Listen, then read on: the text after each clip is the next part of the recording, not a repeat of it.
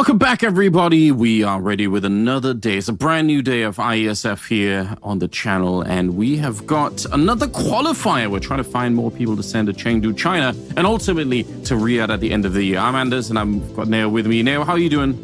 I'm doing good, man. We know we've already had some pretty decent teams qualify. We've been here from the start, and of course, teams that have already made it. We've got Kazakhstan, who looked very solid, flawless through the Central Asian qualifier. Uzbekistan, who just beat out Kyrgyzstan for that final spot there. We got Mongolia, who took down pretty comfortably Hong Kong, China in that, especially that second map yesterday. And of course, Team Malaysia, who are also flawless in the Southeast Asian qualifier. So yeah, we've already got some really good teams heading on their way to Chengdu, China. China, of course, will be hosting a team as well. A lot of good talent there. This is already looking like an absolutely stacked LAN, if I had to make an assumption. Of course, we've got one more best of three to start off today's proceedings. We can show you the schedule as well, because it's a best of three. The winner of it goes to Chengdu, China. Simple as that. We'll take a look at the schedule for the day, though. We've got plenty of Counter-Strike across multiple regions. We're starting with Australia versus New Zealand, but then we got Bangladesh, India versus Pakistan, Nepal versus Sri Lanka, Iran versus Qatar, and Jordan versus Libya. So lots of Counter-Strike from all over them. Yeah, I think it's very exciting. Again, a bunch of countries here that we normally don't necessarily get to see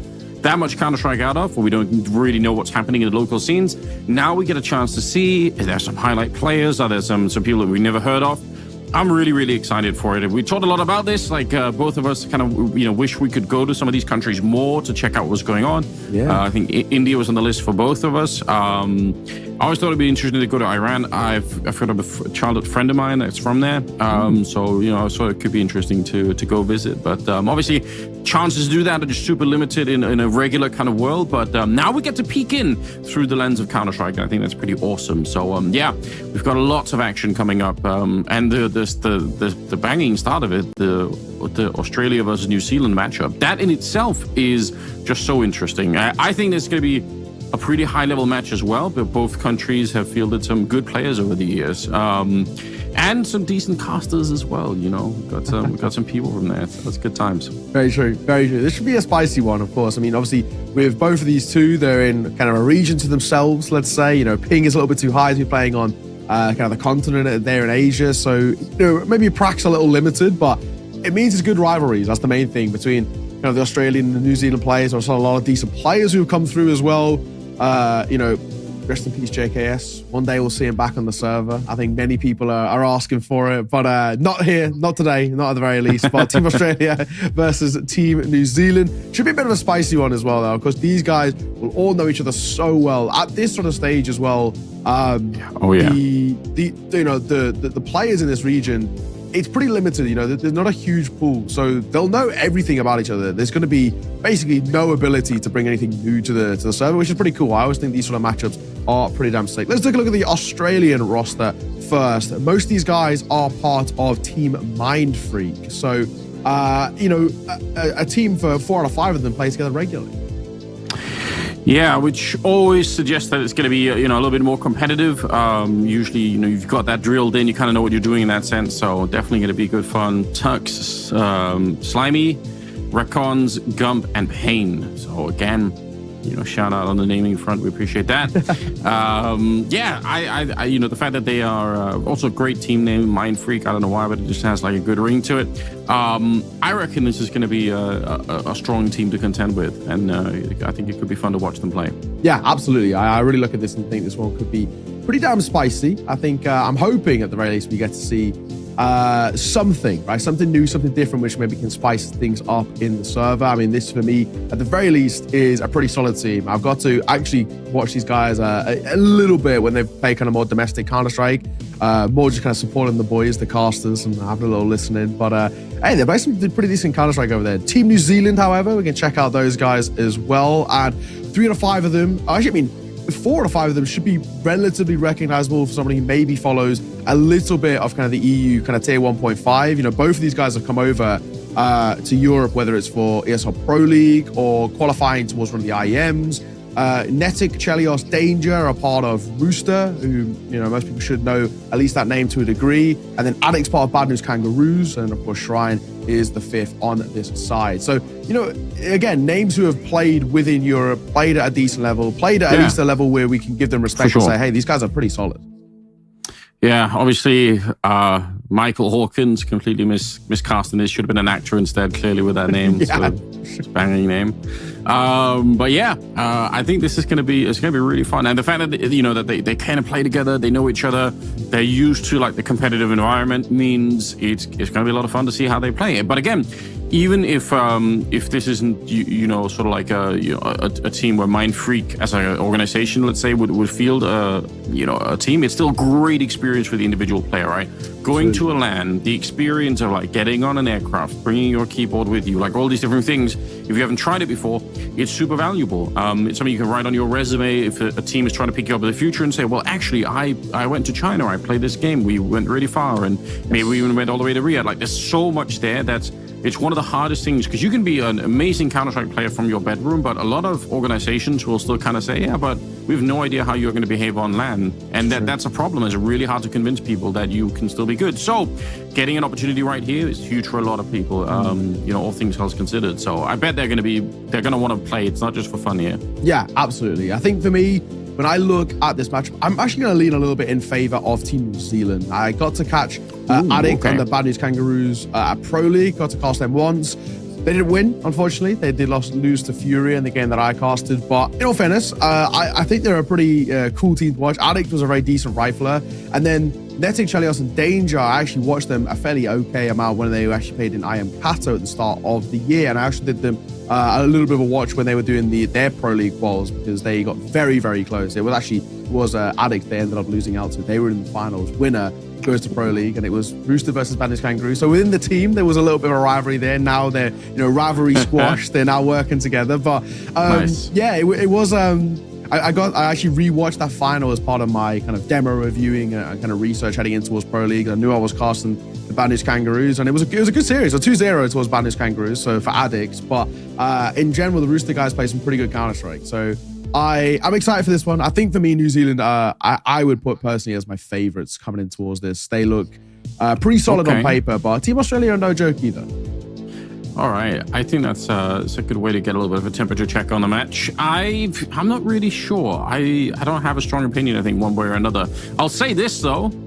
This is like a dream of mine. We talked about countries we want to go to. I hope that New Zealand gets to host like one of these qualifying lands at some point, because I really want to go to New Zealand, like really badly. And it's all because of the whole Lord of the Rings universe. Like, I want to... I want to like go there and check it all out, and like hike as much as I can. I want to do all these things. So I'm secretly, my fingers are crossed that at some future Iesf iteration, there's going to be one of the local qualifiers in New Zealand just to go check it out. Love to go to Australia as well. I've actually, funnily enough, I've never managed to get there either. But one or the other would be good. Yeah, I've got family in Australia, so it'd be good for me as well. I go and see them for a week, then come work the ISF event. It'd be beautiful. Exactly.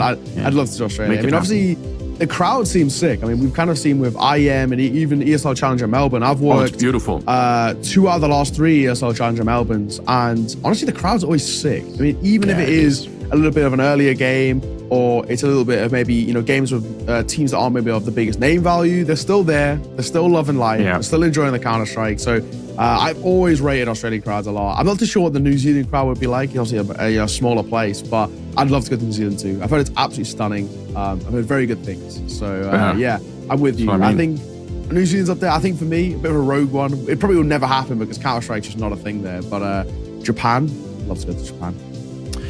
That would be probably number 1 on my to-go list, I think. I was going to say that's on everybody's travel list, right? Like, who wouldn't want to go there?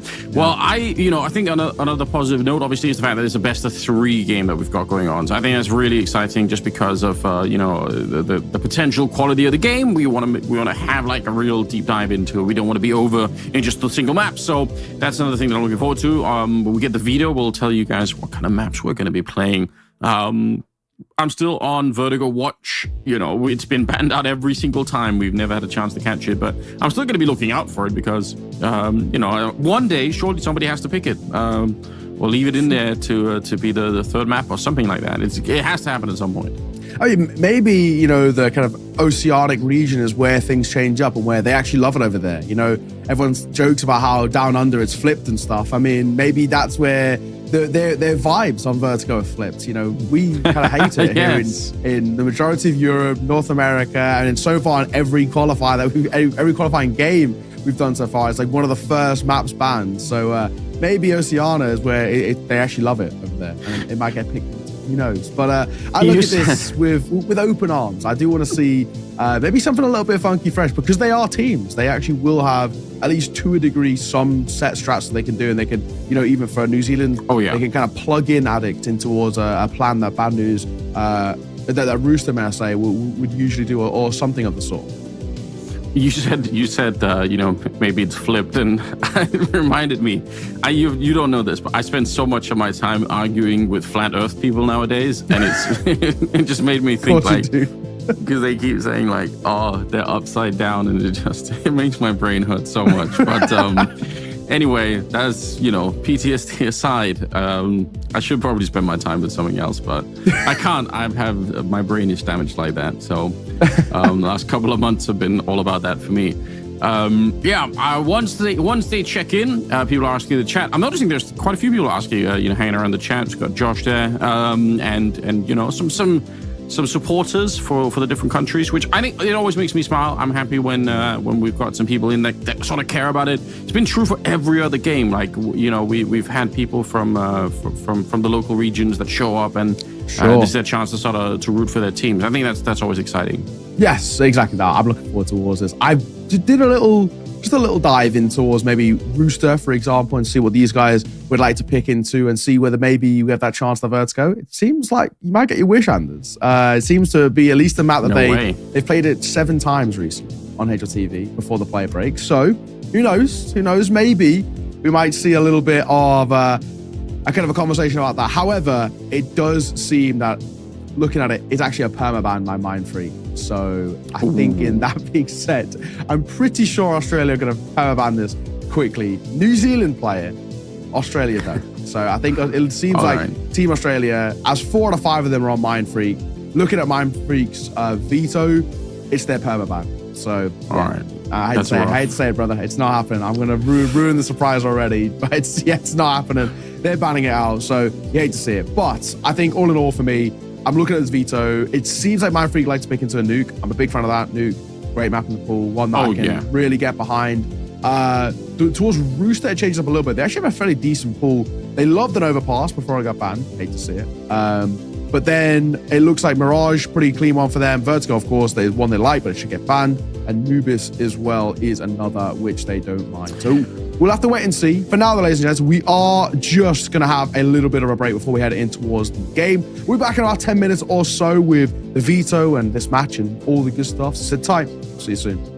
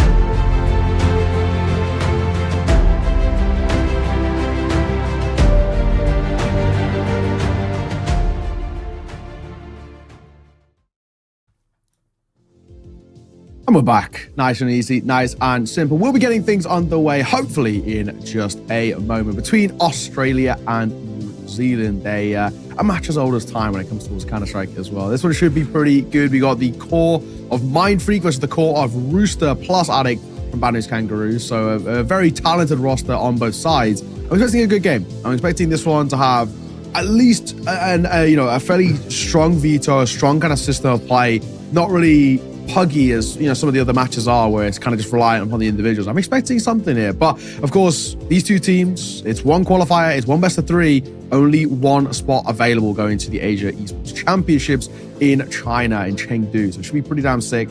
Winner of this locks their place in. Yeah, I can tell even there's some rivalry going on in the chat. People are they're fired up. Like I bet there's going to be some bragging rights to go along with it too. Which is good fun. I enjoy it.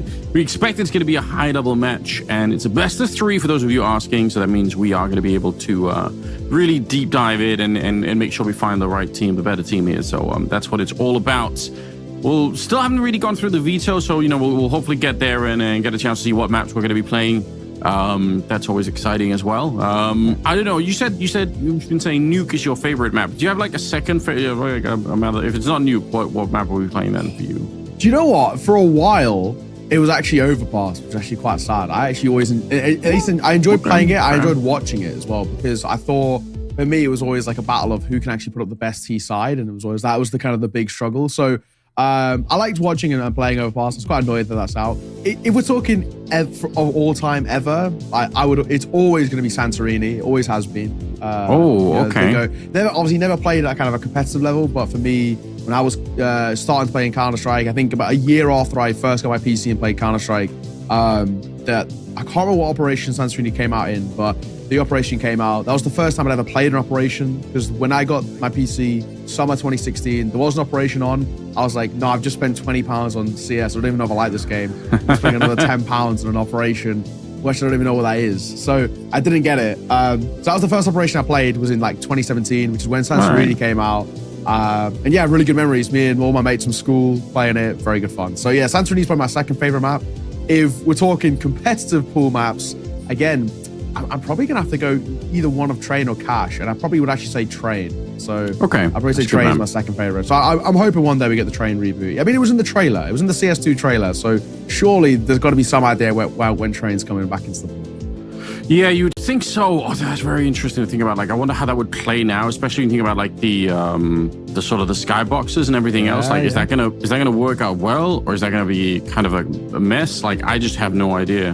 Maybe nobody else does either. But that's an interesting thought. Like, how is that gonna be playing out in the modern day? I like Train as well, though. I mean, I think it's always been a really fun map.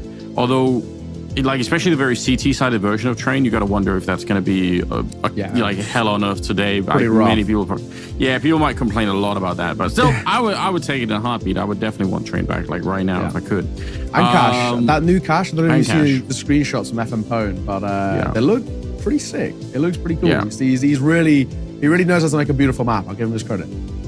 Yeah, he does. It's super talented in that sense. Yeah, I agree. And that's it. There's a lot of great games that have been played on Cash. It's like one of the more understandable maps, which is kind of nice. It's like you don't have to spend like 10 hours running around. You can kind of get your grips on it. So I think we do have the map bands sort of slightly ready. So hopefully we'll get them on the screen and we can see what the teams ended up with. Obviously, Cash and Train not in the pool for this one, so we're just teasing you guys a little bit. We're not actually going to be able to see that map being played, but still, it should be a good selection. Hopefully, like you sort of already teased, probably not going to be seeing any over or any Vertigo in here, and indeed, it's already been banned out. It's dead and gone. New Zealand ban Ancient, Australia ban Vertigo, and now we come to the pigs. I'm assuming a Mirage might come in here. Mirage is a map which seems to be played at least a decent amount actually of both of these two sides, so it might be a bit of a comfort one, and where maybe the likes of I was going to say a New Zealand might go towards. It's a map that seems to be at least a perma pick, may I say, for Rooster, one of which they like, and of course also very easy to kind of slot in Addict and Shrine in towards that kind of Rooster style of play. For Mind Freak, when they want to lean, they've got a couple of options. In all fairness, there's a fairly decent map pool for them, and of course being a team, all they have to do is just slot in one player, maybe a Dust 2. They've been playing that a fairly decent amount. Or they've played it once recently, and at least it seems to be a confident map for them. They also don't mind a Nuke. are going to go towards an Anubis. This is a map in which they played twice, won one, lost one. One of the losses was the Fly Quest, so I guess we can kind of give them the benefit of the doubt. They're sort of the dominant team in the region. Nuke gets banned out second wave. Yeah, hate to see it, but it is also a map in which both of them don't mind. So in that sense, it's probably a bit of a comfort one. Inferno goes now. He's Dust 2 as our third and final. We've got all the sandy maps here. Hell yes. I think, again, this is probably a pretty good selection, right? It's a kind of fairly open. They should all be able to play this, and why not? Yeah, I don't have any real objections. I don't even know if I really would love to see Vertigo. I'm just interested. Like, it's more of like an academic thing for me at this point. Like, can we see it at all? Like, can I get a cast the new Vertigo? Is it going to happen ever? Or are we just never going to? Is it going to be gone before we get a cast one map of it? I swear, since it got back in, like, it's never been picked even once. Not even as a third map. It's not like we even got there. Yeah, so that's just I don't know. Everyone hates it. It's what it is. Yeah. Okay, does this change your mind? You said you thought maybe New Zealand was going to be the slightly better team here, but does the map make you change your mind at all? I don't know, I'm looking at this veto. I'm trying to figure out basically where this goes. I have a feeling this might go 3 just to the back of the veto itself, which would be good. Yesterday we had an opportunity to go 3 with the Mongolia game.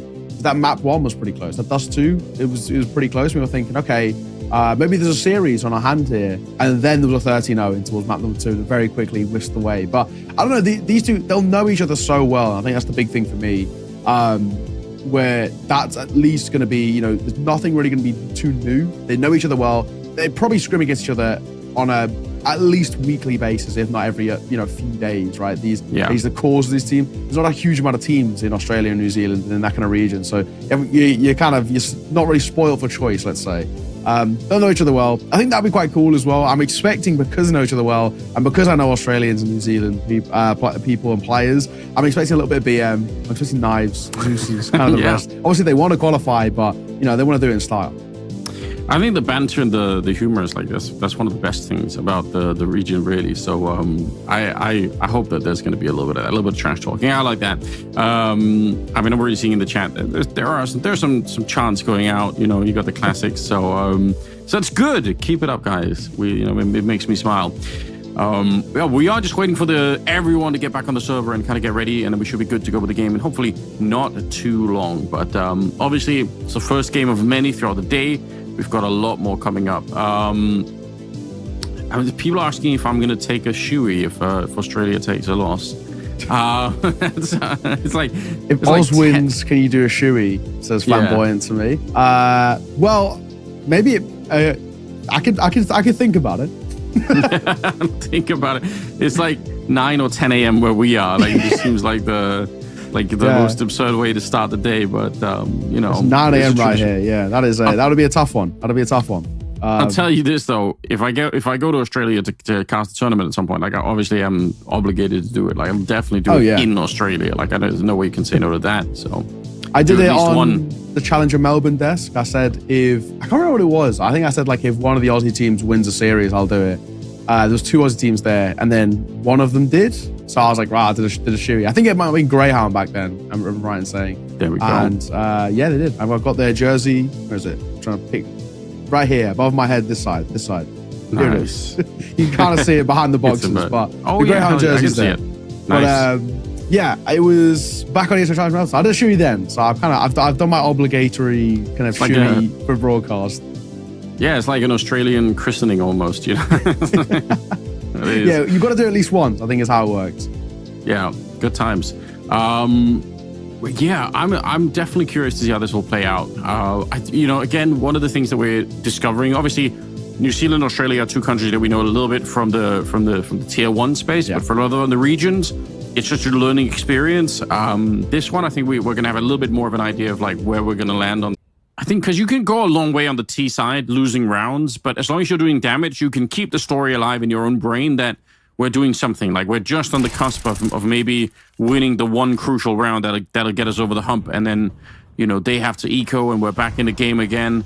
The problem is when you lose the rounds and they stay alive with like 3, 4, 5 people, then it's a different kind of story. You're like, oh, we know we actually can't just win one round. We have to win 3 rounds consecutively to even get rid of the economy, and it's just a different feeling. So we'll see if they can do a bit more here. They've lost a couple of players already.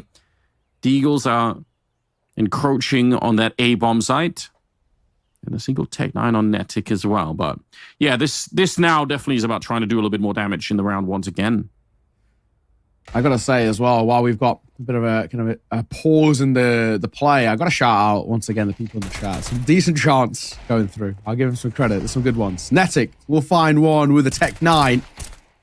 Denvin in a little bit of a rough start for him. Finds himself 0-5 right now. Same for Cookie. As New Zealand will go 0-5 down. Tough work. But the chat are at least letting them know, to be fair, with the chants coming through. So what's going on over there? They're pretty good. I gotta say, Flamboyant's coming through with a couple of bangers. So there's I don't know if you know, Anders. I can fill you in on the sort of the lore in the Melbourne crowd for the last few years. There's been this notorious group called ROF. And they're just the fellas. It's as simple as that, really. They're the guys doing the shoeies. They're the loudest. They're kind of the best in the crowd. So they've always been kind of pretty sick. And a couple of them are in the chat here, so not bad. Cookie for one. Payne will answer back, and Netic will get one out towards mid as well. He's still alive, at least for the time being, as Denvin goes 1 for 1. He finally gets his first kill on the board. So New Zealand, this round's looking better.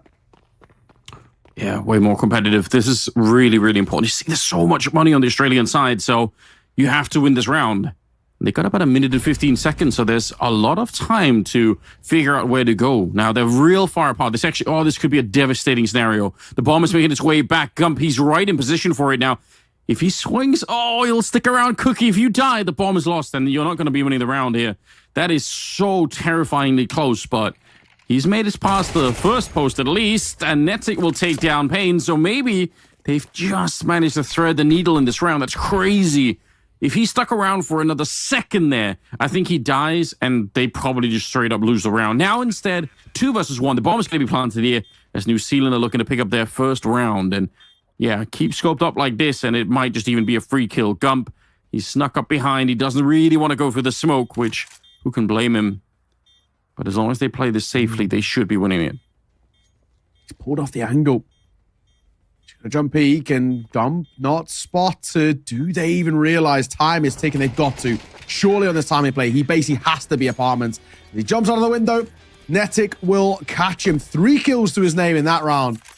Pretty damn decent. New Zealand finally get their first round on the board, and now it has to be, the start of something here. It needs to be a little bit of consistency coming through from this side. So far, kind of not so good about what we've seen, but it's far from over. It's far from done, at least for now. So,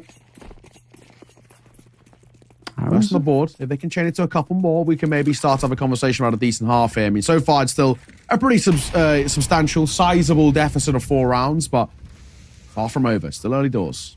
Yeah, look at the money now on the CT side. It's very, very different. Australian money has kind of disappeared, and it's going to be taken down. Slimy, good flick from Payne. I do like that. There's the smoke up, and he doesn't want to stick around forever either, which is probably good. Netic is trying to sneak right under the ledge there and see if he can get a better angle against the orb. But yeah, once you get that kill in the middle, it's probably trying to relocate. Bomb being picked up in T-spawn at the same time as Tux will get that kill. Netic, scary position here. And he's going to get out-dueled in that one, and with a little bit of wall banging on top.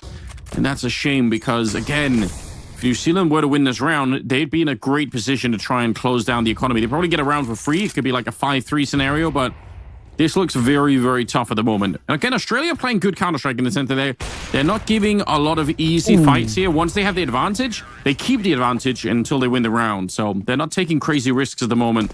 And it's paying off rather well at the 6-1 and no bomb plant. Yeah, stuck between a bit of a kind of rock and a hard place, I think, as well.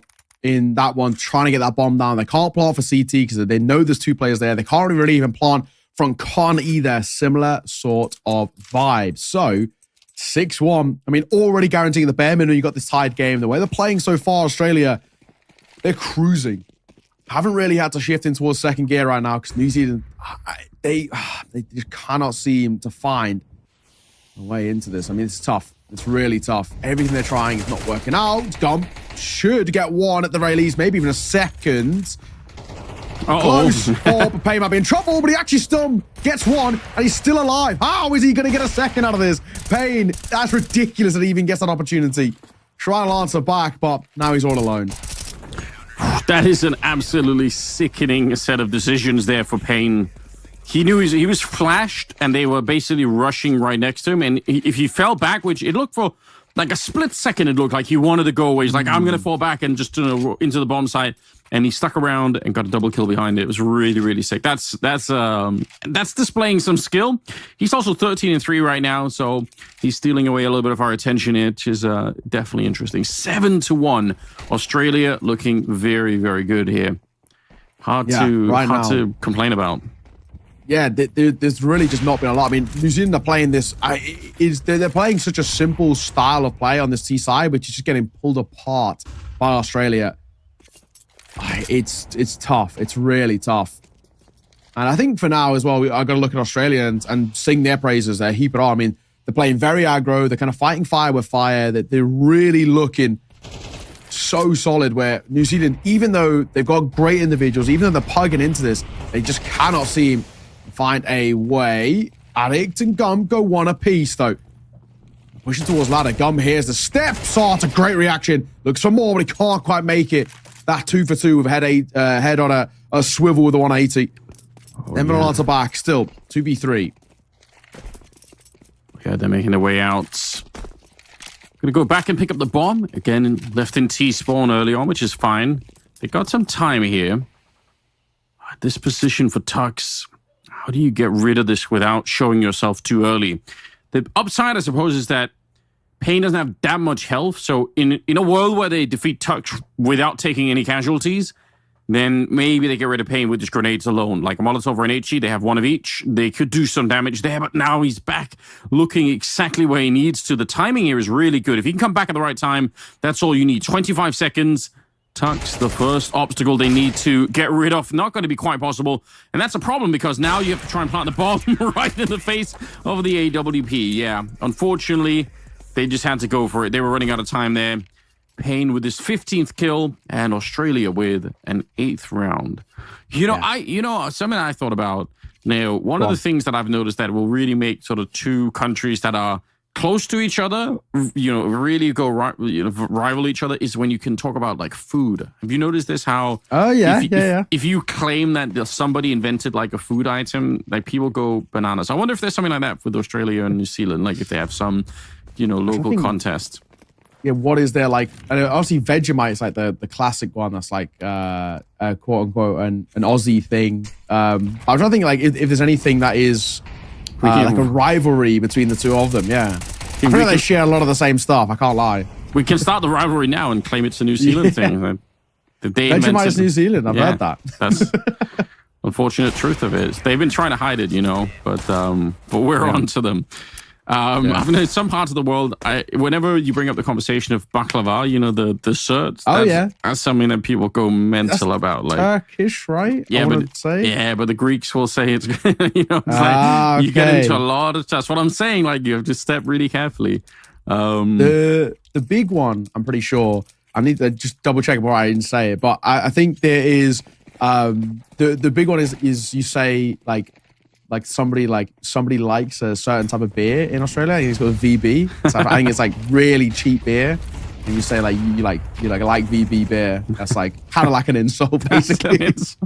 Fantastic. I'm pretty sure anyway. It's like super cheap, kind of like awful beer basically. So all right. Talk to the corner. Find another as well. That's beautiful. Cookie gets caught. Flash. There's Tux makes it yet one more. Denvin is all that's left, and damn, I mean, this is a no contest right now. It's an absolute no-show. Oh, they're doing remarkable work. And they still haven't really got to the point where they're sort of playing super cocky Counter-Strike. They're still pretty reserved, right? Even though it looks like on some level somebody like Payne, or maybe even Gump and Tux could start to DM a little bit more. They're playing pretty straight up. No one's taking any crazy risks at the moment. Going into round number 12, it's a 10-1 lead for Australia. They're running away with the start of the game. Hopefully, it's going to be different for a second map. But I think for New Zealand, it's a really, really hard map to come back from already. 2 rounds, if they can get that, is not enough, I think, on the T side of Mirage. Oh, shit. Pain. He's not missing anything. My God. It's insane, isn't he? Well, you say that. You cursed him, Anders. He just there misses. But I mean, still so close. 18 and 5. He is farming stats right now. Spam through the smoke. Denvin, though, will answer back onto Tuck, so no escape for him. 3 versus 3. All right, so one of the better opportunities right now. They have the health for it. They could definitely do it. Just need to try and regroup and get into the middle. Oh, Slimy. Somehow he could use the AWP as well. They thought they got rid of that with taking down Pain in the middle, but back with a vengeance. And now in the window, when that smoke fades, Gump is going to be super ready, taking down Netic. Denvin on his own, and it's 1 versus 3 for him. He's got about 50 seconds. It's a decent grenade, but the problem is the time here. How do you find a bomb site in less than 50 seconds without giving it away? Well, that's the big question. In a 1v2, he's got to try and isolate fights here. He's going towards B. And the real issue is the rifle on B. If it was, for example, the orb, I think it'll be okay. Running over towards Van. Crouch had spotted. Bomb spotted. Belabored spray. Thankfully, Recons will see it off. Denvin will fall 11-1, Anders. My God. I mean, there's really not a lot to talk about over towards New Zealand, in all honesty. Pain is farming an absolute field there. I think he ended at half 18 and 5. Ridiculous from the AWPer, who is just full of confidence. And then Slimy, that's a crisp shot as well with an AWP. So like you said, a couple of different individuals who can step up. I mean, Australia are absolutely dominating right now. They're doing remarkable work on the server. They really are. And some questionable work in the chat at the same time. But, you know, we do appreciate it. I think the food war has started, I think. Food war has started, yeah. Australia, they're asserting their dominance when it comes to the cuisine as well. So, second half here, and we're not going to slow it down. We're straight into it. Nice trade as Netic will get a couple of kills there with the USP. So, a 1-man advantage. Cookie throwing out some bullets. I think waiting right now for a final player. It's Slimy. Oh, they lose Recons at the top there. If he could have stayed alive another second, then Slimy could have sort of walked up and tried to disrupt that little duel that was happening. But it's not going to be the case, so he'll be on his own with 1 minute and 15 seconds. At least he has time. I think that's the main thing here. You know, now down to 1 minute and 10, he can actually afford to shift walk around and try and isolate fights. He has to collect the bomb. No two ways about it. It's not going to be easy. They're holding for him to push in towards jungle, and he's not. He's going back over towards the B site. He's going to wrap all the way through in towards Cat. There is a world that he can at least isolate a fight here. It's more about, does he actually look in towards ladder? He back turns. Devin's committed to this fight here. One, bang, he'll take it. Now 1 versus 1. Does he expect the window player is that did start a little chat war going. So I'll hold my hands up there. It is the truth. Also saw somebody say British food is bad. You've never had a kebab at 3 a.m., mate, after a night out. So you can't claim kebab as British food. What are you doing? Like, what's happening? Do you know what we can claim? This is actually the one thing we can claim. You're gonna get if you say curry, there's gonna be problems. Tikka masala is actually English. The guy who invented it he was an indie guy who emigrated to England, and he invented it. I think it's actually in Scotland, but he invented it in Scotland. So I'm going to need to see sources on that. I'm going to need you can, there's an interview by the guy. Like he died like a couple of years ago, but he's like a bit of a legend. So yeah, tikka masala is, I think it's tikka masala, one of the two I'm pretty sure tikka masala is actually British. We'll do some research on this. We'll figure it out. Yeah. But either way, yeah, we're headed into it here. It's round number 17, and that last one for New Zealand was banging. They actually managed to do some work here. And again, from their point of view, just anything you get on the board, get all the boys fired up. Netic is playing very well. You pointed him out at the beginning. He's got 14 kills right now. So without him, they have definitely already lost this map. So it's a lot to ask one player to try to carry their way through. But that's kind of what the job is for him at the moment here. Recons with a nice kill in return, though. And it will be a 4 versus 4 in this one. Just, by all means, don't lose this one to pistols and an AK. That's true. Netic, up close. Slimy hoping for an overface, but even with a Glock, I don't really expect him to do all too much. If Recons can maybe get this AK active, there's a world in which Oz can make something of this, but I've seen, weirder rounds in all fairness. New Zealand, the big thing, like you said, though, you cannot be losing to Recons is in the back lines, though. Swing, and he does the damage, but he just can't see off that final bullet for the kill. So Cookie, 18 points of HP. Probably that's more or less the round done there. Yeah, it should be. Nice little attempt. I mean, that's he got pretty deep in there. If you win that fight, it's definitely on. There's only one player defending the bomb side at that point in time. Ooh, see if they could do anything here. No, not even a bomb plant being allowed for. That would have been fun, though. Good round coming out of Cookie there. He's going to get a nice little triple kill, and it will be a 12-5 scoreline. So you're slowly running it back. You're doing a little bit more damage. I like it. Yeah, I can't complain. I can't complain at all. Bit by bit, at least making this look a little bit, no offense, a little bit less embarrassing. New Zealand it's been a little bit tough on their own map pick. Australia, they're back into the bye. This is where they can probably once again start to do their best work. We start to see maybe these little flashes of New Zealand, but it's not good enough. I think that's a beautiful swing, though. My God. Recons gets completely blindsided by the pop flash. Might not escape, though, with his life intact as Gump and Tux respond in kind. Nice shot. That's a very, very narrow margin for error there for Cookie, but he made it work. A little bit of a boost on top, but Tux is ready for it. That's a heads-up play for him as well. And Cookie under some pressure here, but he's going to get another good flick in there. All right, he's looking pretty crisp with the AWP. I do like that. 2 versus 2. Tux and Gump versus Shrine and Cookie. And a minute on the clock here. One miss. Oh, look at where Tux has got into. He's snuck in the back line of the Cookie. Actually sees it coming. Even with the smoke going up, that would have been, surely that would have sold it. Like, why would you smoke that position if one of your players is walking through? I like that mind game. I'm surprised that he didn't look away as soon as he saw the smoke going down, but fair play. Now, the footsteps are being heard. Shrine should be an easy job, and it will be. New Zealand picking up another round. Okay, then. Yeah, it all came down to that play, didn't it? If the guy had snuck in via market, we're talking about that round basically being done before it even begins. But yeah, I mean, credit. Holding with the AWP, even as the smoke comes down as well, gets the shot. And then, of course, because the smoke's being thrown from apartments, you drop a Molotov in towards apartments, that's round basically done. And also the bomb drop too means it's next to impossible to go for that long rotate. He kind of had to run knife out the whole way. So all in all, 12-6, New Zealand in a conversation out of this. Upgraded pistols, popping through the smoke. What's happening? Come and Recons. How have they got themselves those couple of kills? Are they going to get another? Not like this, boys, please. They were sat. There was what, like 3 people for Australia inside of the smoke, just holding their breath, not making a noise, and then they pop out with Tech 9s and win the fight. Oh, this would be devastating, wouldn't it? Deagle to the corner. Can he find the headshot? He can. Slimy will take down Shrine and leaves Denman on his own. Now he is going to trade a little bit of a spray there. Could have been a quick double. The bomb is being planted on the other side. He does have the M4. You got to reload that at some point, and he will. 1 versus 2.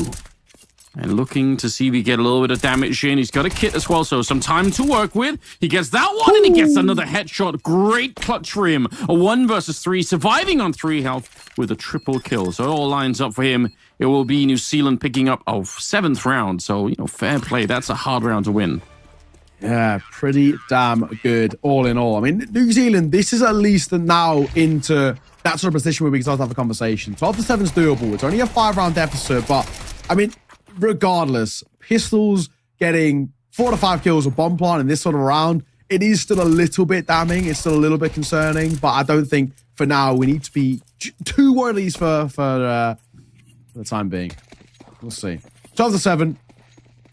Australia back into a bye. That wasn't low bye. The fact that it got so close to a low bye is still pretty positive signs. New Zealand, though, this is a decent recovery. They're making the CT side sing a little bit, but we need a little bit more to be convinced. Yeah, we're down to a 5-round gap. I mean, it's not great still, but it's manageable. And I think more importantly, Netzig's actually getting a little bit of help now for the rest of the team. So that's encouraging. maybe just a slow start for New Zealand. Now that they're here, could they do a better job? Shrine does go down. Not the best start for the defense, but Addict's going to be taking down 1 in return, but it'll stay at the 1. He can't really escape that. Payne, yeah, that's an easy shot for him. He's been the man of the match so far without a shadow of a doubt. 20 kills, some of them real nice with the AWP. Bomb is going to be planted here in a very tough retake coming up. Cookie, holding. Especially that deep Molotov as well makes their rotate so much harder. Slimy on the corner. Swing. Doesn't commit to the fight, though. I don't blame him. Because he has his support. Good trade, Slimy. Gonna try and pull off a reload. Doesn't matter. The AWP will see it off. And just like that, a beautiful display coming through from Australia. They take away New Zealand's map pick. And, man. I mean, and it was a little bit better at the tail end, but fundamentally, that first half really let them down. We'll take a look at some of these highlights as well, and you can just see, for the most part, how one-sided it felt. Yeah, unfortunately, they didn't do enough at the start of it. They had one chance, I think, to sort of stop the Australian economy when they were on the T side, and they didn't really ever manage to do that. So if they had, you could tell at the end, it's a 5-round gap. So a slightly better first half, and maybe it's a more competitive game towards the end. But we don't really get there. Still a really fun match, though. It was fun watching Payne play, and Netic, I mean, he did play very well, so you weren't wrong about that.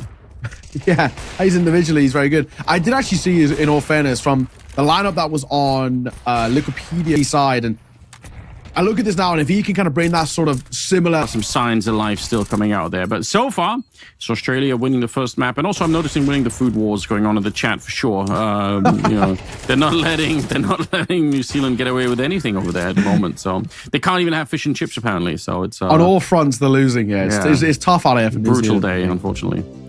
But yeah, not at all a bad start to the series, I've got to say. Just encouraging, and for Australia, more of the same. We can't really criticize. Just keep doing what you're doing, and it should be good for the second map as well. We do have some stats, I believe, ready for you guys. So we check out those for the map. Some stats, I believe, ready for you guys. So we check out those for the map and get a little bit of a sense. If you guys missed what was going on there, we're talking about Payne, and you can see why for good reason there. He's got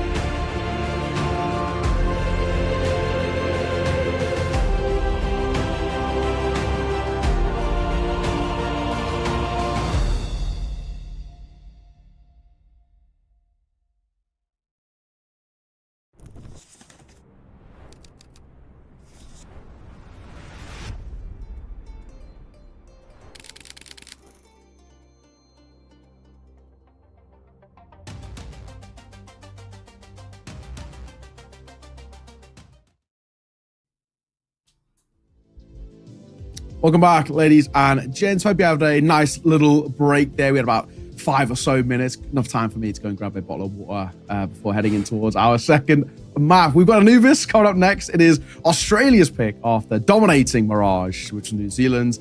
Safe to say, Anders, we're leaning in favor that this one might be a 2-0. It very well could be. I'm glad you did that. You made a lot of people happy now. So, the chat's been almost waiting for that to drop. So I do think it could be a second map, though, for Australia. They look super confident. Obviously, it was good to see New Zealand kind of wake up towards the end. But even when they woke up, like it's still, it might not be enough here. It's just the skill difference does seem to be pretty overwhelming. But we're happy to be wrong. Maybe we'll be surprised today. Could be.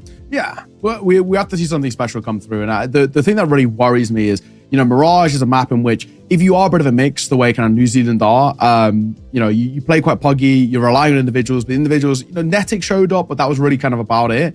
Anubis isn't as much. While it's a map that is generally seen as T-sided, I wouldn't even say it's one of those maps that you can come in and just rely off the back of individuals. You really have to have some sort of idea about how to play this. If your rotations are slow, you're going to be caught off guard. If you don't have good execute, you're going to struggle to get into towards sites. If you can't retake properly, you're going to struggle to get rounds on that CT side. So all in all, for me, I'm leaning quite heavily in favor of Australia. That core of Mindfreak looking very, very solid. There's very few weaknesses over towards Australia. And I think the way they're playing on a map like Anubis, with how tactically deep we know they can go. I mean, they really didn't even have to towards Mirage, but we know they've got something in the locker. I think there's a pretty decent chance that they might actually come in towards this one and make it potentially even more one-sided. That's the scary point, isn't it? Like we imagine, and now that they feel maybe even more at home, it could get wild. Again, Payne was just such a force to be reckoned with. So obviously, if he's going to keep playing the same level, who knows what's going to happen? Like that was really fun to watch. Probably not that fun to play against if you're on the New Zealand side. You're like, all right, no matter where we go, we're going to run into this guy and he's going to blow us up with the AWP. But I enjoyed it nonetheless. Still want to see more out of Netic. And again, I think if they have more of a start where it's not just Netic who's carrying them through, but the rest of the squad is there, then it still could be a better game. I think they were a little bit slow at the gate, so hopefully they'll get some more round on the board here.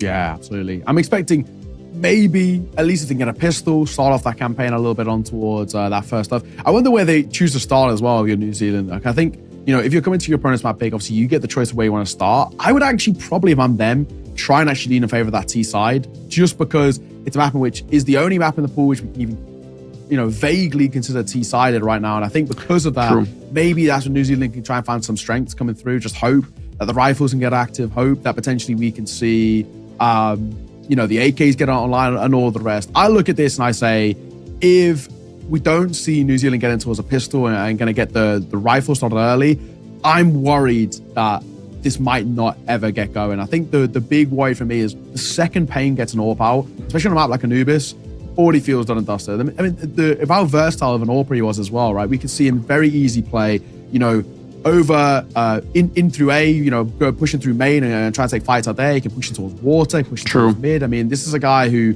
is so kind of versatile, a guy who really continued to be such a kind of a menace to deal with. And I think on a map like Anubis, so many long lines of sight, it is just the AWP's paradise when played well. Yeah, that's definitely true. And the mobility of the AWP on that map is kind of hard to deal with. Like you can rotate so many different places. So I agree. It could be really scary. The rest of Australia were still playing very well, right? We were giving a lot of attention to Payne, but they had a bunch of players there that definitely looked like they knew what they were doing. So yeah, it's an uphill battle. We can't really say it in many more ways, but ultimately it'll be down to New Zealand to surprise us, to show something more in the server. They're going to get a chance to do that right now as we're heading into the game. New Zealand look like they're going to be starting on the T side with Australia starting on the CT side. I think it's the right call for New Zealand. I think it's absolutely the way you got to play it. Oh my God, Payne, here's all this information. The flash, the second is good. And Denvin will get caught. They're lining up. Oh, Payne gets to Netical onto back, but this one is done. Oh, Anders. What do we even say? I don't know. There is not much to say, unfortunately. Again, winning the pistol rounds here, coming off a loss on the other map, it could have been super important to get off to a good start. Not really going to be possible. They get slaughtered instead, only with the 1 or 2 kills in return here, and New Zealand not even a bomb plant, so they can't even go for the early force up. It's tough, right? And this is the thing. I said I want to see New Zealand. I want to see them get a bomb plant, get those guns out early. But the fact that they haven't now, this gives really decent opportunities to come through. Payne in towards the M4. The thing is, while he was good with the AWP, he was also pretty solid when he had the rifle out as well. So tough work. This one as well with the MP9s could be decent amount of kill bonus too. He's going to come on that corner. They've fallen away though. They've kind of reluctantly given up that control. But now they can't even go towards that whole side of the map as Slimy can just sort of park up here. Yeah, he's just waiting. And he's got a teammate there to take away all the attention. So even if you were going to be thinking about it, you're just not going to be ready. They're going to get chewed up, no problem here. No surprise, I suppose, but again, a little bit of damage can go a long way in some of these rounds if you can just, make them uncomfortable. Not going to be possible here because it's just Australia powering through. Beautiful work. Beautiful work in the 2-0. Nice and simple, nice and easy. New Zealand, we need to see something change when it comes in towards their first gun round. We need to see them kind of bring something to the table, at least put that pressure on towards Australia. Because right now, you can just see how confident they are. I mean, they're flying into fights. They they back themselves in towards, their kind of individual battles. They back themselves when it comes towards the mechanical prowess and all the rest. I don't blame them. For first gun round, though, for New Zealand, a couple of Galils come through, but all in all, this is a good opportunity. They have to make this one stick. If Australia can continue spiraling like this, they could be over before it even starts. Yeah, that is true. This is, again, we saw what happened when you just let go too many rounds at the beginning. You can't make it back on the second half. So they have to find a way through, and they will not quite be able to power through yet. But I mean, they get a little bit of a trade at the beginning. I guess that's not too bad. The bomb dropped, leaning towards the A side. Nice timing. Slimy's going to be going down behind that one, but Payne, he's ready with the M4, and he'll spin around and get both the kills. So make it a little bit of a funky Molotov there, but still a 2 versus 3. So, in doing so, might be a possibility once again. I mean, you didn't have the better firepower. Double AK. Where do you go? The big thing is quiet. 45 seconds. They've got the sight. It's the big thing. It's more about can they get that bomb to cross, because Cookie's are actually holding that camera push, but Gom gets caught by Denvin. Bomb goes down. Now 2v2 ensues.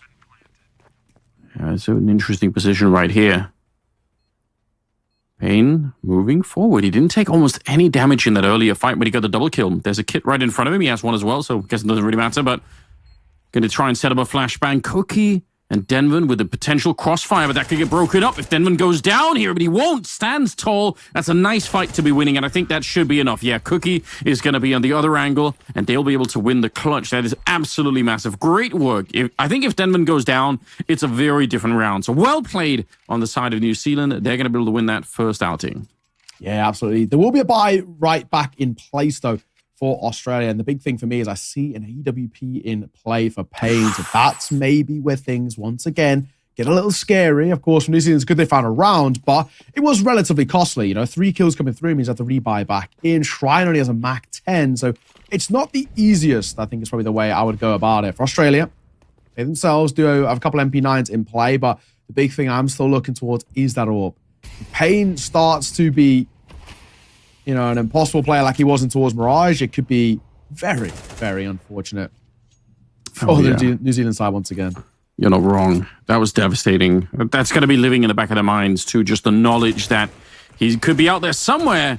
Tuck's trying to move forward. Payne is there behind it, but he's not going to be able to get the kill. It looked like there was an opportunity when they were stood there with the grenades out, but he's going to be fallen back instead. He's alone on that side of the map, so that might give more of a defense over to the B side, but if they actually go onto him, then they should be able to win that one. The MP9 here not doing a lot.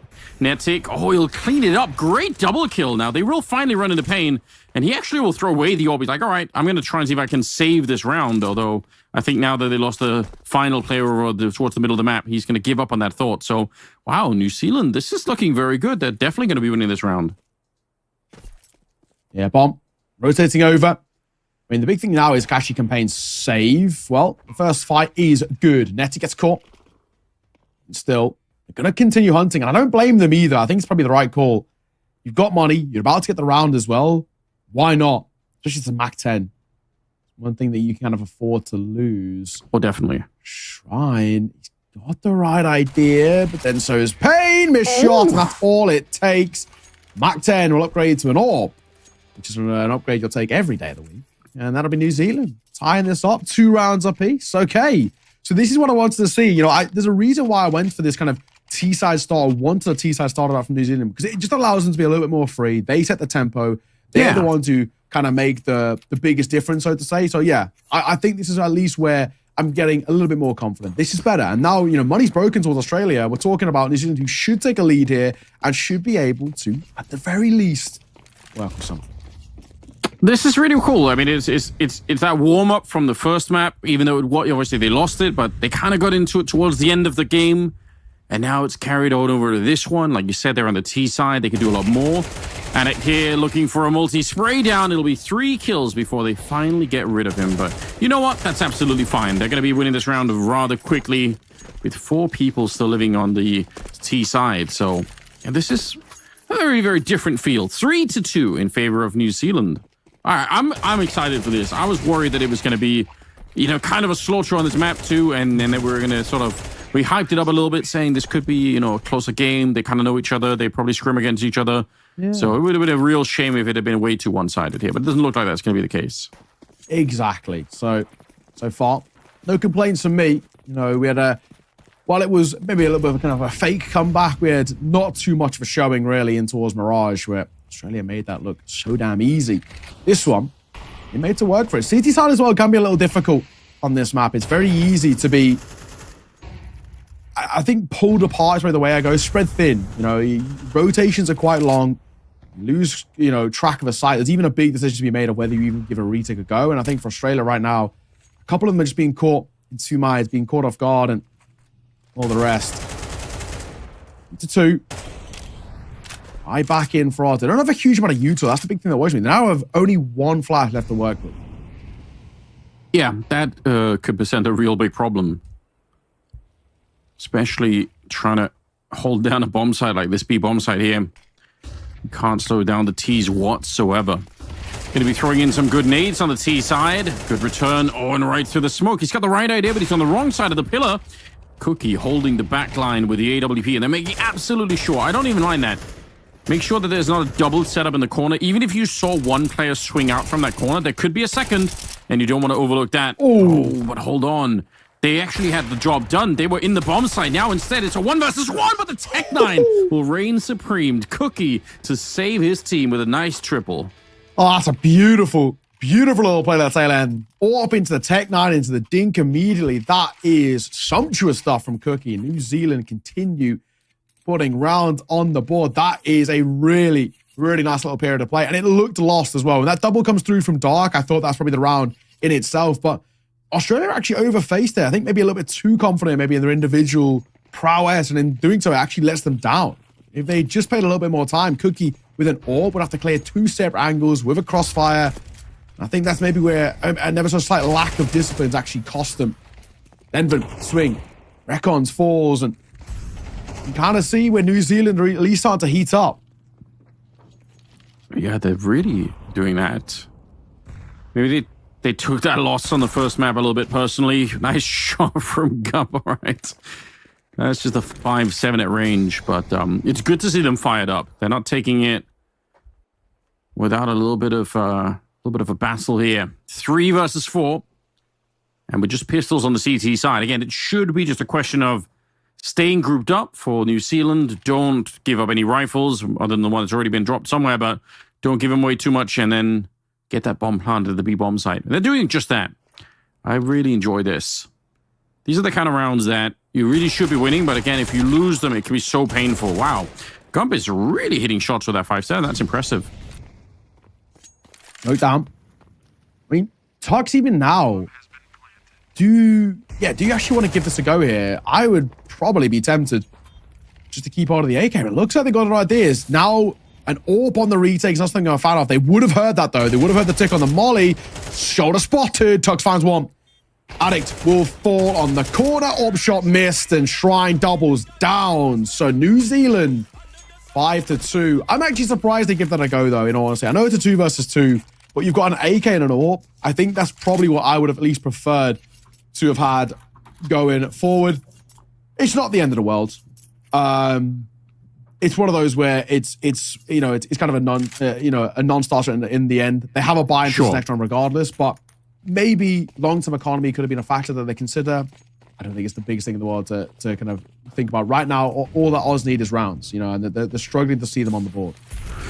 Yeah, although you did point out this could be a very T-sided map, so there is a world in which getting just a couple of rounds here could make the difference. They're already up to 2, but I would say if they get up to like a good 4 or 5 rounds here, it's still fairly competitive. But 4 on 4 in this one. New Zealand certainly making an impact at the start of this one. And grouping up, headed to the A bomb site. We'll see if Gump is going to be able to do anything. Again, the utility is a big problem here for the CT side. They don't have that much to work with. Nearby, Recons is there, but even he doesn't have that much. So just generally speaking, they can't slow down. They have this great choke point here, but no grenades to throw into it. Swing on the corner. 1 for 1's not terrible. Big chunky nade as well there. Backside, playing around cake here. Recons. Swing around the cake and he finds one. And I said, another fight and he'll get it. Recons, that's beautiful. Looks for one more, pulls out the pistol. Doesn't know how close he is. Swing with it. Not good enough for the fight as Netic delivers. But a double stack here, surely unlosable. And that will be the case. Slimy sees it off. And that is Oz finally answering back. It's been a long time coming to a degree. There are some pretty close rounds, but now they finally see it on the board where they chip away that deficit. And New Zealand not quite sitting in that position of comfort that they once were. This is where Oz maybe can start to spiral in a positive note too. And for the way I look at a map like Anubis generally, if you get up to at least 5 rounds on your CT side, I think you're more than fine. I think it's more than doable. Oh yeah, I agree. Let's see if they can get Payne fired up a little bit more. I want to see more opening out of him once again. Not that he's been doing badly necessarily, but it's not the same kind of outrageous impact that we saw on the first map. So yeah, still just doing fine. Bombs dropped on further back. It's New Zealand are looking to get a bit of info about what's happening on the map here. Payne trying to look over the smoke, but hasn't spotted anyone on that side of the map yet. MP9 flashed into it. Okay, they're a little bit too far away, but still, that's always a good way to get some info on what's happening in the middle. Going to be throwing up the smoke, and we'll just play it a bit cool. But I do like the slight bit of CT aggression. I think you could do more than even what they're doing here on the Australian side, but anything will do just to try and make New Zealand feel uncomfortable. But wow, they're running right into it here. Gump, good couple of kills, not ready for a third player. If he'd kept his crosshair there, would have been a chance, I think, maybe to win that fight. It's going to be Recons to get one, and Payne with a shot just as the smoke pops. That is great timing. It's tough. That is really, really awkward. 1v2. Recons half HP. Waiting. They heard that. I'm sure Payne would have heard that step. Then we're going to get that bomb down. He's going to plant nice and open back sights and can set himself up for a post-spawn in through main. He's actually going to opt for the heaven play here. Potentially could catch Payne off guard. Oh, hang on. He's dead man walking. You hate to see it. Then he tried to kind of get him behind. He tried to make something work. It's not to be. And that will be another round on the board for Oz. Now only 1-round game. Yeah, and I think, again, just taking into consideration the balance of the map, this is probably one of those things where you've got to say, even though New Zealand had a great start, it's not going to carry them through, right? They still need to do a lot more. This is getting a little bit tricky at the moment. The timing of that shot from Payne was just magnificent, but yeah, 4-5 at the scoreline. They got the bomb planted, and they did get a bunch of kills in the round, but they can't even afford to buy this. Oh, that's so unfortunate. This way you would want to see them be able to buy more AK so they can keep the pressure on Australia, but there's a chance that the Aussie team here is going to be able to pick up a couple of rounds behind it. Yeah. That's the big one. Swing in towards mid. They're going to try and just overwhelm if they can. I mean, it's the AWP here, so potentially a possibility, but he's also got an AK in support, and Recons is lining them up and dropping them down. It's a pretty simple round all in all. Barely really any sort of substantial damage over towards Australia, and it will be them tying this game up 5-all. Now game on. like I said as well, you know, you get 5 rounds on this CT side with Australia. I'm pretty happy with that. Any more is very good. And they still even have the possibility as well of winning out the half. New Zealand, they'll be back into a bye in this next round, but yeah, they've kind of let this lead slip away. A little bit, yeah. 5-5, all tied up. They definitely had a chance to do a little bit more, but might have just fallen short here. I feel like 5 rounds and Australia are going to be pretty good with it. New Zealand need to get back into the swing of things. Shrine is leading the charge for them at the moment. He's got 10 kills. Oh, what a little crouch in the corner there. But Denvin, good return. Addict's going to be taking down Gumpu, who's trying to get in there to the middle to help. And now it's Netic moving on forward. Gets the headshot taken down Slimy. And 2 versus 4. It's a very encouraging start to the round here. Oh, Payne, surely this is too dangerous. He's walking in scoped. I can't believe he's taking the risk, but he gets the headshot. And he will get traded still. What an absolute madman. How did he even do that to begin with? 1 versus 3, and Tuck's unable to do it. So, New Zealand going to be able to pick up a 6th round. All right, they're back in the saddle. All right. At least, you know, you've guaranteed the bare minimum to tie game. It's already kind of better than what we saw, at least in that first half, out on Mirage. So we can take the positives. We can take the small ones here, but it still is probably a closer game than the New Zealand one. I think when Oz head on towards that T side, they play a little bit of an unorthodox T side in the sense of how much they can change the tempo, and that's where I do worry a little bit. New Zealand, who don't have as much maybe team composition or kind of synergy, so to say, that's where they could be in a problematic space. There's a buyout, both teams heading in towards this final round of the half, and heading back in towards his favorite AWP. This Tux, though, cracks open the first swing of the corner, and Recons. Oh, they've gone so aggro here, and it's working wonderfully, but Cookie will answer back. That's not bad. Cookie's been in charge of a couple of good kills so far in the series. 3 versus 4, but he's very low on health here, so it might be up to the rest of the team to try and help him out a little bit. If they can get up to 7-5, I think that's absolutely necessary here. If it gets tied on the first half, I mean, on Anubis, I think Australia are going to be okay with it. They're going to be enjoying that. Nice little kill there. Rakons goes down. 3 versus 3. And about 50 seconds on the clock. So there's time still to find a bomb site here. Nobody from the Australian side over towards the A side of the map. They're all either middle or towards B. Kind of on potentially an uncomfortable position, but looks like they made the right choice. Oh, New Zealand are walking into this. This is where the stack is. Hang on. This could be dicey. Cookie's low as well. It's a contact play. Contact is something that really New Zealand can't afford to give up right now. Tux will find the first. Swing in the corner. Could be Qg's low backside Slimy. I don't know if you want to be sticking around for the fight. He will fall to the hands of Shrine. The bomb gets planted safely. Cookie posted, holding. Spam is good and Shrine's low, but he's still alive. There's an HE though. Look at this. Payne going to be dropping it in. Oh, it doesn't go around the corner. I have no idea. Surely he should have been dead. I think it's just a little bit too shallow. That would have been a great way to potentially win the round there, but now it's right back in the open. 2 versus 2 for the afterplan here. Payne retaking with an AWP on the one side, but that smoke is making his life very, very difficult.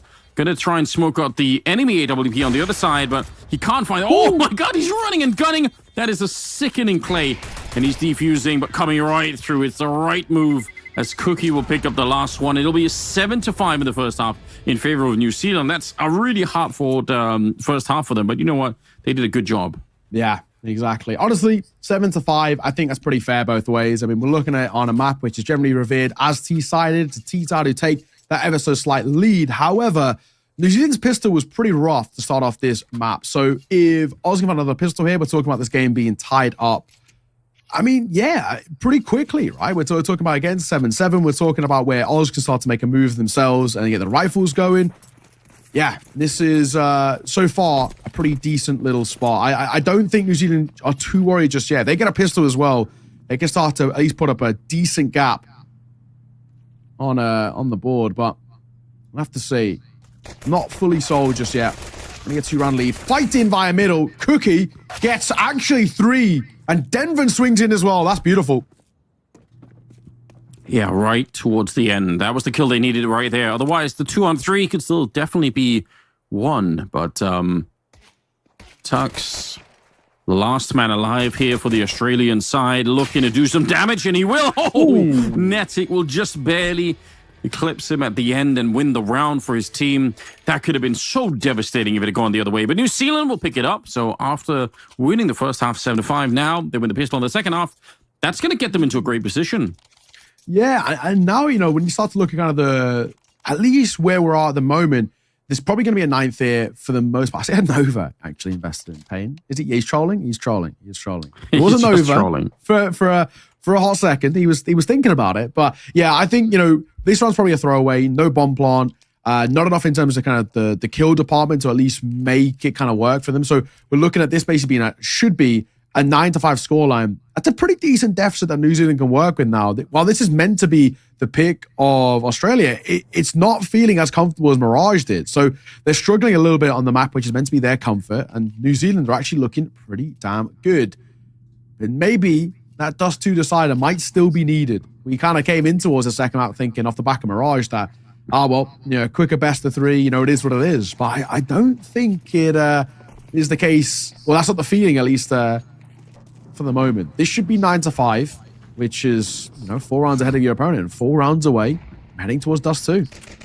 Yeah, at the start of it, it definitely didn't feel like it was going to be even a conversation if we were going to see a third map. It just looked like the difference was too great, but credit to New Zealand. They're changing our minds round by round. There is a Deagle and there is a Tech-9 in play in this one, so potential for Australia to do a little bit of damage, but it's doubtful. They shouldn't be winning too much with this. Shrine gonna spot him out, call in for a flashbang. He will get traded. I guess I could have been a little bit more efficient with that, but see for the rest of the defense. Oh dear, Tech-9 kill on to Cookie as well. Now it gets interesting. Can we get a Deagle shot or 2 in here? It might be a different round, or the Addict is earning wild. Yeah, that's the power of the SMG against unarmored opponents. He just crushes the remaining forces there, and it will be a 9th round for New Zealand. Yeah. Honestly, though, getting a bomb plant out of this, it's not that bad. It's not that bad. I mean, I think realistically, yeah, you're right. You can take a small positive away from it. It's still a pretty damning lead, in all fairness. But I mean, the way I kind of look at things right now, on a buy of that sort of caliber, getting a bomb plant is the only really thing you're actually looking at. There's no way you can come into that expecting a round. So a kill, bit of money in the back pocket means a much more kind of fleshed out buy-in towards round number 15. That's basically all that really matters here. Oz back into the investment, paying back on towards the AWP. It's an easy. New Zealand, though, they've got kind of this bonus buy working. If they make a bonus buy stick as well, that might actually be the beginning of the end. Oz's economy gets broken once again, and then find yourself at a pretty, solid scoreline. This is probably one of the more important rounds. New Zealand, while the investment's low, they can make a bonus round stick. It just breaks not only the economy, but kind of the mental probably over towards Oz too. Yeah, you are right. Shrine will go down at the start of it here, so at least it's a start for the Australian squad. Well, now, a bit of a back foot. Cookie will drop 1, and I think that kind of commits the bomb. Oh, maybe not. Hold on. Going to be a couple of shots ringing out, and Gump will find one right through it. Slimy to take another one, but look at how quickly they rotate. They're so ready for this. The bomb will make its way out. I thought for a minute maybe it was lost in the bomb side. So 2 versus 2, and the middle's being held here by Tux. So, that should be a free kill, and he doesn't screw it up. I was going to say, first shot there didn't get the instant headshot. You never know what's going to happen. My God. So they almost lose the bomb in the A-bomb side, but they managed to get it back, and Denver is in so much trouble. What do you do here?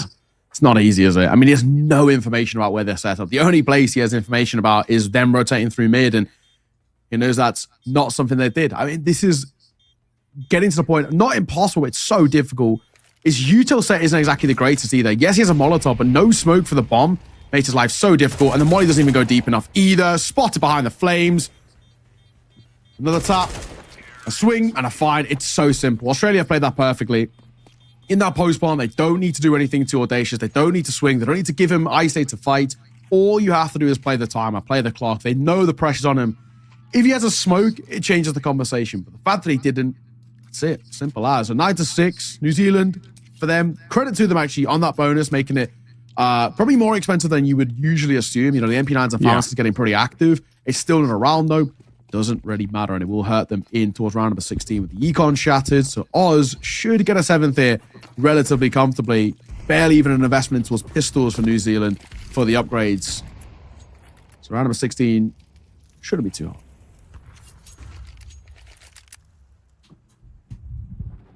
Well, they're getting a couple of steps in the right direction. Smoke up towards the middle of the map. The stackers in the A-bomb site. Don't really mind it. They have a couple of flashbangs as well. But surely when Australia figure out what's going on, it's going to be real suspicious here. Although they're going to get one of the kills there. Could flash around the corner. It does hit everybody. It's just a USP, but still, they're doing good damage. That's not bad at all. And the question is, do you want to give up the AKs? Okay, they will. So they're going to let them get that, which will immediately backfire on them. We're into a 2 versus 2 and make that maybe a 1 versus 2 as Shrine will just get the kill, leaving Tux on his own. My God, what a backfire that was. Now it's on Tux to try and clutch this one. See if he can. Oh, and he's not even close. Attic will take him down. What a shock. New Zealand able to steal the round away with what has to be just an absolute godlike flashbang. Yeah, that sort of round never, ever should happen. So the fact that it does, New Zealand, credit to them. And again, breaks that mental a little bit over towards Oz. And even the economy too, because it's still not exactly built up over towards the T side. That is a damning round to lose and a massive one to win if you're New Zealand. You know, you're winning with basically little to no investment. You've got, I think, 3 USPs, was 2 5.7s, 1 flash, like you mentioned. It's borderline a nothing investment. They're walking away with the round. They're walking away with upgrades as well. And they've really hurt things over towards Oz, where they have to basically take an eco here themselves. Tech 9s, Deagle. That's a tough one to lose. That really, really does hurt. And for Oz, that actually might start to spell potentially even the beginning of the end here in towards Anubis. And maybe, just maybe, that 3rd map might actually be required. Yeah, that was a big step in the right direction. Well played. 10-6 here as we're back with the questionable weaponry for the Australian side. Upgraded pistols, but not much else other than that. Smoke onto Recons and yeah, they're waiting. They're hoping for some aggression. They love to catch a rifle somewhere, steal some of the AKs back that are on the CT side. I don't think it's going to be easy, but this is starting to look a very, very different affair. It was quiet. It's to make a little move. See them inching ever closer. Seeing us on towards Dust 2, and this might be the round that gets them ever closer. Addicts for 2, looking for more, and it's a bit of a massacre as well. This time the pistol's getting absolutely nothing. For Australia, maybe I speak a little bit too soon. Gump will actually get a 2nd and an AK. Surely not. Oh my God. Surely not, boys. We've just seen an eco win a round, not going back for back on the other side. Oh, he does at least spot him out. Netzik, he knows. And that's important. He got the information. He saw just the shoulder of Gump there. But you're right. That would have been horrifying if they would have been able to throw away that round. They don't. They keep it alive. It's 11-6. New Zealand are 2 rounds away from taking the map and putting us on a 3rd one, which would be on Dust 2 to decide it. But this is looking really great. A lot of credit to New Zealand at the moment for turning this around from what looked like almost unwinnable position at the start of the game here. Yeah, and honestly, you know, with how even the first half was as well, you know, they've come in towards the second, and there really has been a bit of a no-show from Australia. I mean, you know, they've only got, 1 round, basically, in the entirety of the T-side so far on what is a map which is meant to be seen as T-sided. Simply put, it's not good enough. I mean, this is an Australian side who are struggling, and New Zealand who are absolutely thriving. And I think this is a showcase as well of when New Zealand start to snowball, when they start to get confident, they're very, very good in terms of their own level. And the important thing for me with New Zealand is they're strong, and it's without really any presence from Netic. You know, he's not really shown up in the same sort of vein. His Cookie's been doing a lot of the damage. Shrine at a very, very slow map, number 1, but he's come alive in towards map 2. So we're seeing other individuals kind of take his place and other deal the damage. close. Basically win this round for New Zealand, and you've more or less won the map too, because economy would be broken, but Pain, are there ideas? He's still playing very well. He's got 17 kills, so almost could have had that one against Netic. Dangerous peak to be taken there on the New Zealand side. It'll be Tux to go down, though. Cookie trying to match Pain kill for kill at the moment, as it is 4 versus 4. They're bringing the bomb over towards the A side, so potential bit of a clue for what might be going down a little bit later on here. Smoke up to try and slow them down. Yeah, they've evacuated the entire B side of the map, so they definitely want to test out this A-bomb side. Shrine. Just play up towards Pillar. As the smoke starts to fade, he knows he'll probably get tested in due time. Has the AWP round the corner in support too. First fight doesn't go well either way, but Shrine, all he has to do is stay alive for the time being. Wait for his chance. He will actually get away with 2 somehow. How has he got 2? He was so low. But Gumball trade, but I think this round's basically done. It feels the big flanks coming through. Payne trying to make his way forward with the AWP. Cookie giving them a bit of space, but he might catch him, and he legs him, in fact. Yeah, might be up to Gump here. He's got 1, but he's not expecting for there to be a second flank, and he does go down. Payne, a bullet away from death. Anything touches him, and it'll be Cookie to take the rest. Nice double for him in the round here. And yeah, I think what saved Shrine up there was a flashbang from a teammate. That's got to be it, right? Because otherwise, even if they just blind fire him, I mean, I'm surprised he didn't die even if they were flashed, but that's crazy. He should have definitely been dead, but somehow they got a couple of kills to start it off with. So New Zealand at 12 rounds. Australia looking down the barrel of having to win 6 rounds in a row to get this into overtime. Doesn't feel likely. Yes, I think you're right. I think it's spot on. Doesn't feel like it's going to be a possibility in this one. I think New Zealand have just looked like an absolutely different beast in towards map number 2. You know, Mirage was kind of a non-starter for the most part, but this has been a beautiful display. Nate comes through. A little bit of attack damage on towards Netic, but New Zealand now, I mean, look at the buy as well for Oz. Yes, they've got, you know, Anna AK out, but double Galil, Mac 10, and a Tech 9 in the hands of Tux. They prioritize utility, but this is it's a bit of a masterclass. New Zealand are thriving right now. And really, for us, you know, like I already said, only 1 round on your T side, it's just not good enough. No, definitely not. I'm surprised. Netic getting a chance to shine now. Like you pointed out earlier, he wasn't necessarily, you know, carrying the charge here, but he's done a pretty good job. Back up to 16 kills for him. Shrine's got the right idea. I think he sees that. I think he knows. Just doesn't want to jump the gun. Cookie brought in, and Shrine comes up with a double. Oh, they're making quick work of this one.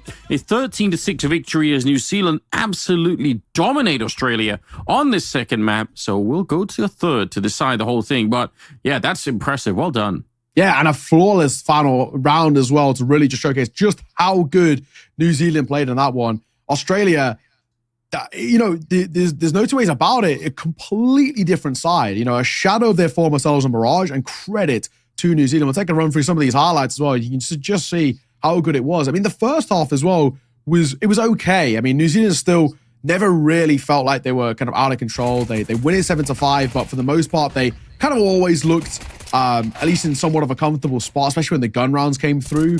Australia made a little bit of a comeback at the tail end, but it was only to get up towards 5 rounds. The way I look at it, though, just such a dominant second half coming through on that CT side. It's such a good start for New Zealand to get back in towards this series. They can now head in towards that Dust 2/3 map and say, right, we've got confidence. Our individuals are shining. Cookie looked pretty crisp as well with the AWP. Shrine, much better map number 2 than map number 1.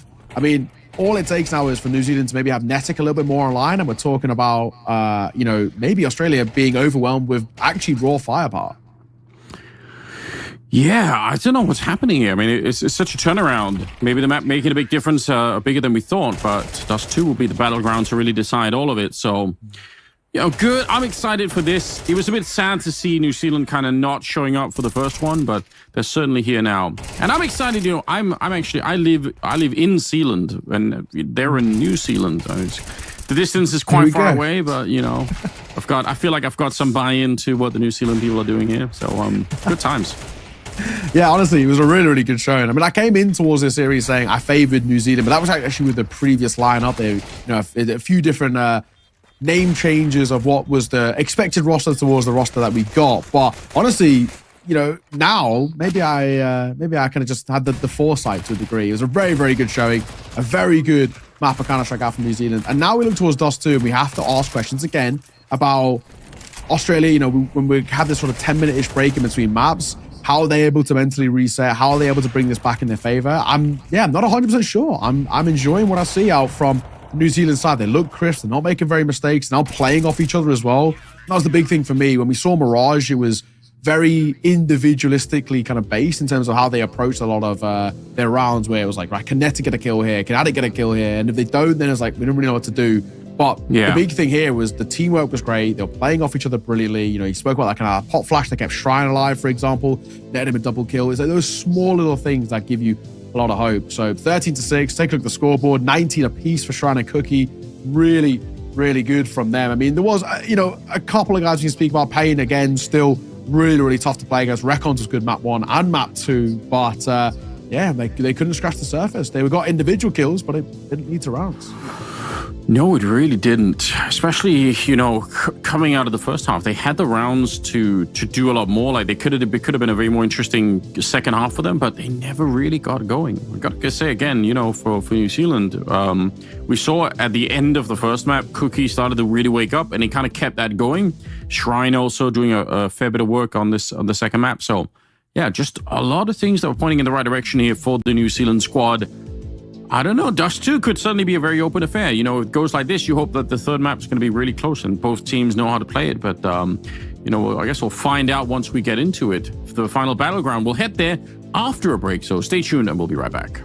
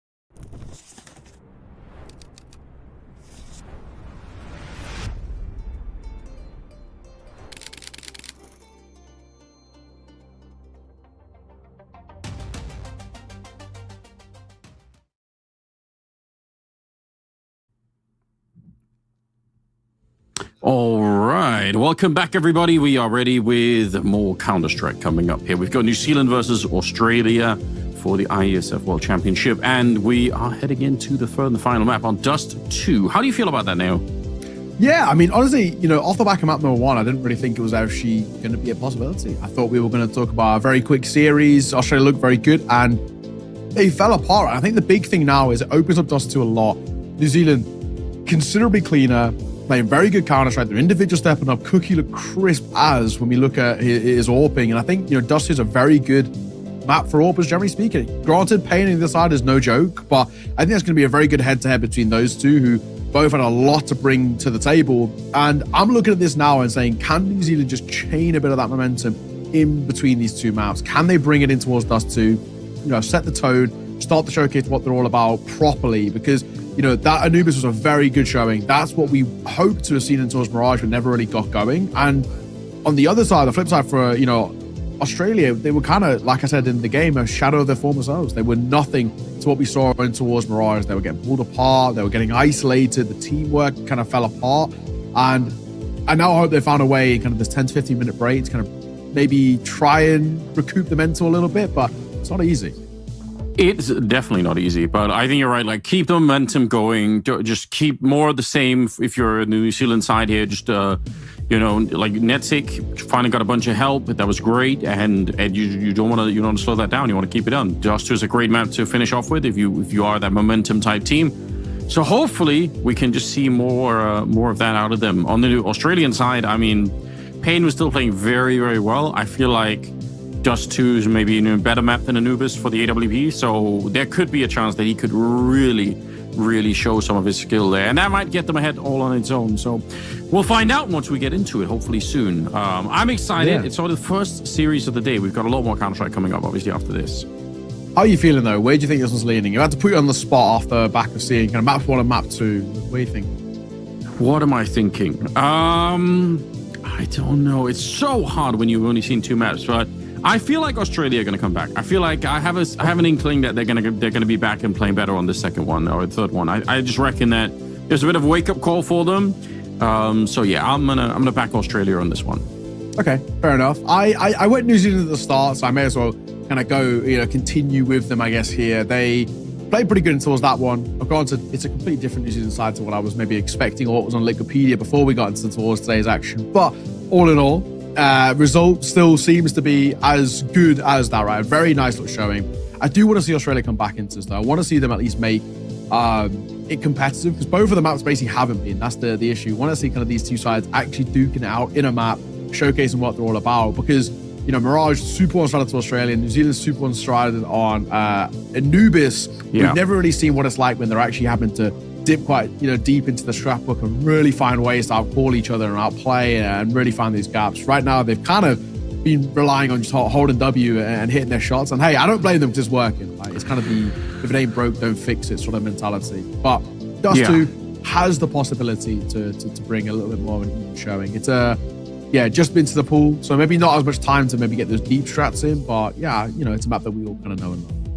It's more fun that way, isn't it, when it's a little bit more close? So I hope for the same, just to get everyone tested fully. I gotta say, I mean, even between Cookie and Payne on that second map, they were both hitting really good shots. So yeah, orb to orb, I mean, there should be good fun, should be good chances to get some real fights happening on Dust 2.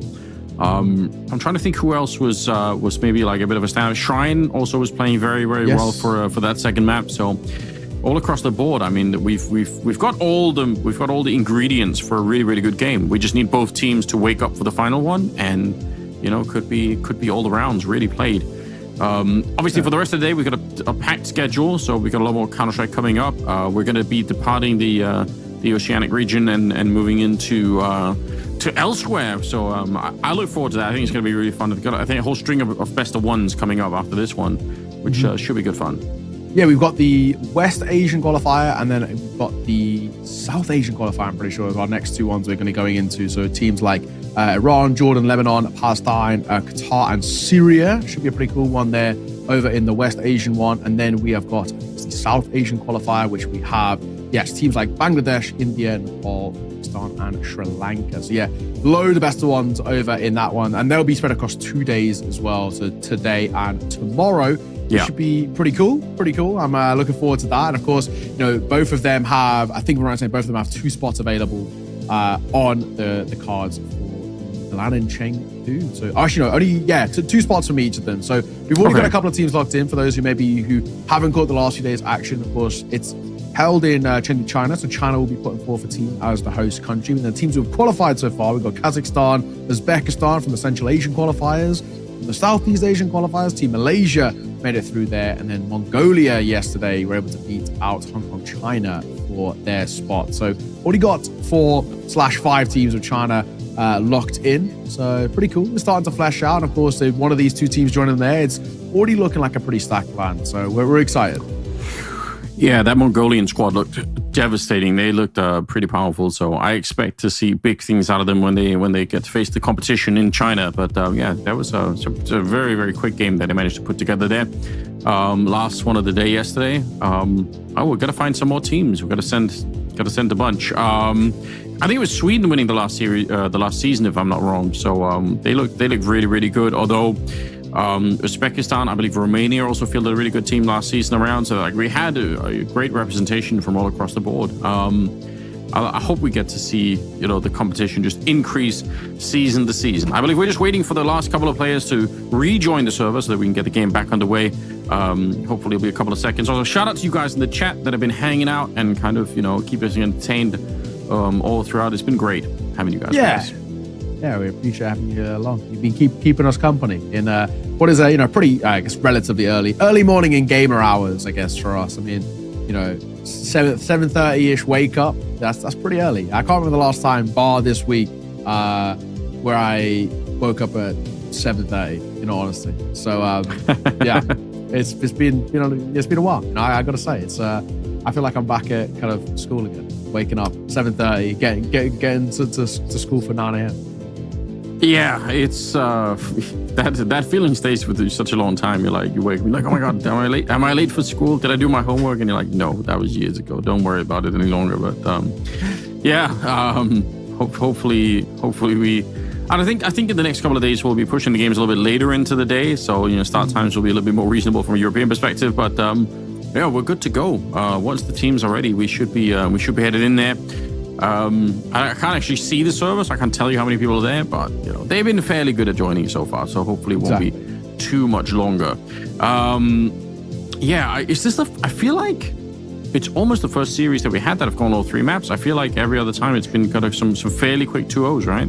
Yeah, especially when it's been these kind of like one best. I mean, the Mongolia one, for example, yesterday it was a relatively, in quotation marks, kind of close Dust 2, and then they massacred them on Nuke 13-0. Yeah. I'm trying to think which other ones we had as best of 3s. We also had Central Asia was best of 1s. Yeah, maybe it was only that one was best of 3 off the top of my head. I feel like that, yeah. All right, am I missing something? No, I don't think I am. Because it was also, with like Malaysia, they were all best of 1s as well. Oh, no, they were best of 3s actually. In the Malaysia, Brunei, Thailand, Vietnam. In that, some of the starting ones were, yeah. In that Southeast Asian, they were best of 3s. But in all fairness, I think I'm looking at it now, all but 2 of them were 2-0s out of like something like, I don't know, 10 games. So all of them, it's a lot of, a lot of 2-0s in that one. We are live though. We are back in the server. New Zealand. Basically a best of 1 now to decide who is going to be going to Chengdu, China. Yeah, let's get this underway. No delay any longer. Shrine goes down early, and it will be a 4 versus 5 here.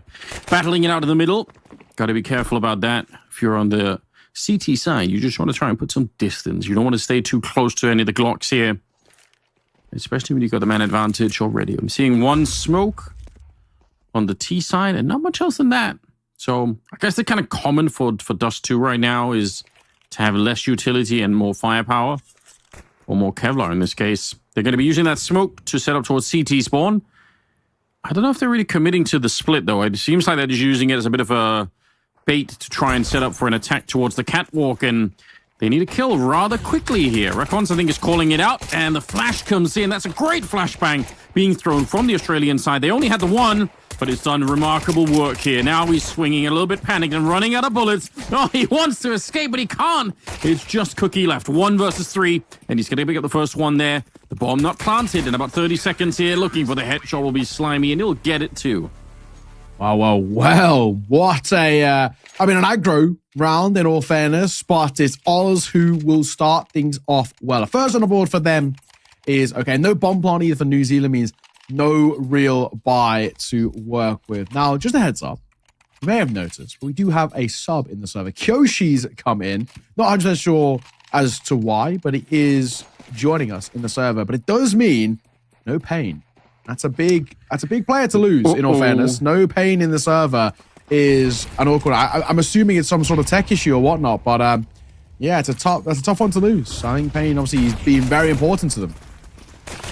Yeah, he's been really the driving force, so Kyoshi's got some big shoes to fill.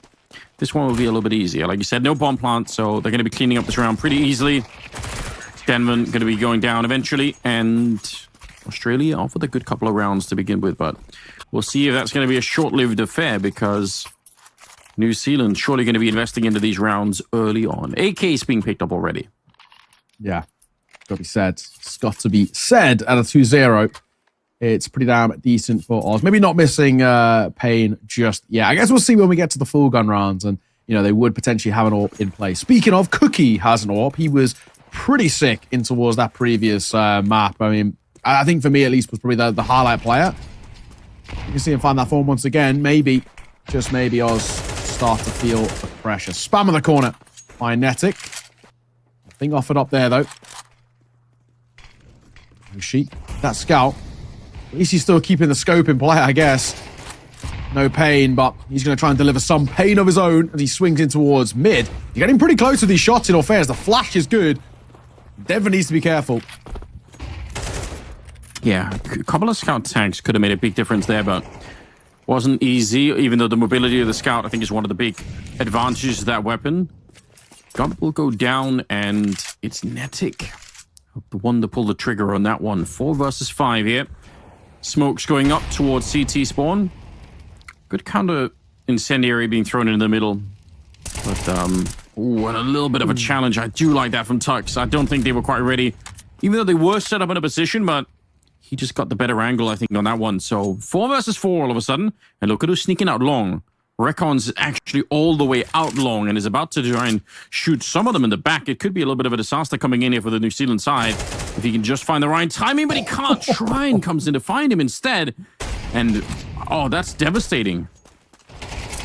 Tux swing into mid. He actually will get that kill in all fairness, but he's now all that's really left alongside Tux. I mean, Tux is so low. This retake really doesn't feel like it's going to have too much behind it. He actually doesn't do as much damage as I would have thought, and Netic finds a fadeaway. I think now for Tux, he'd be tempted to save. He's still looking to give this a go, but 7 points of HP. Surely not to be, and that will be Tux seen off. So New Zealand going to put their first round on the board. I mean, a little bit hard fought, yes, but a round all the same is all that matters. Good work for them. No buy to work with here as well for Oz. So instead, that'll make things pretty decent from New Zealand. They should get a second on the board here. They shouldn't really have too much stress. I said that last time, though. They did lose to a 5-7. So we'll have to wait and see. Apparently, Payne might have had a power outage. Hate to see it. Kyoshi well. I gotta say, yeah. I don't know Kyoshi. I feel like I cover, or at least I watch a decent amount of Oz Counter-Strike. I don't know Kyoshi personally, but apparently he's pretty good, at least from what I can see in the chat. So I don't know how much I'll trust the chat, but we'll let, I guess, the game speak for itself. But we'll see. Apparently Payne's in a power outage. So what can you do? Yeah, it'll happen. I do like this, but unfortunately they only have the USPs, so back on a DM server. It's a good headshot from Kyoshi, at least. That puts some pressure on. Down the middle, Shrine getting a couple of kills right now. Pretty important, but he's only going to get the one. So yeah, that might give up a Galil towards top mid. Not the end of the world. I still think New Zealand are going to be able to pick up this round, but I mean, it's something for Australia to work with. Even if they just save the Galil, that might even be not necessarily that bad. There's an AK and CT spawn that they picked up just now, so that's a lot of weapons to work with. I would say going for the retake's probably not worth it here. I don't think you're going to be doing much. I think you're right. I think probably I would actually keep on what we've got. I mean, Slimy is probably not even really going to be able to fight in any sort of way. And even Kyoshi and Rekons as well. I think it's one of those where you're so low. I'd actually just keep on what they've got. Maybe play for X's if you want to go that sort of vibe, but all in all, I don't think it's worth it. I don't think it's worth it. Rekon sticking around with the USP, I don't hate. Anything else, I do, however. Godflash out towards short and lives up to the name, a Godflash that is pretty godly, but it's the two rifles fighting in the end there. I mean, I know they're going to have a buy-in towards the next round, but at least keep hold of an AK is probably the mindset I would personally have. Well, look at Gump. I mean, he doesn't have that much money to work with. Yeah, you're right. At least the AK would have been helpful for him to play around with. I don't know. I'm not a big fan. I feel like they could have definitely played that a little bit better. But we're on to the next round. The game is tied up. We're at 2-2 and leading into round number 5 here. We've got the AWP on Cookie, which is going to be fun to see. Kyoshi has got his as well. So some snipers are coming out on Dust too. Never a bad thing. Smokes out towards the long corner and some actually flashes as well around it. So we'll see if they're going to be able to do anything. Oh, that smoke, did it? Where did it go? I feel like they threw a smoke towards the long corner. Did it just land in the door instead? So confused. Hinge smoke, I'm assuming. I'm not really sure what happened to it though. Yoshi, nice shot. So maybe not quite missing pain just yet. It's a nice shot from him. Looks for a second, but he overextends. And Cookie will catch him. That's going to be a battle that we're going to keep an eye on. Cookie was very good in that previous map, so I'm hoping we can see at least a little bit more. Yeah, more of the same. That's all we're asking. Double setup inside of the B bomb site. One player long and one player towards that CT spawn position, so definitely that B bomb site's fairly well defended. Having two people hard inside of the site is not that easy to do on the CT side. You get pulled towards the middle a little bit more. It's hard to keep two people actually on the site. I wouldn't be surprised if they're going to be able to defend this very well. Putting out a Molotov to buy even more time. Doing that at about 35 seconds as well. So that's really going to slow down this T side. Tux, if you get this one, and he will. Cookie, I think, unscoping just at the wrong time. And now they know what's coming up. Slimy's going to get a headshot, even though he was flashed as well. And this is a lockdown. Well played. They knew what was coming there, and they held that B defense. Yeah, really, really nicely done there by Oz. I mean, actually really well played. I think Cookie, he just tunnel vision and he was looking right side ramp, then you're right, he unscopes, and it cost him his life. But a good round all in all. Nice find by Kyoshi. Maybe slightly overextends here, but for the most part, Oz is a simple round. They just wait for the fights to come to them, and New Zealand, they just didn't know how to clear it out, at least efficiently. So lead taken back by Oz.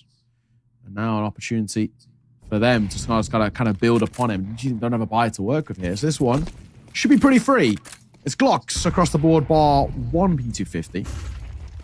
One smoke to work with, a chunky nade as well, and it could be a massacre, and it is. Tux and Rekons, take your stats, fellow. Pad them out with the ecos. Yeah, that's how you do it.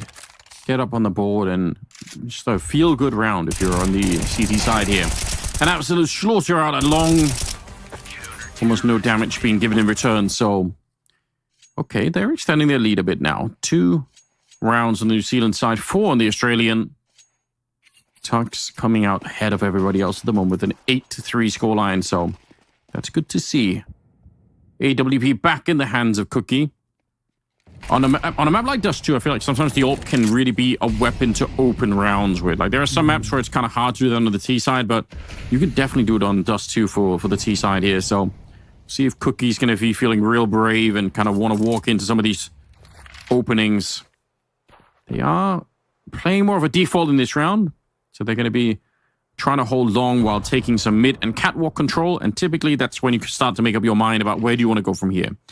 You can get catwalk and push the CTs back. It opens up some of those bits, mid to B splits that are pretty popular still.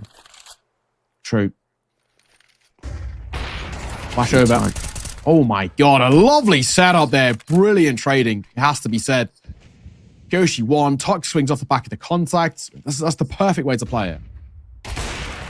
Yeah, you're not expecting it. Oh, but there's Cookie. We talked about opening up with the AWP. He misses a shot that he should have definitely hit. Gump will take him down.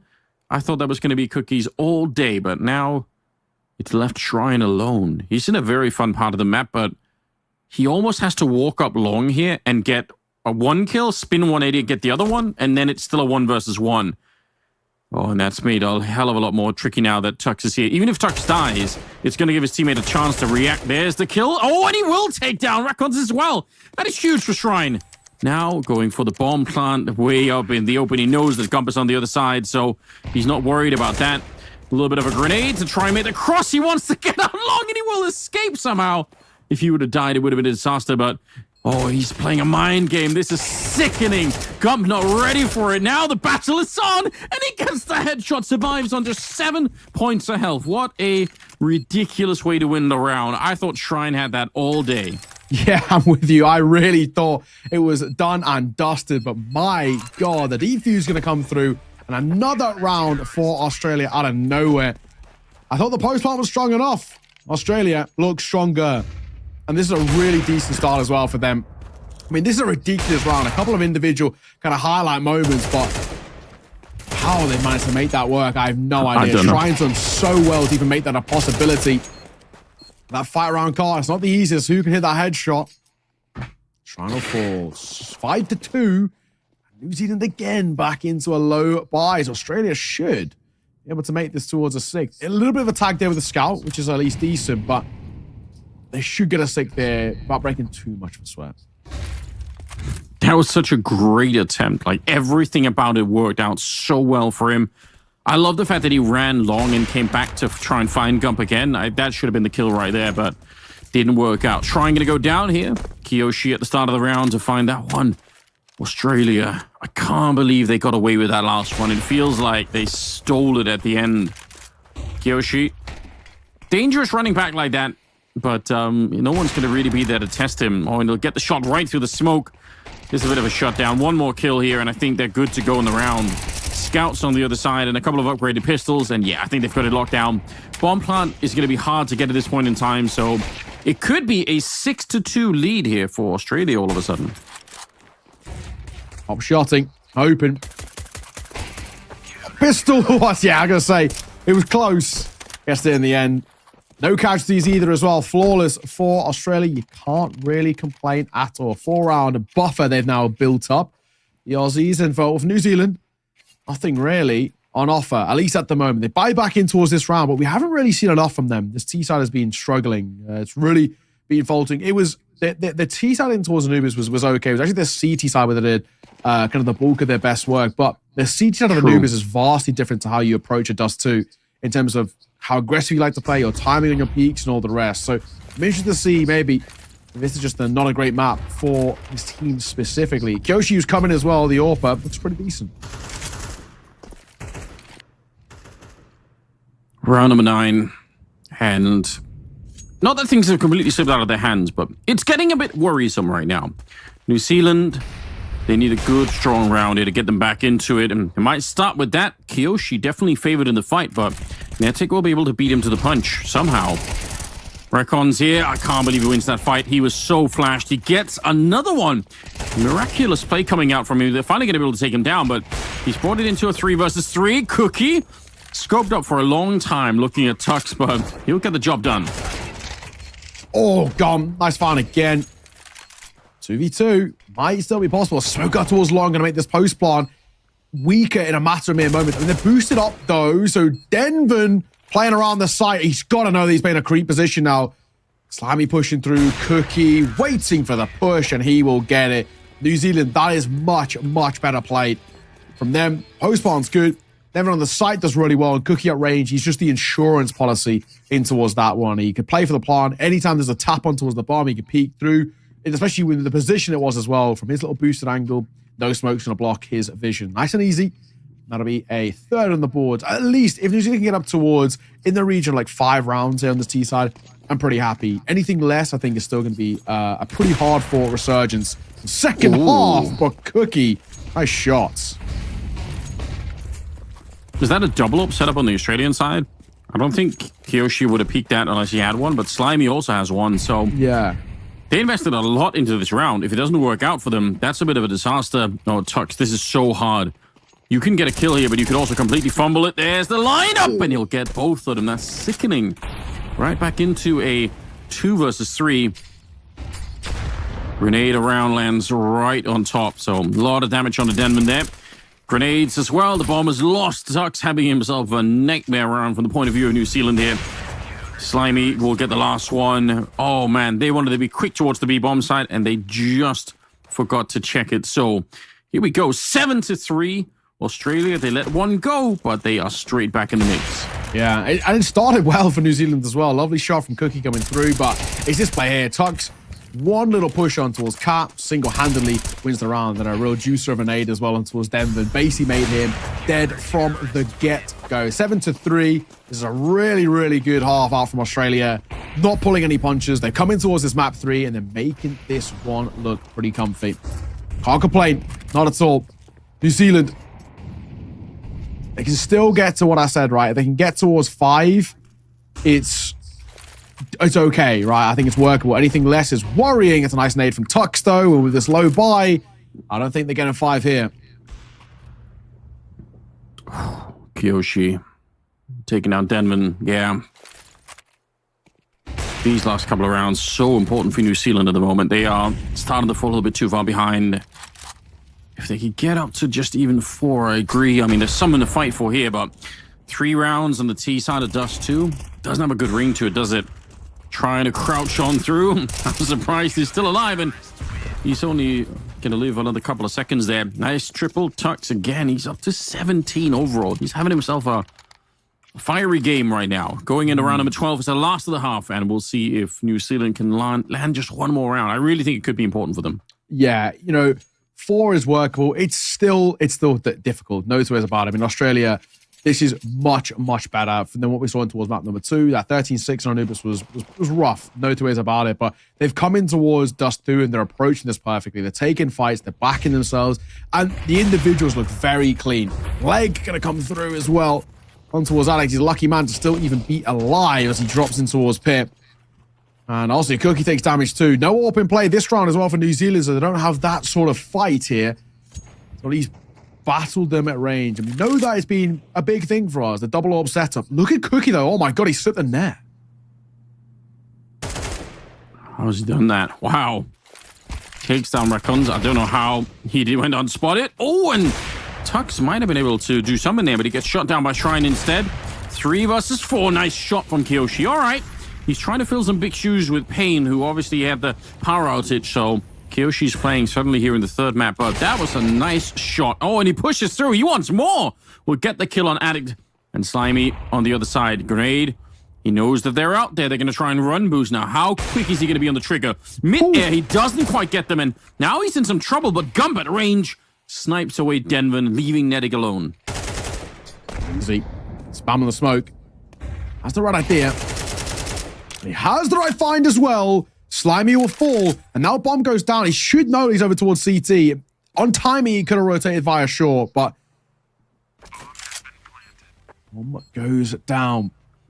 2 versus 1 turned 1v1, and Gump got a Molotov, got a kit, so still a chance. He's not in a rush. So he creeps his way forward. Netty on the other side, he's looking around all the angles. He's trying to find an opening. This is a big round for him. He's had a quiet game. This is the very least where we've seen him come alive. He can make it a 1v2. Converted, it would be huge. But Gump, the timing was perfect. Netting had just cleared that. And he looks back over towards shore. And it costs him his life. Australia, 9-3 at the half. Tux Masterclass has 17 kills to his name. And that is beautiful. I've got to give Gump a shout out as well. 2 big clutches, big rounds coming from him individually. Yeah, that was massive. Obviously, the really scary one by the car, but then this one just very well done. That's huge. 2 rounds that are on his back. And overall, it's Australia coming into the second half now with a huge lead. This is looking scary for New Zealand. It has to be a good start. It has to be the pistol. It has to be building on that. Can't be anything slow happening any longer here. So it's now New Zealand on the CT side. So we get into the second half, and they're rushing into the lower dark position. Want to try and see if they can surprise someone up there, but I think it's already been heard. I think they know that someone was there, so I'm not surprised to see Australia actually pushing long here, because when you hear a bit of a double push into the lower and upper dark position, you can guess that there's not going to be that many people at the A-bomb site. Oh my god. Cookie and Netic, 1 apiece spot. Kyoshi and Tug trying to keep this competitive. Netic will come back in, so he's forced them back in the open. No way Kyoshi's getting out of there. Leaves it all down to Slimy. He's been spotted out now as well, so this 1v3 feels basically nigh on impossible. And it will be. Alex sees him off, and New Zealand at least respond well. They have to start this CT side so strong. They have to come into it and basically kind of roll over Australia for at least the first kind of 3 to 4 rounds, including, you know, the force buy and the first gun round, to even have a conversation about getting back in towards this map. I mean, the deficit they've left themselves, that's 6 rounds is what they've come in towards the second half with, having to try and recover. It's so difficult. You've got to really spiral. The pistol is a necessity, but the first, arguably even 2 gun rounds have to be taken and cleanly as well. That was very cool. I've got to say, nice rotation coming out from New Zealand, because they realized just as early as Australia did that they couldn't do that push into the underpass, or not into the underpass, into lower dark. And if they had kept that up, they wouldn't have been at the A-bomb side as quick as they were. So very, very swift rotation to try and get on over there. Denvin is here. Oh, somehow gets out-battled by the Glocks. There's a weird look. Australia, they can't do much with this. They get the long position, they get the MP9. I don't see them being able to do anything here. Shrine in what looks like an unbeatable position, really. Yeah. Cheeky, all right. They get tagged a little bit, but still running for it. Got about 8 bullets left here. Hunting for Recons is on the other side. Okay, that's actually a decent headshot. Well played. But the round will still go to New Zealand. Yeah, it won't make a difference in the end. You take a consolation kill. It's nothing more than that. 5-9. 4 rounds is the difference, but this is what I was talking about. Australia into their first full buy. It's going to be a decent investment from New Zealand as well. They're bringing the AWP in play early, so both sides got the AWP out as early as, and it means that this round is uber important. New Zealand want a conversation in towards Dust 2. They have to take this one, and they have to take it with relative ease to keep that CT economy built up, to keep it stable, and all the rest. They've always come in, and even if they don't win the round, they can get like 3 or 4 kills. They're going to put a lot of financial pressure on the shoulders long term, and they still have plenty of room to work with. They're not under pressure, at least for now.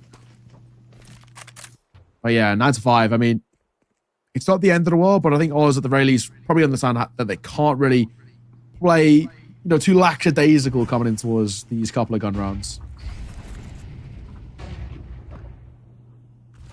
What do we got now? Bit of presence on the catwalk.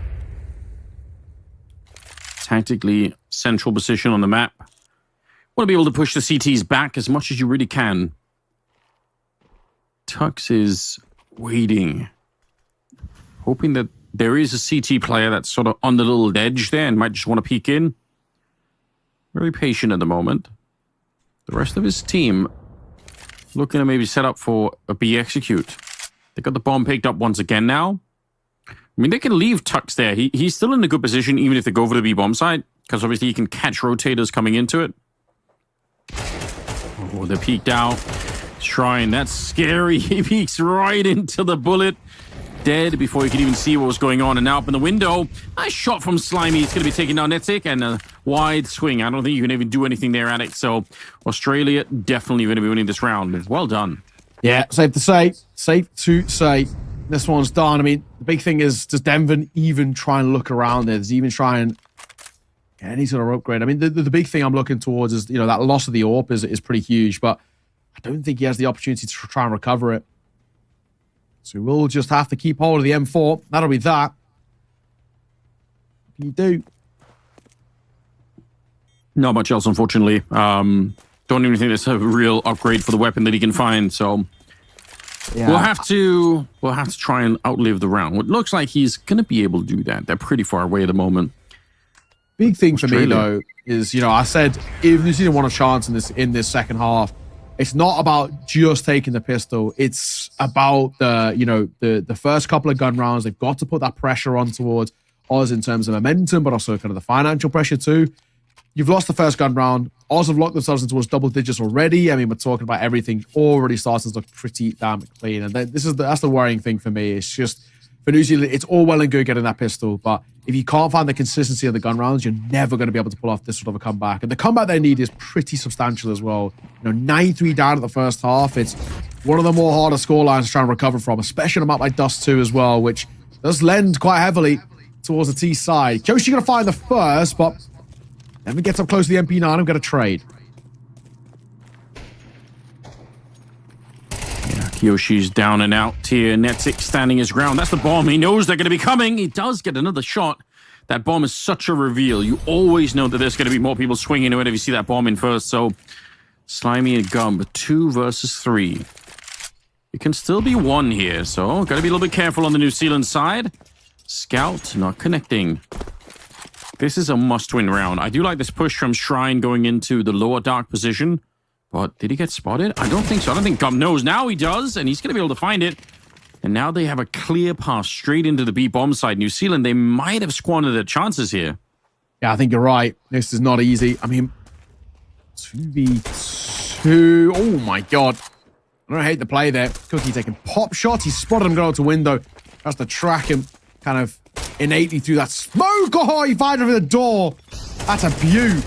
Looks for another. Hot flash over. Managed to catch him back. Boxes. Pistol pulled out. And Denver will trade. So, New Zealand not done just yet. That's a big round to take. Yeah, that was so scary. That could have gone wrong 10 different ways. But yeah, fair play. They keep it alive. 10-6 now.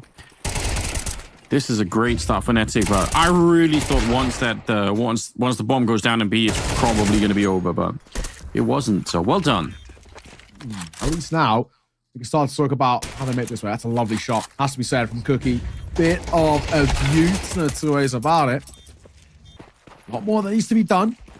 That's safe to say, but 10-6, it's not impossible. Hot flash over. Addict with that MP9 once against the fight, San. I don't blame him. This works. Gets 1, reckons, gets 2. Oh, make that 3. Whew. Headshot, Finder, Hunter, Addict falls, and that, it might actually be the round itself already. Cookie hoping to get a shot through. Oh, that's so scary. Gump, why would you take that risk? Imagine if he dies and the bomb goes over the ledge. You never know. Bomb in Counter-Strike these days can be pretty unpredictable. Nice attempt there to get the kill, but unable to. He actually did get the tag on the tuck, so he was able to do some damage, but they can't do anything to win the round, and they know that. Even if they've done so much damage, it's not going to be quite enough. It'll be Australia to get up to 11 rounds, so getting a bit closer now. Reckons. For him, that's a round off the back of his back. I mean, beautiful work out towards long. Through the smoke, past the flash as well. Isolating 3 fights. That third one as well in towards Pit is just an absolute beaut. 11-6, and it now feels like this might be the beginning of the end. I don't know if there's anything left in the locker. There's not in terms of money, at the very least, for New Zealand. And the big question now is, do you force buy around the AWP, which I don't think is actually even the worst call in the world. You know, you've got Netzik who's based on double eco anyway. So at this point, you kind of may as well go for an investment. It's actually your best chance. You've actually got to take a gamble.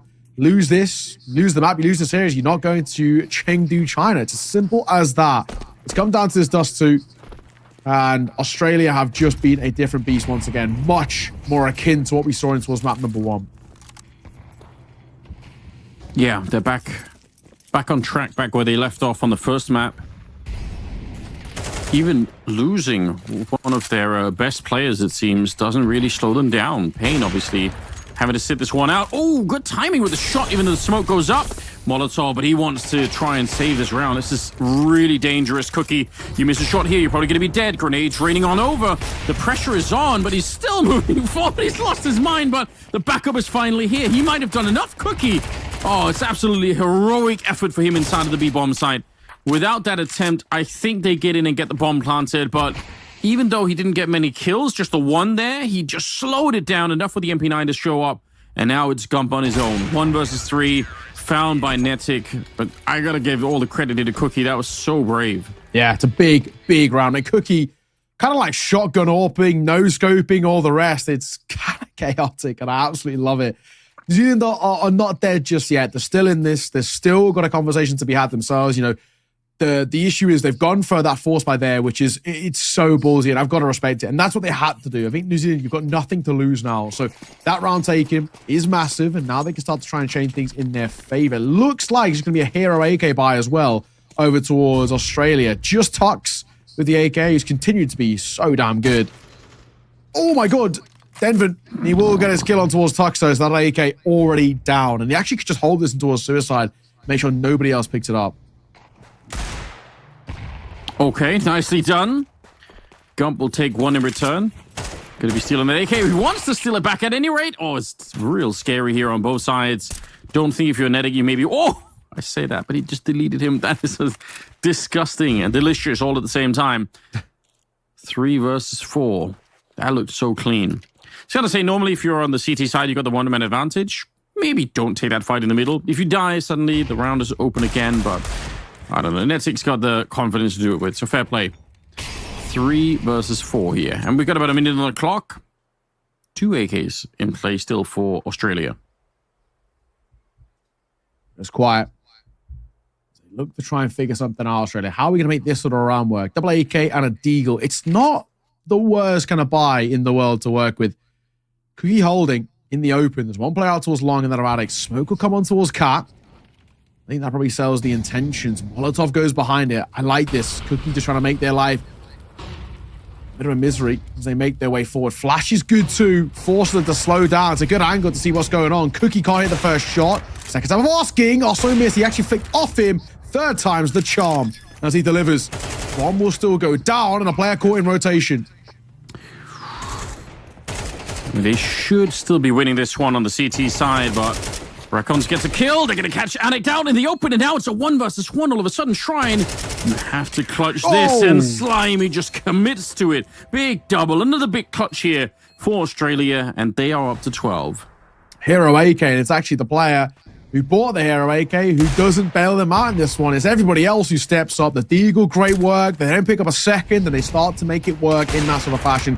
Really well played. I think Cookie, for my money, should have done maybe a little bit better. Should have at least got one of those first 2 shots, and that would have given him the chance to isolate a second. But yeah, to lose that sort of round it's pretty damning. That's not going to help. That is map series. Chengdu China point for Australia. Win this one, and they are going to LAN again. They went last year. School hang out with the boys. Bowser, Foggers, the whole gang. They were pretty funny. Slimy out towards B.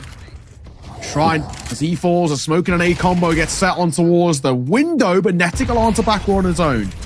Yeah, but this is so scary. Taking the B bomb side this quickly. Bomb being attempted. They are pushing through a little bit early, but Kyoshi, that's a 6 shot, and they're cleaning it up. That is lightning fast. The round is done with, and so is the series. It's Australia to move on through. Well played. They'll be going to LAN now. Pretty damn sick. Good work for them. Really, really good work for Australia taking that one. And of course, in doing so, now they book their spot to Chengdu, China to represent, the Oceania region. It's pretty sick. Honestly, really well played for them. I'm very impressed with what we saw. I mean, honestly, this is a side for me who, map number 1 was very solid. Yes, map number 2, they kind of fell apart, but they're able to recover well. Even with a sub as well in towards Dust 2, still looked clean as. So I'm impressed. I'm looking forward to seeing these guys on LAN 2. They looked very good for my money. And good work. I mean, for New Zealand, this wasn't meant to be. Dust 2 it never really got going. There was maybe a couple of moments, no consistency. They really needed that first gun round in the second half. They don't find it. And it kind of falls apart from there. It was 2 tall in order, 9-3 half, in all fairness. But really well played. We'll take a look at those highlights in just a second of what was a very good Dust 2. And, for the likes of Australia now, I want to see these guys try and work upon what was already a very good showing here. This is a core of a team who are very solid. So, I mean, even for that core, getting towards to play on LAN, even if it's just 4 out of 5, it's still really, really valuable experience. Oh, yeah, no question about it. I've got to say as well, I mean, some of the big clutches that were coming out, I think Gump winning a couple of them, and then even towards the end there with the Slimy, those are some heartbreaking rounds. If you're on the New Zealand side, you're going to be thinking about those. You're going to be saying, man, if we win those instead, it could be different here. Shrine was almost getting that clutch in, but yeah, ultimately it'll be a little bit of a heartbreaking scenario for New Zealand. I think they had what it took. I mean, they proved that on the second map, right? They definitely were a strong team, but Australia just walking away with it this time. And that's how it is. Yeah, Tux had a really strong game. I kind of forgot, but he did a lot of work on this final round. Yeah, honestly, I was really impressed with Tux. I think for me, somebody who was just so consistent all the way throughout. I mean, you can see he was the one, in the hero AK rounds, he's the one they kind of put the faith in because mechanically, really, really crisp. But I think, on the other side, there was a couple of individuals. Cookie, especially those last two maps, just remained quite a difficult player to play up against. Very crisp when he got his chances, but, in the end, they needed a little bit more. Netic, I think, cooled off just a little bit in towards maps 2 and 3, and maybe they needed a little bit more out of him. His map number 1 was so damn good, but it's the one in which they lost. So, all in all, there was those opportunities for New Zealand. There was those individuals who had their moments, but the big thing, and I'll always say, it was about consistency. They couldn't put consecutive rounds on the board, and it hurt. This one was a big one as well. This little 3K that comes through from Recons, especially when it felt like New Zealand were just about to get a chance in towards this game, into this half, and he comes through lightning fast 3K. Well, shout out to Kiyoshi. I think he's in the chat right now. So thanks for helping us out and standing in at the last second. Probably a little bit of a wild ride for him, just being thrown into the game because Payne at the outage. But we got to remember Payne as well. He was really strong when he was in the server. So it's like a little bit of a flying exchange there. But they make it work, Australia. So it's all in the past now. Good job. Yeah, exactly. Yeah, well played though. You are spot on by Kiyoshi. Came in. I'm not too sure how much notice he would have got given. Apparently, it was a bit of a scheduled power outage for Payne, which is something you absolutely hate to see. But honestly, really good work coming through from the Aussie guys. And of course, all in all, a fun one. It was an enjoyable time. Yeah. A good best of 3. We actually finally get a 3-mapper as well, which is something that is good to see because we had a lot of 2-0s, a lot of kind of one-sided games. It's good to get a little bit of a competition here. We know that all the players in this region know each other so well. So that was kind of going to be expected from the get-go. And I'm glad that we got to have a bit of length in this one. Yeah, I think it was worth it for sure. We got to see some good players that we maybe don't get to see every day. It was enjoyable. I think we are waiting for an interview. We got Tux with us, I believe. He's already lined up for it. So let's see if we can get him in here. Yeah, joining us. But good to speak to Tux as well. Very good map. Tux, fella, thank you very much for joining us. First of all, congratulations. Let's start with the classic one. How are you feeling? You've qualified to LAN. How's that feel? Hey, fellas. Yeah, it's good. We have a really young team of people that have never competed internationally or even on LAN, so it's kind of exciting to be able to do that. The first steps of many careers moving forward. So it's really nice, honestly. It wasn't as clean as we'd liked, but it's a nice experience getting to take young players to compete at their first LAN, because since COVID, there's been no LANs in Australia really, apart from like your very grassroots level ones. Yeah, that's fair enough. I was curious to know how much are you guys normally playing the New Zealand guys? Did you kind of expect to win this one? What's the feeling coming into the game? Yeah, we expected to win New Zealand and not a real team. So, and they had a few players. They had the Rooster players that were playing for New Zealand who had pulled out, I don't know, randomly last second, and they just literally gone in like 2 or 3 subs. So we were definitely expecting to win that. We have a sub ourselves, but we were expecting to win pretty convincingly, especially after the Rooster players were gone. But we had a really bad game on Anubis, and they have a couple of really good players. So yeah, GG.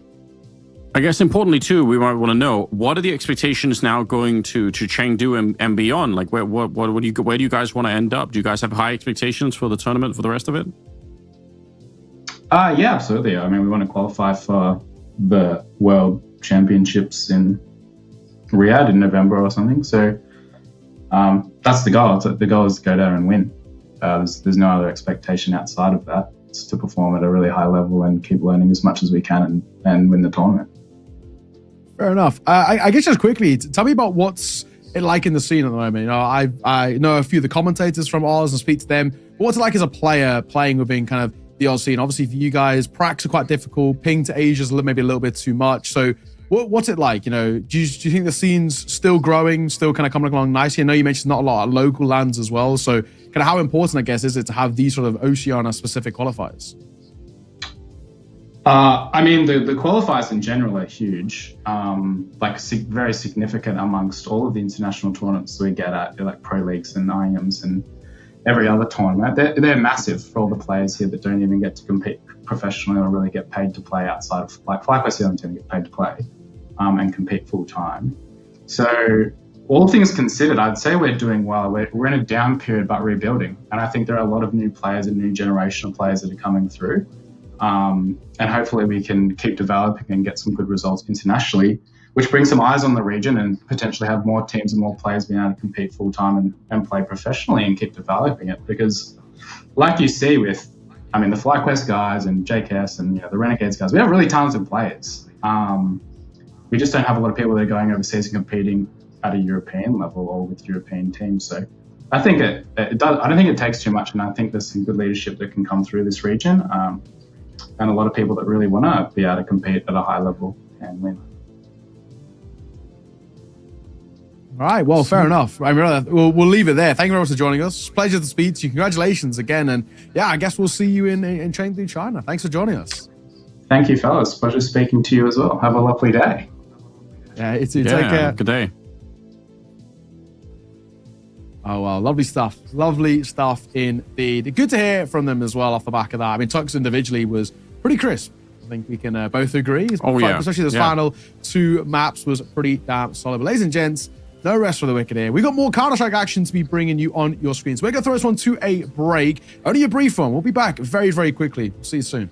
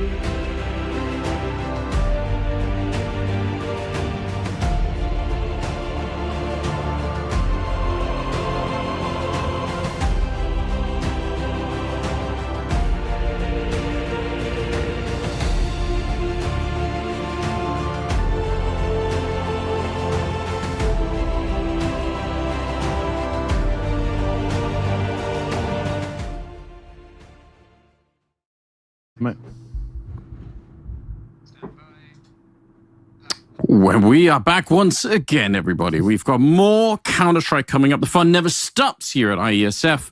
And we're going to go to a whole new region off the back of that win for Australia.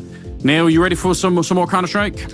I am. I'm looking forward to it. You go to, like you said, a completely new region. We're now jumping on over to the South Asian qualifier as we're going to be kickstarting things with Bangladesh taking on India. Now, this one is once again a different sort of format to what we've just seen. Of course, we have best of threes in towards that previous game. And now heading over in towards best of ones. Now, for the South Asian qualifier, there is 5 teams competing for 2 spots at the LAN event in Chengdu, China. So, be pretty cool. See who's joining Team Australia as we've just seen them book their tickets towards the Asia Championships. Of course, the 5 teams we've got here are Bangladesh, India, and then Nepal, Pakistan, and Sri Lanka. Let's take a look at the rosters. Let's kickstart things with Bangladesh. it should be cool. I gotta say, I'm not seeing much Counter-Strike coming out from the Bangladesh region, so these names will all be relatively new to me. I'm looking forward to it.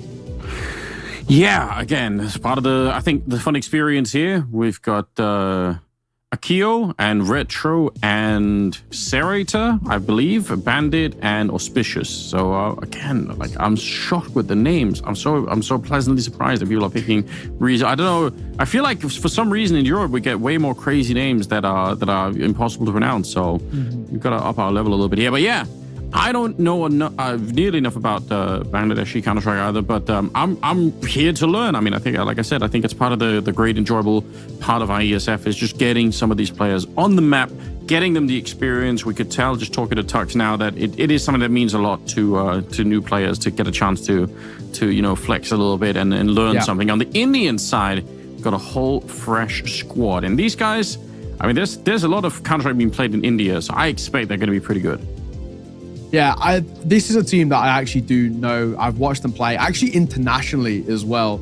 And these guys are pretty damn talented. All 5 of these guys play on an organization called God's Reign.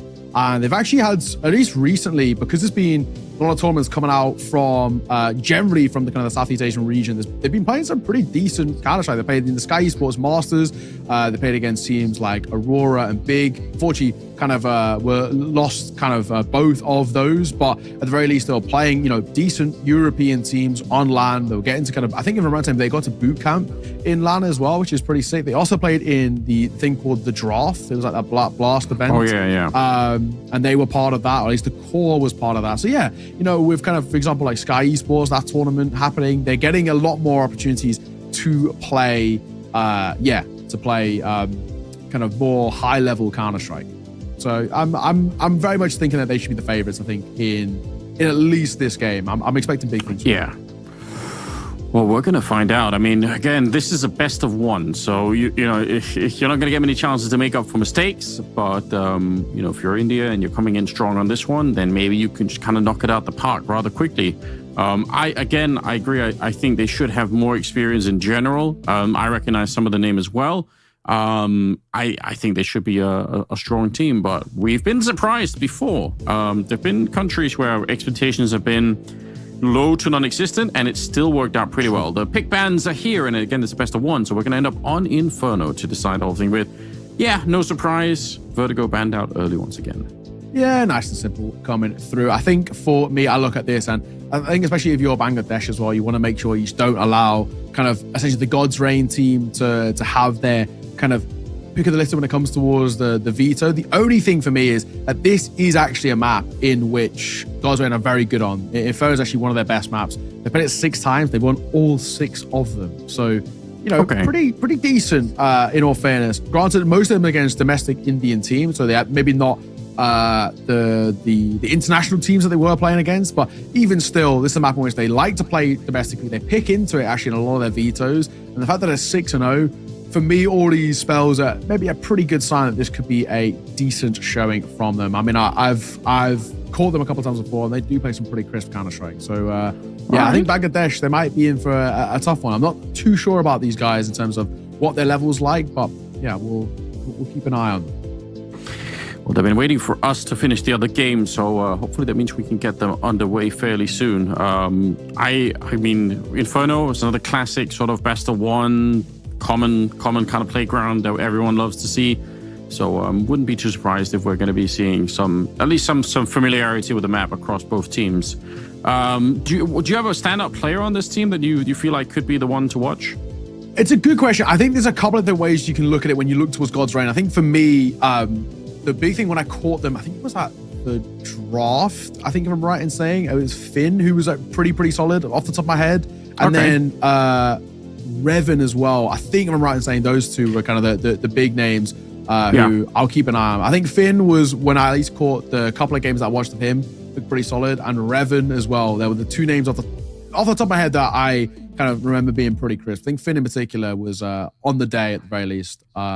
So they're the ones I would throw out there. But for God's Reign, actually, in all fairness, across the board, from my understanding, they're actually pretty solid. They have a lot of experience as a side who have been together for kind of quite a while now. I think the core's been together for about 4-ish months. It was like a bit of a rebuild. And and they seem to be doing solidly. So yeah, Finn's the one I'll throw out there. Him and Revan, who are pretty good. Yeah, Revan is the name that I feel like I recognize. So, stood out in my mind a little bit too. So we'll see. We'll find out once we get into it. Who's gonna be top of the charts there for it.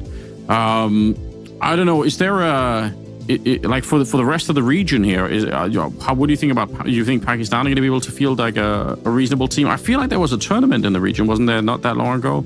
Yeah, I think you are right. I mean, what I will say for Pakistan, at least one of the players on that team, I actually know, quote unquote, personally, like to a degree. Pokemon. He's actually been a bit of a legend, actually, from the domestic scene. He's been around for a long, long time. I caught him doing, what was it? He was playing in the, I can't remember what it was called now. But he was playing in one of the qualifiers. It was actually for EWC. That's what it was. He was playing for the World Cup, and he was in the final, and he lost on that third map, playing for, I think it was Onyx Ravens, the team he was on. So he in the division is pretty good. So I keep an eye on him. But, as we are live. We're underway. We're in towards Inferno. And, Bangladesh on this T side, they've already taken the B site and they've all got a plant down. Well, without even too many casualties coming into it here, finally going to be a kill there for R2B2, and fired up. We'll get a nice couple of lineups there. So Auspicious, the last one left. They got the bomb planted, but they couldn't do more than that. So it was a great retake coming through from India very, very swiftly. Nice work. Nice work. So pretty simple stuff. They flood in towards the B site, and then India run back in. No real kind of question marks about it. The fights went very one-sided, and I think that's one of those things, you play a little bit more of a passive B approach. Yes, you give them up the site, but easy work in at the end. The bomb plant will mean a buy if Bangladesh want to go for it. I don't even hate kind of the force buy on T side when you do get that bomb down. I don't think it's the worst thing in the world, but they are going to have the better firepower. It looks like, at the very least, Bangladesh might just go for a little bit of a lesser investment. Yeah, so just a few upgraded pistols, no real armor, no commitment with the util. So India, this one, with them having the rifles in play, only one MP9, it should be pretty simple, all things considered. Yeah, they brought up India like they were expecting, a little bit more of resilience here, right? They go 4 M4s and 1 MP9, and for Bangladesh, I mean, it is interesting to see them investing, a little bit less than maybe you would have normally seen for a bomb plant. So, not that it's necessarily a bad thing for India, but it just means they definitely were ready in case there was going to be a Galil or an AK coming out in a round like this one. Through the middle we go. Suspicious going down first. Fired up, having a nice early couple of kills here to clean out the start of the round with. They should be safe right now. Assume. A move being made here, and they're creeping his way forward. They try and pop out a barrel, but he should get caught, and he will. Swing, and they all actually fall with ease. A flawless round coming through from India once again, as it just showcases how good the side can be, at least individually in terms of the mechanics. That was a throwaway round, though. No real investment. This is the one that matters most. Bangladesh going to come in with a full buy. AKs on deck. Let's see what they've got to bring to the table. Hoping we get to see a good bit of a competition out of them, showcase just how good they can be on an individual level. But India, like I said, for me, they're the favourites in this qualifier. They're a scary, scary team, and I think Bangladesh probably know that. Yeah, no question. They probably have played each other before, have a sense of what the level is going to be like here. So I think early on, again, it's best of one. So having a bit of success with the AKs early on is going to be incredibly important. But that's a nice flashbang being thrown there. RTB2 going to be able to pick up that kill. As you could see, just completely blind on the other side was Sarita. So Revan ready and waiting. It's Suspicious, who's just thinking about it. My God, they're close to each other, but neither player actually making a move just yet. Going to be a Molotov there, a flash to set it up again. Good utility work being thrown here from India. That they're actually putting it in very nicely. Swing. Fine from Finn. Bandit will fall. Nice little re-aggression. Back Finn again. Goes quiet. Only 2 remaining for Bangladesh as they're trying to group up via top B. Hot fresh on that corner. They don't actually commit through the smoke either. And now a third player's rotated over for India too. I mean, site stacks, they've got the right read, the right core, and they've got Util here as well to slow them down. I mean, I don't really see anything going wrong. They hit the steps too. Smoke will come down. One towards CT, but there's 2 more players on site they have to try and find. Yeah, good timing on the smoke. Just trying to shoot through it. I mean, I don't know what else they can really do at this point. They're so boxed in. I think if you didn't know anything else about a team and you went into a game like this and you see the kind of flashes that are being thrown there from India, that kind of shows, again, good coordination, right? It takes a little bit of communication to set up. You're like, I'll throw a flash from middle, you'll peek on the other side and kind of make all that work on the fly. It's a good indication that they know what they're doing here. Yeah, exactly that. So the 3-0 start, nice and simple, nice and easy. Bangladesh, you know, for them. Back into the lower bye. I mean, there's no real complaints, of course. Just to remind those who may be joining us a little late, this is best at ones only in this qualifier. So, yeah, no kind of room for error, really. No room to talk about, okay, we'll just wait for our map pick or anything of the sort. You can't do it in the best of ones. That is it. Simple as. So, we'll see. At a 3-0 start, though, for India. This is really good work. This might actually be kind of more akin as well to when we saw Kazakhstan in the Central Asian qualifier. You know, they were a full team themselves, similar to India, who are a full team under God's reign. And, you know, that's where you see teams who not only individually are very good, but they just have that tactical depth. They have that structure, the composure for how to play as a team, more than a bit of a mix. Revan banding on a piece, and Akio with a swing and the deagle. Headshot is a beaut. That was a sick shot. I enjoyed that, but can't get by with just a random deagle headshot. You need more. You need this round to actually work in your favor. It's Akio getting shot in the back, unfortunately. Finn's there to pick him up, and it will mean another 3 versus 3. So India kind of back in a winning position, potentially. They got a couple of AKs. Ooh, it's close. That could have been another good headshot. Eat a grenade instead. And they can afford to keep 2 people at the A-bomb side because they have Bobby, who's at the top of Banana on the other side. So he can hang around there, wait for some information. They can keep this double setup at A. And as long as they just talk to each other here, they should be able to set up a bit of a crossfire even. A little bit of a Molotov being thrown, but it's the Deagle. Oh, nicely done. It's Bandit able to pick it up. It's just the 1 player left inside of the site. Running low on ammo as well. Gonna get damage and a kill, but it's a tough old retake here. 1v2, Babby trying to give it a go, though. I don't really blame him. He's quite quick tempo-wise. Up towards short. Hot flash over on a brilliant swing. Bandit had a round there. Really nice little 3K from him. The deagle shot was beautiful. The final swing towards short was lovely. And it's going to be the first run on the board. Hey, no complaints at all. That's really well played. Especially with that flashbang towards the end there. That was sick. Hard round to win, you've got to say. Even if they got the first couple of deagle shots, once it's in a 3 versus 3, I thought India were going to walk away with it, but turns out not to be the case. Round number 5 is here, and still got a couple of people there on the Bangladesh side that haven't got any kills yet. So Auspicious and Retro at the moment, but we'll see if they can turn it around. True. Wait and look, but I'll flash in. Drake's going to try and get up in towards Banana. It's going to be a bit of a Molotov, though. It might actually... No, I think it'll be Molotov. Keep it at bay. Swing behind. Oh, my God. He's going to get both. How has he got both? Wallbang headshots through the smoke. That's wild. The big question here, how much do you want to rotate if you're on the Indian side? Do you want to play this one cool and just kind of like keep the guns alive? They're moving forward into it, and Sarita's going to keep on going. Now with the triple, again, I feel like saving the guns is going to be the better choice, but they're really confident on the Indian side. Sarita, he wanted the ace, and he almost got it. It's a crazy round from him, but he does stop at the quad kill here. Finn just fighting on. He's not afraid at all. I feel like they have so much confidence here on the CT side. Yeah, I think you're right. 2v1, he's so low, Finn. I don't think it's worth giving it a go, and yeah, he's falling away. Tail between his legs, he'll get out of there. I don't blame him, though. It's an AWP, right? I think it's more of a priority to save that in this round than to give it a go, especially with how low he is. 12 points of HP. We're not trying to do some heroics here, not in this instance. But speaking of heroics, Sarita, what a round from him. 4 to 5 kills. Oh, that's your teammate. That's your teammate. Careful now. It's okay.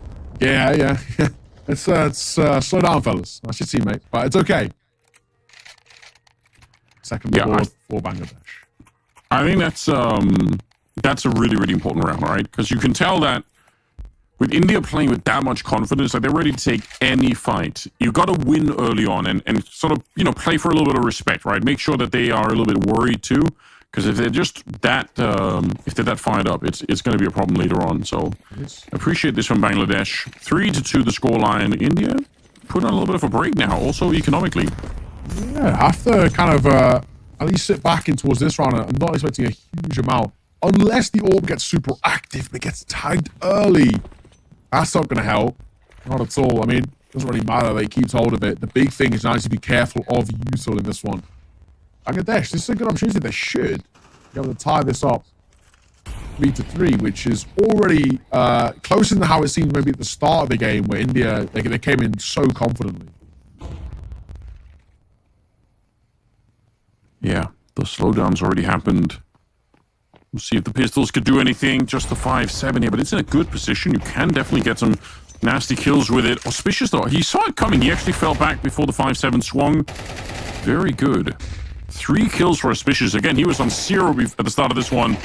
Will get down by the USP, but I don't think it really matters. He got the job done. The AWP has been lost as well, and they'll clean up the round, losing only 1 player. That's a bit of a comeback really being built here from Bangladesh. It's pretty clean. It's pretty clean. Bangladesh playing good Counter-Strike on the T side of Inferno. They're coming to it. They're approaching this well. They're taking confident fights and not giving opportunities as well over towards India. It's everything that you kind of want to see from a side who may be coming as the underdogs in towards a match like this. The biggest thing you can do is just not show respect. You can't come in and be scared of them. You can't let them play their game. This is meant to be a map in which, India, at least domestically, are very solid on. Right now, they're being tested. Bangladesh looking good. Hit a molly combo in towards apartments. Back over the orb. He was holding for the right. He's pretty exposed there in all fairness, but he has teammates in via mid. Evan will fall off the angle, but little peek on that corner. He probably would have got a freebie.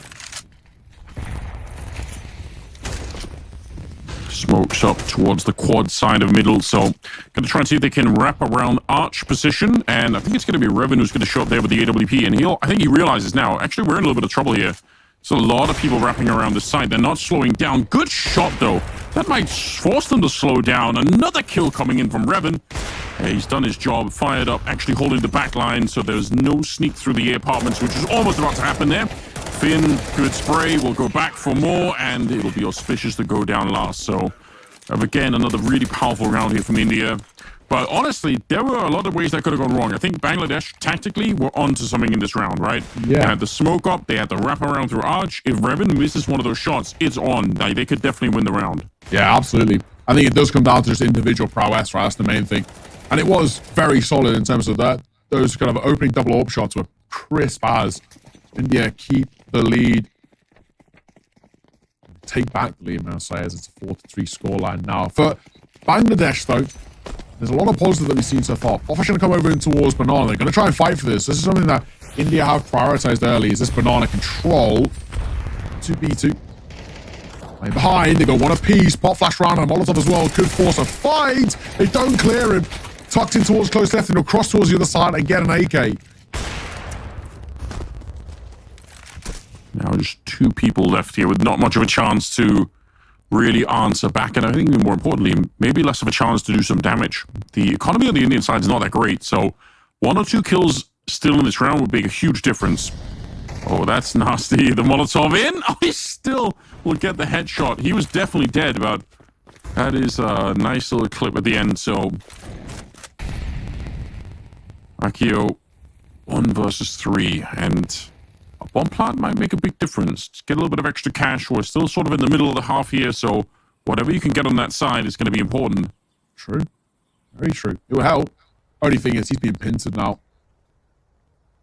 See the wrap coming through. The one might even come from mid as well in just a second. I mean, there's no escape. They know he has to be going towards B. Bavi's holding. Towards railing. It's a tough angle to clear. I say that, though, and he does it with ease. Akio. Nice find. One plan on the cards here. All right. He's made a round out of this. If he can set up himself as a post plan, we've got a chance because Akio's made a 1v3 turned 1v1. Nate will come over towards Nubox. Will chunk him down a little bit, but he's still alive and he's still just buying time. Looking for the swing, but he can't find the third. My God, it's close. It's no cigar. That is an amazing effort right there. 1 versus 3. I mean, even getting the bomb plant would have been difficult to do on its own. Nicely done. All right, so I mean, this is one of the things we said at the outset. Is one of the fun things about the format of the tournament here is just getting to know some new players. Right, and Akio definitely showing a little bit in that round, showing us that he's got what it takes. So well played. 5-3 though. India still kind of powering on, only by the skin of the teeth in that last round, but still, we'll get the job done for now. And round number 9, and we'll see more rifles being picked up. But again, that CT side economy is not really shining at the moment. So if Bangladesh could do a little bit of damage here, it's going to be important. Yeah, they keep the pressure on. I think that's the main thing for me. So far, it's a 2-round lead, yes, but at the very least, we see these kind of moments where for Bangladesh, it's a much more competitive game than maybe I think I would have expected coming into it. I didn't know any of the players from the Bangladesh side, at least from what I've seen in the past, but I'm being pretty impressed. I mean, Akio even putting that into a 1v3 there is pretty solid. At least mechanically, you can see what's going on. India, still, a 2-round buffer. It's kind of a necessity at the very least. I think they should be getting at the bare minimum a 7-5 half. Because you're on Seed side, you're on Inferno. It's a mapping which is actually one of the statistically more even maps in the pool, but it still ever so slightly leans in favor of that CT side. If you don't get a little lead, it's worrying. They go for a quick play towards Banana, and it's looking like a massacre. Yeah, I mean, I do like the attempt to rush there with the Tech 9s. You know, the speed is everything for that kind of weapon. The bomb is low on health, so Finn, if he bounced it off the wall, I think that would have been a kill, but they're going to get the bomb planted. Doubt if they can win the round. Yeah, right through the smoke. They're both within 1 tap distance, basically, so Akio, once again, a 1 versus 3, but this time probably even more difficult than it was last time, as he's just so low in the back here. We'll get 1 good shot off, but we'll get touched eventually. Still, I mean, that's pretty impressive, right? Bomb plant and 3 kills in a round like that, I'll take it. Yeah, not bad, not bad. You can take the small little, I guess, silver linings. I'm surprised the nade, they didn't do that standard bank nade, though, India, when they're coming in for that rotate. It would have killed, actually, probably both of them, the planter and the pool player. It kind of just, it didn't even break the smoke either, so it's sort of a semi-wasted HE, but in the end, it didn't really matter. Bangladesh, for them, back into the investment. That's what matters most for us. A couple of Galil, or a Galil comes through, but it's to prioritize utility, which I think is probably the right play here. On this T side, you want to try and make sure that you have a little bit of something left in the back pocket for a post-plant or an execute of the sort. Out of control. That's been a real priority for India. Always putting 3 bodies here early. Bangladesh in doing so, they might actually try and make a move towards A, but Revan's here with the AWP. Fired up before, though. Bandit, another nice entry. This guy's been pretty consistently getting entries. Yeah, need more of that. Oh, so scary lineup. Could have almost been 3 people tagged with that AWP, but it'll be the 1. Serrator will take down Finn through the smoke. A lot of battles happening like that at the moment. 3 versus 3, but it's Bobby picking up another kill. He's been a little bit slow out the gate, and he'll get traded. Oh, it's a no-scope headshot, Revan. What a disgusting kill that is. Akio, though, he'll still get him down eventually. Can only get so many of those in a round. He's going to fake the bomb once. R2B2. He's not jumping in. He's not running in there. Oh, but he did let go of a bullet, so now they know where each other are.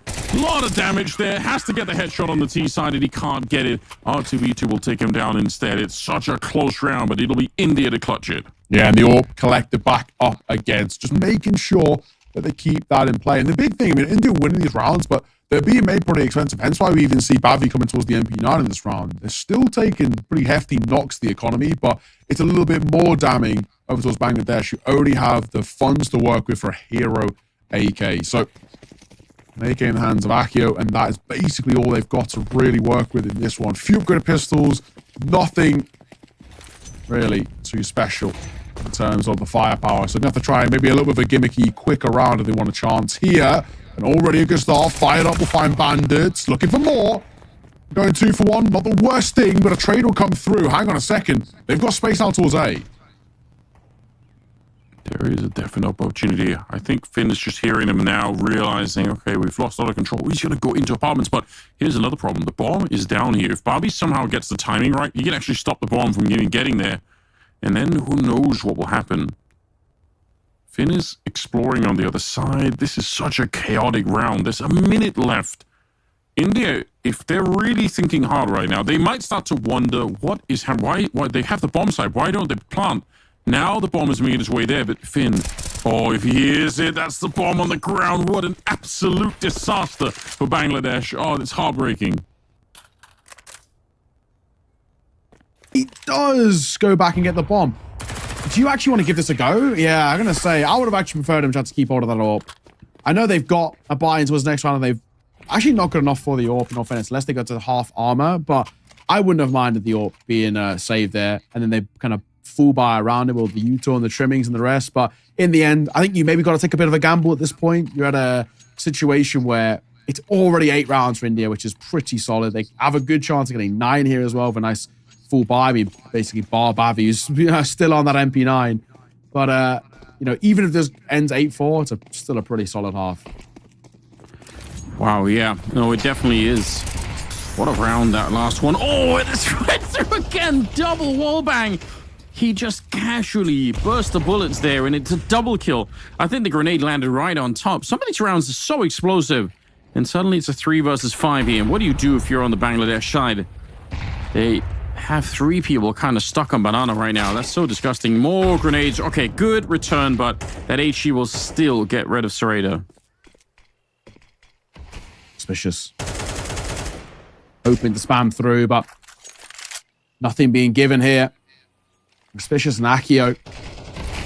Smokes have come down. A Molotov. I don't actually know if that Molotov would have actually plumed. Yeah, it won't. There's a smoke. A front sight smoke, in all fairness, which stops it, but it doesn't matter. That is the round. Only the couple of casualties. 9-3. Within the rounds themselves, it's actually not felt super one-sided. It's not felt like a slaughter, but the scoreline says otherwise. 9-3. It's pretty one-sided. Yeah, it is. India just very, very confident in the way they were playing here. You've got to say, maybe even in some situations where they could have played a little bit more safely, but, I still respect it. At the end of it, it is a giant lead for them. You're not wrong. Auspicious playing well on the Bangladesh side. Akio and Sarita as well. So, yeah, they've got some players here that are standing out. And R2B2 and Fired Up, really, the ones that kind of stole the show a little bit on the Indian side. So that's interesting to see. Yeah. Yeah, so up close. India, we now look towards their T side, see what they got to work with. Will they clear the Julies? Let's fight. Oh, they do. They knew. Finn knew. R2B2 will trade on towards Akio. Auspicious takes a dink as well. He's probably a dead man walking, I think. And they hunt him down. That's now the B side. There's no one really close enough for the rotations. And Fired Up. Freebie, thank you very much. Yeah, and there's nothing bad they can do about it. Like, he has to try and rotate to the other side. Oh, Revenant range snipes away Sarita, and just an easy round here coming in from India. It's going to be 10-3 in their favor. And winning that one, I mean, they are well on their way. Yeah, absolutely. 10-3. This could already start to maybe even spell the potential beginning of the end. Bangladesh are going for the CT Force when you lose the pistol. Anders, you know how I feel about these. You know how I feel.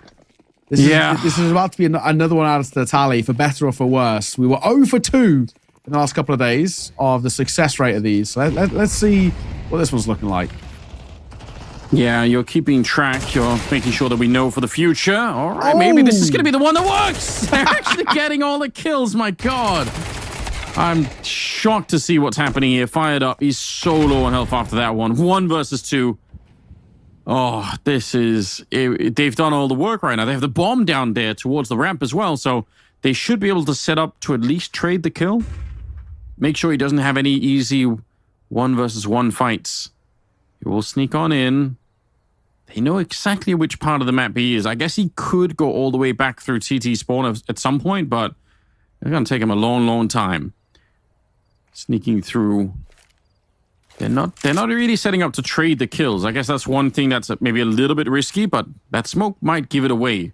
Yeah. That he's that close. He's got time, right? This is the main thing. They're going to push the smoke. Oh my God, they are. He's expecting another one. Oh my God, he's going into danger. No, he actually gets away. Akio, he's made noise.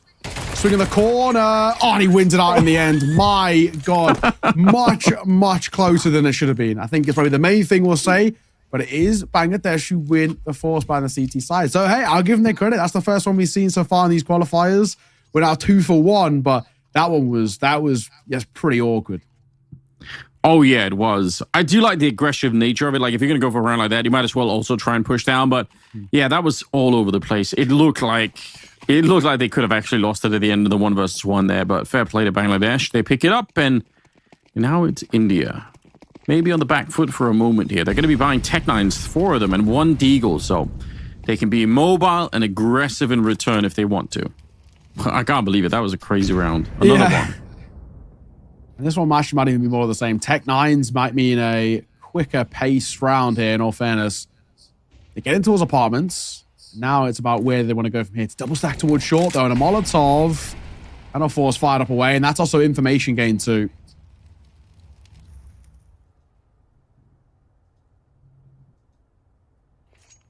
Well, no action happening. It all slows down a bit behind that one.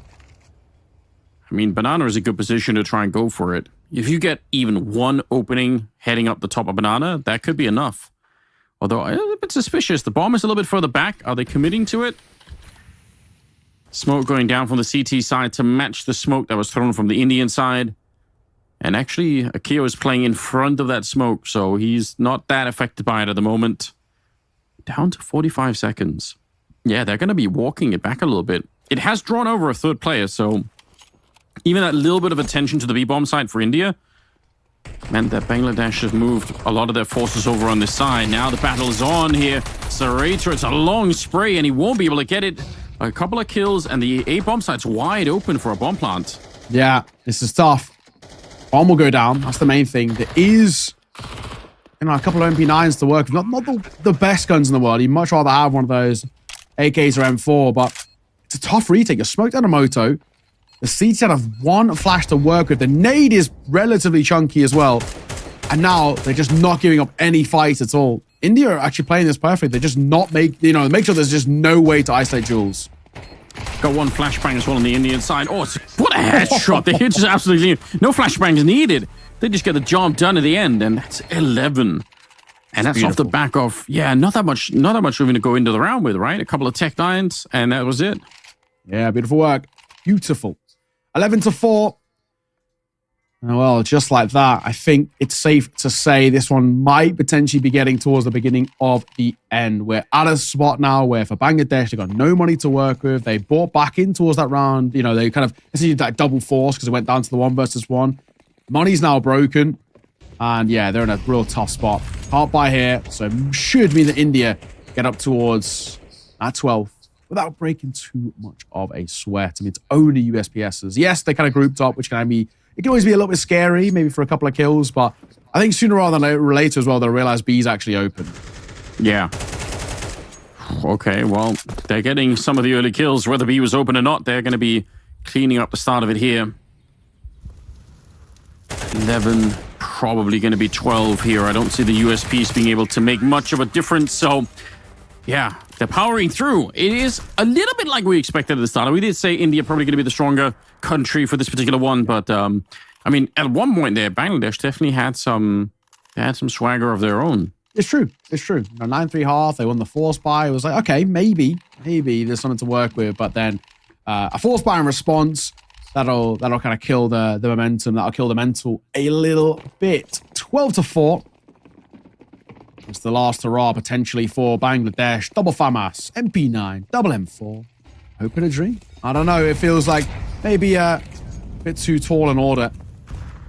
I won't completely count them out yet, but it's definitely not feeling too hopeful. Flashbang comes down. Here's a couple of MP9s still in play, but fired up should get 1 for free here. He will. Bavi gets 1 as well with the flames.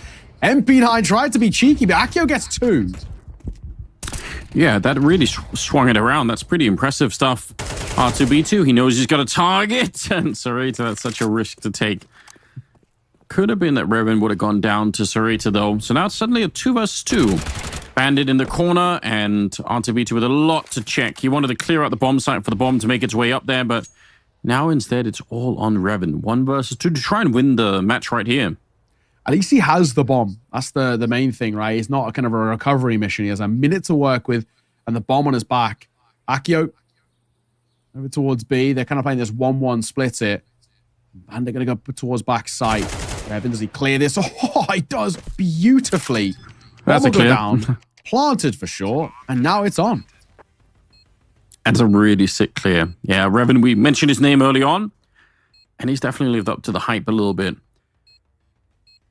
You see Akio is sneaking around. He doesn't have a kit. I don't know if there's one on the ground. There surely is somewhere, but it's a long road to get here. And Revan's just tucked in the corner by the box here. Akio's looking everywhere and he can't find him. Oh, you just might run out of time. If there's no kit on the ground, he's in a lot of trouble right now. Now he has to make the footsteps. Now Revan definitely knows on the other side. 10-second defuse. I don't see it happening here. Just sneaking in. Oh, it's India to walk away with it at the end. 13-4 and a nice clutch for Revan. Yeah, exactly that. Got to give him a lot of credit. India came in towards that one and for the most part made it look clean. I mean, I think the scoreline's maybe a little bit deceiving. I don't think the rounds are actually that one-sided. While the scoreline does look pretty dominant, pretty damning, it wasn't as much so in the games themselves, but in the end, who really cares? India win it out. Let's take a look at some of those highlights as well off the back of what was a relatively quick game of Counter-Strike in sense of there wasn't that many rounds. But honestly, I think for Bangladesh, I don't think you can be not too upset with that. Obviously, they would have liked to have won, but I think they've done a pretty decent showing in terms of it was relatively competitive against what is, in my opinion, the best team in this qualifier.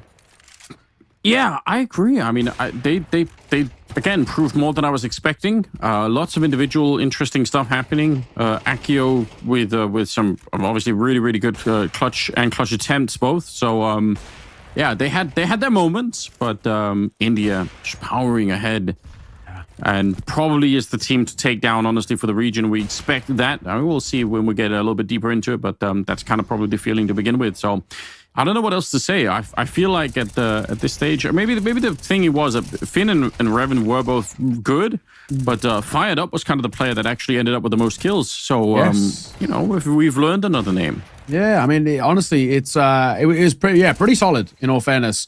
In terms of, I think for India, they got a lot of different areas and kind of facets of where they can kind of find firepower. I guess that's probably why they're so scary too, right? There's so many different individuals who can step up in a big way. I mean, that little double from R2B2 as well was pretty damn special. But I think when I look at it now, for Bangladesh, they had a couple of people who I'm going to keep an eye on. I think for me, Akio in particular was pretty solid. I think I liked what I saw out of him. Zerato had a couple of moments too. Same with Auspicious. They both had a couple of moments. But the big thing I look at is whether they can maybe build upon that. Because obviously there's 2 spots available from this qualifier. And for all we know, it's very early doors. But for all we know, this could be the story of things to come. Maybe India are going to be like this against kind of most teams in this qualifier. So it's going to be that battle for second. Same thing that we had in the Central Asia with, Uzbekistan and Kyrgyzstan.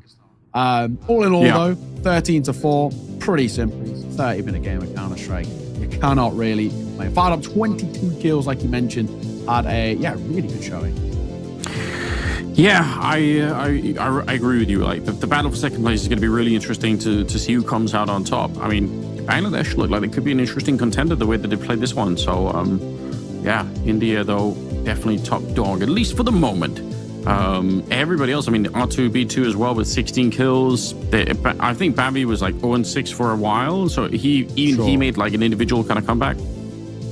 Not bad. Just checking as well from the other game that was going on simultaneously. Pakistan were taking on Sri Lanka, and that was 13-6 to Pakistan. So for me, I said if I made my prediction from the start, it was India and Pakistan are the 2 teams that I would say are the potential favorites, quote unquote. I think Pakistan have a lot of talent in that region. I've managed to cast a few of them in the past, and Pokemon in particular. I'm not going to be on this game. Scribbs will be taking over, but I'll throw it out there. And this will be next cast Pakistan. Keep an eye on Pokemon. Pretty talented dude. Okay. Bit of a kind of an OG of the scene. Been around for a long time. So for now, though, we are going to close on to break. I'm going to take a break as well. Scribbs will be jumping on, and I'll be back a little bit later. Now, though, ladies and gents, we've got about 10 minutes before we get into the next game. So sit tight. See you soon.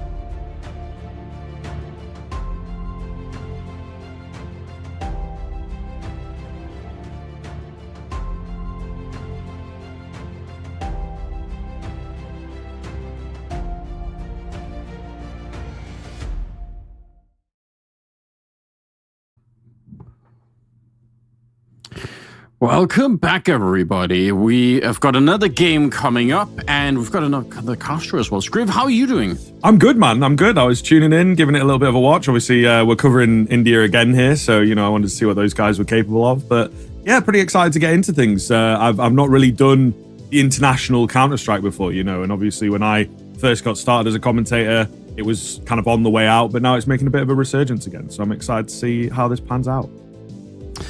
Yeah, I think it should be exciting. You're right. We've got India playing once again against Pakistan. So curious to see how that's going to be playing out. I'm definitely excited for it. Yeah, you've been following a little bit here. I mean, some of the Counter-Strike is wild and unpredictable. But what's your feeling? I mean, Neo was we're talking of India a little bit, saying that region was probably going to be a little bit stronger. You got a similar feeling? Yeah, I think so. They kind of come in as a solid professional team, right? Is one of the big things. God's reign. I'm sure this has all been sort of touched on. But yeah, and I think that gives them a pretty big upper hand against the rest of the kind of local region. Whether it gives them an advantage against the rest of Asia is a little bit difficult to say.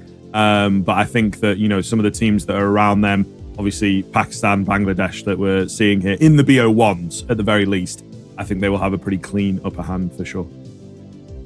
Yeah, I expect the same thing. But, Neo at least pointed out one of the players from Pakistan there that we could check out his Pokemon. So hopefully he'll be fired up and ready to carry his country through. I don't think it's going to be easy. India looks super full of confidence, and like on all fronts, they just had a really, really strong lineup. So we will see how it plays out, though.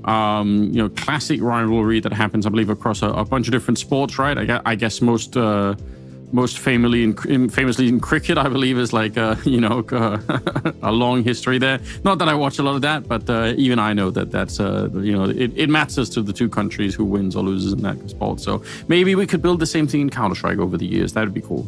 Yeah, absolutely, man. I mean, I also don't watch a lot of cricket. I got to be honest. Counter-Strike definitely better, though. Counter-Strike definitely better, and hopefully it is something. I think with these tournaments coming in, it's going to bring these teams, these rivalries, kind of to the forefront and create a little bit more of that kind of passion around playing for your country and whatnot. I remember Iesf last year, a lot of the teams there were really, really into it, and it makes a big difference to just kind of step away from the rest of the pro circuit and play something that has a different sort of meaning behind it. You can find a lot more energy in there. Of course, the India roster here.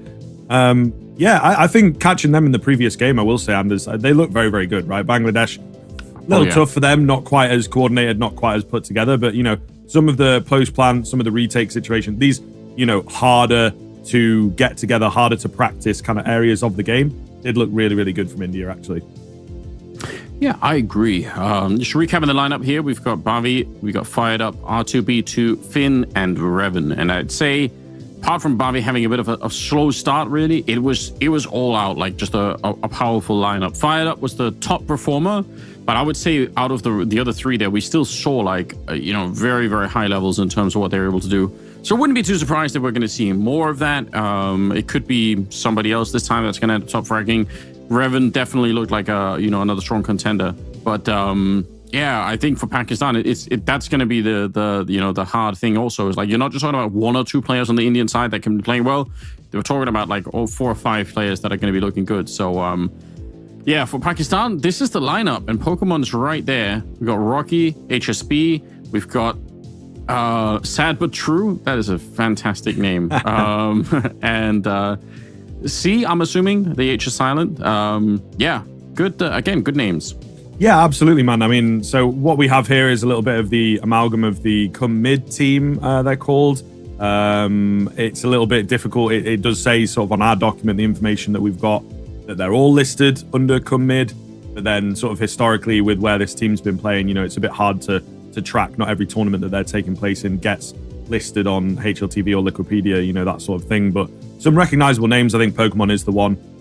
Played out in the Middle East for a little bit as well there. So I think that, he has really made a bit of a name for himself, a little bit of an older guy as well, been around for a while. So brings that kind of experience. I say older guy, he's the same age as me. So, I've just kind of self-reported a little bit. But yeah, ultimately, there are some good names in this team. HSB, Rocky, been playing together for a good while as well. So They could bring something to the table for sure. I think it's not going to be the easiest kind of ride for them, right? They're taking part in a lot of qualifiers and things like this within the region, but not necessarily placing super high. One that springs to mind is the draft, which Blast put on at the start of this year.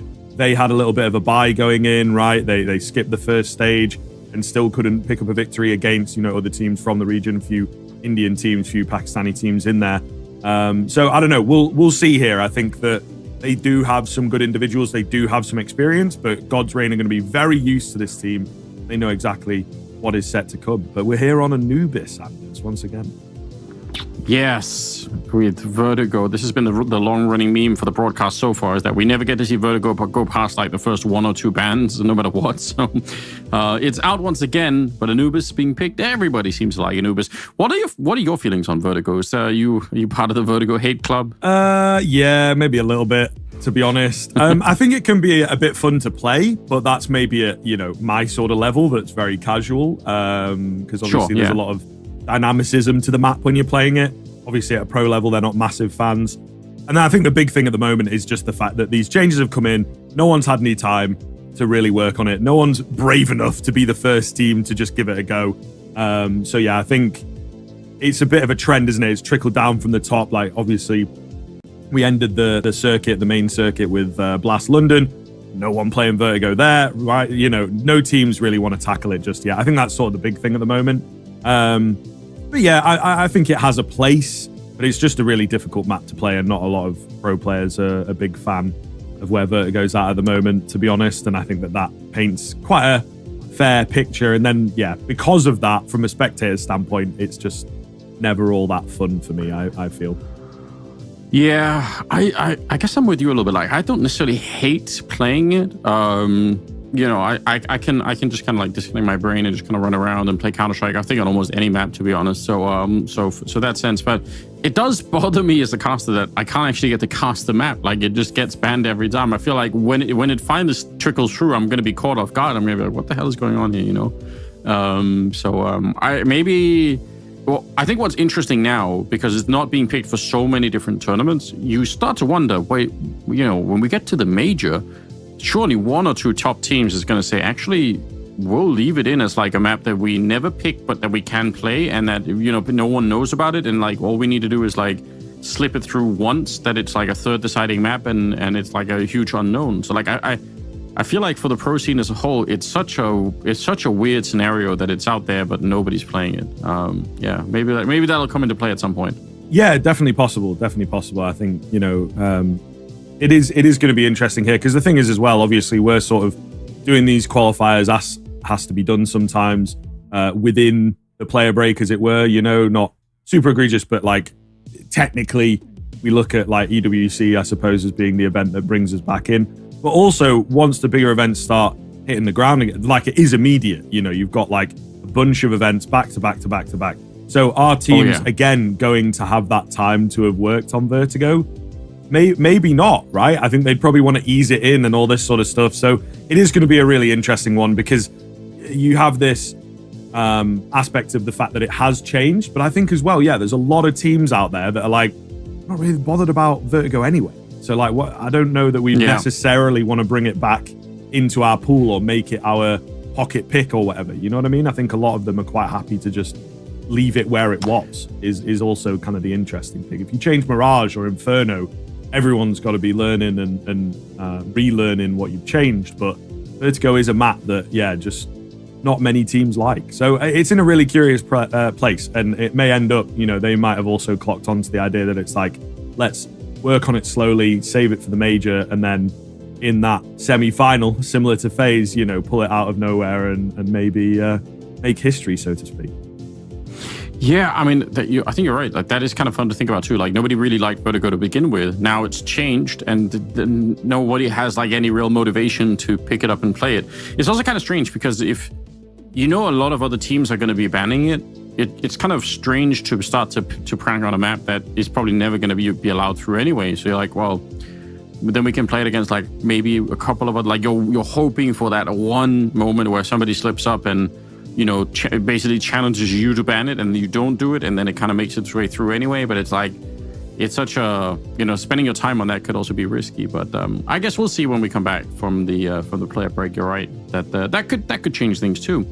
For this particular one, like we said, Anubis is going to be in there. It's still obviously in the realms of what we say, like one of the newer maps.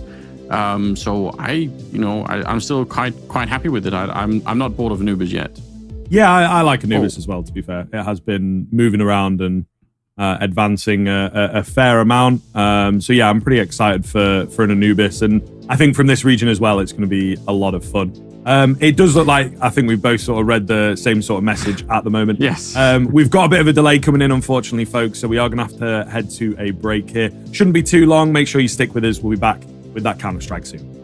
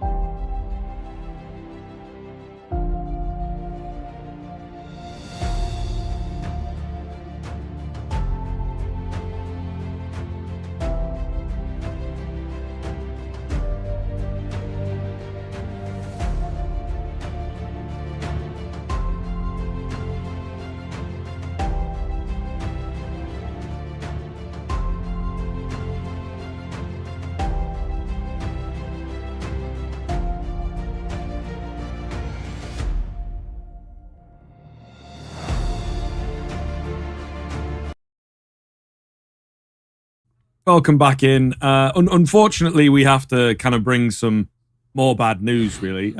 Just a few server issues going on at this point, so not an awful lot that we can do about that from our side, but obviously the players here, we've talked about this kind of rivalry, right? And I think they want to make sure they've got exactly the right server, you know? Yeah, which is fair enough. You know, you need a fair battleground. If one team has, you know, double or three times the ping of some other one, it's kind of unfair. So they're sorting that out. They're fixing it in the background, trying to make sure that that they can find a good place to play. Should be about another 8 minutes or so before we get back into it. So yeah, just stay tuned. Don't go anywhere, and we will be right back with some more Counter-Strike. So stay tuned, and we'll return with the action in a couple of minutes.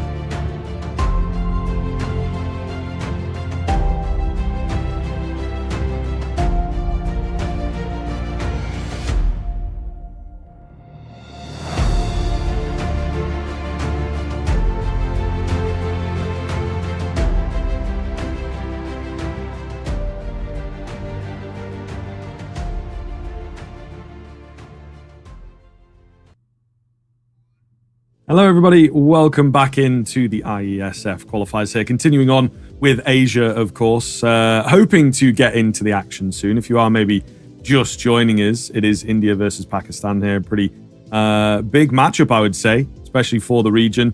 And yeah, a little bit riding on this one. I think that both teams do have that experience against each other and should be very, very capable of picking up the victory here. We've ended up on Anubis. We've had a bit of a break waiting for servers to get going, but as far as I understand it, Anders, we would say touch wood here in the UK, but do whatever you do for good luck. We should be into the game shortly, I want to say. Yes, we're hoping that at the very least. Obviously limited with the information, but it's kind of the nature of how the things play out. I think for people who play, we're talking about a little bit about this off camera, right? Sometimes you kind of get used to, if you're living in Europe, you get kind of used to the internet kind of being there. It's more reliable. Some other areas of the world, not necessarily the case. So you're gonna have to play around it and just live with it. And even for a game like Counter-Strike, finding a server that everyone has in common that kind of works out can be kind of a tricky deal. So I think they're working on it, but we'll give them a little bit of time to sort it all out. We had this problem. It's a while ago now, but when we were doing the North African qualifier, it was very tricky to find. I think we actually ended up playing sometimes on European servers in spite of the fact that we were in North Africa, just because they were the ones that had like the most reasonable ping between the two different countries, which in itself is like a weird infrastructure problem to solve over time. That could be like an obstacle that most people maybe don't consider under normal circumstances, but hopefully they can find one. Apparently it's about 2 or 3 minutes to the game starts, so we can get through that. I don't think we need to go to another break necessarily. And just kind of get warmed up. Anubis as a map, where do you rate that? If you had to make like a map scale, is it like ranked near the top or the bottom for you? I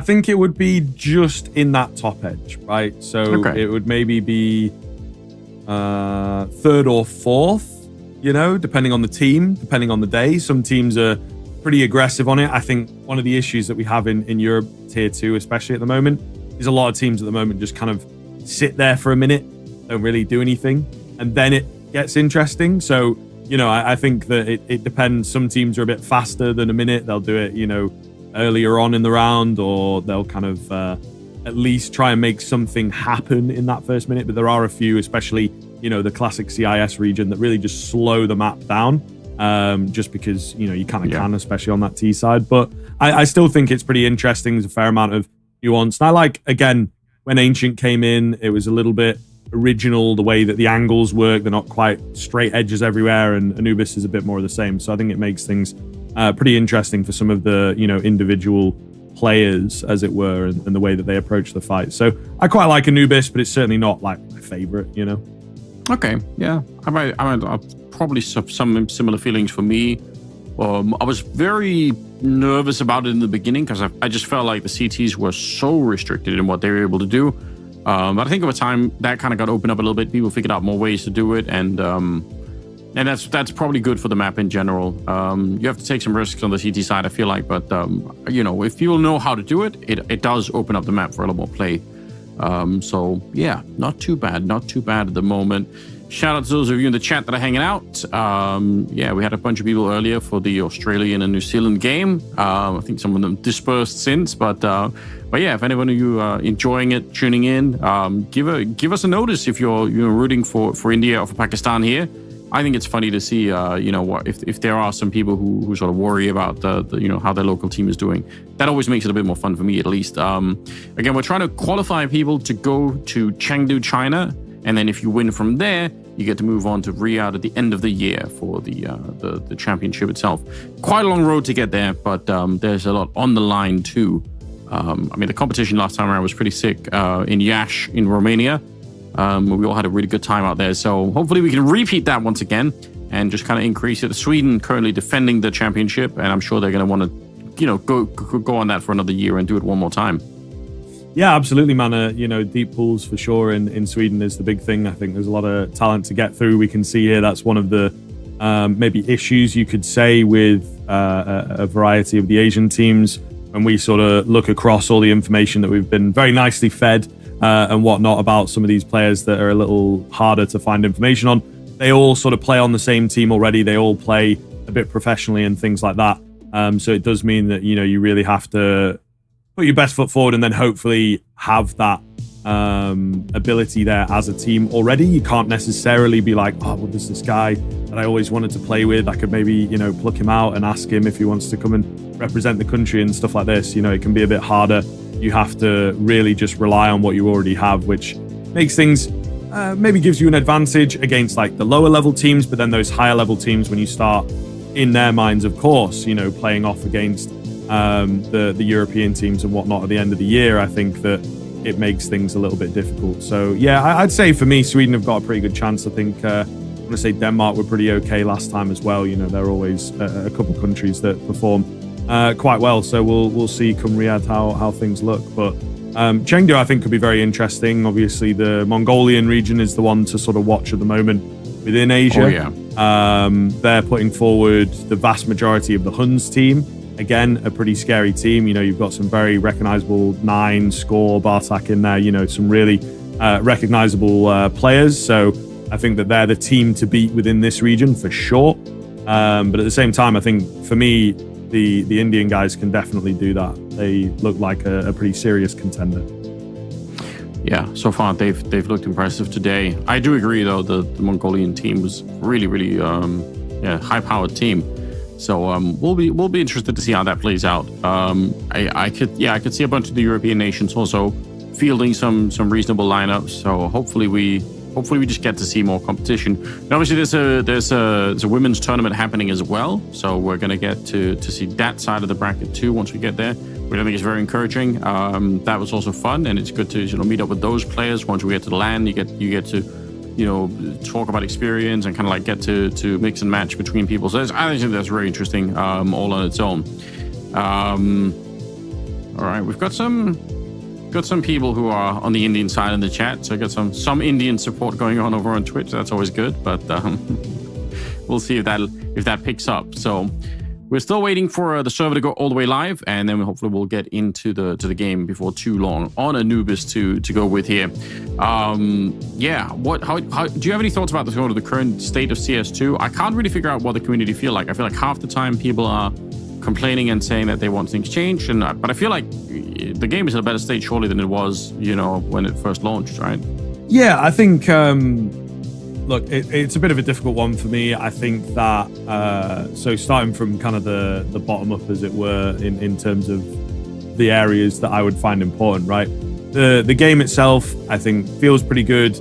Obviously functions a hell of a lot better than like Source did when it first came, Go did when it first came, which is pretty important. The fact that we were able to pick up, where we left off sort of thing. Speaking of, we are into the Counter-Strike, so we're going to have to put a pin in that conversation a little bit, Anders, but I'm sure we'll come back to it when we've got more time to fill, of course. Yeah, we've been rudely interrupted by the game. I do like this. Trying to push out a little bit on the CT side. It's a very aggressive scenario. The bomb is planted, but they've lost everything in the backline. India back with the same level of aggression that we saw when they were playing in the first game here today. It's just HSB on his own, and the smoke is up in front, and they're gonna take him down. They didn't even really bother defusing until they actually found the kill. So that is one of the quickest retakes we've seen yet. Yeah, absolutely. I think Pakistan, the vast majority of them sort of coming through that middle area to get the bomb down. But it was a really heavy B push in from India. I think that was the big thing, right? And they were able to pull off this massive flank and kind of get them going. So that's, I think, what we're in tune for, like you mentioned, that aggression, that confidence, something that they can go for, and an awful lot of coordination behind that as well. I think it's a very small thing, but it does paint a good picture when they all went for the frag instead of, one player on the bomb, one player kind of defending him, two of them going for the, it wasn't very messy. It was all on the same page. So I think that, again, is something that they're able to bring as a coordinated professional team outside of Iesf. Yeah, I think just following through and having everyone be on the same page is definitely going to make a big difference here. So we've got India with a 1-round lead. A little bit of typing going on. That's never a good sign. Whenever people start typing in the server, that's when both tournament ops and casters get real nervous, because you never know what that means. But we'll see if it's a big problem or if it's something that can be solved on the spot. But I think in terms of leaderboard, someone's asking in the chat, if you go to iesf.gg, you should be able to get an update on like all of the standings and where everyone is and who's close to qualifying and all the rest of it. That should be information that's there.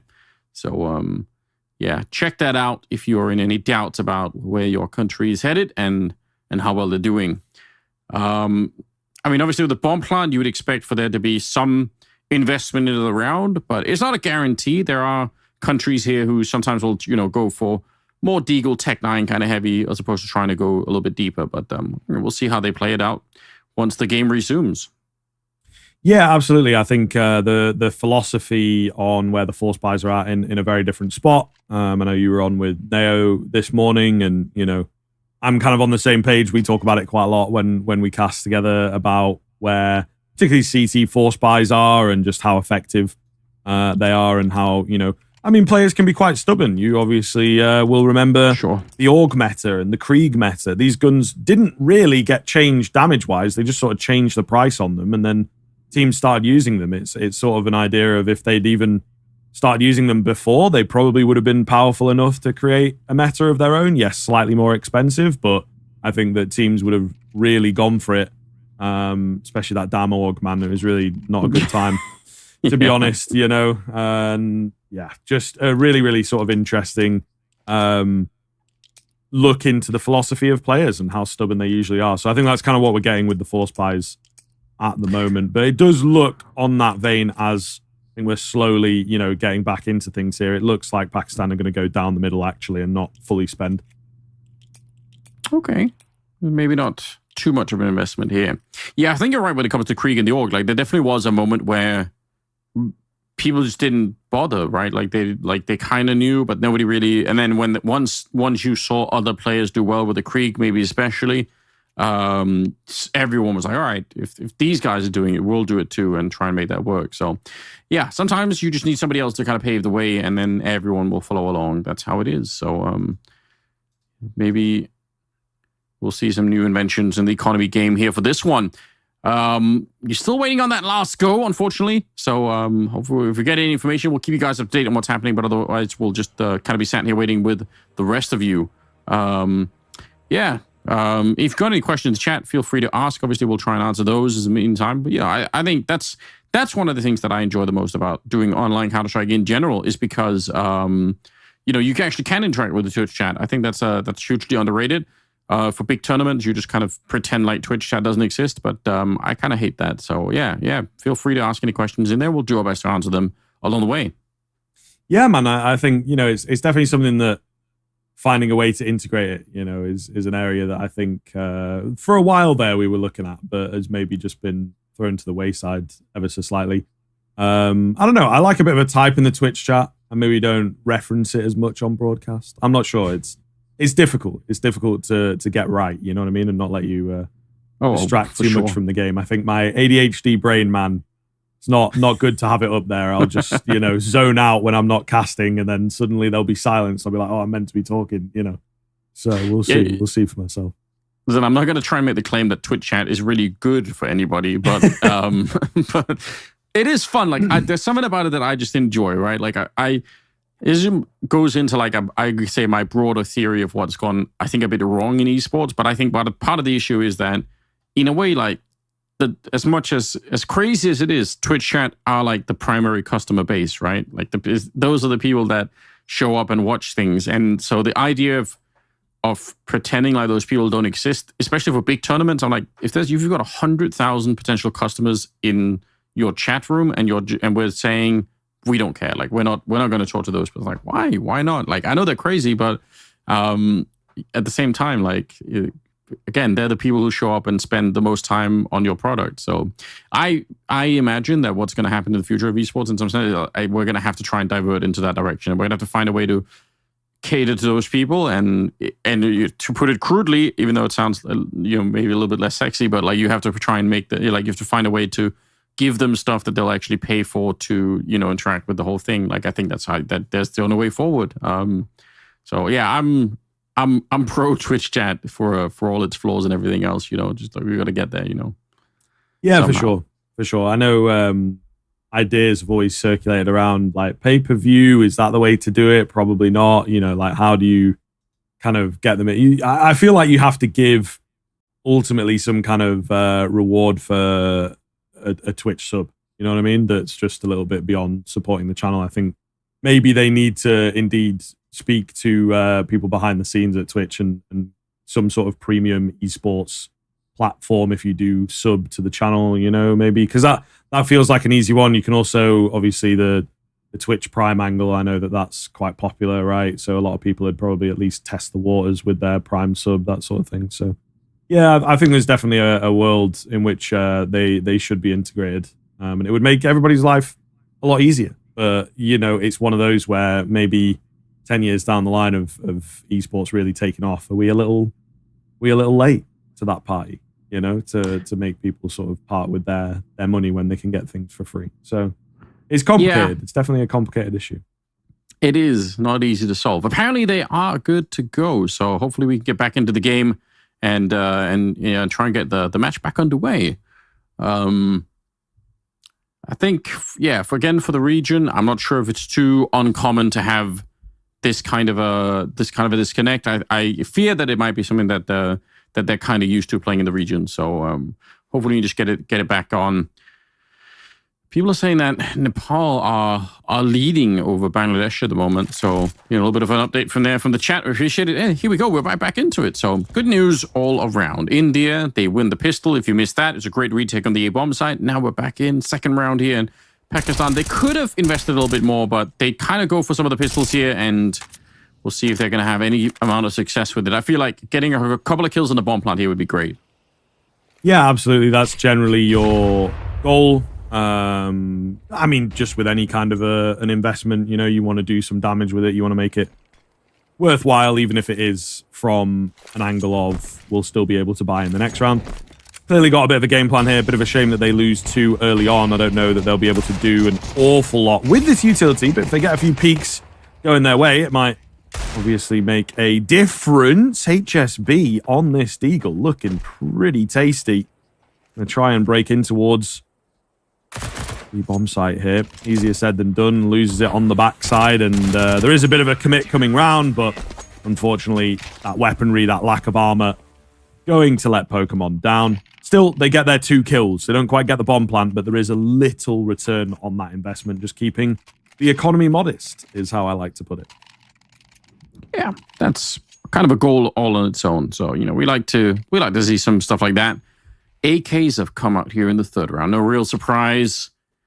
Pretty decent utility. Maybe could have wished for a tiny few more grenades there on the T side, but ultimately they're probably going to be fine. One MP9 still in play on Bavi, so we'll see if he's going to be able to have an impact with that one. Ooh, nice grenade. I think that will land on at least one player out there. Rocky getting tagged up just a bit from it, so maybe not too devastating.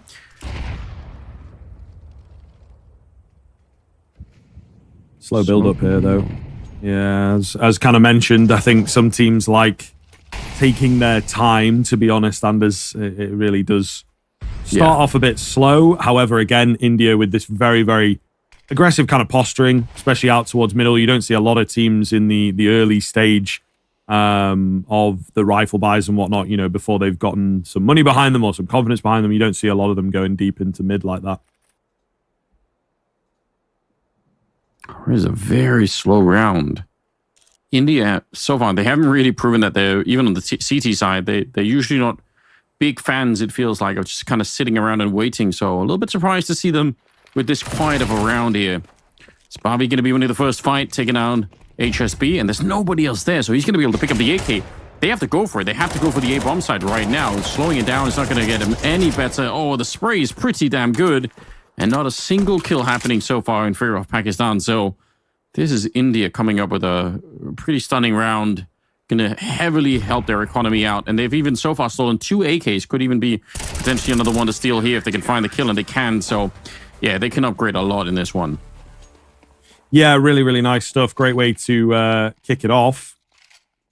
But again, nothing too complicated from them. I think, as you said, maybe a bit surprising they weren't right in the face of their opponents, but they were pretty close. You know what I mean? They were right on the line.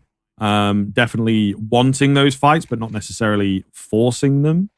So maybe a bit of respect being shown across to the Pakistani players. But once the fights came their way, just no real contest in there. Seems like we're still hitting a few issues here, unfortunately. But, it's it's one of those days. Yeah, it doesn't seem to be affecting India too much. It's maybe more on that Pakistan kind of side. And don't rightly know where they're playing out of, but, India is such a big place. I feel like maybe if they are on the other side of the country to where Pakistan is, it could be a bit of a difficult one to find the right server. Or maybe we're just having internal issues, with wherever these guys are playing from, unfortunately. Yeah, I mean, that's kind of the issue, isn't it? Like, all it takes is kind of one player to have an internet that's throwing some fits, and suddenly you're in a little bit of trouble. So we'll get the information to you guys as soon as we can. But I think if India, they just seem to be waiting on the sidelines. They're just saying, you know what, whenever you guys want to play, we're ready to go and win these rounds. But obviously, they can't do that so much. I guess they're getting their momentum slowed down a little bit behind that. It happens. But in the meantime, we can, we don't have any more information than you guys do. So once we get some, we'll throw it over to you and, get a chance here. But I think in the meantime, it looks like Nepal just crushing on their game. So I guess that's good to see. A little bit of an update there. GG go next. People are saying in the chat, they're saying that's it. Get the auto win for India. Let's see if we can get Pakistan a chance to get their connection sorted out. But I mean, we had problems in the past where, a couple of teams have had to sort of play almost 4 versus 5 because they just gave up on trying to find a player that could play. So it can happen, unfortunately. Yeah, it's a little bit of a difficult one. I'm just sort of rolling through here a little bit. I'm not sure. It feels like at this point, if we've moved around a few servers, that it might unfortunately be, like, say, a little bit more of an internal issue, a little bit more of a player-based issue, rather than, we have to find the perfect server that's got, the right distance and whatever. You feel like they probably would have done that by now. So we'll see what sort of continues to plague us here, and whether it is one of those things where maybe we got to go try and get someone else in. I don't think that either of these teams have got any. There's a couple subs for India listed. I'm not quite sure what the rule book says on getting people in mid-match though. But at the same time, we might just have to stomach it a little bit, play through it. But unfortunately, we will see. I think again we're sort of swapping across, and we're going to see sort of what the players agree between themselves as well with how happy they are around the servers. I don't know. I couldn't really see any massive issues once we were playing. So, it might just loss is a bit of a classic one, right? That's a bit hard to detect on our end and whatnot. So, it's obviously going to affect the game a little bit here, and everyone wants to make sure that they're all perfect. But there is obviously going to come a point here where we kind of just have to get through it at the end of the day, I would have thought. Yeah, I think there's usually, I don't know the rule book exactly, but usually there's a set amount of time that you can, call for a pause and have problems. And eventually, you just say, okay, well, you're kind of out of time. But I think from what I can tell, they're trying to see if they can, find a new server, and then hopefully they'll set that up and kind of get the game underway and be able to play hopefully from either from the lead that they had, or maybe one round, depending on how the match medic is working out. But this is obviously a bit of a rough start for India. I guess it sucks a little bit because when you're winning, you want to continue to roll the momentum forward. And maybe for Pakistan, it's troublesome if they feel like they can't play the game quite properly. So we'll keep you guys up to date once again for anything that's happening. What outside of Counter-Strike? What Neo and I were talking about this for sort of game recommendations. Do you have any strong game recommendations right now that you feel like people should try and play? Okay, so this is actually a good time to ask me, because I have been working my way through, anti-social, not in the Discord with the boys, just playing the solo games that, I've been wanting to get through for however long. You know how it goes. The summer sale rolls around, you buy 8 games, maybe I play half of one, and then it's just back to Counter-Strike. That's kind of our lives a little bit. But this time around, I've kind of, I'm going in. So I played Uncharted recently. I think it's Uncharted 4 that you can get on the computer with the DLC and everything. Okay. That was actually really, really good. It's a little short maybe, but ultimately a very, very well-made game, great experience. You know, it's the same guys that made The Last of Us and all this kind of stuff. Elden Ring I've just started. That feels like a lot of fun. I never really got on with the Souls games, to be honest. I remember one of my friends is quite into them. He wanted me to play Dark Souls 1, and I just didn't get on with it. You know, I tried my best. I did put like 20 hours into it, but it got to a certain point where I was just pretty inconsistent. And also, I kind of ruined myself in that game because I was using the halberd, right? And then I've put a gem in it or whatever. That changed the primary stat. I didn't really know that because I'm, you know, not reading things closely enough. That's kind of on me. So I ended up putting the wrong stat, you know, leveling the wrong stat. And now I just don't do any damage against, like, you know, the late game bosses and stuff like that. So I think I'm also going to have to start again. But one I will say that I've been working my way through, they're a little slow going. Maybe if, you know, you are really into Counter-Strike, it might be a bit much. But I quite enjoy them, is the Walking Dead Telltale games. I think they're pretty brilliant. Okay. So, yeah, you can get the complete collection for like 10 quid. You know what I mean? It's a pretty good deal.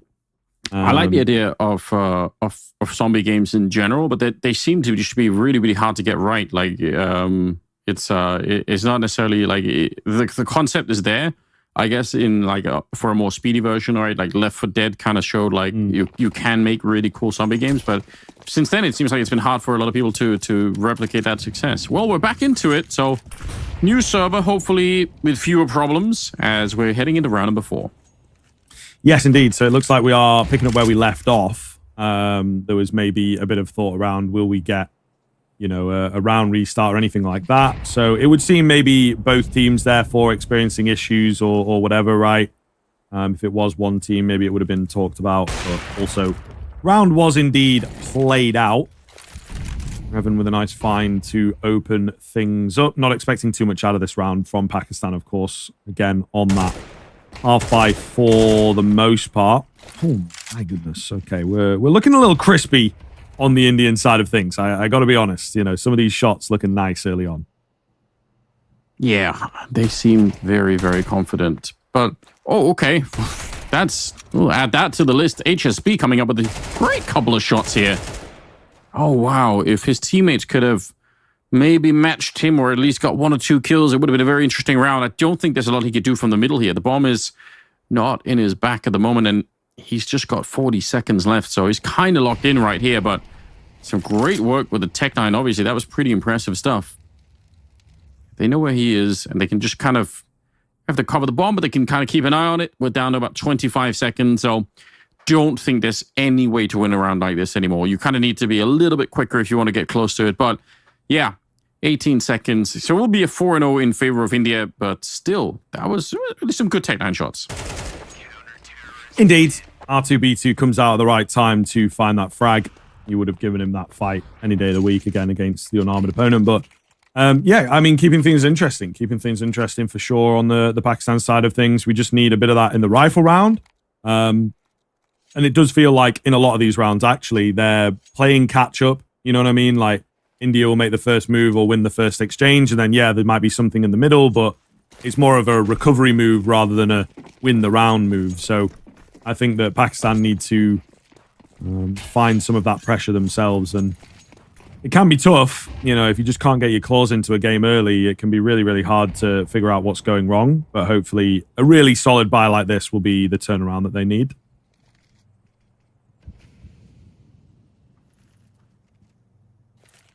Right now, it's another really slow start. Again, I'm curious to see if India are going to hit a point in this game where they kind of, you know, get tired of waiting and just want to power on through, because that's kind of the attitude that they had in the first map that we saw with them. So I wouldn't be surprised if they're going to try to, at some point, you feel like you're winning so much, like, all right, let's just do this. Like, we can definitely, we can get this. I haven't hit that point yet, but they're certainly hitting all the shots that they need to. So R2B2 to start this round with, and Revan, oh, actually will get out dueled. HSB again back at it with another good shot. Yeah, I felt like Revan was maybe going to have that, and now it's opened this bomb site up pretty heavily, to be honest. HSB doing hard work once again. That feel like that's got to be it. Pokemon pushing forwards. They try for an aggressive move. Not going to work. It's all on fired up here. Not out of the realms of possibility, you know. Player up close, super, super low. Nade might even find at this kind of range. Oh, it doesn't, you know, just needed a single point of damage, for goodness sake. But unfortunately, as they often do, the nade letting us down and fired up is kind of conceding here. Hoping to catch an exit or two. Maybe overstaying his welcome ever so slightly. Pakistan, though, will find themselves on the board and cleanly. Pretty important round for them to start closing this gap. Yeah, one good step in the right direction.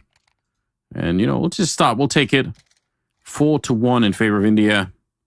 They had a fair bit of money in the bank, though, on the CT side, so they were able to continue the battle on for a while longer.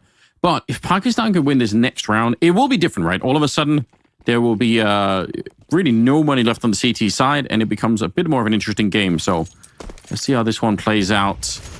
AWP also in the hands of HSB still, so if he can keep it up, it's going to be rocky to start this one with. Taking down fired up. Okay, some signs of life here out of Pakistan. Yeah, very possible. Good to see. Very, very good to see indeed. Still a lot of time to work through in this round as well, so question is now, are we going to wind it all the way down, try and go for that late round execute, or will they look to press the attack and find another kill their way to seal this one in? It looks like India also want to get a little busy with it. They'll trade 1-for-1 pretty quickly. HSB, that felt like a weird kill. I don't know that was necessarily through smoke. Looked like he was maybe a little bit around the corner as well, but he still manages to find that trade all the same. Just a bit faster than my eyes are used to, I suppose. Either way, Pakistan, I'd give them a pretty heavy upper hand now. Yeah, that's what it feels like. The only thing is that, oh, wow, look at the rotation as well. India almost with a bit of a gamble, saying, let's go double up in middle to see if anyone is there. They are heading back to the bomb site, so they might get here in time. All right. The window where I think Pakistan could have walked onto the B bomb site and just kind of won it automatically has closed a little bit now. At least there's going to be some sort of a fight happening. There's one. Ooh, and it's a team kill as well. What a disaster. From a 2-on-4 into a, or 3-on-4 into a 2-versus-2 all of a sudden here. Oh, but sad but true. We'll take down Bobby. So maybe they're going to be fine anyway. But there was a real chance there that Pakistan were about to screw up that round, or maybe a little bit more than they would have wanted. Revan, though, not going to get any free engagement here. So he has to sort of commit to the fight, or maybe even better save the AWP. Yeah, probably will be the case with no one walking into his crosshair, right? It's a little bit of a shame, man. 2v2 comes in. Just have to try and freeze. Is it going to be Barvi, I think, who was in on the site, that maybe got a little giddy once that bomb started going down? Yeah. You know, it's benefit of hindsight and all that sort of stuff, but that was maybe the moment for India to just relax a little bit, let Pakistan stew in the fact that they were hitting a 2v2 all of a sudden, but he just gets, you know, a little overzealous and loses his life, really. Happens to the best of us, and even the best of the pros, really. All the same. Pakistan looking legit, you know, a couple rounds in a row, break the bank, and this could be a real opportunity to pick up this T side that was looking a little worrisome in the early stages. Yeah, I think they've really managed to turn it around here. They've certainly managed to make it more interesting, and which is exactly what we want to see. So, only a 2-round lead. They save the AWP on the Indian side. The question still is, will it be enough? Ooh, there was a chance there. Imagine if he lands that shot and they steal away the AK. That's how you get back into those rounds, but he's not able to for the minute. Instead, it's Pakistan being a lot more careful. I do like this attempt to boost up here and find a target. There's nobody on the other side. It looks like they've decided to stay away from the AWP, go towards the A-bomb side instead, but that smoke is... What do you do if you're Pakistan here? Ooh, nice shot, but they're just going to wait out the smoke. You can do that. It does come with a bit of risk. You never really know what's happening on the other side. There could be another smoke even. So, yeah, they feel a bit nervous. They're starting to walk back. The AWP is now on the A-bomb side. So I guess if they go back to B, that would be a good choice here for the C side. Yeah, it does feel that way. Just slowly making a move over. Trying to be as coordinated as possible with this, really, and just not give any information away as well. It has worked for them. Just got the one player behind the site. R2B2 now spotted out, tagged up ever so slightly, should be dealt with quickly. He is indeed. Meanwhile, they were also holding on the other side of things to just catch any aggression coming over there. So pretty good idea of what is going down. And I think it will be another save situation for this AWP. So exponentially closed here. Pakistan looking pretty good. That's a really nice round as well from them, I think. You know, you can very quickly find that first kill. You hear the pistols. You're like, ah, man, this is going to be cool. We'll just go in, mow them all down. Should be easy. But no, they take their time. They don't rush through the smoke. And it pays dividends. I mean, look at what they've done, right? A flawless round. I think he's going to be secured here. I don't think that anyone's really going to run into this AWP. There is a potential for Z to get there. But ultimately, very, very clean, making loads of money. So, yeah, a perfect run of rounds from Pakistan. 3 in a row, looking really nice. Yeah. Bit of a surprise. Again, I guess we should remember that this is more of a T-sided map. So for India to already have the 4 rounds is not necessarily bad news. But they won those rounds pretty convincingly. You got to think if Pakistan now are able to continue to turn it around, then maybe India are going to be a little bit frustrated behind it. They have some rifles back. They've already saved the AWE twice. And they can buy some M4s and a single FAMAS on the rest. So plenty of opportunity here for the CT side to make a bit of an impact. They start out with a slight gamble with 3B, 2 middle. Didn't have anyone at the A bomb side right off the bat. I guess it is very uncommon for the T side to actually rush A on this map. So probably not that big of a risk, but they've fallen back now into a more default kind of defense.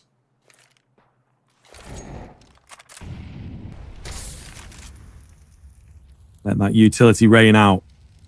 Again, this feels like a more conventional Anubis round. A lot of mid work coming in from Pakistan, though. I do like it. You know, it tends to be one of the more vulnerable areas for that CT side. Making their presence known, however, slowly but surely, meanwhile, there will be a bit of an A main push. So we'll see how this pans out. Bavi using most of his utility there up against the mid connector. Oh my goodness. It feels very risky at the moment though, because they're still not rotating anyone across. Usually there is a bit of a player to bolster up the A defense or the mid defense.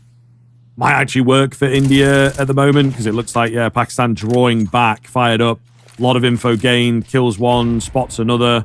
And able to just really keep them at bay in the final 30 seconds of the round here as well, Anders. This is not looking good for Pakistan.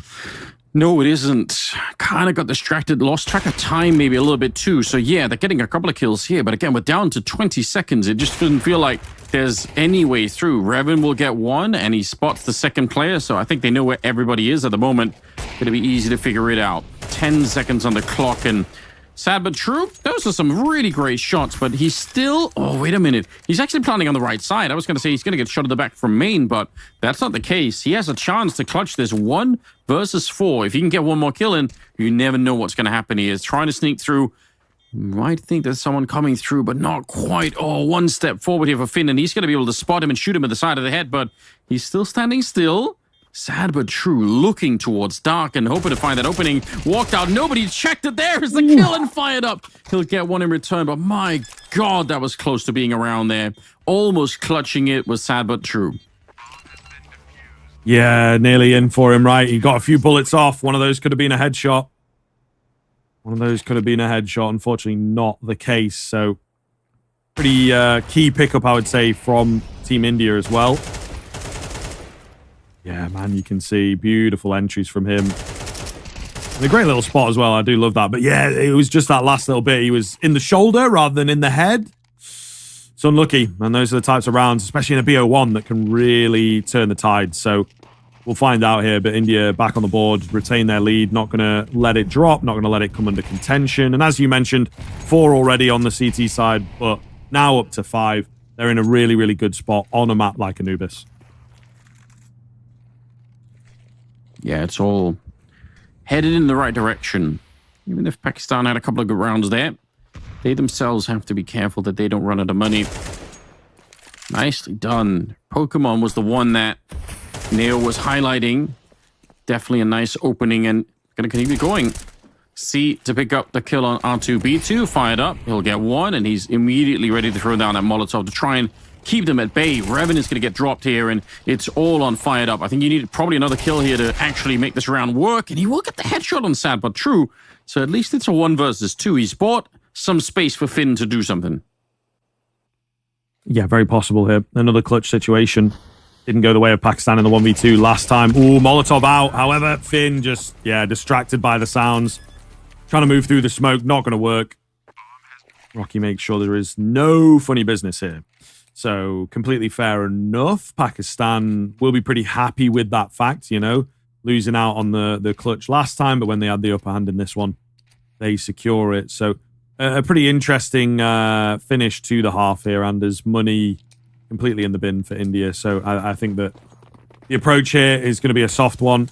They do have an M4 in the mixture, but other than that, nothing to really speak of. I'm curious to see what they do with it. Okay, they're just going to go flying out of B main. Little bit of a sneaky man comes in to scoop up that M4, but I don't think we're going to see too much impact out from the rifle. No, I do like it. I mean, you've got that one thing. It is fun to try and see if you can find something early with it. It wasn't meant to be this time, though. So, you said stealing away the rifle.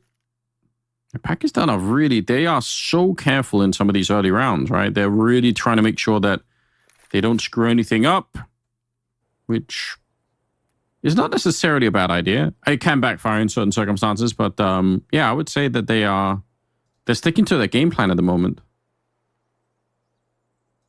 Very true. Not really going to work out for them, though, is it? To be fair, so it might become like a save the M4 into the next type mission. Yeah, every round does feel pretty valuable here. I think both teams approaching the game quite cleanly. We maybe expected India, the way that they played against Bangladesh, the way that they played in the early stage of this one, to maybe pick up the pace from the word go.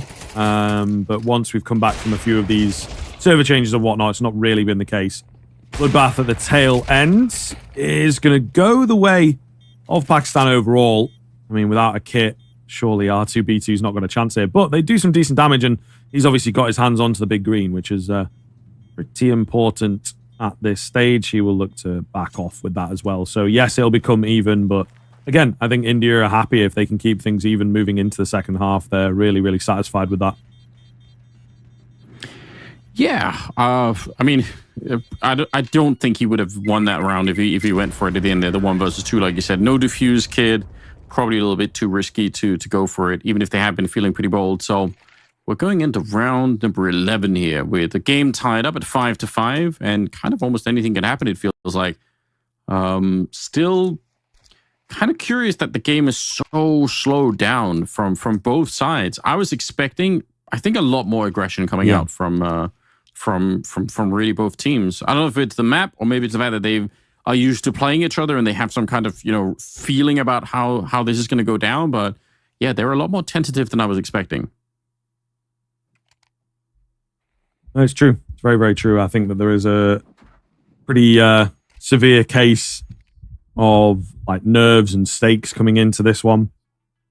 But yeah, definitely on that India side, I'm agreeing. I think I mentioned it in the previous round as well, where it felt like, they just come in all guns blazing. They've already played a game. They're moving through the motions, but I think it has slowed down here. So it'd be interesting a little further down the line if we got to see these guys duke it out in the BO3s.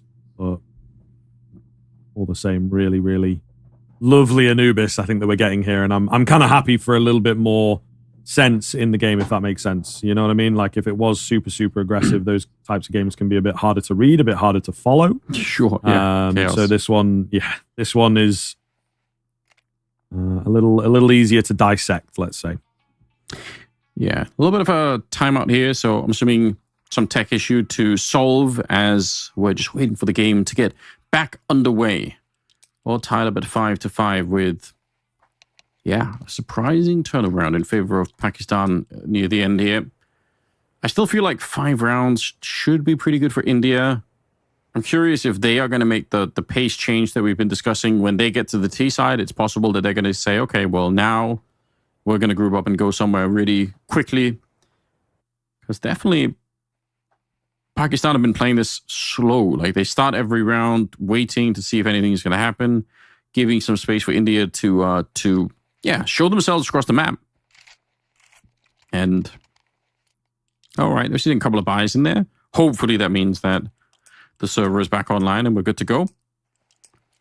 But only a couple of rounds left to play for. I think one more round for India here, and they're definitely home safe. I think they should be good to go, but we'll see if they can get it. If it's a 7-5 and Pakistan win the pistol in the second half, it's quite an open match still.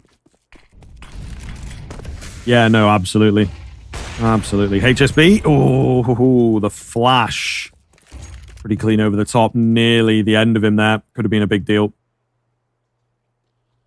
Could have been a big deal, but not the case. So as that sort of exchange goes down, that seems like the area that both teams were putting most of their chips, as it were. I think we're on for a straight up B execute here as we come to the tail end of the half. So nice to see that Pakistan may well have this in the back pocket.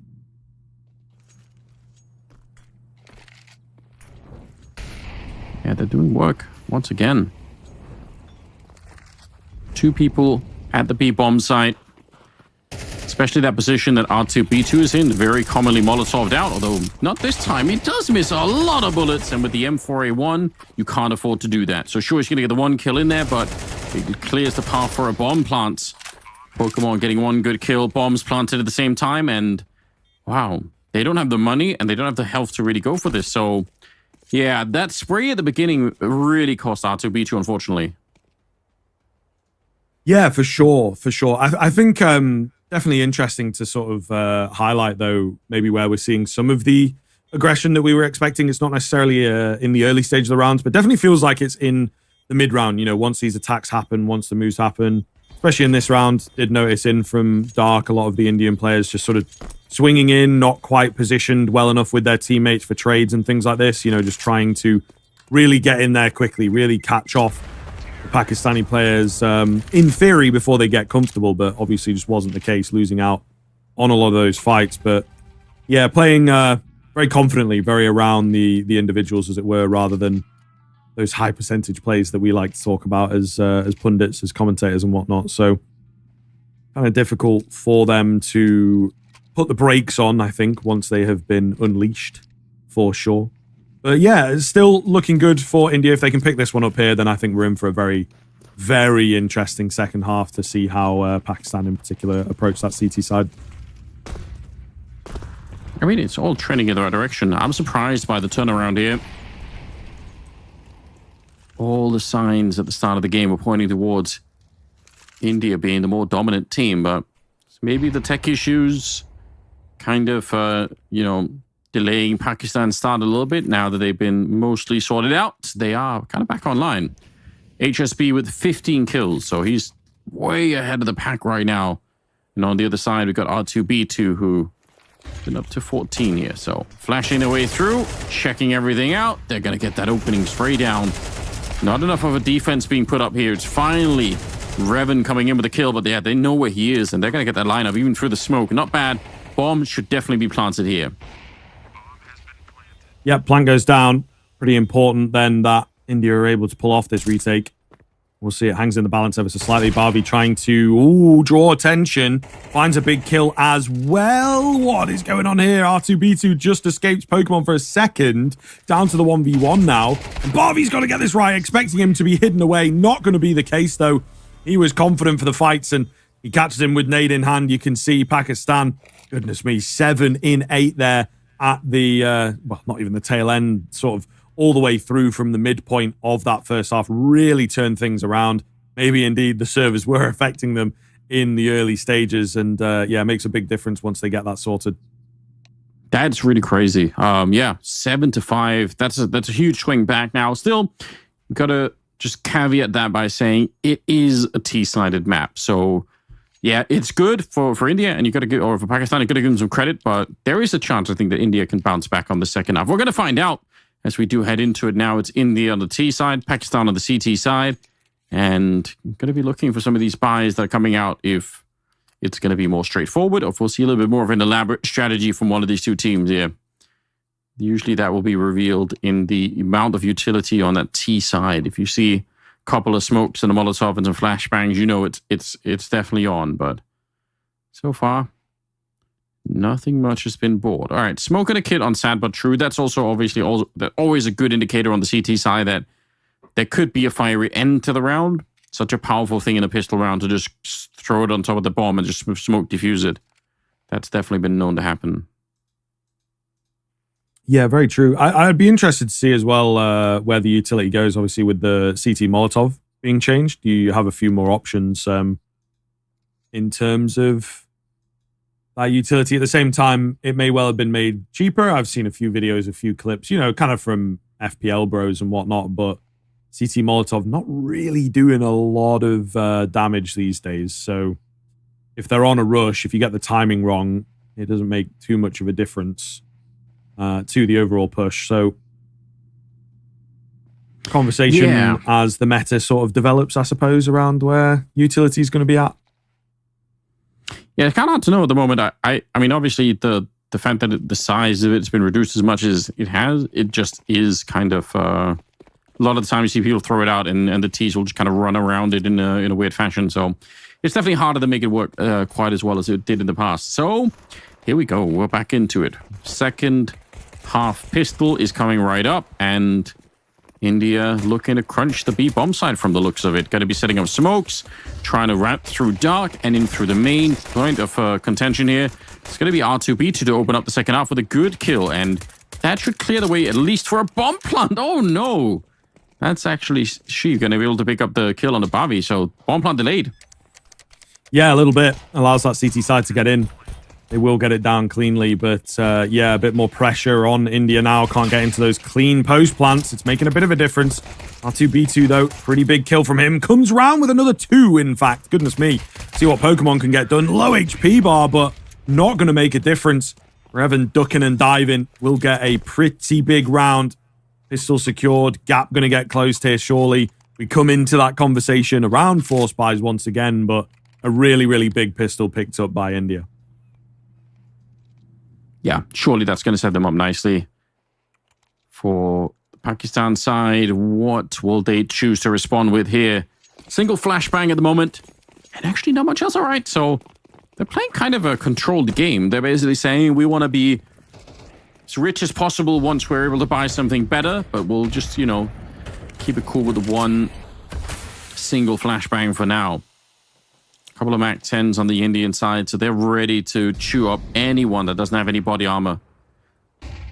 Nice setup for them as well. Flashbang setup, 4-man peek, and so far, he's handling himself pretty well. Might get run down here. Yeah, he will be. So they're going to steal that Galil over. I'd probably try and save the Galil if it was me, but we'll see if they want to be a little bit more aggressive. The bomb's going to be planted, so the round is definitely going to be won here by India. The question is just, is that Galil going to make it into the next round?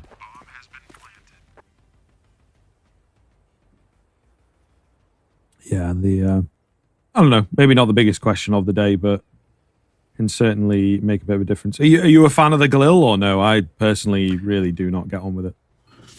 I feel like I play all right with it. For me, it's the FAMAS that I just don't know what to do with. But Galils, I can make them work. I think most of the time. Yeah, so I'd be happy if I had a chance to save a Galil into a round where I would have had an M4. Otherwise, I'd probably just do that and say, fine, whatever, let's just play with it, So yeah, no, I don't hate it. Fair enough. Yeah, I can get behind it. You save yourself a lot of money, especially. The thing is as well, again, when you're playing at this super high level, he's actually not going to save it. So it's a bit of a redundant point I'm about to make, but you do save a lot of money, and that's very, very important, for potential saves and things like this. And you can see what happens, right? He goes in, buys up. He's going to have to get the M4 that maybe he didn't want. He was on the loud M4. Now he's on the silent one, and he's lacking a bit of utility. So, it does obviously make a difference, especially for a CT side where that early half econ is very slow rolling.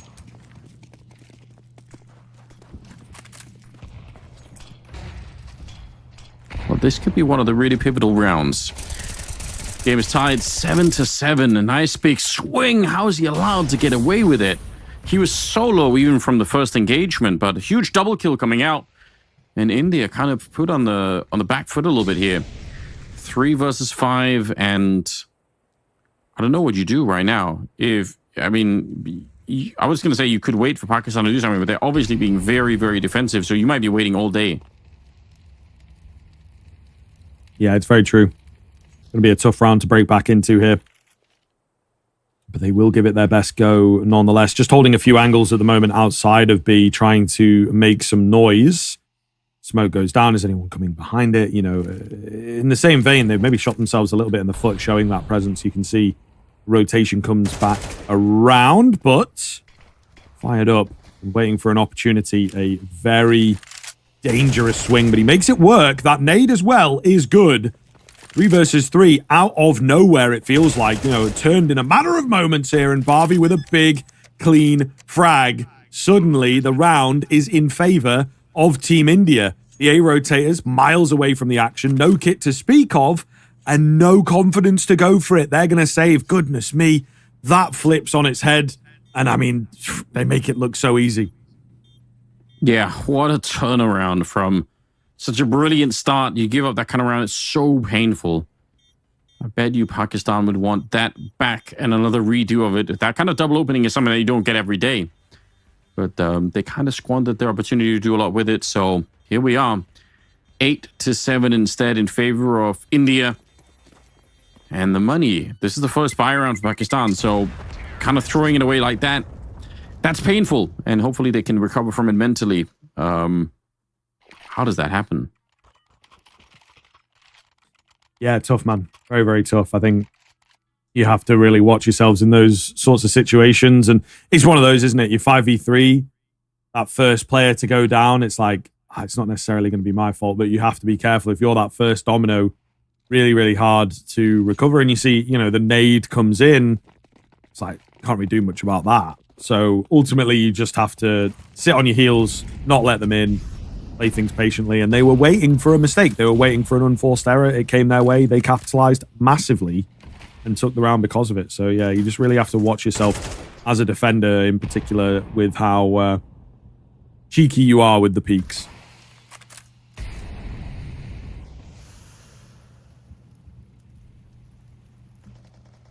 Well, this is a chance here for India. Ooh. Nice little boost on the Pakistan side. But I was going to say, if you win this one, I think all the momentum is going to be gone from Pakistan, and you can really start to get fired up in this game. They've got some presence in middle. Again, they want to attack that dark position. I think that dark position is probably one of the most important parts of the map anyway, so it makes sense. Even if you don't get kills there, just pushing either the Ts or the CTs away, depending on what side of the map you're on. It means so much. So much information that the CTs can get if you allow them to stick around there. So, a good job on India so far, kind of trying to make sure that that's not going to happen.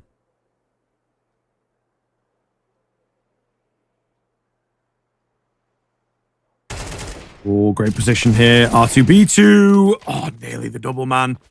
The big thing there is that he has let the bombs spill ever so slightly, so it does give a bit of an idea across, but they've got that mid control. They know that, you know, likely with 2 out deep on A. Oh my goodness. This is now just a bloodbath. Fights everywhere. But really well read. India let the aggression come to them and then just completely burst. It does seem like mid is an area that both of these teams really don't put a lot of defensive presence in. But India seem to be capitalizing a lot better, at least in this round. Really, really clean stuff from them. And they will eliminate the entire Pakistani squad. Okay. So we're starting to see a little bit of the India that we saw, I think, at the beginning of the game. They're back now with a vengeance on the second half.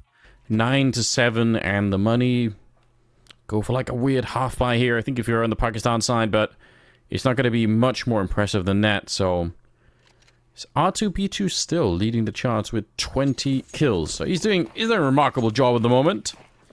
Yeah, I don't know. It's slipping out of the hands of Pakistan slowly but surely. Yeah, man. Not taking a lot of time either. Ooh, that looked like it could have been a collapse. I'm going to try and get both anyway. But looking good here as the numbers continue to be thin. There was another A attack that came round. But yeah, not an awful lot to speak of for the upgraded pistols at this point, unfortunately. For Pakistan, the CT side not really getting off the ground in any vein.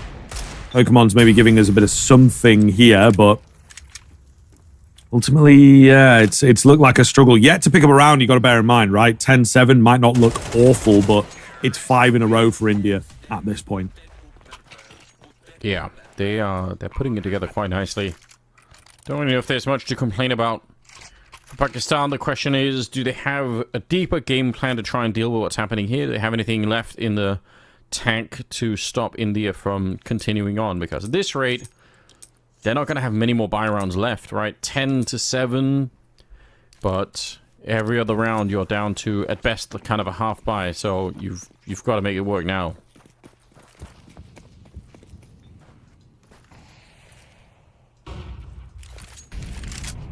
Flash over the top for a bit of a mid play. No one peeking in. It's Revan with a late one towards Dark. Again, just confident for the swings, making them work. No consideration for the disadvantage of an angle like that, being on a left eye. Blah, blah, blah. He's just lovely and confident. Maybe being a bit quiet in that first half, but this second half, he's really been running wild. HSB also showing him how it's done on the AWP.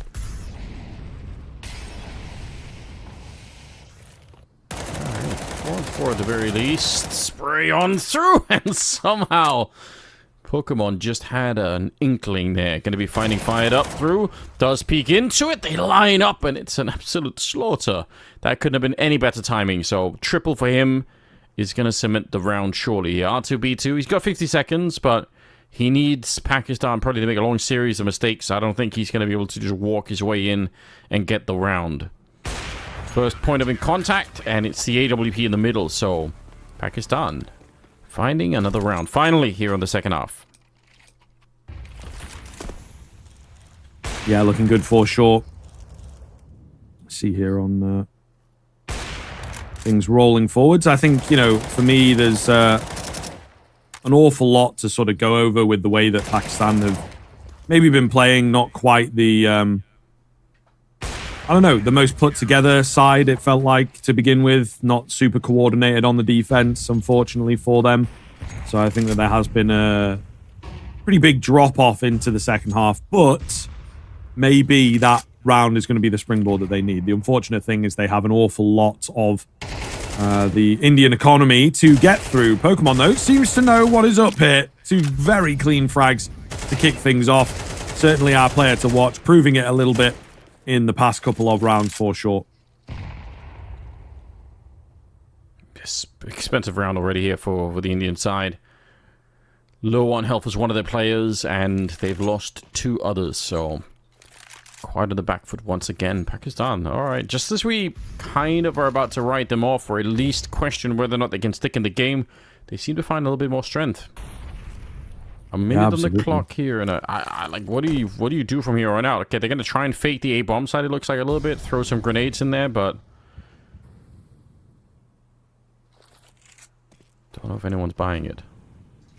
Well, yeah, that would be the truth for sure. I think with a deeper push in through A main, Molotov going to split them up there as well. HSB finds himself a frag.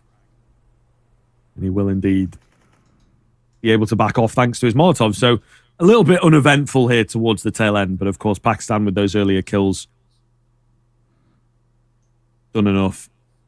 Not much that India could really do. Without the bomb plants here, Anders, that's the key thing, you know. Makes a real difference moving forward. So maybe they, like us a little bit, felt that they could have had this one in the bag. And Pakistan showing them that they are not going down without a fight. Yeah, they're battling all the way to the end. Fired up, we'll get to save the AWP, but that's about it. 9-10. Surprisingly, a closer game than I was expecting here. We talked about it going into it with Neo a little bit, how India, you know, a lot of Counter-Strike happening these days in the region, so just the expectation probably was they were going to be able to field a little bit of a stronger team. And honestly, the first game obviously looked really one-sided and good, but here today versus Pakistan, they're not having the same level of success. I wonder if it's the map that's making them uncomfortable, if they just don't, because they seem to be playing a very different pace of Counter-Strike. Here in the middle, it's Pokemon. Great setup, and oh, he actually got a third headshot. That's disgusting, and that leaves only 2 players left on the Indian side. All right, that's really great sequence. maybe remembering who he is a little bit and that he should be a fearsome foe. Really solid look from him. Absolutely fantastic. Revan creeping in on this AWP, though, could be a very, very dangerous factor. HSB flashed off. Ooh, AK closing the gap. A little faster than he was expecting. Where is this second player, though, is what R2B2 is going to ask. Did he hear a footstep over there? He must have done, right? With, you know, all the Molotovs and whatnot coming round. Clean finds from him. And suddenly a 2v2 unfolds. They are split. Oh, they are far away from the bomb site. India have just made this very interesting indeed. A little utility remaining as well. However, the cheeky walk through the smoke surely not going to work. Noise being made out in towards A main. So you got to get this right. He unfortunately misses the timing on it. And Revan with the AWP trained in on A main. Huge steal from India. Absolutely enormous round for them to be taking. The 4v2. That was your even up opportunity, Pakistan, but they let it slip. In spite of this, it's such a beautiful start, isn't it? Sick from Pokemon. How do you keep up a round like that one? That's a question they might end up asking themselves if this doesn't go the way. And again, they're a team that, in terms of the money, they can't afford to lose these kind of rounds. We're nearing the end of the map here. You don't want to be giving up a round like that one. They'll have enough to put together a buy, and it's not terrible either. So I guess in that sense, they're being saved a little bit by some of the earlier success. But yeah, it's no more mistakes here for Pakistan. If they want a chance to actually make the comeback and win this one, then they have to play more or less flawless Counter-Strike from here on out.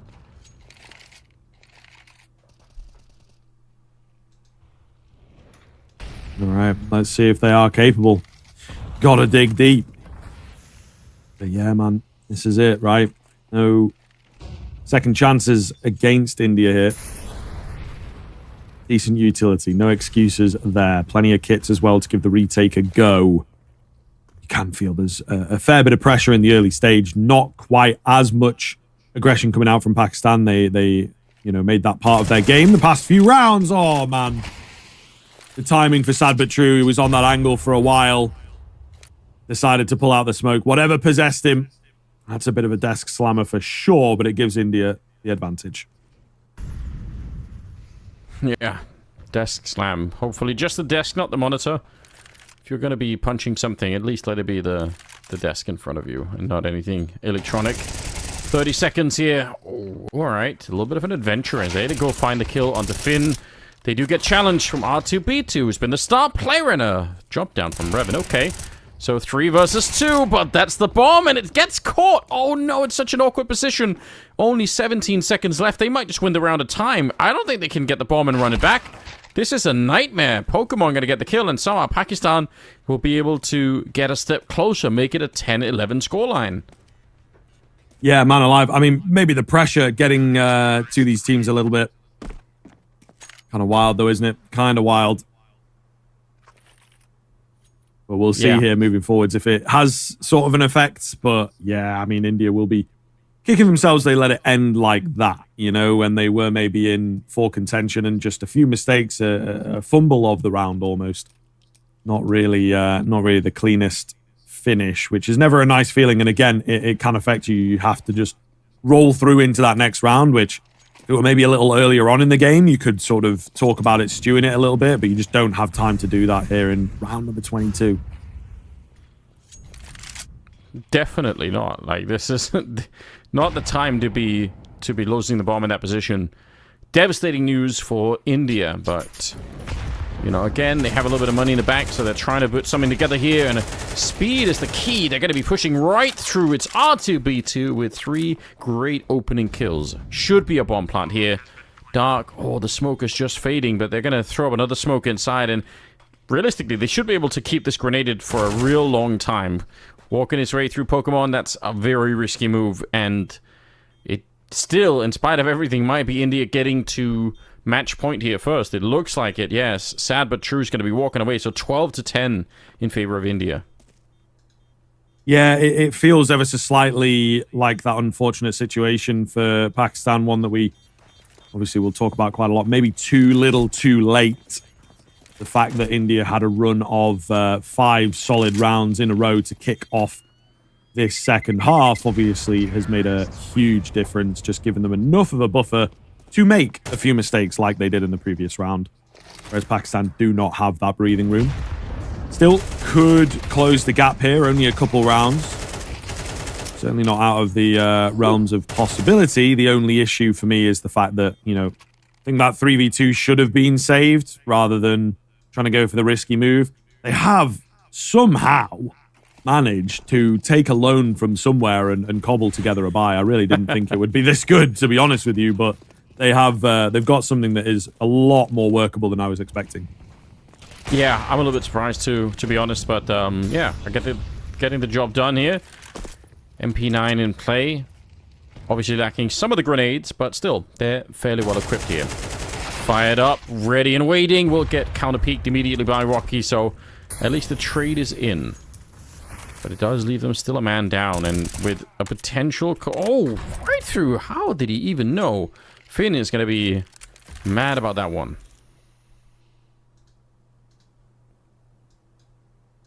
Harvey, though, this is the big move. Now, it feels like he's in behind, but he's not really. You know, we've got to push through dark here. We've got another player looking to maybe join this push. They're getting control of the canals. So it's a really weird sort of situation. It all depends on the timing, really. It seems like as well, Pakistan, a little bit savvy to the fact that someone could be in behind. They'll definitely know now. He reveals himself that he's locked a couple of them in.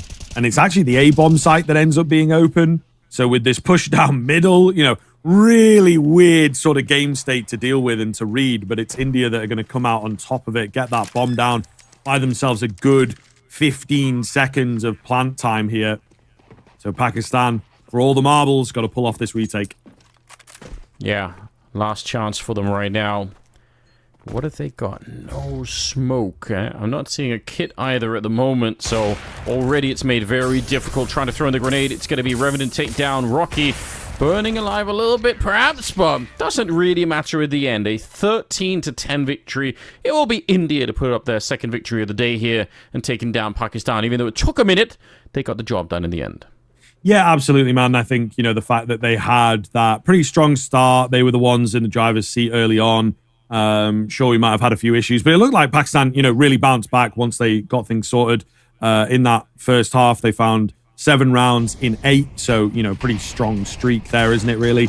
But it was that second half that was the big issue. They lost the pistol, and then it sort of spiraled, lost a couple rifle rounds, and they were just playing catch-up the whole time. And, you know, mistakes in there from India, but still not enough to capitalize on. It did feel like a good majority of the rounds in that second half that India lost, it was more on them than it was on Pakistan, you know, really finding a solid sort of game plan. We had a few rounds where, you know, it was Pokemon taking over, finding 2 or 3 kills. These are really, really difficult rounds to rely upon, to call upon. So yeah, it's a little tough for Pakistan, but not quite the same level of depth that India have. No, not this time around, but definitely, I've got to say, far more competitive than I was expecting. So I'm still pleasantly surprised by Pakistan able to field an interesting match here against India.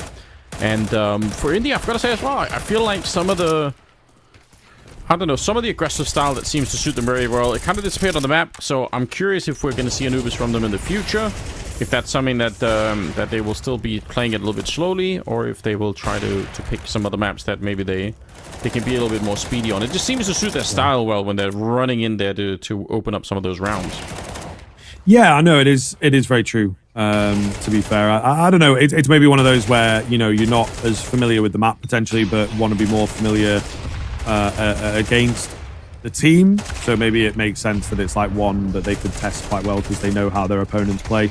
But we'll see. We'll see. I think it's potentially a map that they could lean on, but doesn't feel like a big favorite. But that's the way that the BO1s can go sometimes. You know, you really have to play that veto well, and especially if you're in there with like permabans and everything, which seems to be the case with Vertigo at the moment, you have a little less room to maneuver. But still gave us a really close game of Counter-Strike, which is always very exciting. You know, a bit of a shame for Pakistan in the end, but I think that a great game of CS is sort of what we're after at the end of the day, Anders, you know, and that's definitely what we got. We're trying to build this little bit of a rivalry, as is there in sports classically, India, Pakistan. Indeed, it might just be here in Counter-Strike as well.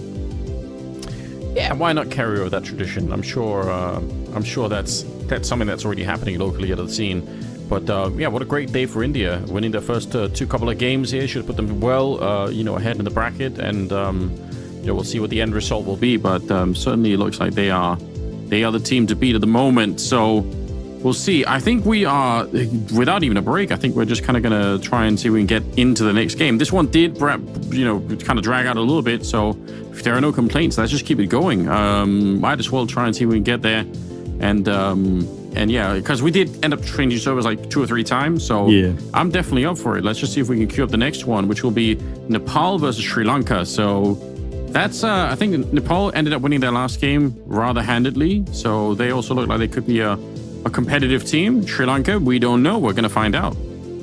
Yeah, absolutely, man. I mean, again, as we sort of have a little dig in, there's not a lot of information on the Sri Lankan team. Definitely feels like they are one of our sort of older teams coming into it as well. You know what I mean? No one born in this century, I guess you could say, right? Which usually paints a little bit of a picture. So we'll see. The depth of the scene potentially not there, but Nepal's kind of one that comes up a little bit surprising, to be honest. That you'd think maybe a bit of a country that might not have the strongest teams, the strongest players, but ultimately, despite its size, they really are looking impressive here. So I'm very much looking forward to getting into this one and seeing what they're capable of. Few players, on HLTV, bit of experience out there with some teams a few years ago, getting a few officials in and things like this.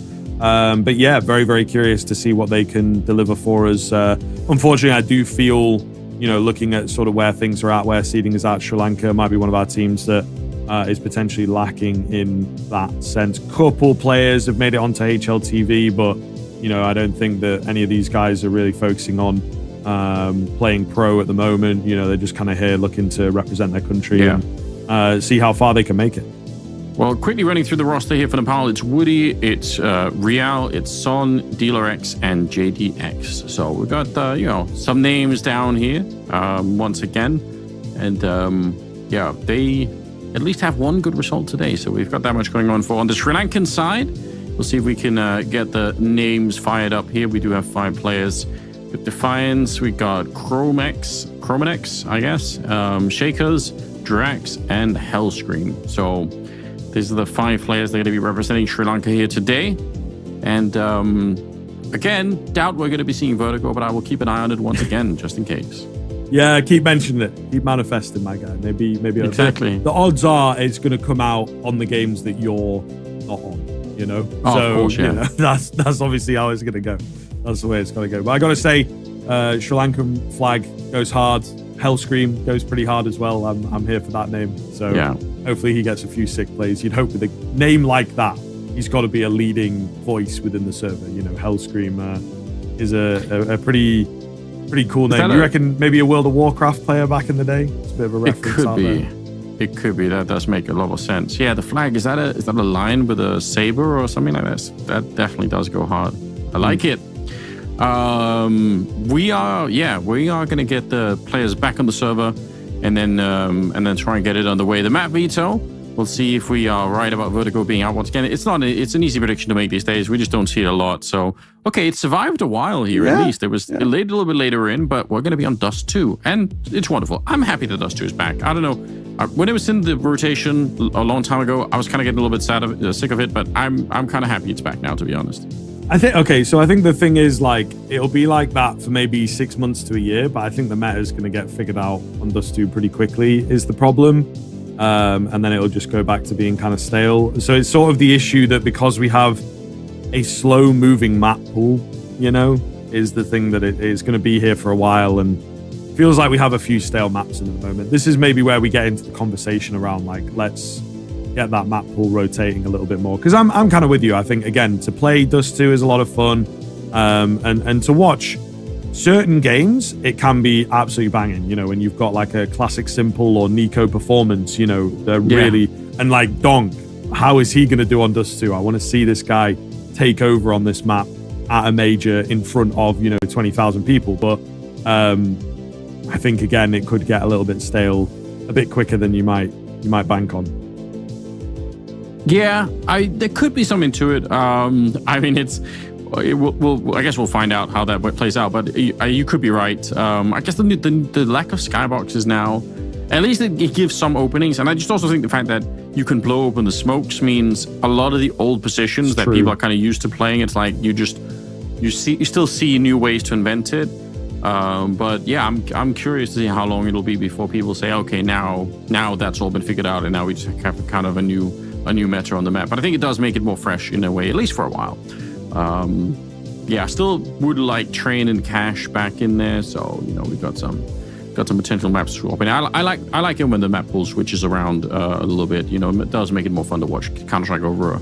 If you're following the game a lot, it's not just the same 7 maps that are being played. So let's get some rotations in there. Yeah, I feel like have the 2 majors, and then after that second major at the end of a year, change the map pool a little bit. The post-major update, because then that also creates like a bit of an element of hype. What are they going to change? Are they going to look at what was played this major and which map was super popular or which map wasn't very much? Is that going to affect how they make a change, or is it just purely going to be based on casual play? But yeah, I'm definitely with you. I feel like I would like Train back a little bit. I don't know. It's kind of tough. It did get pretty CT sided towards the end of its tenure there. The issue with Cash is like they want the maps that they own these days, apparently, is kind of what everyone's saying, and that's a bit of an FM Pwn angle. And maybe if they pay him enough money, he might sell it, but who knows. I just want Cash to be back in the game. I'm not as bothered active duty wise. I was a Cash warrior back in the day, so the fact that I can't even play it is a bit sad, to be fair. Yeah, get it out there somehow. Gotta be a way. Yeah, I mean, I just think it's a great question, I guess, if you change it once a year or twice a year. I guess if you change maps too often, it can also become kind of a really big burden on pro teams that have to suddenly, it's already a lot to try and become good on, say 5 or 6 out of 7 maps. But if they change a lot, you're like, okay, well now what? But I think it does make it a little bit more fresh. So maybe that's something that will happen in the future. I guess we'll see. Dust 2 for this one though. That's the battleground that we're at. And once the players on the server, we are going to be good to go. I don't know. I think Dust 2 for a long time, like when I played back in 1.6, was like that's our core map. So I have some fond memories of playing that map. I remember back then people always say like, when is Dust 3 coming out? That was like a big meme at one point, because it was like it's Dust and Dust 2, so people were expecting that there was going to be another one, and somebody did actually make one once, and it was dreadful. But I remember. Killed the vibe, didn't it? Does it maybe go with the Half-Life 3 timeline as well? I can't have any 3s. Yeah, exactly. I think it's kind of fair enough. Even Dust 1 was a little mid, to be honest. Not the best kind of map, and they've not really brought that one back. So that tells you all you need to know about Dust 1. So yeah, Dust 2, it's kind of how it goes, right? Like second movies usually a little bit better. Is that true? I'm thinking like Terminator 2. I guess technically you got like Star Wars 2, Empire Strikes Back. Is Indiana Jones 2 a little bit better? Is it? I can't remember which Indiana Jones come first. They're like just a jumble of movies for me. Yeah. Like I can't remember which one. But you might be onto something. There are definitely movies that sort of get upgraded over time. You're like, all right, that one banged a little bit more. But yeah, I don't know. Star Wars is a sensitive topic nowadays, I've noticed. So I try and stay away from it. You never know what kind of trouble you can get into. But makes people very mad, I've noticed. Yeah, so shout out to any of you guys if you're in the chat and you are either from Nepal or Sri Lanka. I'd love to hear from you, either here or on social media. I just think it's interesting to see if there are people tuning in, cheering for their own countries. We are getting into it here. It's Nepal going to be starting on the CT side. Sri Lanka will be on the T side, and we are kind of off to the races already with JDX trying to take some pot shots towards that mid position, but it's actually Sri Lanka that is rushing straight up onto the A bomb site. Rial will be taking one good kill. Son will another one. They're slowed down. Oh, it's a shame for Sri Lanka because they'd set, I think, a really cool pace to try and get here, but they just didn't really follow through. I think at that point, you kind of need to keep running. Even if you're reloading or whatever, just keep going. Yeah, absolutely right. That is kind of the key thing, especially when moving up short. Looking good though, man. Some pretty crispy shots there on the USPs, man. Really not easy angles. You know, they're headshot based. You've not really got a lot of room to work with. You have to find it within the first 2 or 3 shots. Otherwise, they could just see your entire body from short, really. So, yeah, really, really solid stuff.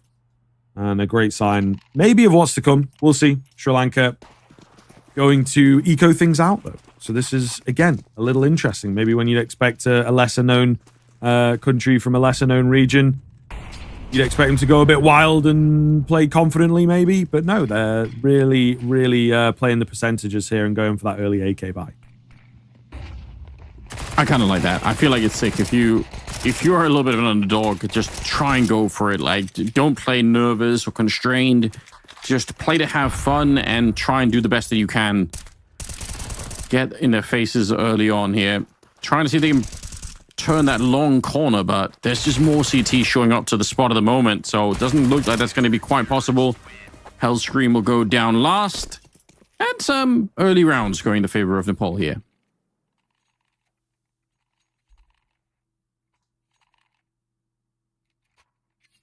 Very quickly, though, into one that matters, I feel. Sri Lanka putting a lot of pressure on themselves early, but we'll see what they are indeed capable of. I do believe it was themselves that sort of banned down to this in the end, right? So, yeah, ultimately having the choice, as it were. I think that makes things pretty interesting in the conversation. We're going quite fast out long, though. Big damage traded off from both sides. That's a big one from JDX. Kind of wild through the smoke that he's able to just, you know, double dink away. I think he's going to know that something is up in and around these smokes. Not going to let them get through easily without putting up a fight. All the same, man advantage for Nepal. But his support coming in as well for JDX on the corner. So could get messy from here once again. He will lose his life. He's done some decent damage. Shone can't really hold on. Trying to just survive ultimately. Flash too strong. Man advantage swings back in favor of the T side. Yeah, plenty of health left here, but Scout down towards CT spawn. Oh, trying to get some good tags in. They did a lot of damage there, but it's Sri Lanka that comes through. Well done on their side. They'll win the first round. Yeah, good committal. Just out on long. You don't have to make it complicated, right? Just go long. Don't slow down too much. That, I think, is another benefit of picking them up like Dust 2, is that you don't necessarily have to overthink this too much. That's true. That is true. I think if you feel like you can match off individually, I think that's maybe meant to be a jump throw, but, you know, no harm, no foul. Flash is still looking pretty good over the top. Yeah, speaking of getting those individuals rolling, that's exactly what they're kind of doing here on the Sri Lanka side.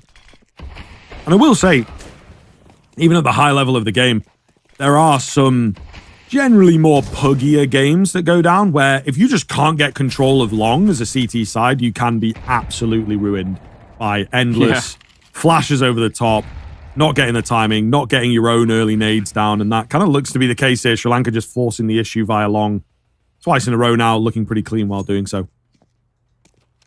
In many ways, one of the worst experiences of Counter-Strike, I think, is being like a long anchor like that, and you just can't hold it back. It doesn't matter what happens. You're like, oh, we're just getting overrun. You can only call in for so much backup, right? Eventually, you have to say, okay, I just have to try and play a different position because this isn't working anymore. But yeah, it feels like giving up, doesn't it?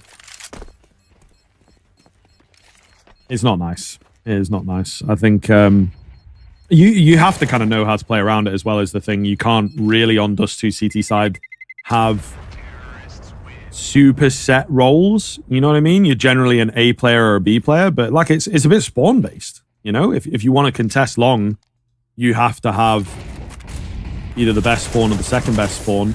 Makes it pretty tough, and you can see that Hellscream is already fully out, ready for a fight when they go peeking in. So yeah, he's not blind at all, right? It's all too easy for him, and they're just not expecting him to be there. So something that Nepal are going to have to very quickly get on top of, because we're going long again. You know, I think Sri Lanka are going to keep this going until it stops working. And it does seem, actually, Nepal, although they are on the lower buy, giving up that long control, at least for this round. I kind of love that, though. I think it's kind of sick, you know, like if you if you have success with that kind of thing, if you just keep going long and they can't stop it, then why wouldn't you just keep going until they find the solution? It's going to be super painful for them, right? It's going to be really frustrating to lose to the same thing over and over and over again. So you might as well just do it. German-Z, nice find. Lovely stuff from him in the lower tunnels. I think with that frag and with the A-bomb site going down, it's probably just going to be the M4s saved again.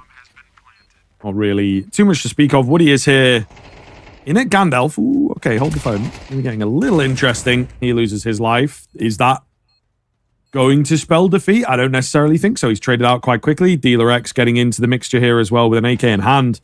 This is certainly still on. It's all down to Cook, and he can't get it done. He can't get it done. JDX comes round on that M4 that's saved. Really big find from Nepal. Sri Lanka, massive blunder from them for sure. Yeah, that's super painful to watch because, the start of it is really nice. You get that much map control. You're out long again. You're kind of halfway to winning the round, and you just can't hold on towards the end. So, a bit of a shame, but for Nepal, you've got to say credit to them. It's a difficult retake to master there.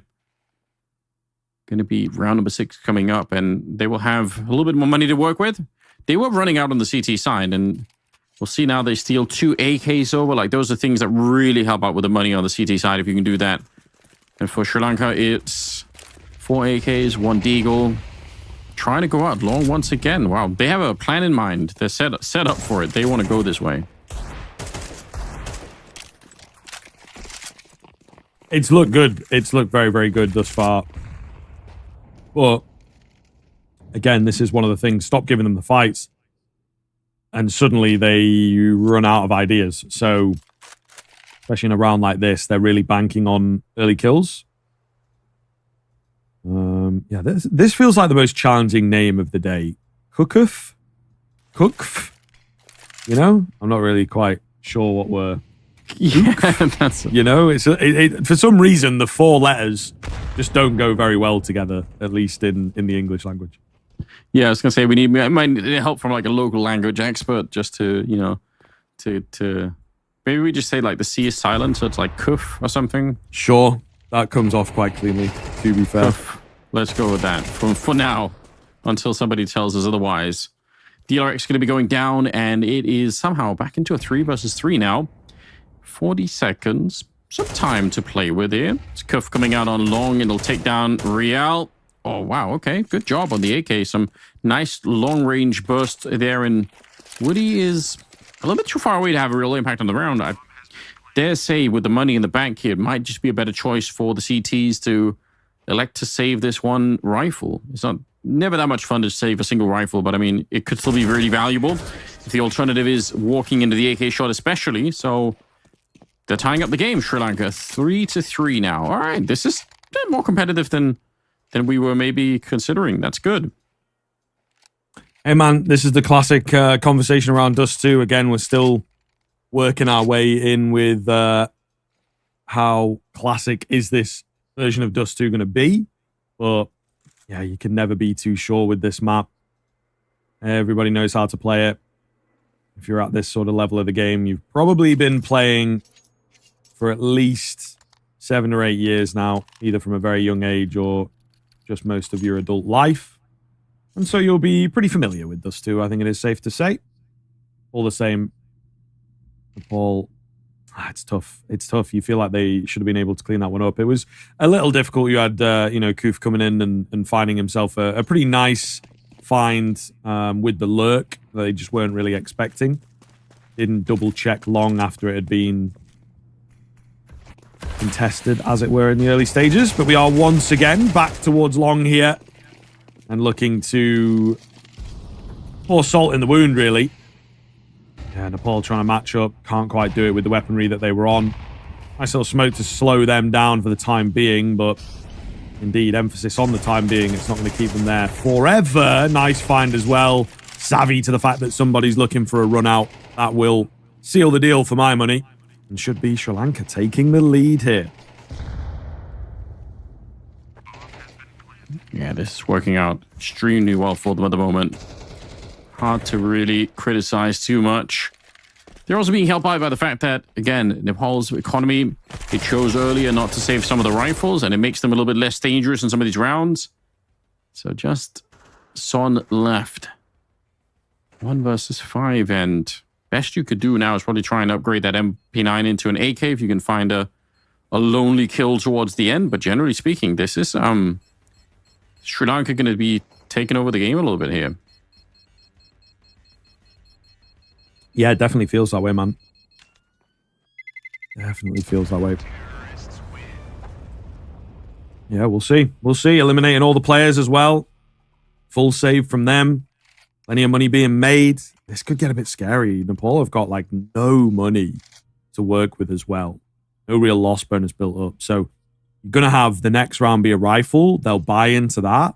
If they lose that one, they're still not going to have much money. You know what I mean? So they have to be really savvy with the saves here. Have to know when to call a round off. And Sri Lanka on the precipice of taking the victory in the half quite quickly here if they really play this one correctly. A nice little read from Woody, of course, with the early nade out. It's big damage. So these USPs could be a bit scary at range. Just keep your eye on them.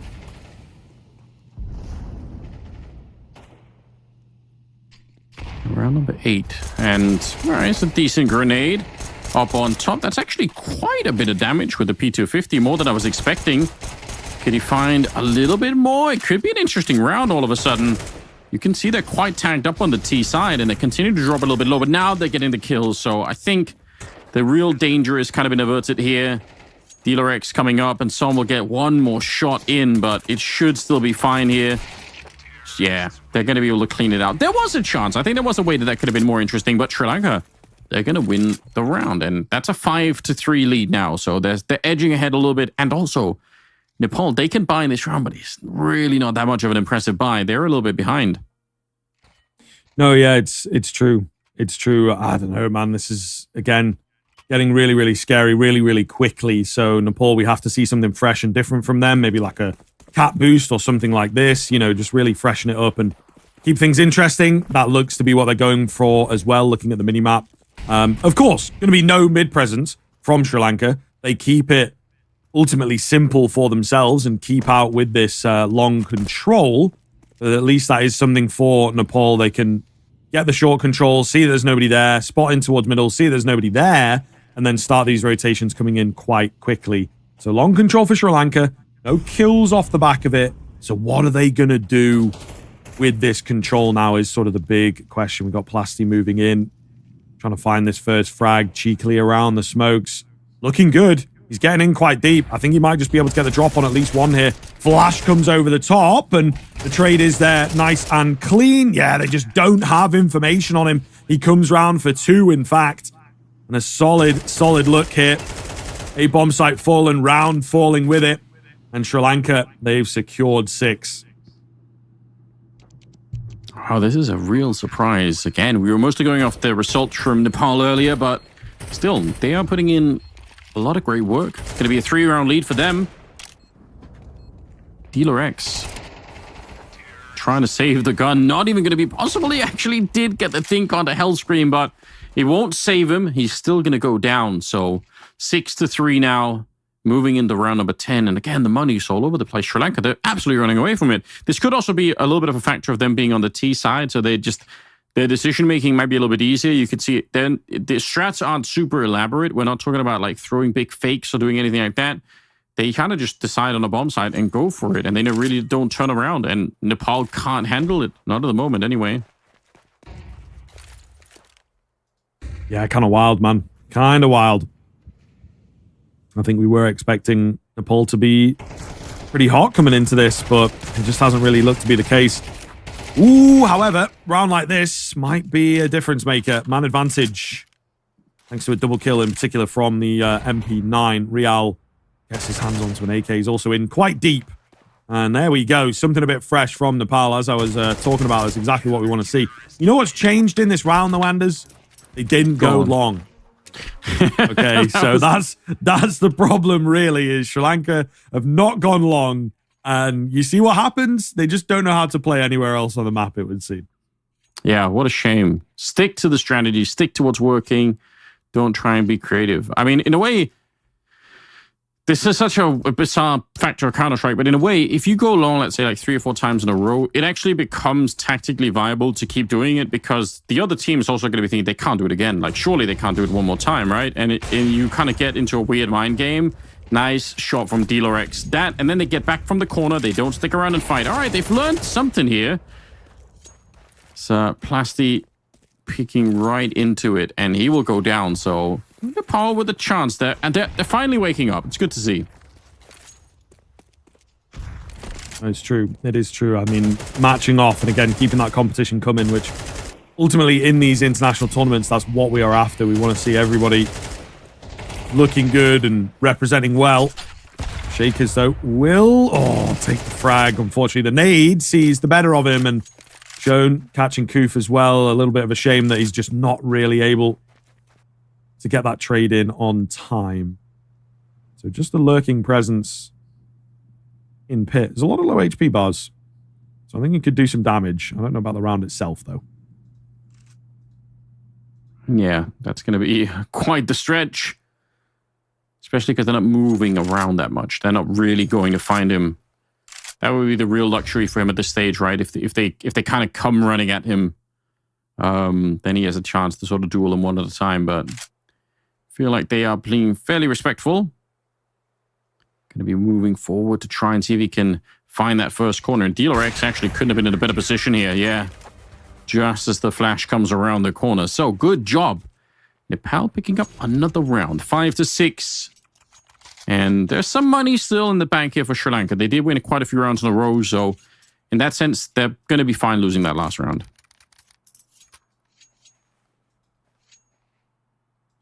Alrighty, let's see. I think that Sri Lanka, again, a little bit curious. I don't know that Long necessarily stopped working for them. They've just sort of decided to change it up the past couple of rounds. It seems like we are going back to the tried and true method.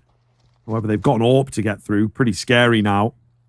For sure, they've got to play this one correctly. Absolutely, he's backed up as well. So I quite like the setup from Nepal, and it's a good read from them as well to be like, okay, they've not gone long. It's not worked. Where are they going to go? Probably back to long, so let's make sure that we are cleanly prepared for that. Flash comes in, allows their AWP to set up. Oh, it's a tag onto Dealer X. He's lucky to be alive. The blood spurt kind of confused for a person for just a second, but no kills as yet. No, not at the moment. Whew, there's the first one. Dealer X does go down. I think it's... be nice for Nepal if they can finish this last round with a win. So the tie of the game don't end on like a crushing defeat because they started off so nicely, but they let go of it just at the wrong time. Real will go down, and now they're trying to get through the smoke. The bomb's not even planted yet, so they're being fairly aggressive about it here. Kind of getting denied. There is a team kill in the middle of it, so obviously not what they were looking for on the T side, but now they are finally planting that bomb. Looked like they might have wanted to try and boost there, but now they just kind of sat out in the open. This is a scary position to be in. Nobody's at long. Sri Lanka, they're all on the A bomb side itself, so could a swing maybe finish the round here? There's going to be one of them. Oh, and they're fighting one at a time, but there we go. Son, only the one kill. It's tough to take the last one, and it will be Sri Lanka finishing the half at 7-5. I'm pretty impressed. I don't know what I was expecting, but they definitely played well. Yeah, for sure. I think stepping up a little further than maybe we were expecting coming into it. I don't know. I feel 7-5 is kind of a nice half for both sides. You know what I mean? I think that T side at the moment does feel a little bit stronger on Dust 2. The way that Sri Lanka started, though, you maybe expect them to have done a bit better. And Nepal recovering things back. So I'm curious to see how it goes now, and curious to see the B side of the map as well, to be fair. With no action over here at all. We start the pistol off on that Nepalese side. Barging on through here. Great flashes in to just give them that initial control. First kill goes their way. Dealer X, not got the memo about slowing down. He's just keeping the action coming. Really, really happy to take these fights. Hell of a fade away from Hellscream, though. Still, the trades look good. The bomb goes down. And things have swung pretty heavily in favor of Nepal. The famously difficult B-bomb site. Can they mount this retake here? Not looking good. First head rolls. There is a kit available in the hands of Chrome and Z. He's working his way in slowly. They've definitely confirmed his location into the 1v1, and Woody just playing things safe, hiding away the whole time will indeed pay off for him. A little risky to just sort of bait his teammates out there, but he makes it work. All right, that was it's a lot more scary there, but good job. And you're right, we didn't really get to see the B bomb side at all in the first half, so we get a chance to now, and it works out for Nepal. We'll see if they can roll this into something more, though. Going to be not much resistance for Sri Lanka in this start of this round. You know, they don't have that much to work with, just some pistols that they managed to upgrade, but apart from that, it should be Nepal able to steal away the round here and maybe tie up the game. 7-7 if they can. Push up the top mid. I like this. I mean, again, it's a very slim chance you're going to do anything with it, but I just think it's more interesting than watching them wait around inside of the A and the B-bomb site. So, yeah. Give us a little bit of action here. Yeah, these types of rounds, I throwing it back a little bit to an old friend of mine, who you might know, Keith LaFortune, or Seaside. He used to go by, of course. He had a pretty good phrase for these ones that any damage is good damage, you know, and I think that that's kind of all it's about in these types of rounds. And kind of in order to do that, you maybe do have to get in their face and force the kills, get those P250s working. So even if it is just the one kill, you can be happy with that. You know, you take a gun away, you make it cost them. Yeah, it's worth it, you know. Try and do something fun. Some fun for the stream as well. Good cleanup in this one. So the game is all tied up. And, I don't know, it's hard to call who's going to win right now. I feel like it's kind of an open question for me.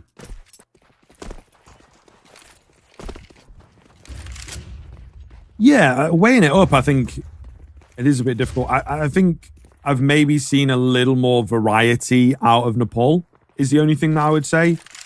You know, Sri Lanka maybe just got in at the right time, won a round at the right time, really ruined that CT economy for a good 3 or 4 rounds, it felt like, you know, pretty perfect pickup from them in the early stages. And it took Nepal a little bit of time to recover, let's say. But maybe this CT side has got something different to say. You're going to open up with a nice clean headshot above the smoke there. So I think that's a fair opener for them. Yeah, and I mean, that's a good point too. That can really happen on the CT side sometimes when you just lose that economy and you're just getting it back is such a nightmare. Maybe that's what they were experiencing for a bit there, Nepal. Losing Woody, though, not the best start to the round. And Sri Lanka can afford to, I think, play this more and more defensively. Now, once you get the opening, sometimes you want to take a risk at the start of the round if you're on the CT side, but once you actually do get the opening, you fall back, played more reasonably in that 4 versus 5. 30 seconds left. It's not a lot of time here. It's Real taking down one, but they line up for Blasty. That's a very, very nice shot. Comes back, hasn't really bothered the reload yet. Yeah, there we go. Might as well do it. And now it's a 2 versus 4, so everything looking good for Sri Lanka, although I say that just as Roman C does get himself killed. Same for Plasti, just like that. It's back into a 2 versus 1 now. Oh no, Sri Lanka, they didn't even get the retake underway. It's Nepal to pick it up, and that's all the money gone. That's a bit rough to watch. Yeah, absolutely, man. And those are the moments as well that are going to break you apart and just show where your level is at. The retake, numbers-wise, you've got it in the bag, but that's what can happen. You know, you allow them to isolate the fights. Pretty much nobody was working together there. Everybody was in a bit of a solo situation, working around headshot angles. Really, really hard to hit, but there weren't sort of buddy systems going on or waiting for good timing. You know, you guys go first because you're lower or you've got further to go. Really, really messy stuff there on the retake. Hooful managed to find one here, but he's the only one thus far. There is still currency around the corner, but he's on that USP. Not really the scariest weapon, and he does eventually go down as well. So just a bit of spam, make sure that there's nobody pulling off any funny business. So Shakers in with the 5-7 might be able to find a head or two, but the round itself should be secure here. And that is looking to be the case as it's now spotted out, taken low and finished off. So Nepal picking up steam very quickly here, similar to the way they did towards the tail end of that first half. everything moving in the right direction. No complaints. 2-round lead. They've got them in a tight spot when it comes to the money. They're able to buy in this round, but again, you can tell the bank accounts are kind of empty behind this one. So if Nepal can do it again, then they take some heavy steps towards winning this series. Let's see where they go with it. Early smoke down towards the double doors from the T side just to make sure no orbs are waiting on the other side there to catch them out. And see, Croman C would love... Oh, he spots it out, but he misses the shot. That should be a warning, but they're sticking around. Rial not really paying attention. He could probably hear that shot, but maybe he thought it was just a random one. But either way, second go around and he's dead.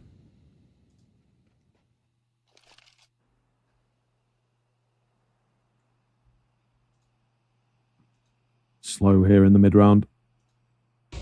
Very, very quiet indeed. Nepal just waiting for a mistake. I don't think that Sri Lanka will be making very many in the near future. Here comes the peak, however. Hellscream wins it out. Looking very, very good indeed now for Sri Lanka with that kill being secured. A cheeky sort of move as Nepal needed something to go their way. The gods not looking favorably upon them, however, in this round. And the kills keep coming in for that CT side. They're looking better and better. And Nepal kind of getting slowed down way too much. That's the problem when you end up not really making any decision. You're kind of waiting. You're like, oh, okay, let's try again. And like at some point, this is what I think Sri Lanka kind of proved on the T side. It's better to just make a call, go for it with great conviction on the entire team. Just power on through. And sometimes you can make a lot happen even if you don't have the man advantage there. But yeah, they did kind of get crushed a little bit there towards the middle and the catwalk. So unfortunate time, but not for the CT side here. Sri Lanka almost tying up the game once again. There's some money in the bank still for Nepal, so they're able to buy into this round. They can keep it competitive. Flashes out long. They want to replicate what Sri Lanka were doing on their T side, and they will get cuffed to begin with. And some counter smokes are coming out here. Oh, Croman C has a nice position in front of the smoke. Yeah, pretty clean stuff from him. Looking quite confident the past couple of rounds. So we'll see whether he continues to have an impact in this one. Looks like they want to make moves. Oh, out on towards the A-bomb site. Rial been waiting a good 20 seconds there, though, for someone to walk into his crosshair. Is there a flash available here? Not going to be the case. Plasti just goes straight on in. One's not going to be enough.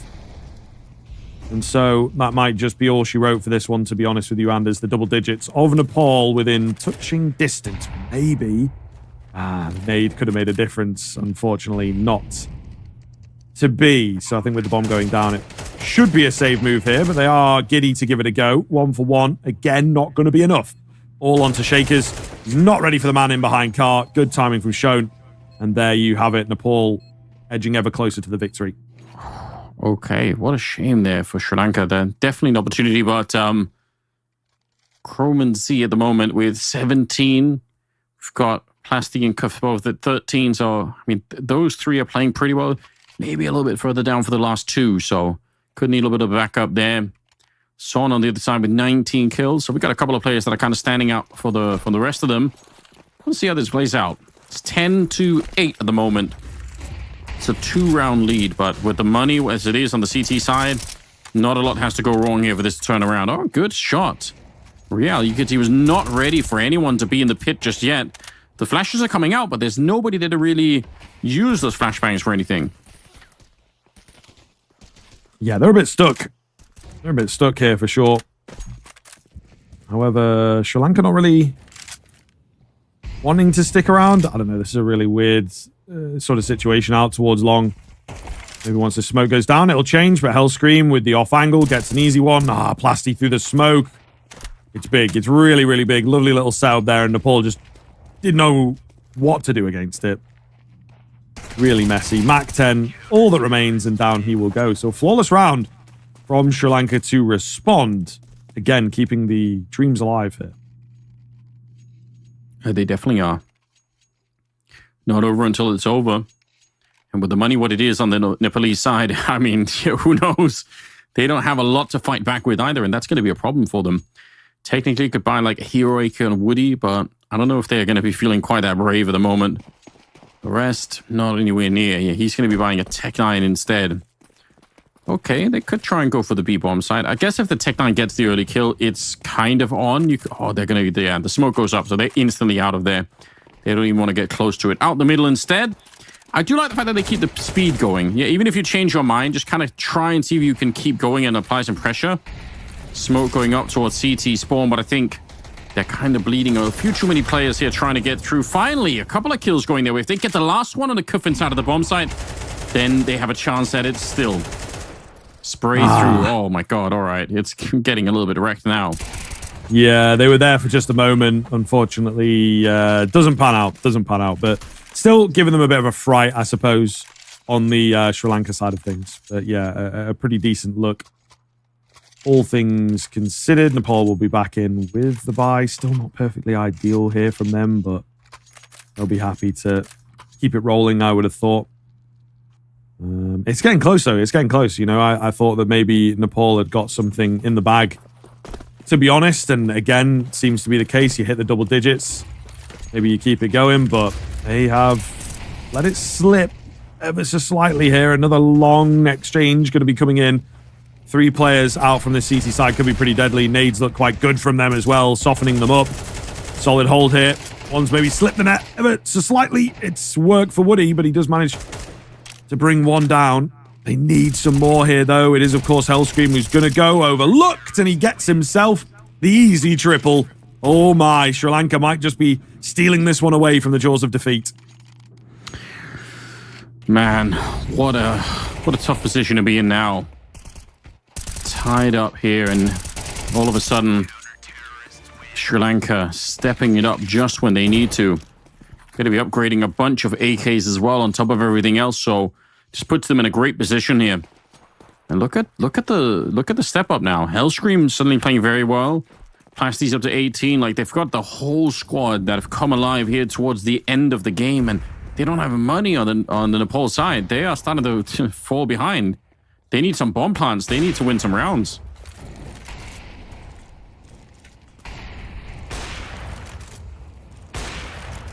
Spam doesn't really find anything. But yeah, we got to have something big in store from the ball. Ooh, a B move might be the way. Nearly getting the drop on Cuff. Not going to be the case, though. He does get that kill, but yeah, there was maybe, I don't know, if he was like a second later, he could have caught him jumping up, looking away from the B tunnels. Just the way the cookie crumbles on this one, though, Anders, of course. Crumensy going to spot out little leg. No shot landing off, but it looks good. Sri Lanka are pretty prepared for what is coming. A dangerous swing, but Plasty makes it work. Still 3 versus 5. Wow. A lot of damage being output. He's having himself a real good round. Triple kill. Mike making a quad as he's trying to hunt it down. The spray is magnificent. Plasty's really stepping it up. Quad kill for him, putting Sri Lanka at 12-10. So a step in the right direction. Yeah, he's really proven himself in the last couple of rounds. Yeah, looking great. Looking great. And you can just see it on the replays. It looks really, really easy for him, to be fair. But yeah, I'm pretty happy with what I'm seeing. And again, this is what we talked about a little bit with Dust 2. You're going to get those individuals popping off. May well be the case. So very, very impressive stuff that Sri Lanka have been able to pull their weight here. And again, as I sort of mentioned coming into it, not an awful lot of recent experience for some of these players. A little bit older as well, right? So maybe a sort of side gig for them, as it were. But they are still making this Counter-Strike look kind of easy in places. Again, especially Plasty coming round. He also opens up into this one before being traded off. But a lot of damage laid down onto the Nepalese players in what could be the final round here. Yeah, this is starting to look a lot more coherent. 4 versus 4. Real taking a bit of damage. Classic setup with the smoke. You can use that for a bunch of things. I think this time they're going to try and sell it as a potential walkout on the catwalk, and it looks like they want to go back through the middle. They're actually going to find the kill there on Cuff. So it's Real. In spite of being low on health, it's not necessarily a bad kill. Inside of the B-bomb site, Shakers is on his own, so he could be in some trouble. Ooh, but they don't go that way. They've kind of changed their minds, I think, a couple of times, and now they want to go for it. Although Hellscream making a little bit of noise, they're going to hear that, and they walk right into the AWP. They might have thought that was a hard rotation, but there was one more player left. That's so dangerous. He almost gets himself killed. Hellscream going down. It's just Chrome and Z left here. 2 versus 3, 25 seconds. They get the wallbang spam on him. I don't know. I don't think he needed to jump up like that. I think if he had stayed a little bit further behind on the ramp, he would have been fine. Yeah, very, very possible. I mean, as well, even in that close position, he had a good couple of opportunities, good couple of shots. They weren't maybe the easiest in the world, don't get me wrong, but certainly could have converted at least one more of them. So a bit of panic getting the best of him, both with the decision-making and the mechanics of the game. So now we're all the way down to the wire. You know, Sri Lanka, it felt like maybe they were starting to hammer that nail in, but anything but at this point. Of course, got plenty of cash to buy up, but Nepal want to keep things competitive here and, of course, take us to the OT, my dude. That is always an option. Haven't seen, I think, almost any OT so far, so there would be a brand new experience for us here, but why not? I mean, they're fairly well-matched teams at the moment, so we might as well try and get there. See if there's going to be some wild investment if we get into overtime and you get a little bit more money. Sometimes that when you get into like the double orb or, God forbid, the auto sniper, you know, there are lots of options once you get that deep.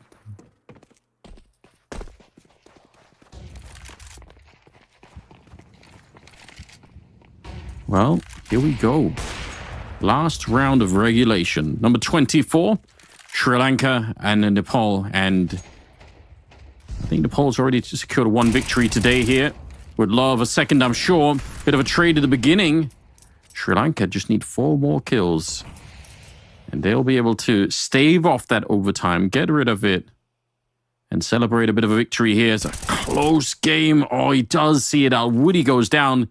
Pasty, he's going to be able to be the one that has to do all the work here. He's got 24 kills right now, so... Oh, nice. Lot of damage onto Real in the middle. They're sneaking up long with the bomb, though, and nobody's really looking. Or maybe so. Hellscream might be taking a bit of a look, but you got to be careful if you're a Chroman in CT spawn. That's got to be a scary moment. Shown. Oh, moving up. He's lucky to not be burning here. They've had to put a pause on it. Control looks good. Manpower, not so much.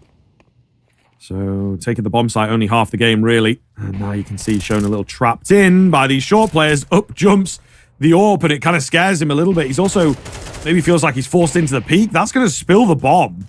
So, a really awkward situation now for Nepal to get that back. I don't think they quite know it, but, you know, again, getting a bit desperate for the frags. It looks very good here. JDX, fully healthy, but he's not got that bomb plant on his side. Fully panicked to try and pull off the 1v3, and it's Sri Lanka to take it. Nepal coming into things, had a bit of momentum, weren't necessarily a heavy favorite, you know, 2 teams that it's hard to have information on for sure, but it felt like they would be the ones with that momentum that would have a bit of the upper hand, and they very nearly did. That Dust 2, that Plasty performance, I think making a big, big difference to give Sri Lanka the win. Yeah, it feels unlikely that they were going to be able to win it. I feel like without Plasty, probably it goes the other way. Such a close game, but it works out in the end for them. So yeah, a bit of a surprise, but well played on the Sri Lankan side. I've got to say, really, really good stuff. We've got some highlights for you here. Probably plenty of them as we did play all 24 rounds, but yeah, overall, I don't know. I mean, I wasn't expecting this just based off the results. I thought it was going to be Nepal to pick it up, but it's turned out quite a different way. So Dust 2, good battleground, good game overall. Yeah, a really sort of curious approach as well. You know, Sri Lanka just rushing out long for a good 85% of their T-side rounds, and most of the rounds they didn't go long, didn't work. So that's certainly curious that they made that work so well for them.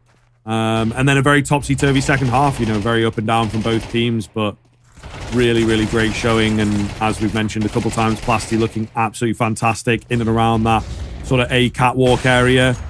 Sometimes out towards long, but he was a bit more of a short player for sure. So very, very impressive. And again, another team to just sort of put a pin in, keep your eye on, individually looking good, maybe indeed in terms of the depth, in terms of the coordination, some of the retakes that we saw from both sides, to be honest, not all that great. But Sri Lanka, I think in particular, to be honest, Anders will be kicking themselves. There was like that 4v2 in there, wasn't there, that could have actually won them the game if they managed to convert that in the middle. So, yeah, a very sort of interesting couple of teams to keep your eyes on. I think that they look good, but maybe when a team asks a bit more of them, they might struggle.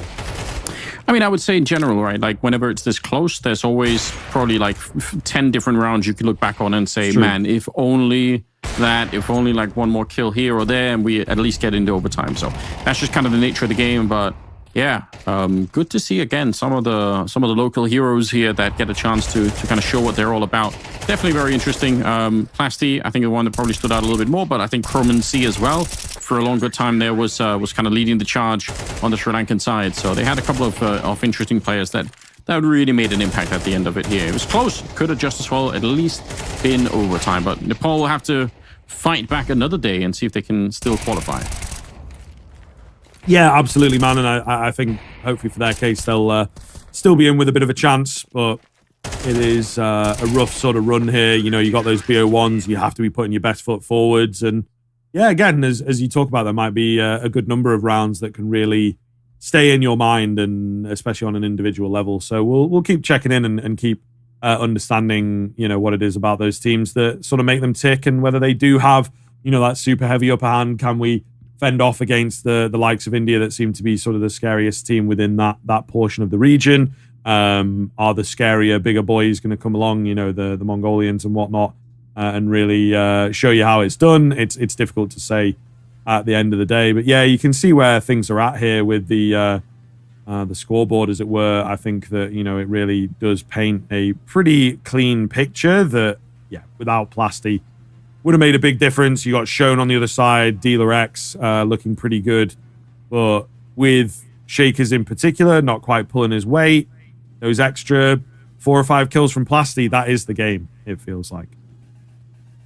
Yeah, surely it's got to be, right? Like that makes the difference. That pulls them over the edge. So really cool to see, though.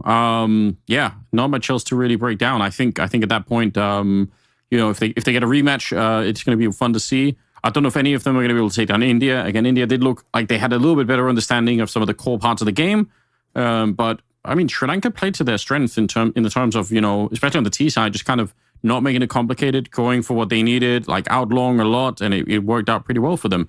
So super well played. We are going to go to a break before we get into the next game. So don't go anywhere, and we will be right back.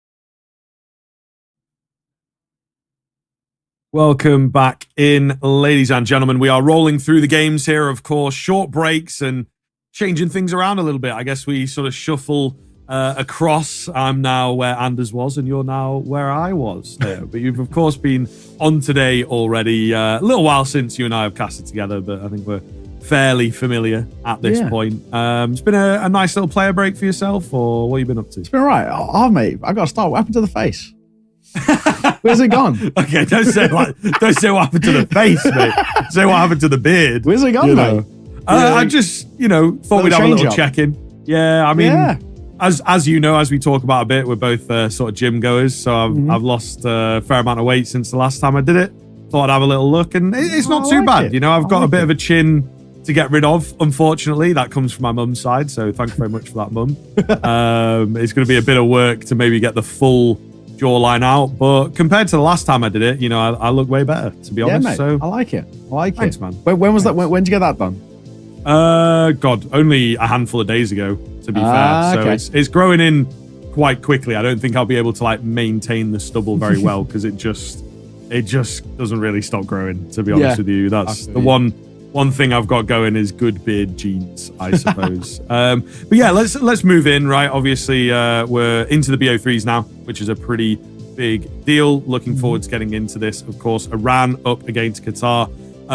Couple teams that I've not really been able to check in with just yet. I don't know if you've caught any games of them, of course. No. Two countries as well that maybe we're not going to be super familiar with the players and whatnot, but I think still should be pretty interesting here, and I'm glad that we get to check in with them for the BO3s especially. Yeah, no, exactly. These are actually the first games for this region, so it should be pretty fun. It's a little bit of a different. We've kind of a few different ways in which these brackets are set up. So just to kind of, I guess, catch you up on kind of how things run here. So we either have one of now three different ways. It's either best of ones, which kind of you just had in there, best of ones, one group, Swiss stage. We either have best of threes, direct qualification type vibes. So Central Asia, we had kind of like a Swiss best of three system that came through, or we have a best of one Swiss system, or we have what we have now, which is best of threes, but split into two different groups with the top of each group make it towards Chengdu, China. So yeah, pretty cool for the qualifying for the championships, changing it up depending on how many teams you have here. Of course, this is one of the only qualifiers we have 6 teams in best of threes, so it should be cool. Let's take a look at the rosters. Take a look at Iran first. Now, I'm going to say only one player versus Iran I have seen before, and that's Zeron. After that, it all becomes a little bit more newer to me, but we have Zeron, Rashness, Amin, Silent, and Dantic. So, should be cool. I'm looking forward to seeing what this region's got. This region has, in the past, brought a fairly decent amount of talent, at least previously. These are guys who all would be kind of in, around, and part of qualifiers for the major, for example. We're in that open circuit there. They do a lot of their kind of MENA, the North African, Middle East kind of qualifiers as well. We've done quite a fair few of them with the likes of ESL and IEMs and the rest, and even a bit for Blast as well too. So this is a region that I know from previous times when I've had a bit of time doing, qualifiers with you and whatnot, that we've seen what this region's about. They're actually pretty talented. I think the big thing for them, the big thing they've always got, as you can see now with some of the players in tier 1, is that this region brings a hell of a lot of cracked aimers. That's kind of the big thing. I'm talking people like your Flames and Nerds from Israel, for example. So it should be sick. I'm looking forward to it. I'm looking forward to see any new faces that maybe kind of surprise us. Yeah, for sure. Same. I think that, like you say, there's going to be a lot of mechanical prowess coming out of these teams. It's just sort of one of those things where, they've not maybe been able to practice off against European teams, get that sort of level of the team coordination, the depth, how legitimate is it as a career option. I think it's certainly getting there for the Middle East. Tournaments like this obviously really going to help with that. So we'll see. We'll see how things go. Let's have a look at the Qatari side of things then.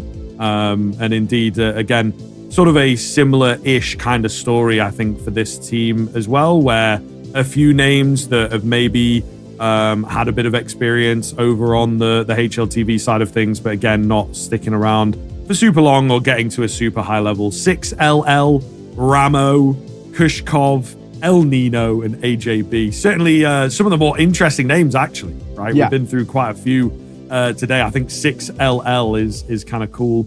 For sure, but maybe Kashkov is like Kalashnikov, dunno. You know, there's a bit of cool nameage in here for Qatar. Yeah, I'm gonna throw it out there. Does El Nino mean anything to you? Is that? Do you know it does ring a little bit of a bell? Yeah. I think I also had that on the other side with Dantic. You know, like you said, we've done a few of these Middle Eastern kind of qualifiers and stuff in the past. Sure. But yeah, go ahead if you're about to fill us in. I am. It does, but not for Counter-Strike reasons. My assumption is that El Nino might be potentially a Liverpool fan, maybe a Chelsea fan for a little bit, potentially then an Atletico Madrid fan. But El Nino was the nickname of Fernando Torres. Great striker. Played for Liverpool for a bit. He's called El Nino for a while. So, well, his whole career has always been his nickname. So maybe some inspiration there. I don't know, but as a Liverpool fan myself, I saw El Nino. I think Fernando Torres straight away. So I'm not sure if that's the vibe. I mean, maybe if Qatar win, we can kind of find out why El Nino is the name. But who knows? But yeah, at least for me, Fernando Torres, Liverpool, as a Liverpool fan, that's where I think, at least in this one. But I'm looking forward to it. It should be pretty damn good. This is our opening game. I think simultaneously we'll have another one going on at the same time. I know there's a couple others. Actually, they're going to be starting just about as we head in towards map number 2. But we got Jordan as well taking on Lebanon at the same time, which should be pretty sick. That's over in the other group, Imran saying. Yes, we're in Group A right now with Iran, Qatar, and Palestine. Group B is Lebanon, Jordan, and Syria. So, yeah, we have a game kind of simultaneously, which would be cool to keep an eye on, see what's kind of going on there. Kind of have that team page up on the second monitor.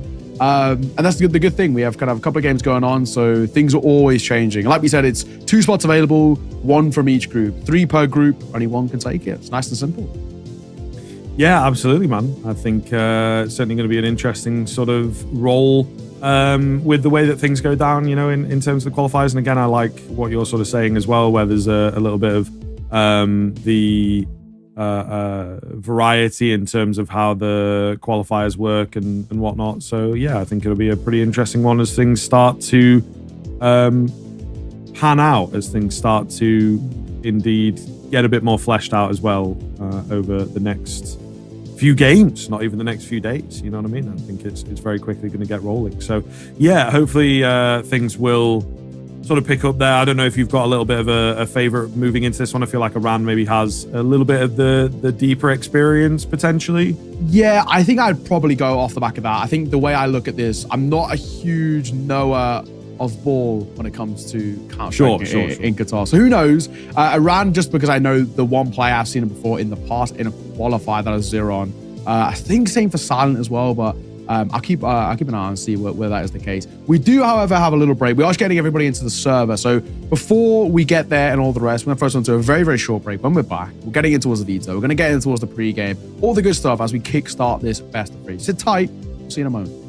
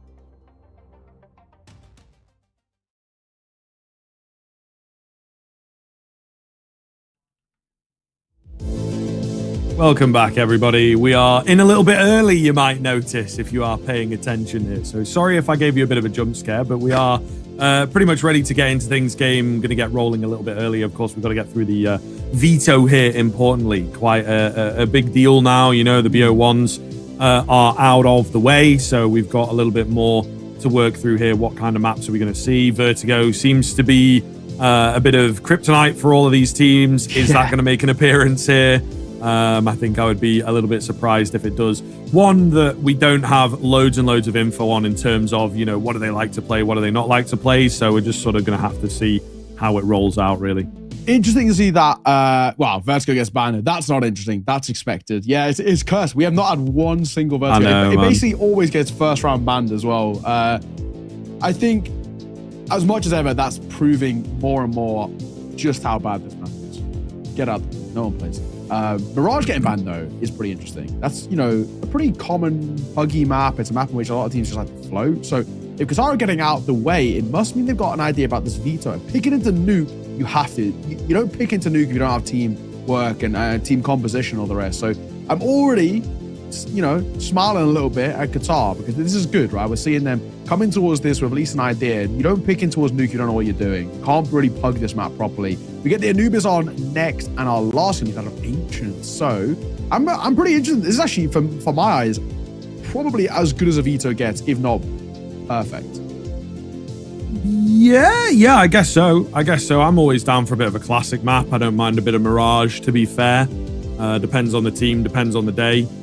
Maybe in a veto like this, Mirage would be welcome. If it was like Mirage Inferno Dust 2, probably not.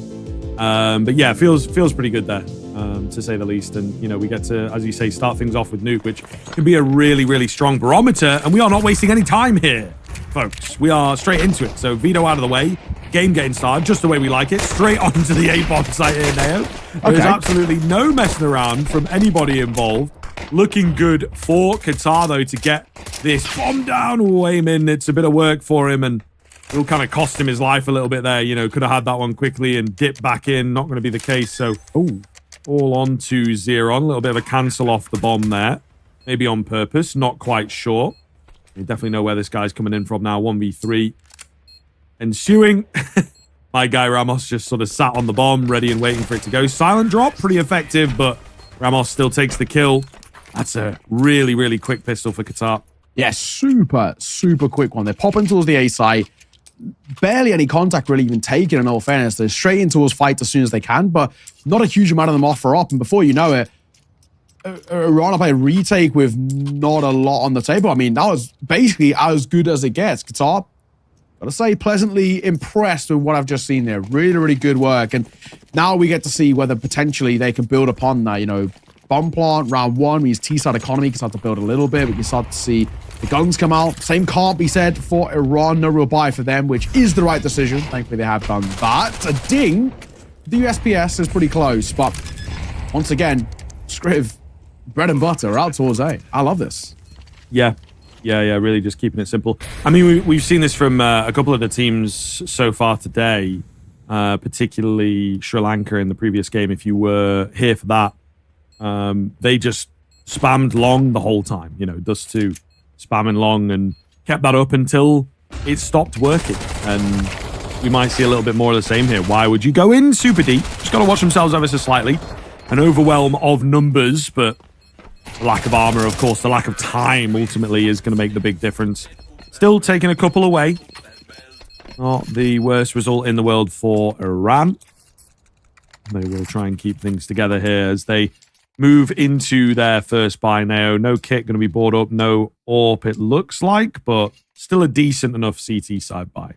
Yeah, you know, they can make the most out of this. And this actually, because of the couple of kills they got, it's a little bit of a reinvestment from Qatar as well. So a relatively even kind of first full buy round that comes in towards round number 3. And a pretty important sort of litmus test to see how these two sides are going to be. I mean, Qatar have already been so quick, and it's a vent dive, and they've crossed, but one doesn't quite make it. AJ going to get caught, and in doing so, there's the opener taken already, but they could get a bomb down. No other ideas. Dantic blows open the smoke. Nice find as well from Kishkov here. Silent finding himself a frag. It's a little all over the place at the moment. A split as well here on that T side is the big thing. I think Iran going to have decent control. However, losing a couple of players where maybe they shouldn't, it has suddenly evened things up, and the round is back on now. It's quieter, doesn't it? A minute on the clock, a 2 versus 2. They're both just waiting. Big thing is, it's about recovery of that bomb. It's safe to say it's not easy. They've got a very decent little hold of it. Good little crossfire. Pop out and towards a single door. They should get swung upon, at least from both sides. And same with double. They've probably got to try and maneuver and isolate fights. It's easier said than done. And as this time starts to tick, this cubby position here gets more and more chance of being overlooked.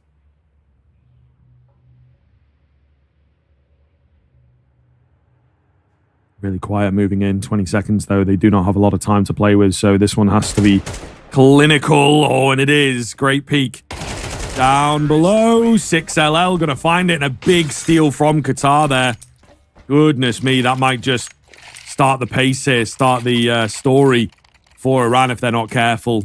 Goodness. What? That's 4 on 2? 4 on 2 they've just dropped there, I think. So really, really big round on the T side. Breaking the bat, all that good stuff. You know, it's perfect from Qatar. Yeah, you really cannot complain. They're playing so aggressive, hyper-aggressive to a degree, and it's working. And there's no complaints to be had here at all. I'm liking what I'm seeing. Really solid work. And honestly, so far, for the CT side, something's got to change. They are being overrun. And another quick play towards outside. I mean, these rounds are being kind of fought and sorted within what feels like the first kind of 30 seconds, at least for information. Down towards B once again. They're flying to try and start some fights here. Dantic will rotate over, but he's going to be isolated. Oh my goodness, he's somehow managed to stay alive. Sets up 2 kills. So maybe on for a bit of something here. AJB. Frag, can't quite get it done. A big one from Zeron round the corner. Goodness. A little lucky to get away with that. All the same, 4v2. With the B bomb site falling. So it's difficult to call. Lack of armor for a lot of players on the Iranian side. I don't know, man. I don't know. I'm not sure which way this one's going to go. We'll see. AJB holding up close. If they can get this kill cleanly and in good timing, it could make a big difference. El Nino going to go overlook, but he's not ready for the second man in from the same angle. Bit of patience from both sides. Works out. Zeron with the wide swing to get that final frag. And it will be Iran picking up their first round. They needed it. No two ways about it. They absolutely needed it. I think Qatar, in that instance, actually just go too quick. I think they're trying to go into a fight as soon as. And doing so doesn't work in their favor. A 3-1 scoreline, and then now a little bit of an opportunity maybe for that CT side to work with. I mean, for Qatar, they got a bomb plant, but it's still not really going to suffice for a solid buy, but they are actually going to force it. Now, this for me actually does feel like a pretty interesting decision. You know, you don't really have great money across the board, about 3K-ish. Well, a Hero AK I can back, but a Hero AK then actually then turning into a force buy is actually a pretty big decision here. You know, you lose this, not only, you know, you lose a round, economy gets broken and all the rest, but the game probably gets tied up. It kickstarts that CT side snowball effect. So for me, this feels like quite a big decision and arguably quite a big risk. I know they've got 3 AKs, but it is still very reliant on a few people popping off. So I'm expecting again with the MAC-10s a much quicker round to come through, but yeah, now let's see. This is high risk, high reward type stuff from Qatar. Yeah, definitely, man.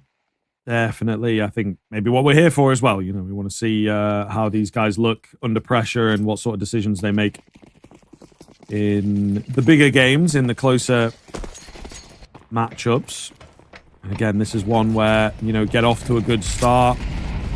Pretty cutthroat stuff. You win this, you're in with a pretty good chance of securing your spot out in Chengdu, of course. So we'll see. We'll see. Very, very curious here if they can make a buy like this work. It's not started off well for them, though, unfortunately. Yeah, yikes. Already down to 4 in a matter of moments, and one of those guns dropped is the rifle. So doesn't fill you with joy. Not on this one. So if they come down, that'll slow them down once again. And you know, I feel like for Qatar as well, what we see them at the very least, they have a call out of spawn. And if it doesn't work, I think that's when they start to maybe get a little bit puzzled about what next, where do we go? Nice shot by Zeron though. Shkov gets caught. 5 versus 3. This one's going to be looking, at the very least for now, a bit like a non-starter. Yeah, certainly possible, but we'll see. Could turn quickly. Not if we got Rashness finding kills like that. Easy trade for the AWP. AJB, yep. Just going to go for that tail between legs save. Not the nicest look, not the nicest feeling, especially on the T side of things. But it has to be done. So Iran very quickly picking up steam. Qatar, I think, will be kicking themselves. They've kind of let it come to this because, you know, obviously the first round for Iran really shouldn't have happened. And now they've managed to turn it into something much, much bigger. So, yeah, this is a little bit worrisome for sure. Right. An AK saved is a decent little positive, but it is all they've got. Like I said, for me, that feels like a risk you don't need to take if you're Qatar. It's a big call to go for a force there and something which doesn't pay off in the end. But, you know, even coming into it, you know, 3 AKs double back 10. Yes, you've got a bit of util. It's still asking a hell of a lot. And I think you've now given a decent opportunity, at least for the CT side, to start working. So I'm not a huge fan of it. It's obviously in hindsight as well, not paid off either. And this should be tied up all square in a second. You've got 1 AK to work with, in all fairness, which has armor. They reinvest towards util, which I think is, again, another big call. You lose this round or whatever, you aren't really going to buy with the rest of the team in towards the next round. So you know, you're talking about, at the best, maybe a Galil. What a reliance on that 1 AK. Molotov comes in, stops their rush down ramp. So a spanner in the works for Qatar. They have to back off and sort of readjust. Still got a decent amount of utility, considering, you know, the level of buy across the board. But yeah, certainly erring on the side of aggressive economic choices, aren't they? I'm definitely here for it. You know what I mean? Putting your best foot forward. It's pretty good stuff. You know, you come into a tournament like this. Sure, you're playing within your own region, but still, you maybe feel could be a bit scary here. Could be a bit hard to sort of know how to approach things. Are we the favorite? Don't really know. But they're going in as though they are playing pretty confidently. However, Silent is going to show them who's boss. Easy spray down for him. Just the 1 kill comes in for that AK. But nothing really impressive. Iran have closed the gap, and now we certainly have got a game on our hands. Yeah, 1-round game. Now no round game, I say, but with this next round, I say, is so important for Qatar. I look at the buy once again. I mean, we got Galils across the board, bar 2. The 2 that pick up the AKs struggle in util. So if they get into a post barn, that could be a little bit awkward. If they get a plant, though, that's the real priority in this one. Start with putting that pressure back onto Iran, who at least the last few, it's been pretty clean. Molotov nade combo down. No, can't really afford to go through this door right now, so they have to once again just pump the brakes in towards lobby. So far, 3 rounds in the T-side is not bad, especially for Nuke, but got to get at least a couple more. I'm talking at least 4, if not 5. Red crate, good find. 0 on 4s. Big kill, big kill for Qatar. Maybe gives them the early control that they have been looking for, that they've been so desperate in their past few rounds to really get on the board. But it's difficult to tell here whether they will be able to convert it. They find that first kill. They've not really done an awful lot with it, I think, is the key thing here now. It has sort of flipped on its head ever so slightly. Aim in. Oh, up close. Ooh, narrow miss, and Dantic's only able to get 1. I think the idea there was the AWP gets 1 and then the M4 backs him, but not going to be the case. And then 6LL, meanwhile, up top, just finds a 2-piece of his own. So that's kind of out of nowhere. All the same, Qatar roll through that round looking pretty good, regaining their lead as soon as they lost it. 100%. I mean, like you said, I really do like to watch this kind of slightly more unorthodox style of play, especially on a map like Nuke. So puggy. So aggressive from Qatar, and I really have a lot of respect for it. You know, a lot of teams when we cover maybe European Counter-Strike, it's so percentage-based. It's, you know, all of this where it's, yeah, I mean, very slow at times. This, anything but. Around back into a bite. AWP in play now for El Nino. Hoping to try and see if we can put a bit of pressure on towards Amin. Amin did a nice couple of shots in all fairness. Once again, lobby control is where they start, and then they wait to see where the info comes.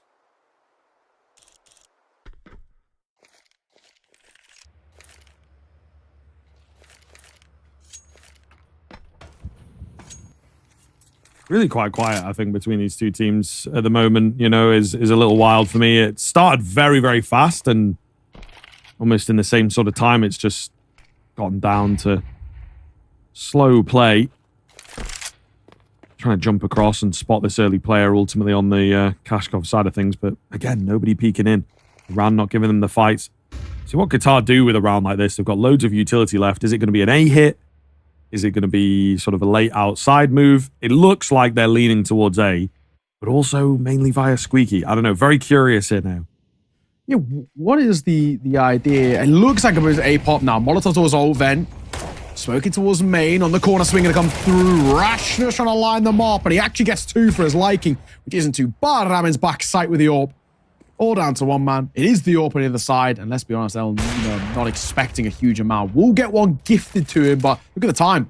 10 seconds. There's surely no chance of a 1v3, and Amin timed it perfectly through the smoke. Boom. Right, I'm going to tie this game right back up for a piece. This is some, yeah, pretty quick Counter-Strike, but nice response coming through from Iran in that one. They understood what was happening. They had guns up as well for just to be creeping towards the minute mark, and very puggy in their own nature. They know that they've got to fight it a multiple at a time. Rashness getting 2 for there in that position is very, very key. If he only gets 1, for example, they either have the option to dive down towards vent or barrel in towards the A side, but he gets that second kill. The bomb spills forward, and just like that, that's the round. Yeah. I don't know. The ultimate thing there for me, though, is just leaving it quite late and everybody working out of Squeaky. Just, yeah, sort of simple as that. Zero, I'm going to find some good timing. Drops El Nino while he's in midair. Maybe one day we'll get a little notification for that in the same way that we've got, you know, if you get a kill while you're in midair. But that might be a bit too much clutter on the screen, really. I don't think it matters too much. Ooh, 6LL down below, yeah, for a second, I think, was expected. Maybe not in that deep. If he was a bit healthier, could have got the drop there, but not how it goes. Iran looks set to take the advantage once again. And Kushkov remains alone. He's a little close to the action. Certainly going to have heard some footsteps here. Oh, yeah, got there in the end. Looks for any more. To be, not to be. Iran take back a lead on this CT side. Like I said, for Qatar, 4 rounds on the T side already. It's not bad. I think if they can get 1 more in this T side, you're fine. You're absolutely giving yourself more than enough to work with. Anything less, though, if it stays on that 4, for example, I think it does become maybe a little bit of a worry to a degree. I've got to look at this and then say 8-4. If you don't get a pistol round for Qatar on that CT side, you're already actually in a really problematic space. So it's, you know, it's been puggy, it's been quite back and forth, but where Iran are right now, and they're starting to really realize how Qatar are playing these rounds, just a tad concerned. Trying to keep an eye on it. These both sides mechanically look very solid. Yes, well, there you go. I mean, El Nino going to come in at the perfect time to just kind of speak to that fact. Rashness. Ooh, got to be careful here. Oh my, okay. Thought he was going to get caught off, but he lands the flick across.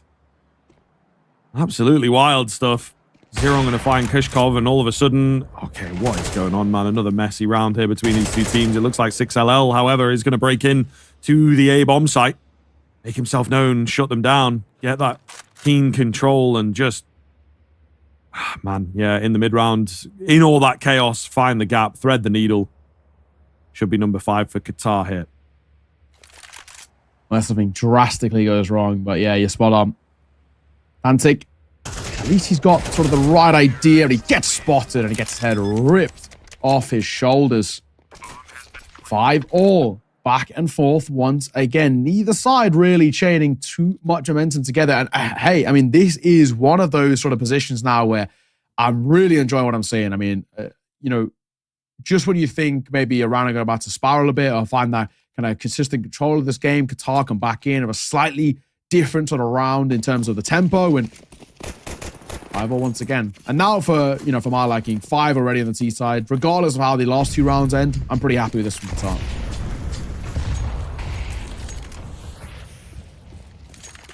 Yeah, that's true, to be fair. That is very true. I think if it kind of continues here, then they're in for a really, really good spot. We'll see what Iran can do.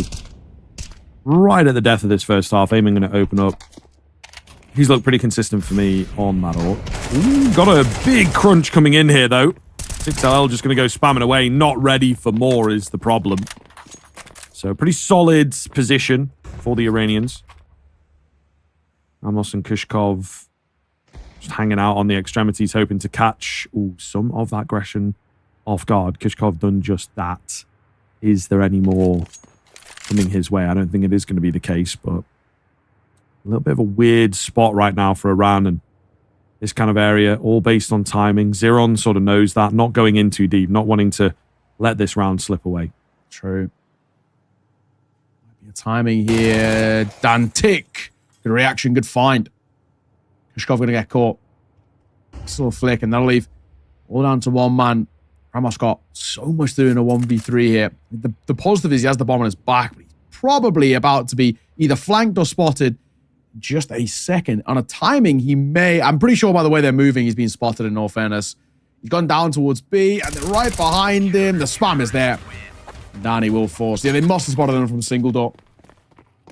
That'll be a 6th on the board for Iran. Tail end of this half, not a huge amount of economy to work with for Qatar. Enough to maybe squeeze out an okay-ish buy, but it's not going to be a fruitful one. We're going to see 1 AK, and that's probably the only AK we see. Maybe a couple of kills, maybe some MAC-10s if they want some more util, but it should be a little bit of less a buy for Qatar. So probably a good opportunity for Iran to get a 7th, get a lead on the CT side. And honestly, that's probably kind of what this sort of half deserves. CT side and all the rest should be taking a lead at the turn of the half, but Qatar still made it competitive.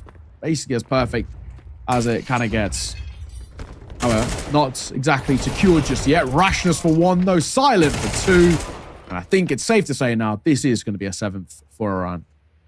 Yeah, certainly one of the ways to end the half, trying to barrel on in. It's how they started the half. It actually found a bit of success initially, but not in the end.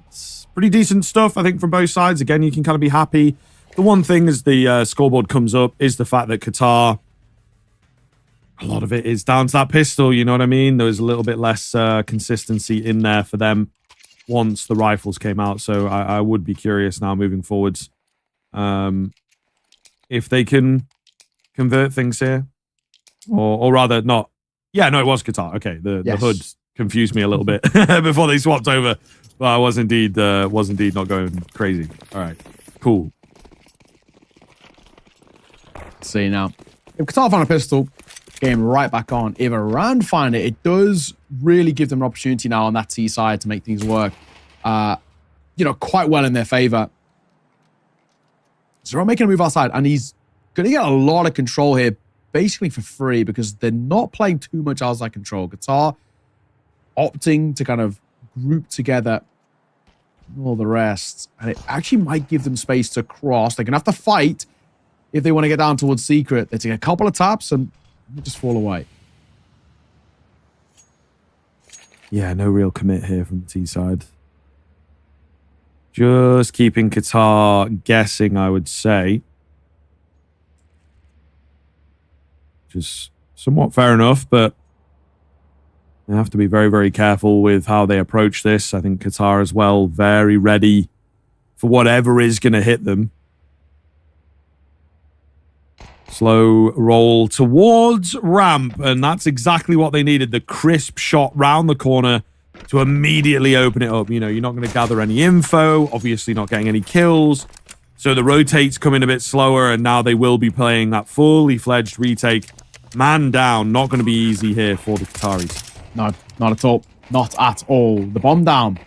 Tough retake. El Nino get the first. Swing in the corner. Trade will come through from Ramos. Might have something to work with here. 3 versus 3. They know one's over towards the right side of ramp. It's about where the rest are, and Dante will get a very important kill. He might get traded. He will. Instead of Amin falling. This is carnage, but it might just work. Ooh. Zeron, however, comes round, finds the key frag, and yeah, they get a little close, unfortunately. The final couple of kills go against Qatar when they really needed the frags. Not going to work.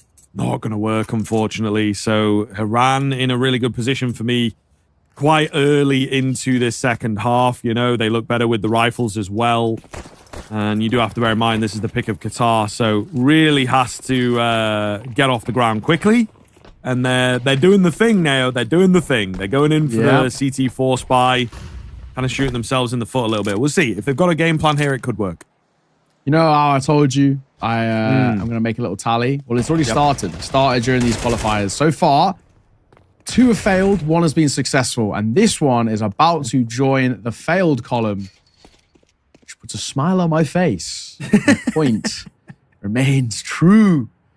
I can't wait in like 6 months when we get to like the end of the year and I get to just publish my findings, my stats. This is about to be a 3, unless the 5 seconds pull something magical. But I don't think this is going to happen. The 5 seconds are strong, but not that strong. Not unless Iran really mess this up. They're going over towards ramp. BLL waits it. And he gets swung. He will fall. And that should be the round. I mean, AJ's coming down quickly, but I don't think it's going to make a difference. No, you wouldn't have thought so. He might be able to, you know, sort of surprise one here as he bursts through single. Even then, they're really not taking any chances. Smoke goes down. Bomb plan coming in. Okay. All right. That was a little bit unreasonable. Going to drop the bomb. Make it a bit weird, but now they directly smoke him off. So surely no more shenanigans here. You would hope. They're taking a bit of time to get that bomb. A little bit panicked on top of each other. If you had like a nade or something, you really could make it awkward. Actually does a lot of body damage onto Zeron. But ultimately, not going to be able to find this one. The double door's closed as well. So yeah, there's no real chance for him to work his way in. One would assume. Just trying to be a bit sneaky. Take some names at the tail end. And he does get a couple of frags. That's kill bonus for himself as well, which I guess is going to help moving forwards. But into the eco here, it won't make a massive amount of difference. And this now is probably going to be around and going up towards 10 as well. That's double digits. I mean, getting ever closer. That's, again, why I come back to this and why I'm not a huge fan of it, especially contextually in this situation. Look how vulnerable Qatar now find themselves. You know, they're going to have to start this CT side with their first full buy when they're 5 rounds in the hole. What was a 7-5 half? It's, you know, a toss spot. They should have a buy right here, right now, and be able to put the pressure on. But that's not going to be the case. Molotov down. El Nino's playing around Hop with a Zeus. But this range, mate, what are you going to do? I mean, what can you possibly do with that sort of range? Ramos, though, will get a trade, which is okay. Maybe a bit more for him as well. There's a little fight on the other side of that wall. They're just not going to give it to him. So another thing as well, I think that Iran are maybe doing pretty well, playing quite disciplined here. Taking that rifle away, you can see it makes a difference. Flash comes in, and there's no gun to retrieve. You know, Ramos was hoping for a frag, of course, couldn't get that. But he's like, oh, I should have a rifle here. And then when he gets back, there's no gun in hand. So lovely, lovely little tidbits from Iran to just, again, give them that sort of extra 10, 15% of the game that is going to make a really big difference in qualifiers like this. That's fine. I don't think anything more is going to happen. Let's be honest there. In a 4v3 with a CZ. Granted, the CZ has got its kill, but it's already running desperately low on ammo. Swing on the corner. Down goes Ramos. And that should be the round found in just a moment. Krishkov backside. Get a concentration kill. It'd be nice. It's not going to happen. That's the round, and the Molotov will meet AJ in towards Vent. So yeah, long old rotate for you, my friend. I'm gonna find 10. Really good stuff now. Really, really good stuff. I mean, we are seeing this side start to look super solid. I mean, they're ever close already, taking this map away, taking Qatar's pick away from them. And with how close it started and how puggy it was and all the rest, I mean, this is a really nice little spot where we kind of put ourselves in if you're Iran, because you've got so much to work with. I mean, even if a couple of these rounds go right and this one being kind of quote unquote a bonus, even if it is to go south, they've still got plenty of room for any sort of errors from Qatar. I mean, honestly, this is going to be a tough kind of resurgence needed from Qatar. I don't know if they've got it in the locker. Yeah, it just doesn't seem, again, that they're on that sort of team play kind of level, unfortunately. Some great individuals, don't get me wrong, but yeah, you can just see, man, really not in there with the protocols, but we'll see, El Nino. It's close, it's close. Is it going to be enough? It has maybe given them a chance into the round. They're going to need another, you know, overperformance from someone ultimately, but not looking too likely. Down goes Ramos. That was sort of the big player. AJ is too far away from the action at this point, so he'll probably save. Iran will quickly move up to 11, and this is looking like a pretty big steal, to be honest.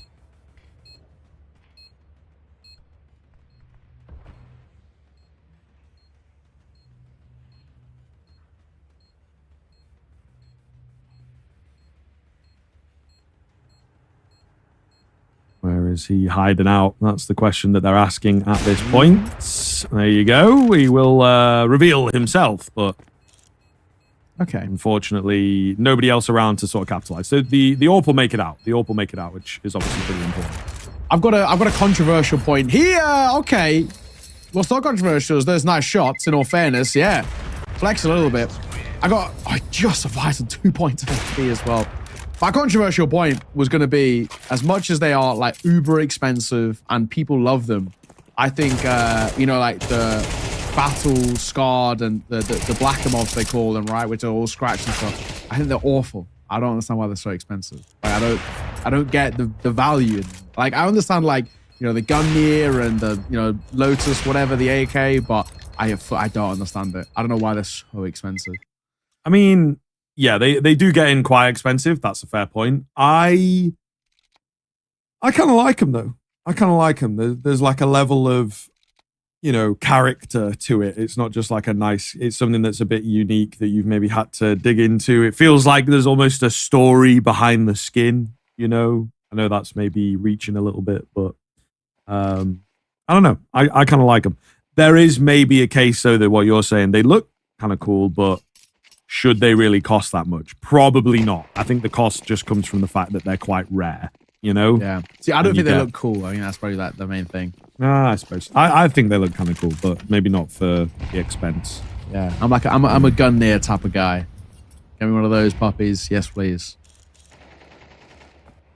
It's fair, man. It's fair. I'm running kind of dry at the moment. I don't really have any skins going on, so I gotta up my game in that sense. They make you better. They make you play better. So, it's true. I mean, at least you feel like you've invested something in the game, though. So you kind of have to play better, otherwise you're just wasting your money, right? Like, see it from that angle as well. Oh my God. What a shot. That might be the round. It is the round. There's only one guy left. You got a P250. That's the round. There you go, man. The shot that rang out across the map, apparently. Everybody just lightning striking all at the same time. 12-5. Round making mincemeat out of Qatar here. Really surprising stuff. Again, we expected not super close, but with Qatar, the way that they started, the fact that this was their map pick, we thought that things would indeed be competitive, but it has kind of been anything but, especially in the second half. I think that we had Iran kind of in as the favorites, a couple recognizable names here, and they've been playing for a while. On an individual sort of level, seems like they're teaming up a bit at the moment for, qualifiers like this and stuff, but ultimately not looking too good here. However, straight in through the Molotov, a couple of M4s on the other side of it is enough for Qatar to maybe stay alive a little while longer. A little bit chaotic, but I'm a fan. Why not? Question now being, once again, make a round work. A bit of a spray. Spotted him playing a dicey game of fighting that little pixel angle over via main. At least for now, liking what I see. Dantic, Rashness, it's not impossible, especially with how low 6L and El Nino are. It's still doable, but it's going to be tough, and especially because there's flanks coming through as well.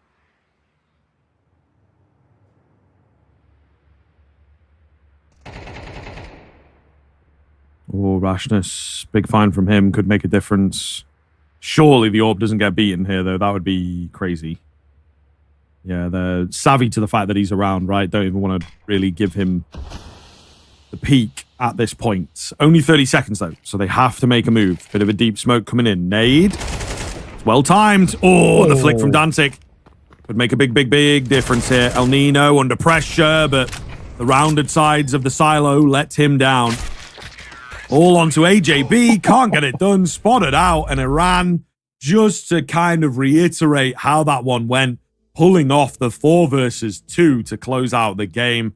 Qatar look a bit lost, and it is worrying signs now for the rest of the series. My God, that was a pretty dominant finish as well. I mean, kind of really nobody pulling any punches there in quite an impressive fashion. I'll give a lot of credit. Iran, that was pretty sick. I mean, they go in towards that nuke, and it was so even for basically the entirety of the first half. I mean, the second half was a complete no-show. I mean, for Qatar, they go on towards what is generally seen as more favorable CT side, and they just never get anything going. So, I mean, I like what I saw from Iran, and being that as that's their opponent's map pick, it probably sets up this series in a bit of a damning light towards Qatar, but it's a positive one coming towards Iran. That was crisp, man. I mean, the expectation as well heading in towards that map number 2. It might be more of the same. You might get to see them really sort of, flex their muscles, I guess, a little bit on towards that Anubis. And most likely the Ancient might not even be needed. Yeah, no, it's true. It is very true, man. We'll see. It's a different map, functions very differently. I would maybe say there could be a chance in for Qatar if things have been a bit closer. But, again, that CT side, which you expect to be a little bit easier to get rolling, just didn't seem to be able to hold on like an individual level, so that's maybe the big worry at the end of the day. I'm still curious to see how things continue on in this series, and I think you will learn as well, right? Like in these types of regions where it is a little bit lesser developed, it can just depend. If you get off to a good start on the map, that's going to make all the difference. It can really flip on its head from one map to the next. So hopefully that'll be the case here, and Qatar can show us a bit more of what they're made of. But yeah, the nuke there did not look good at all. Yeah, no, that's very true. Honestly, really well played, and some of these highlights at the tail end as well show it how good things are. I mean, for Iran, that is a really positive start, though. And I think for me, how crisp they looked at the tail end, especially on that T side, it's probably what I'd expect for them to start. Maybe, depends how I want to go about it, but I expect maybe a T side start going to come through from Iran, and that is where they once again can probably spiral so positively. Take a look at the stat at the tail end. And Rashness, pretty good game from him. 18 kills to his name. Siron was 16, not too far behind, and Silent on 15 as well. Individually, those three were pretty damn crisp. But basically, everybody was over towards Iran.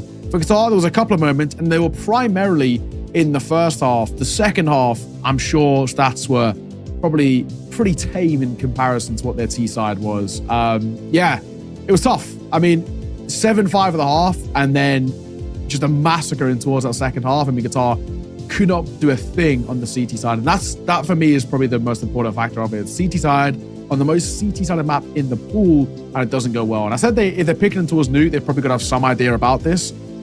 In hindsight, not so much. There wasn't really that deep of a strat pool there. They did try to play it quite quick, quite puggy, which can work occasionally, at least for a few pocket rounds, but in a little bit more of a macro sense of the map, not so much. I think that's really where you can struggle, and probably why, especially on that CT side, they did get exposed just a little bit. But credit to Iran, they really came in towards that. Had a very good idea about what to do, how to play it, and obviously it's a strong part of their map pool as well. So I'm impressed. Yeah, absolutely, man. I think that, as expected, they look like they are the more experienced team.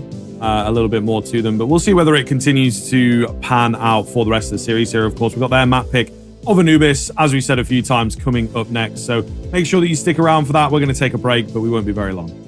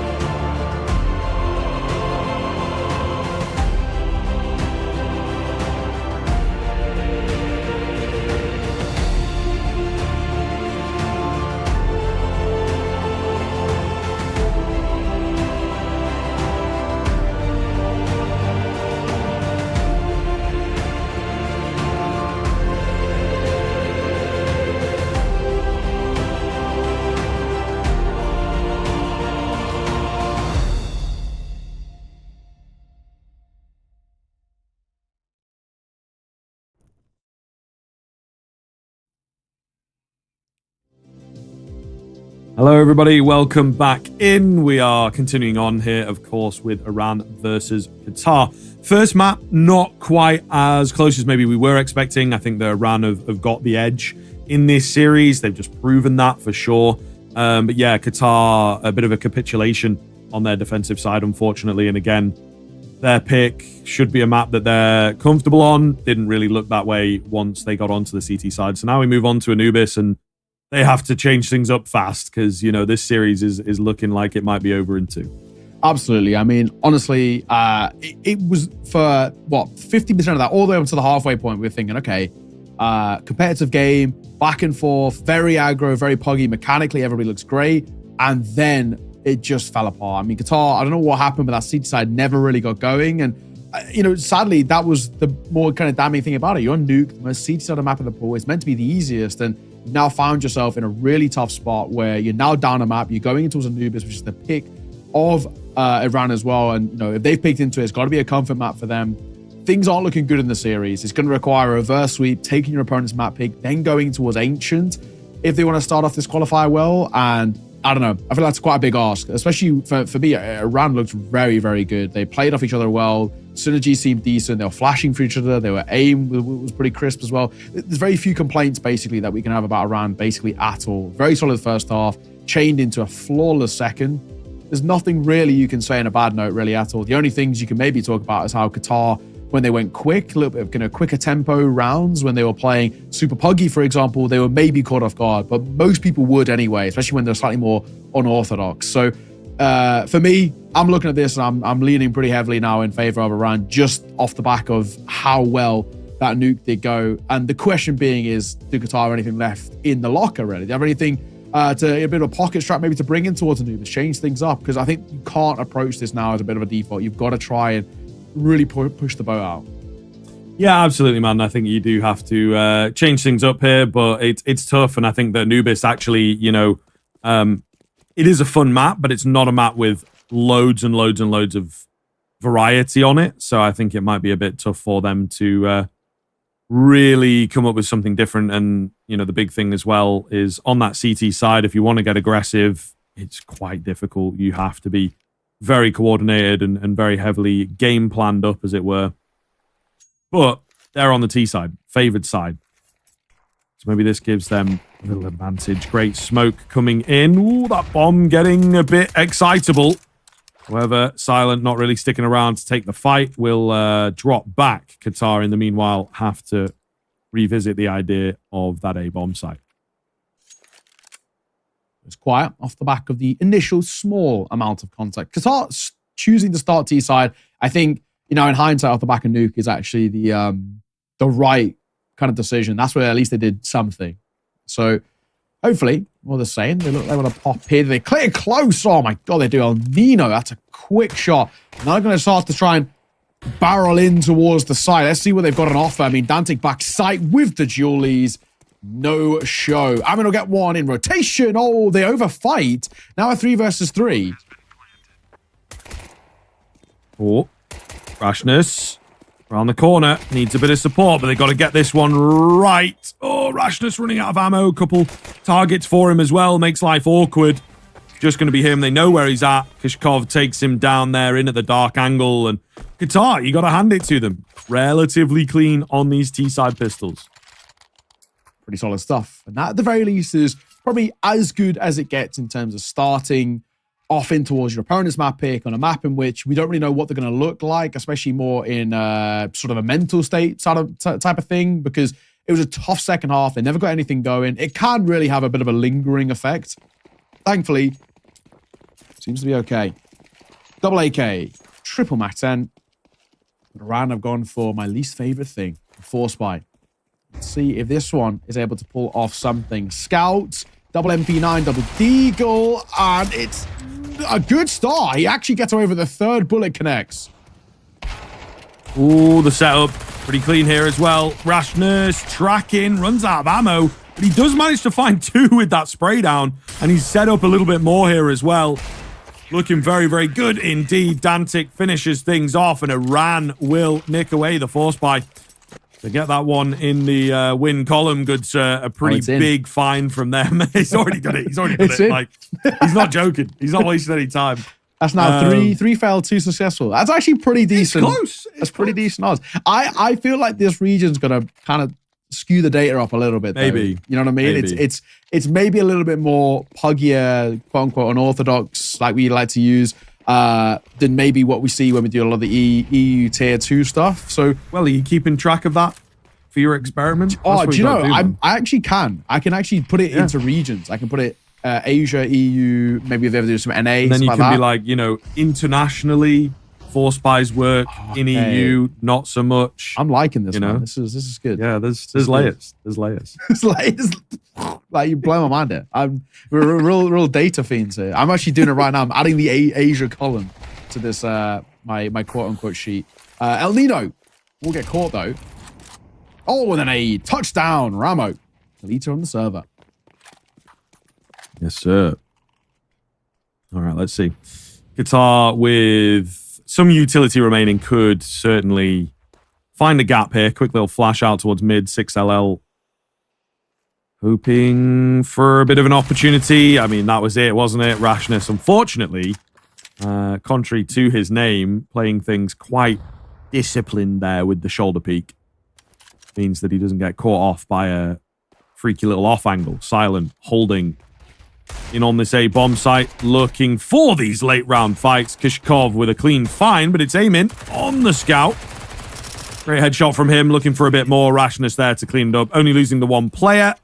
And the M4 already retrieved before rashness can even get there, of course. So Iran stringing a couple together will make it look nice and clean here. Yeah, good work, honestly. I think he's one of those where for at least now, this is similar sort of vibes to what we saw towards Nuke, with the starting things off really well. They're looking confident in terms of their gun rounds. And of course, Qatar, no bomb plant. In their kind of reinvest, they had to force. In double eco territory, you don't get decision in that one. So they have to go back into an investment. It doesn't work out. They don't get the bomb plants. They can't facilitate any sort of an investment in towards round number 4, which should mean a bit of a freebie here. Amin, nice shot for him. Silent catches just the shoulder of one in towards water. And one by one, getting plucked off here. So a round which is a bit of a throwaway. I'm still feeling pretty positive on Iran. They're at least a region which plays a lot of Counter-Strike, has a very good appetite for it, and they produced a fairly decent amount of players. At least when we look towards kind of open qualifiers, major quals, ASL quals, etc., etc. So far, so good. Rashes gets one, but he will be traded. Just Kishkov remaining now, and, well, clean finds in the end as they get the round on the board. Iran looking good. Hopefully going to keep this one rolling, I would imagine. But indeed, Qatar, I don't know, man. It's tough when you get returned on with that force buy. You really are just riding through it. Have to take the punch on the chin, as they say. But True. Back into a very, very nice buy here. Hopefully should be able to make this work for them. I just, I'm a bit worried about how experienced this team is on the Anubis side of things. First true gun round, though, could be a bit more of a telling one.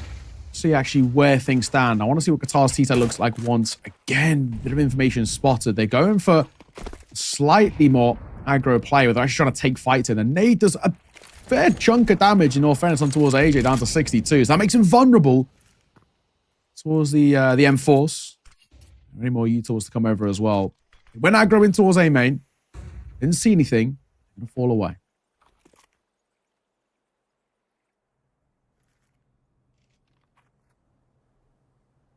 Zeron, got to be careful here. Does have some support, but this could be a really important battleground. Not super aggressive from the Qataris. It's more so, actually, from the Iranians that are getting in their face. Really solid stuff. 5v3 as they just sort of walked in for those fights. Really, really happy to take them. Definitely a fan of that. And indeed should be able to make this work from here. We'll see. 6LL is hanging around looking for a lurk play, but I don't know what he's going to be able to find, to be honest. Flash comes in. He's been spotted now as well. A little nervy to get moving, but with only 25 seconds thereabouts to get this bomb down, It's certainly going to be easier said than done at this stage, to be honest with you now. Aiming around the corner, ready to go. Good for one, spots another. Oh, takes 6LL up close and indeed making it look easy. Iran hold on to the B-bomb site. Oh, well, beautiful. Honestly, I think a lot to like. That is very, very simple stuff. Qatar are in now quite a problematic spot at the very least, you know, back into a lesser investment, back into another round, which should be for the most part a bit of a freebie. And I mean, in doing so, this is a 3-round lead, probably going to be made 4. I mean, they've got to take 9. Tech 9s are pretty scary. I'll give them their credit there, but it's only really one player who's been stepping up over towards Qatar thus far. Kishkov. That's all 6 and 4. Everybody else, it's unfortunately a little bit of a no-show.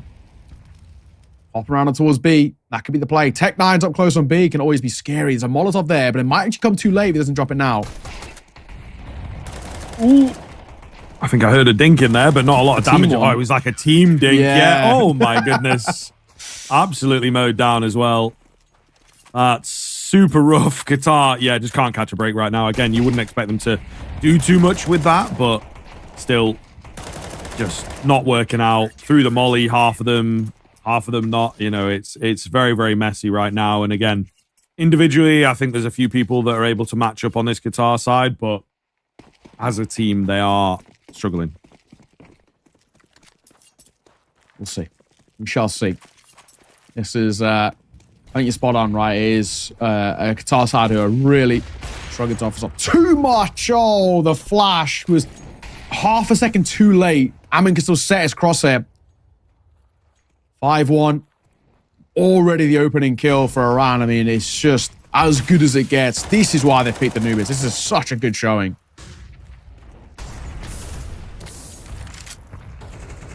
El Nino, again, moving in aggressively. I think he may well have been heard here through the flames at the very least. So Rashness should be ready for a bit of a presence on the other side of this smoke. That doesn't necessarily mean that he's going to win the fight. You can see his crosshair ever so slightly off, and El Nino gets the drop. Returned into a 4-on-4.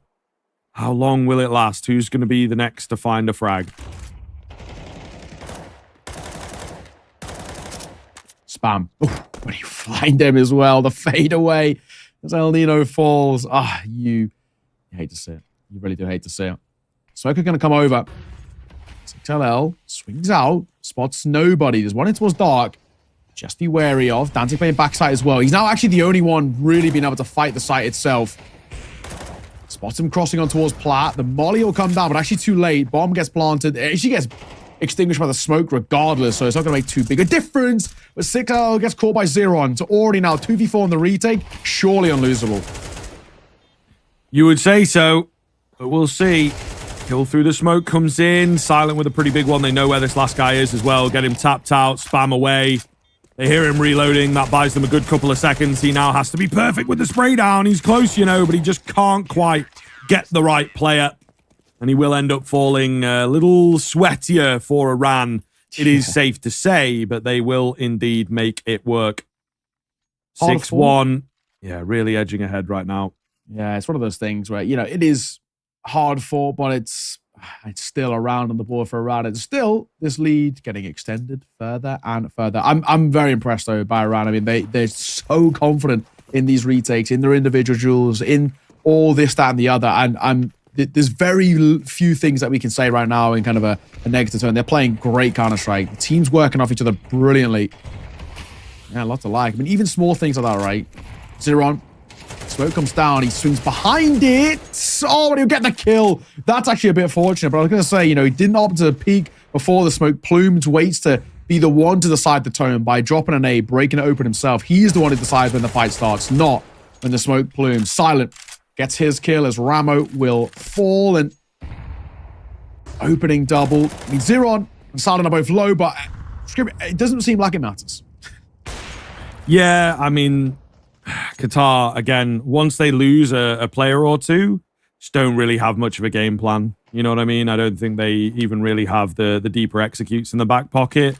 Just sort of trying to play around individual moments, individual frags. And it just is not quite happening for them, I think that is safe to say. So we'll see here. slow roll into the final moments of the round. El Nino just sort of tapping away to try and find him. He's getting caged in. They're getting more and more information from Rashness, beginning to confirm the fact, I think, that he kind of has to be out towards A main. That would make the most sense. He's ready for this fight, but Rashness still going to win it. And that just paints a picture, doesn't it? You know, again, so comfortable on this map. They know what's up. Looking really, really clean. 7-1. This is dire. It's damning. Qatar. I mean, the big thing for me as well, for the most part, they're barely even getting bomb plants. They're not actually even competing in this round. We had that one bomb plant, post plant, which was a little bit competitive, but it's a 2v4, so numbers should always prevail in that one for a round. And then, you know, this is the thing with Qatar not getting that bomb down. They're just not getting the extra cash on hand. They're not getting the chance to reinvest in these sort of rounds where they had 3K off just the back of lost bonus alone. Then a bomb plant. We're talking about a buy here, but not to be. Popping out though, they're going to go quick, and the flashes. Oh, they were good, but Ramo fluffs his lines. That should have been a freebie. And somehow, Talon only walks away with one. Oh my God. So messy here. You got to be careful on the CT end, especially not to get caught up in the carnage. They do come out on top of it, but that bomb has bailed pretty quickly. I think Dantic's got a decent idea that that is happening. Should start to hear him in just a second, but I think too little too late. Bomb's going to go down before they really know what's up.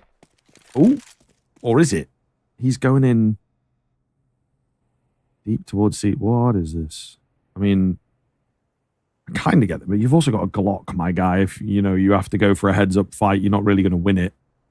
But saying that, he's just about made it in behind. This could be a knife. Yep, I think it will be. So there you go, knife kill. AWP retrieved, and a bomb plant back on B. All right. There's a bit of method in the madness from AJB. Might be able. Oh, they both had nades out. They both had nades out. Nobody able to get the drop there, but Dantic with the pre-fire around the corner just absolutely ruins AJ. And Iran, keep it rolling. My God, what a shot. What a shot. As what, a couple of pixels to work with? If that. 8-1. I mean, there's an AWP to pick up, but he was too busy inspecting the beautiful Neo Noir, and it will be, regardless, nothing that they really care about. Look how much money they've got over towards that CT side.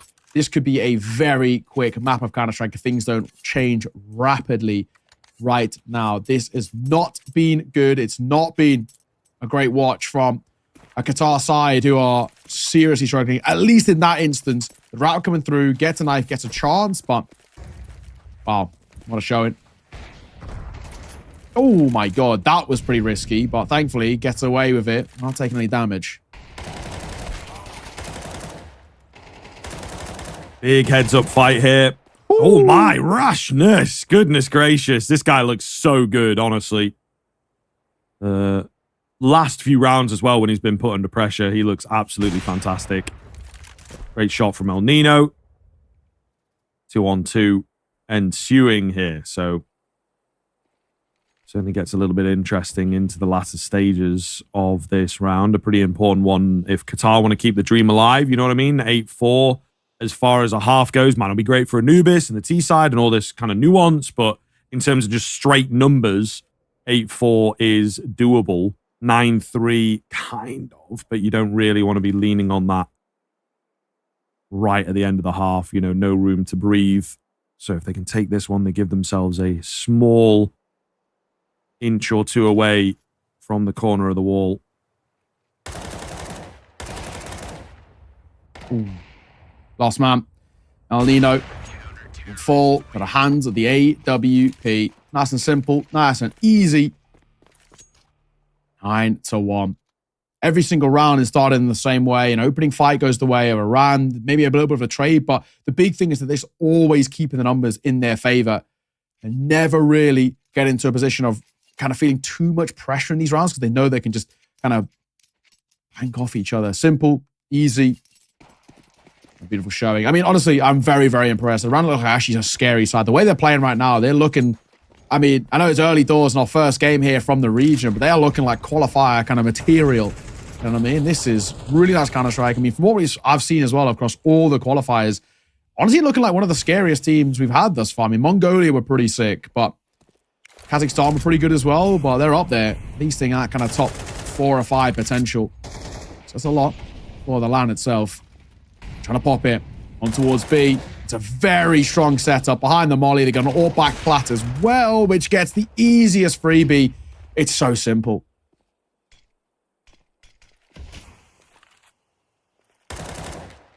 Pretty nasty stuff. Dantic will manage to find AJB, holding in for a little bit more, though. Lovely stuff, Dantic.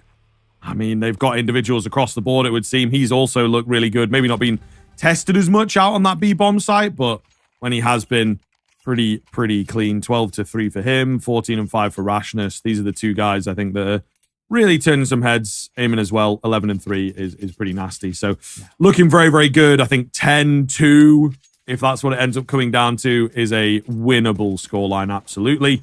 Qatar are going to have their work cut out for them into that second half. I appreciate the copium there, mate, in all fairness.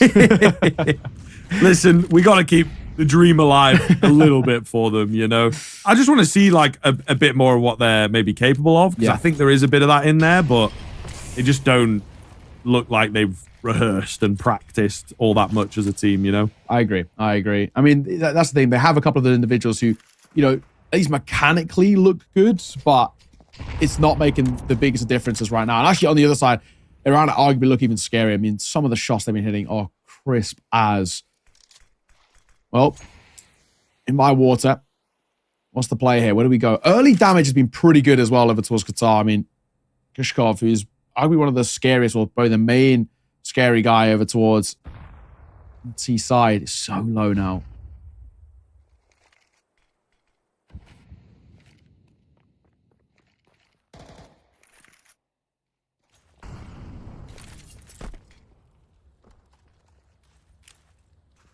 Slow build up here.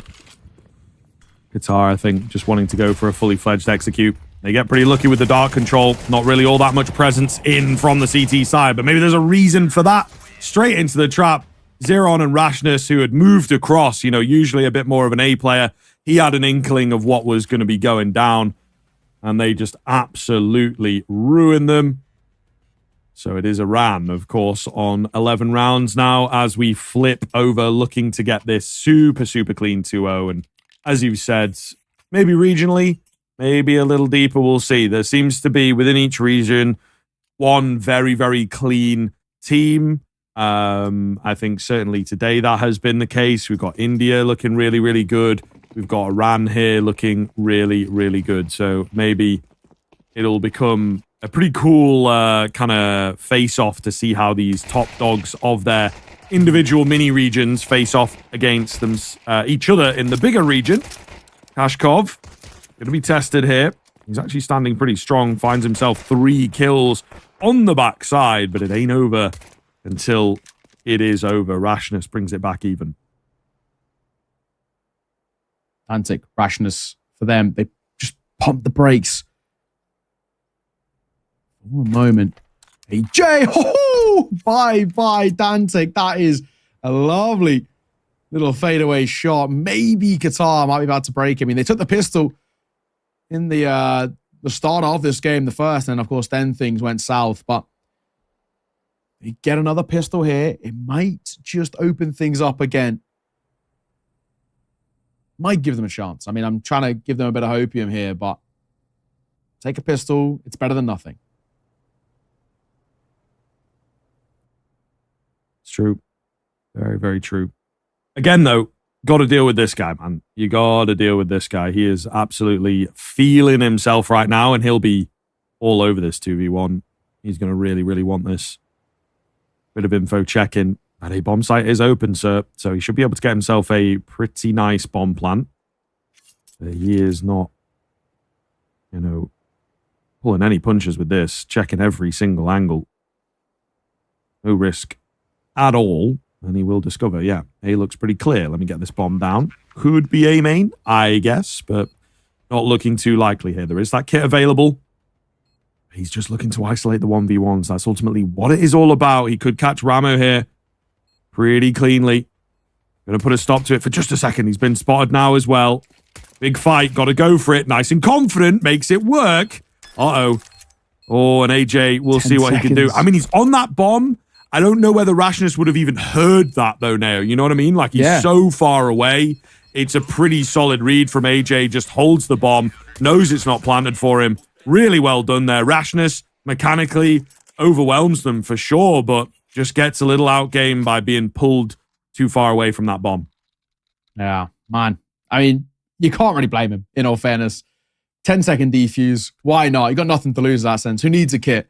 And yeah, I think you're spot on. He may not have heard it. Even if he did hear it, it was one of those things. Do you believe? Is it a tap? Is it a swing? Are you actually going to give this a go? I mean, he kind of looks in, but at this point, it's like 4 seconds on the clock. It would actually take him about 3 seconds to swing if he was fully committed to the fight. So too little, too late. I'll play by Qatar. 2 for 2 in pistols. I'm going to take that every day of the week. We're pretty happy with that at the very least.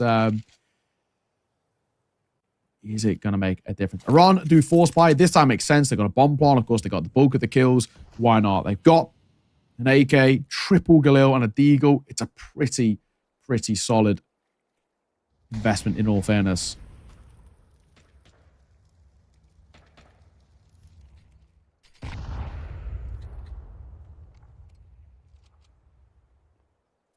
No aggression here from Qatar at all, giving Iran a lot of space to work with. Yeah, this is a pretty frightening buy, to be honest. El Nino spotting one out towards mid, not fancying the fight. Gets the molly down, flash over. Maybe he's going to go in for that fight a little later on. It is the A hit on the cards, though, now. I think this is where things could get very interesting. And we'll see. We've got a few players going in for the lineups already. Again, Iran showing that they have that level of depth prepared. In comes the execute. This might be all they need, to be honest with you. Flash round. It's a little late. 6LL, though, still stands strong in a pretty good angle. They will get the trades out. And who better to do it than Rashness? He knows what's up. Baiting in the next fight. Into the 2-on-2 now. Iran really making Qatar work for their survival. It's tough. I mean, again, you've got to give this a go. There's no point not. There's no point in not taking the gamble, but it's not easy. Especially now you're down to 1. They've kind of got the right idea. Swing on the corner. The Fabas will get 1. Does he clear close left? Does he clear right below him? Doesn't matter. Dantic rips his head. And that is the round. The AK going to be scooped back up. Iran find math and series point here in our opening best of 3. And fair play. Right back into it. The second there's any sort of a gun involved, any sort of an upgrade, whether it's rifles or SMGs, there's only one real side in it. I mean, Iran are so damn crisp. And that was exactly what we saw in the first half. For the most part, what we saw as well in towards Nuke. Qatar, they've had their flashes, their moments where they've looked good, but the consistent value, not so much. Buy is tough for them. They might try and go quick here. Pop flash goes over and up close. 6LL gets caught. He goes for the deep flash. He should have gone short. Yeah, it's a little unfortunate. Loses out on that sort of 50-50 decision. But ultimately, the buy is just not going to be enough, is it? Rashness making mincemeat out of them. Once again, all onto Ramo. His position known. Down he goes. And Iran with a really, really clean victory. 13-5, 13-2. They set themselves up as, you know, a bit of a scary prospect. I think it is very, very safe to say here. I'm kind of excited to see what they can do. And, you know, if this kind of continues on, is it a case of Qatar being so far down? I don't think so, right? We're fairly experienced. We know what we're looking at. And they look good on like an eye test. They look very, very good indeed. So, yeah, I think that, you know, the West qualifier here is in for a pretty good spot. They've obviously not got to face off against the B side of things. The other team in this Group A is Palestine. Can they get the better of them? I think is sort of the big question that we may well have. All the same, really, really, really solid victory up against the Qataris. Yeah, I mean, that is the big one for me. I think actually that game will be very spicy. Palestine on paper look actually a very scary team. I know Salmas, I've cast that guy a couple of times before, plays for GG Howe. He obviously made it, right in saying he made it to the Esports World Cup with that team. So he'll be playing in actually a few weeks out in Riyadh for that land. So they're very decent on paper. So it might actually be a pretty scary kind of game there. While Iran looked very, very good, I'm sure Palestine might be a little bit more competitive potentially than Qatar, at least in kind of name value sort of thing. But honestly, a really, really good game of Counter-Strike coming out from Iran, showcasing just how scary they are. Didn't really take any leeway. They came into it, made it quick. Didn't really kind of take the mick at all. They would just made sure it was pretty quick, showcase just how scary they can be. And now, of course, they will have that Palestine best of 3 essentially coming up basically in a little bit of a break, and then they're coming right back into that. So let's see, man. I think, at least for my money, I'm seeing this as a very, very solid showing. And winner of them versus Palestine basically books that spot to land. Yeah, for sure, man. So, and I feel like they're in with a pretty good chance. They'll be riding on a high there. They've got a pretty solid map. Get that Anubis out more consistently. I think they'll be a really, really scary prospect on that map, of course. We'll be, zooming in a little bit more on the Group B side of things, which I think will be a nice little check-in, sort of see how that side goes as well. But, yeah. The scoreboard here, it sort of speaks for itself, in all honesty. Rashness definitely all the way out there, but the rest of the team doing very, very well. Maybe the kills aren't quite as high, but it's those deaths, right? There was just no real contest from Qatar to make them work for it. And a really quick game, 26 minutes, it sort of paints its own picture, unfortunately. For Qatar, there definitely was a couple players in there. I want to say, Kashkov, the one on that map, but 6LL looked pretty good on the previous map of Nuke. So, the individuals maybe look decent, but just as a team, there wasn't that level of coordination that we need at this level of qualifier, for sure. Yeah, absolutely. I think you're absolutely spot on. So honestly, really, really decent stuff coming through. I mean, no one really got going bar Kashkov, like you said. When you kind of 4, 5, 6 kills as the rest of the team, it's tough. It's tough to really build upon anything. But yeah, that is a kind of ridiculous map out of Rashness. I mean, even in the pistol he lost, 3 of those kills were so damn crisp. It was kind of ridiculous. So impressed by him. Zero was the name that I'd heard of from Iran, but Rash is definitely one I'm going to now keep an eye on. So I have to wait and see. But we're going to throw us on to a break. It's only a quick break, though. We're getting straight on over back into small Counter-Strike. We're going to be jumping over, like you said, towards Group B coming up next. So sit tight. See you soon.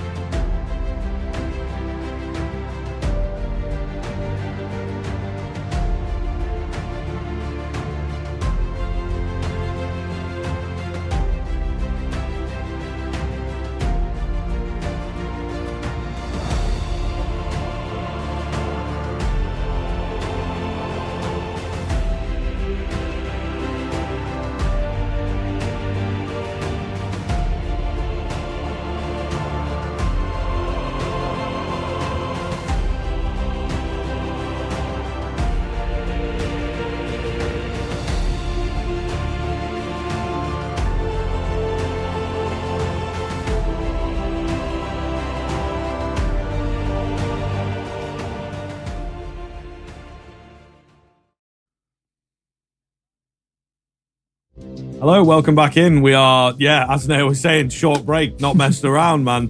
Right into the next game here, of course, continuing on with the West Asian qualifier here.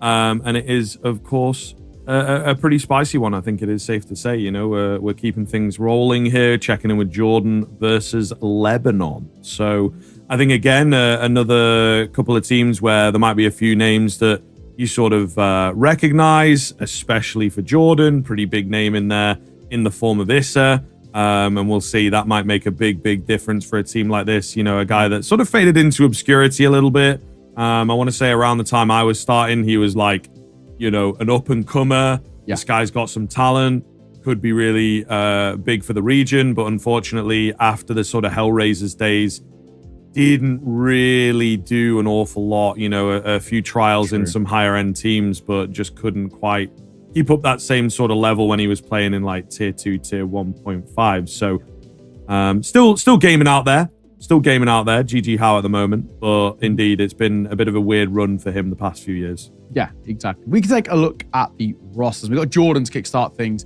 as our first. Like you said, honestly, both of these two sides are actually pretty damn stacked. I mean, Realize has been kind of around for a little bit of a while as well. Issa's probably the big name on this team, who's the main guy to look at. I mean, he obviously played within EU for a while, played at kind of that top level. Realize still remains to be a pretty top end player, at least is someone who you can kind of bank on. He's a very solid AWPer. He's actually been around for, a while, in all fairness. Must be like verging on like 10 years at this point. He's been around. So he's been, he's been in the scene for a long, long time. He's somebody who's had these kind of stints, had these opportunities to kind of push in towards kind of the upper echelons, but never always happened. Maybe not as much as Issa. The rest of this team, I want to see what they can bring to the table. Lebanon, same sort of vibe for them. They also have some pretty decent talent themselves, especially Vital, who has been, around for ages. And from what I can tell, the core of this team play under an organization, RGW Esports. Yeah, I think so, right? That does seem to be the case, the way that it's come here. I think another name that I kind of recognize a little bit is Joker as well. Been around for a little bit, but catching him in some of the sort of MENA qualifiers and stuff like that in the past. So I think there are a few names here that, again, crop up. But yeah, a pretty big one, I think, on the other side of things will be difficult to match off against. I'm curious to see how Lebanon go, like you say, maybe a little more solidly together, core-wise and used to each other. But at Jordan's side, there is a pretty high sort of ceiling at this point. And as I say, it's still gaming, right? It was a bit of a weird time for him for sure, but certainly good to see him still going on that GG Howe roster, which it does seem the GG Howe project is really trying to be legit, pulling in a little bit of EU talent from places and whatnot. So pretty excitable stuff. Right, getting into the veto though, the meat and potatoes here. So Nuke gone. We got Mirage gone. We got Dust 2. Am I going to see one time, maybe, the Vertigo pick? Oh, okay. He's still in there, though, now. He's still in there. Still in there. Maybe a little bit of mind games here. I mean, we'll see. Still in there. Get banned. Go on. For the vibes, for the memes. Or the funniest. Yeah, there we go. Oh. There we go. You knew it was going to happen. You tease yourself. You tease yourself. It's the hope that kills you. The funniest thing, though, actually, in all fairness, would for it to be float as a third map and it's a 2-0 series, just to really kind of rub it in. But Vertigo's never been. I don't know. I think more and more, especially now we're going across multiple different regions of Asia. We were out in Mongolia doing Counter-Strike, an international event, some Asian teams, some EU teams.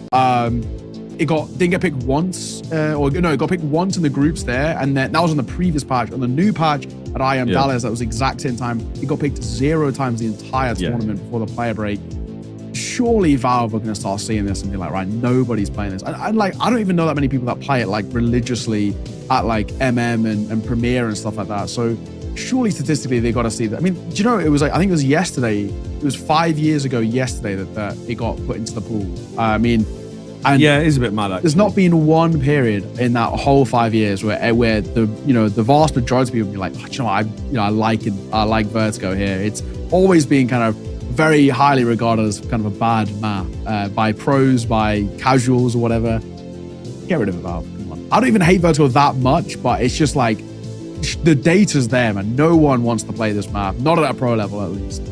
Yeah, well, I mean, maybe this is the thing, man. That like the pro players might have banded together a little bit and been like, okay, gentlemen's agreement.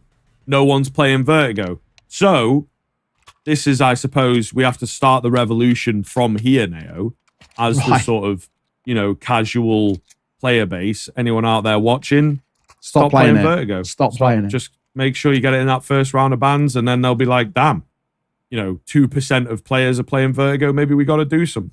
Yes. So, exactly. That's the way to do it. Valve run on data, ladies and gents. So if you stop playing it, they will get it out the pool. It's, simple as that, really, when you think about it. So, and they might add train back. Yeah. So it's even better, guys. The quicker you guys stop playing Vertigo, the quicker we get train. Just that's how we're gonna put it. That might even need we need to like tweet this out and get the people behind this. This feels like hashtag stop playing Vertigo, and then Valve will actually listen. I might even speak to like a graphics mate of mine and see if he can make like a really that's not a bad idea. Super dumb graphic, and then just make it like we'll do like a whole.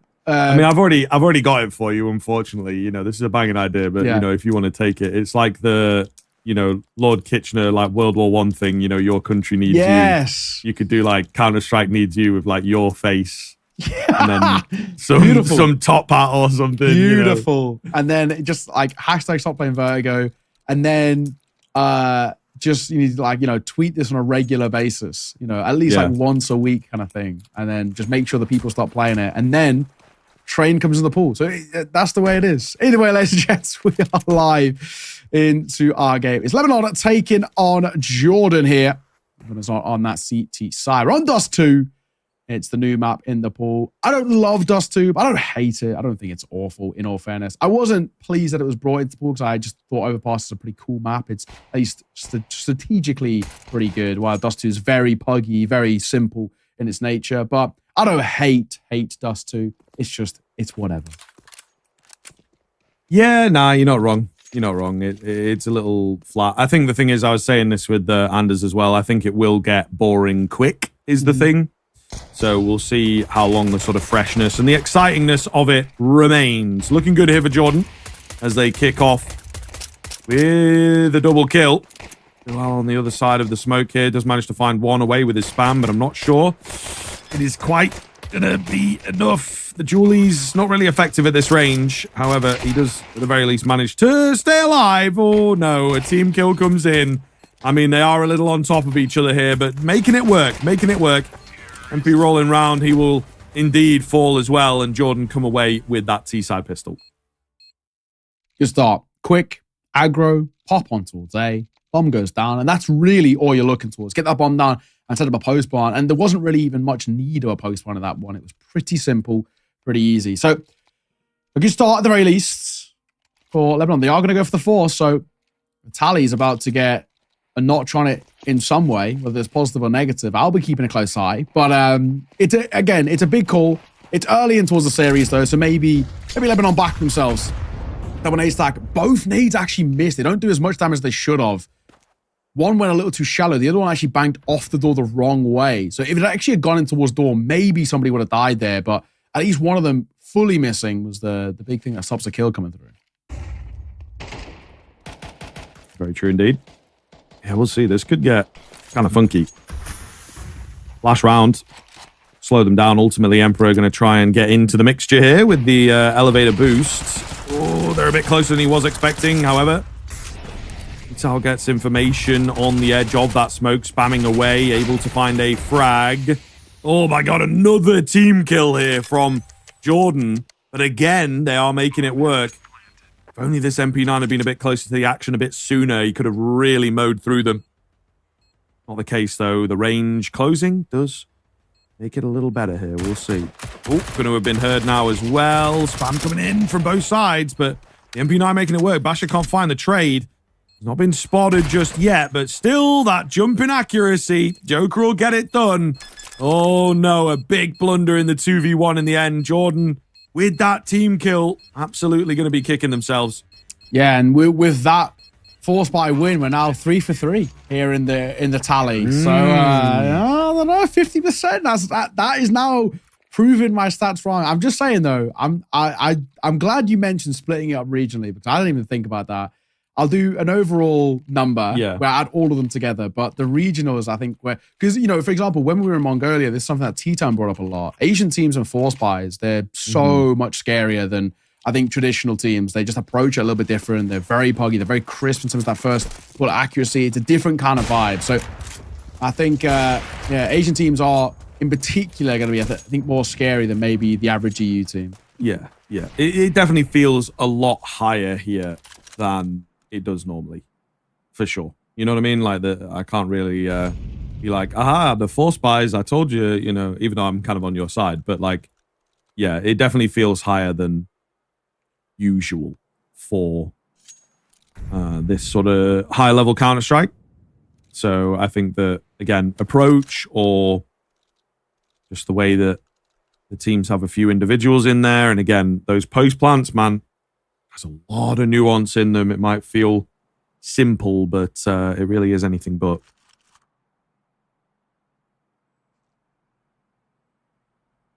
Still, nothing on really offer here, bar that first fighting towards suicide.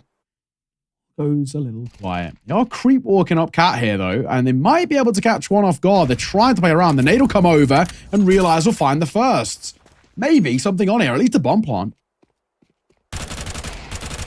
Yeah, not bad, to be fair. Oof, Dodds nearly fluffs that one up there. Hazel manages to get a shot off that, you know, you feel like he probably shouldn't have.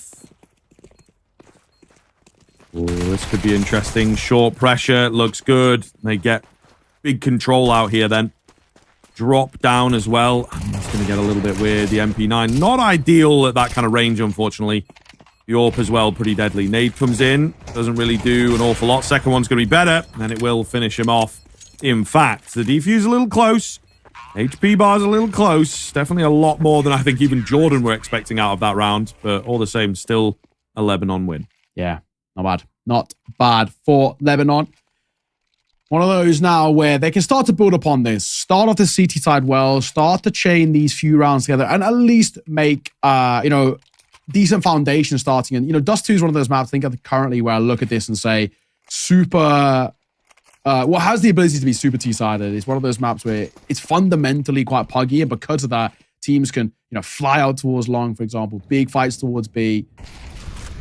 One of those where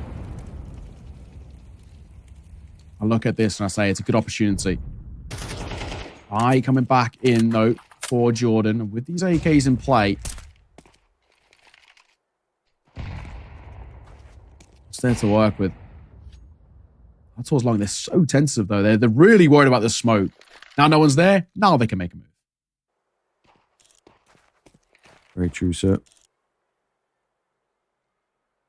Oh, Joker.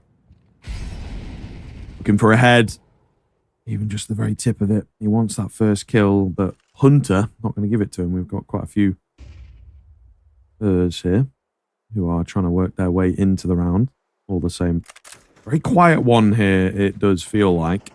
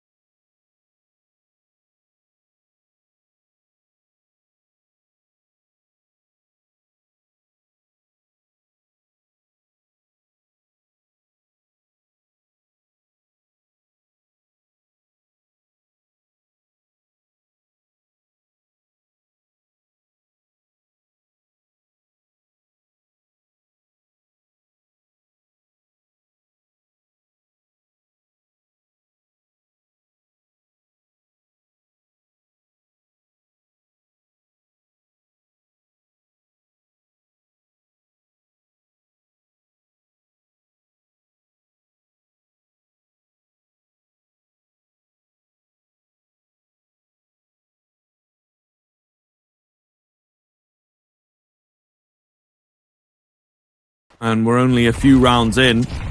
Very quick.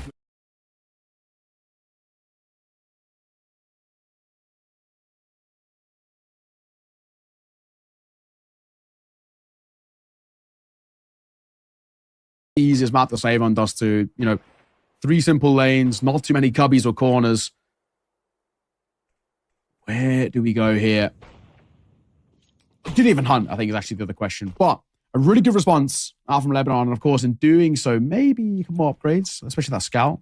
There we go. Actually, he's up to the Mac 10. He's looking for something better. If it's Mac 10 or scout, I actually wouldn't even mind choosing the scout in this sort of situation. But realize, and that AWP is basically all Jordan are going to have to work with in the next round. He's trying to keep on the move a little bit to stay alive, but I mean, 40 seconds is a long time to try and survive, and they're getting so much closer to him. He's in towards double doors. I think it's a matter of moments. He's being pincered in now. Yep, indeed. Down he will go. I mean, Lebanon, yeah, looking pretty good in the past few. I have to be honest with you. I'm very, very impressed by what we are seeing here. Definitely a fan of sort of their approach to Dust 2. It is Jordan's pick again. You know, a little bit tough to call. I don't know where you lean on this in terms of the sidedness. But I think it is maybe a little more towards that T side. That's where we left off. It seems to be where we've picked up as well. I don't know how you feel about that conversation. Yeah, I think, you know, kind of all maps fundamentally seed-sided. I think just because of how simple Dust 2 is, it has its, at least, opportunities to be T-sided if played right. That was pretty loose, though. You know, you're flying out towards long, just playing contact. It is a kind of a pistol round, so not expecting too much in this one. I think you're right. This is a map for me where it's CT-sided. If you play it smart, you don't really struggle too much on the CT side. The only thing you have to make sure is that the bomb doesn't go down. The B side of Dust 2, for example, is statistically, always was and go, statistically the hardest site to retake in the pool, to the point where most teams actually just give up. While Inferno now has some pretty difficult retakes, I still think B side Dust 2 is the hardest. As long as you make sure a bomb doesn't go down, I think the CT rounds are relatively simple. Ooh, nice finds here on the Deagle. Just got to hold it together and not panic too hard on the Lebanese side, and that certainly looks to be the case. They have held themselves pretty well, and they will get through yet another round. So, Jordan, maybe time to just sort of talk things over and reapproach. It's actually something worth mentioning. I've not really noticed throughout the day, but we've not really had that many timeouts. I think India might have taken one or two, but not many teams wanting to lean on them too much. This feels like one where you might need it, just because that momentum is getting away from you pretty heavily if you're Jordan. And the money as well, of course, is a big worry. And we got little things like this where they are like buying Deagles into this round and whatnot. Bit of an overspend from some of the players, I might argue. Yeah, a lot of teams, they're kind of more than happy just to let things play out, right, in a way. And sometimes for better, sometimes for worse. Flash out, fire long, and pretty aggro play here, Lebanon. If anyone tries to go back in towards mid, you get caught here by the rifle, surely.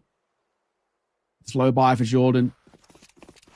Big thing for them, especially, you know, it's a low buy, but they have invested a little bit. They've got loss bonus, sure, but, you know, some of them that's like 1.2k, right? I mean, it means if you're going to go in towards the rifles and the rest, you might take a little bit of a hit when it comes towards util. It's possible. It is very, very possible. Dodds. Ready to go. Off angle. Oh, looking good. Going to run out of ammo eventually, but the MP9 sort of pays for itself, and he's gathered a fair amount of information there. So probably not much that Jordan can now do. You've only got 40 seconds. Gotta make a move quickly, guys. You know, can't just be sitting around here. And they know that, unfortunately, wherever they turn, wherever they go, it's just not a good look for them. Easily finished off in the end. So Lebanon really stretching ahead here this next round. Going to have to be big. And like I mentioned, a bit of an overspend from some of the players. So Jordan not quite as disciplined, not quite as on it as maybe we'd expect them to be. You know, like someone like Issa, you would hope has maybe come into the team and driven them a little bit. Maybe drilled them as well before the games and whatnot, just to get them up to scratch on the very, very basic stuff. But it is missing a little bit on Dust 2. Yeah, I'm with you. So far, Lebanon looking pretty damn clean. Both of these regions, big appetites for Counter-Strike. A lot of players who have come through. And, you know, I'm still expecting this entire series to be super competitive. This is one of those ones which feels like it kind of has 3 maps written on it from the beginning.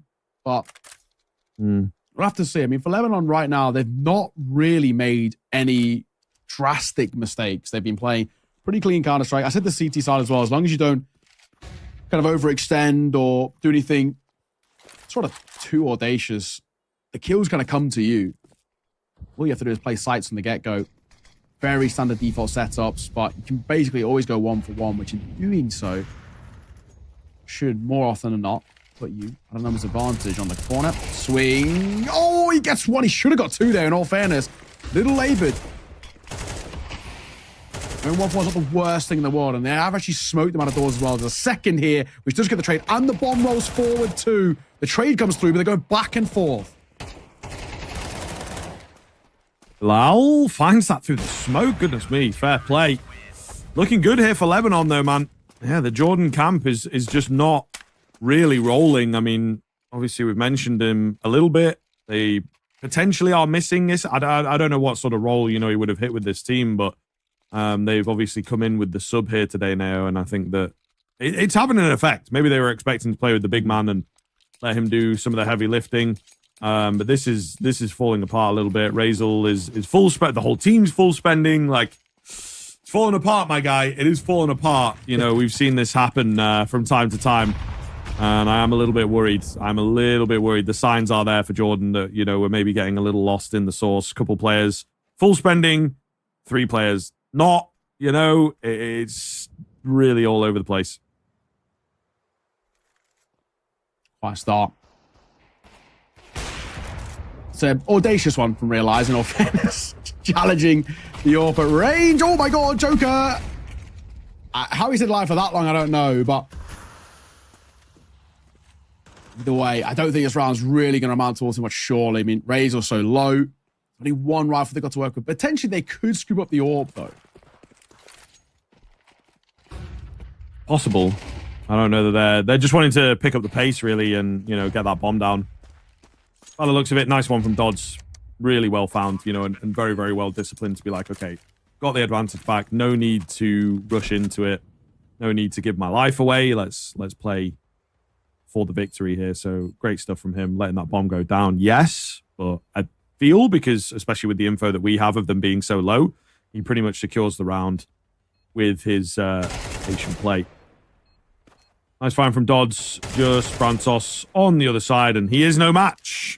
So there you have it. Another round, another retake going the way of Lebanon, making them look easy at this point now.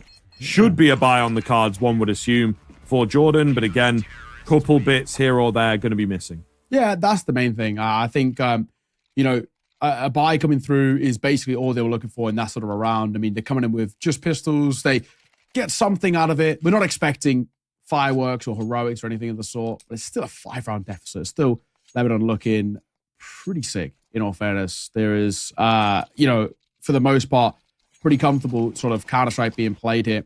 Jordan will get that AWP out. And actually more util than I actually sort of expected. I thought it might be a little bit less, but I guess loss bonus is built up fully now. 3.4k plus bomb plant bonus and the rest. AWP spotted. Smoke goes down. No chance to find behind that. Until it's set up close. The nade will come through and he avoids the damage. It does break up in the smoke a little bit, but itself one crosses. Now it's kind of stuck here. Nade in response with a little bit of damage, but he will not be able to get out of there. Vital is playing a little bit too aggro.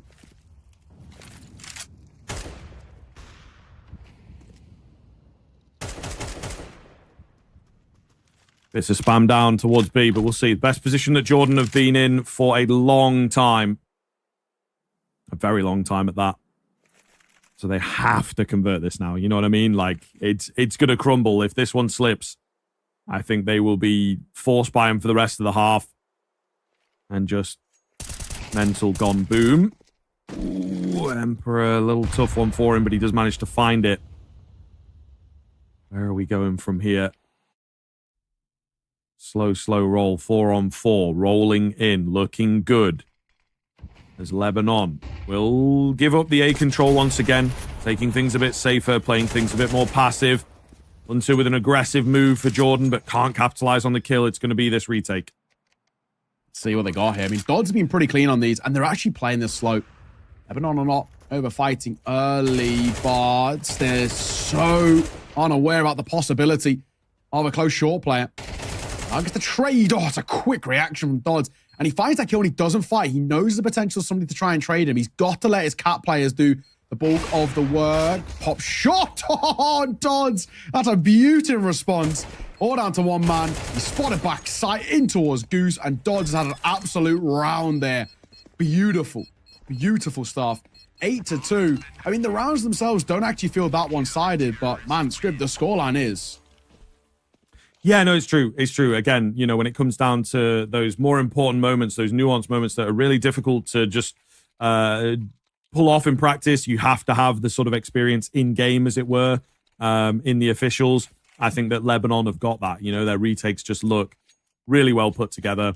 And again, a lot of discipline there where it's like, okay, not going to panic, not just going to send it through a smoke or anything like this. We're 4v4. We've lost control of A, but it's all good. It's all good. We've got a game plan here. We don't have to go crazy. You don't have to get desperate to be the hero, and we can make it work. And they do exactly that.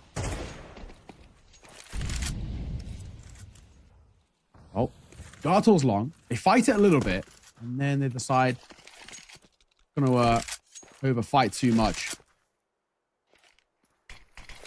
Contact play. Molotov comes down. That'll at least help them on the cross. They've got a nade as well to break open this smoke. The short player rotates over with the orb. Another bit of U2 going to come down behind it. That is the nade to break it open. Nothing spotted. They're grouping here.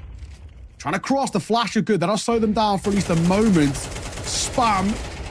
Oh, somehow not even finding all that much damage. And then the orb in towards Gandalf's got to do it all. Not the best spot for him, but it's looking good for the rifles. They come round to sort of help out the situation.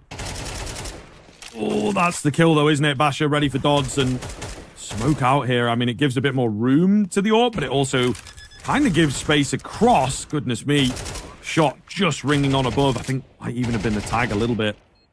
We'll see here. Joker. Orb comes round. Nice find. 2-on-2 now.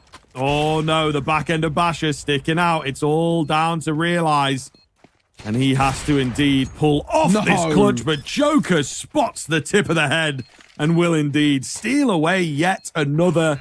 Just reiterating that point you made in the previous round that they're getting them, but they are close, you know? Lebanon definitely have that extra kind of level to work with here. It's pretty incredible. Yeah, honestly, you know, fair enough. I mean, you got to give, I think, Lebanon, I think for me, when I look at this, a bit of credit in the sense that they are never out of a round. I mean, that's the big thing. The quantity and the caliber of these clutches that are coming through are kind of ridiculous. Joke with the AWP there, so crisp. Jordan, I mean, if they're against a side, you know, probably basically more or less most of the other sides in this tournament, they're winning so many of these rounds, but it's just because it's Lebanon. They're so crisp, so reliable. This is, yeah, it's a pretty damning first half. 9-2, 7 rounds of deficit.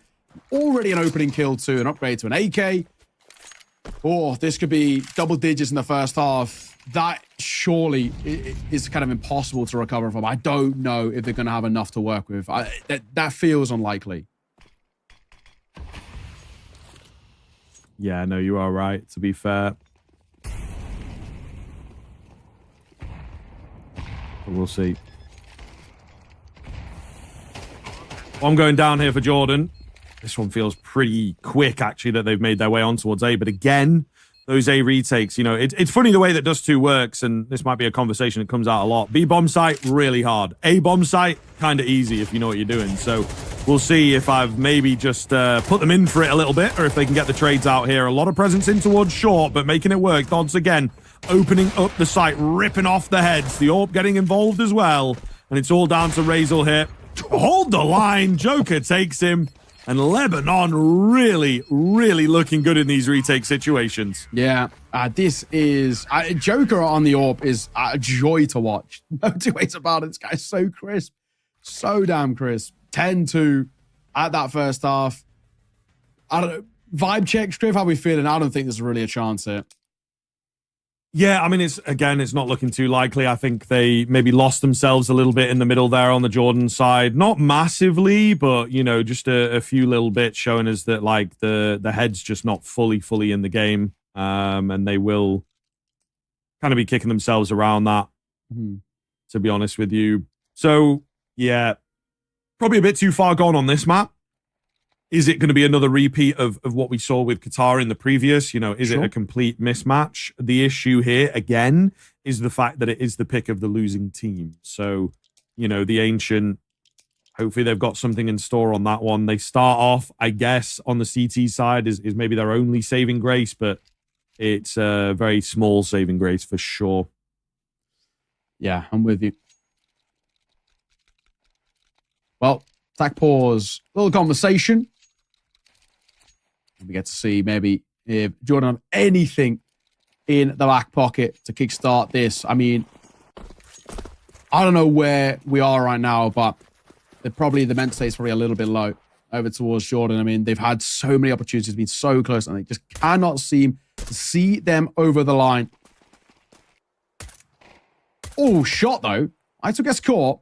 That's the kind of start you can ask for. Backside in arguably one of the strongest positions on this map. Finds a kill, falls away, no trade. Fair enough. P250 still in the mixture though. And Joker, he looked good on that AWP. I feel like the P250 in the pistol round functions a little similar with the AWP, or than the AWP. But either way, we'll see. No one really giving him the peaks, it seems, on this A-bomb site. Dodds waiting for that fight towards backside. I mean, Razor 1 HP. Just going to tuck his head towards Gandalf. And the hope for him is that he basically never has to fight here, really.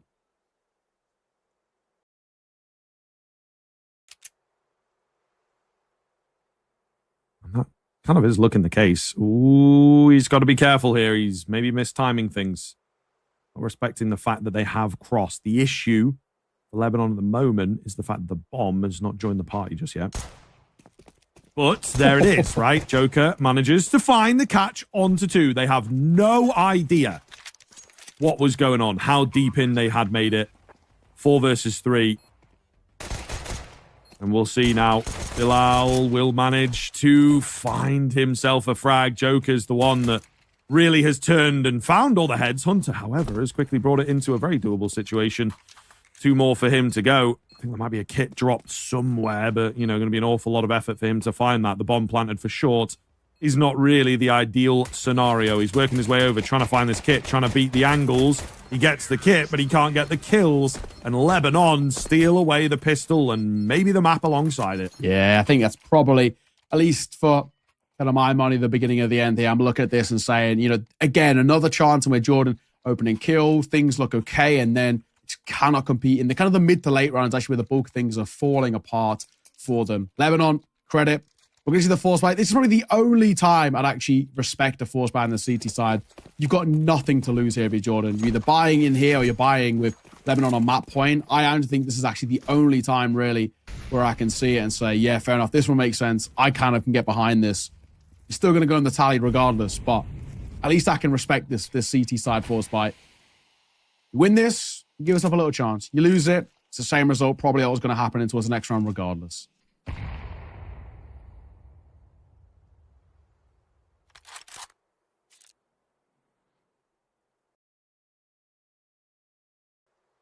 Slow roll here. You can feel the tension, really.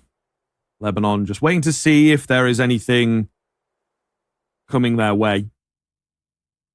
And they may well have the wrong idea to play it so slow because Jordan are playing super safe. They don't want to lose a player early on here. So really, really tentative play from both sides.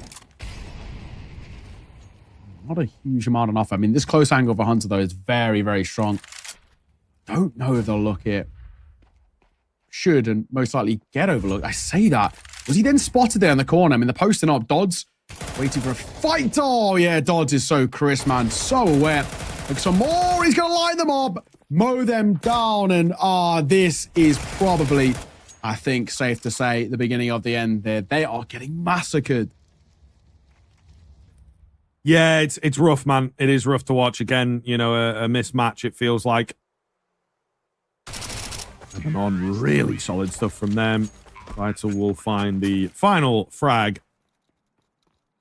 And it feels like the job is done. There may well be some rounds in here for Jordan if they manage to pull a few of them off, but ultimately not looking too likely. I don't think we really have any arguments from anyone across the board. You know what I mean? Like 10 rounds in a row going to be required here from Jordan. It is a tough ask in this game. And it happens once in a blue moon. the best teams in the world sometimes do it, but at this kind of level, I think that you're going to struggle. Let's see. Any more for any more would be nice, at least for the confidence, I guess you could say, over towards Jordan, but not going to really back them all too much in this one. 3 MP9s, a bit of pistol, and a scout. Open to prayer, but I'm not expecting really all that much. Up close, Hunter. It's a nice angle. Might actually potentially get overlooked in all fairness unless they go for the pop flash. They've got a little crossfire to kind of work with here. So unless he gets a pop flash, he's probably not going to survive that engagement.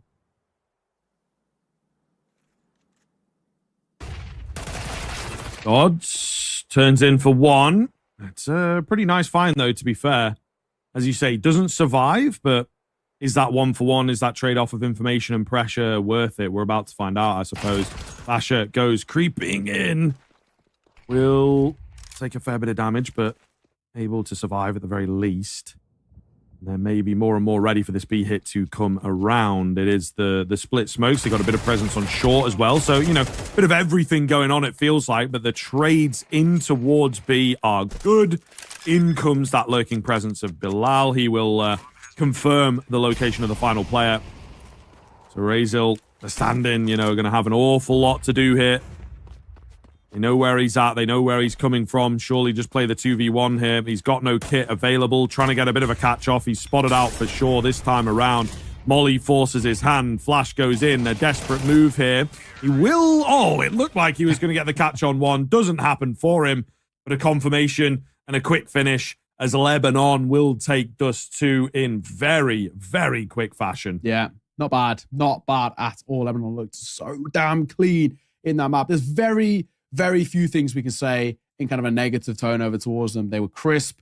Everything was working. The team played so well off the back of each other, both on the T and the CT side, and they've set themselves up really, really well in this series. Take a look at some of these highlights as well, and you can just see how crisp they were all the way throughout that Dust 2. Every single time Jordan had an opportunity, they could not see it over the line. I don't think that's even Jordan's fault. I think that's just credit to how good Lebanon are.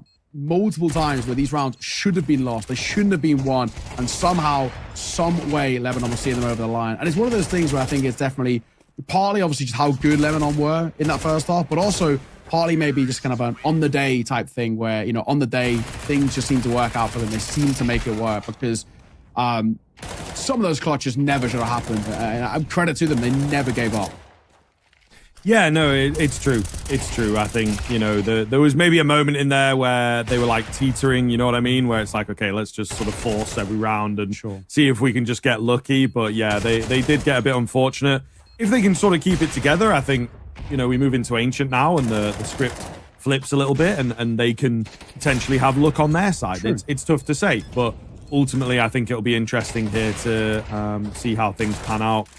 For that, for one, very, very intrigued to know how this Ancient's going to go down. But I do worry a little bit for Jordan, unfortunately. I just don't know that they have that kind of, again, level as a team. Individually, there's some moments in there, some players that can open up rounds, but you just can't quite convert them as a squad. You also have to look at that. How much is it luck-based? How much is sort of, you know, you create your own luck? How much is it Lebanon being able to thread the needle a little bit better than you are, you know? So there's a lot of questions to be answered. And unfortunately, they didn't bring it close enough for us to be like, okay, maybe there is some randomness involved here. Maybe there, you know, because it was so one-sided, I think that there's a fair argument to make that it was just down to being outmatched. Yes, absolutely. 20 kills for Dodds. I mean, he looked incredible all the way through. The one guy I really do want to highlight, though, is Joker. So unbelievably crisp, that orb. I mean, my God, some of the shots he was hitting, borderline don't make sense, in all fairness. But, yeah, I mean, you have a player, I mean, a few different players of that caliber. We kind of sit here and just say, what can you do? I mean, Lebanon, so many times able to come in towards these rounds, make them stick when they really shouldn't happen. They've got these players who can kind of put a round on their back, and the same really can't be said over towards Jordan. You know, you had Razor hitting towards double digits, but aside from that, it peters off pretty quickly. 7, 7, 5, and 4 in terms of the kills across the rest of the board for Jordan. Doesn't paint a pretty picture. Doesn't give them, at least in our eyes, what we need to kind of make things work here. So yeah, I don't know. I think this might be a sign of things to come, at least for where we are right now. You know, we've got another map coming up in just a second, that Ancient. I don't know, it's kind of a similar map to Dust 2 and actually the way it's approached, right? It's borderline a puggy map, but it has these kind of niche strats behind it. I think the way Lebanon played, I wouldn't be surprised if it's more the same. But we'll have to wait and see. I'm not going to count my eggs before they hatch type of vibe. We're going to throw this one to a break. When we are back, we're heading into map number 2, Ancient, up next.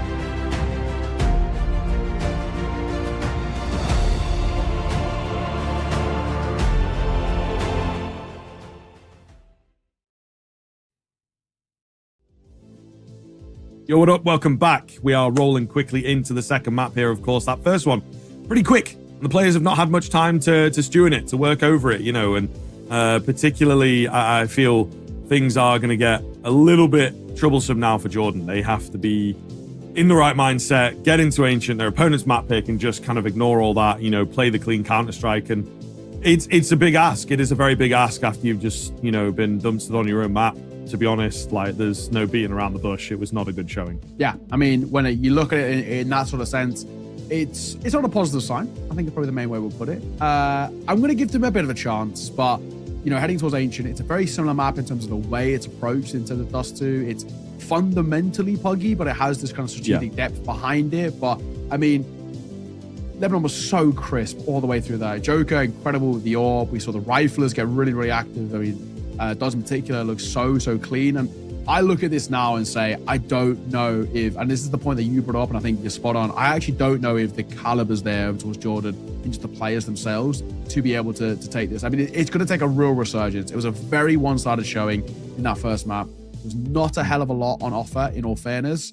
And I've got to look at this now and say, realistically, A, can you mentally reset off the back of kind of a massacre like that on Dust 2? I'm not too sure. Can you also come in towards Ancients and be able to bring a kind of a game plan and an idea of what seems to be, at least for Jordan, a bit more of a puggier team than this fully fledged Lebanon side who are very crisp. They're playing off each other well. They've obviously done some decent work in terms of pracs and stuff and scrims and at least how to kind of play as this sort of unit. It just seems like sides are in two different kind of shapes of life, so to say. One side who maybe approaches a little bit more simplistic, and one side has got a very deep pool they can kind of dip into. And I don't think Ancient's going to be anything different about this. I'm expecting this to be pretty hard for. I mean, regardless of even where Lebanon start as well, you expect kind of fireworks out of them, and especially if they do get that T-side start, I argue think that's actually a little bit more damning. I know, obviously, in hindsight, it's easy to say, but for Lebanon, if they give that T-side, if they get that T-side, may I say, coming in towards this, when they set the tone, when they set the tempo of rounds, they're so difficult to play against. And I mean, Jordan just saw that. It was brutal when they were on CT side, getting constantly pulled apart. Every time they would set up what felt like a decent kind of crossfire or something, they get flashed off an angle, all the rest. Basically, what we're trying to say is we're not believers just yet. I mean, something seriously needs to change for us to start to feel some hope. But I don't know. Do you think there's a chance at all? Not really, to be honest with you. Not from what we've seen. I think it might be a bit closer, but I just think that, Lebanon seem to have, again, that sort of team coordination in there. A little bit more execute heavy, although, there's not loads on Dust 2, but a couple little tidbits where we've got like this pretty meta long house smoke from the CT side that they were doing quite often. It lands on like the boxes, covers the whole doorway quite quickly, that you can do from just outside spawn. So, little things like that they seem to have in their back pocket, doing some sort of deeper learning, as it were. So yeah, I think I'm pretty intrigued to see that is the way that it goes. I think there may well be scope for this one to come a little bit closer, a little bit less to lose. I don't know. It's a difficult sort of call, but I just think that Lebanon looked like the better squad. Again, it's a similar sort of story. Qatar were similar, and this is maybe something kind of for the region where some teams, some countries have some good individuals, but they've just not got the depth of squads and whatnot that their neighbors have, so to speak. Yeah, no, I think you're right. So we'll have to see. But the big thing we're saying here is we're sitting here and it's going to have to be a completely different showing. It's going to have to be a real resurgence coming through. We'll keep an eye on it.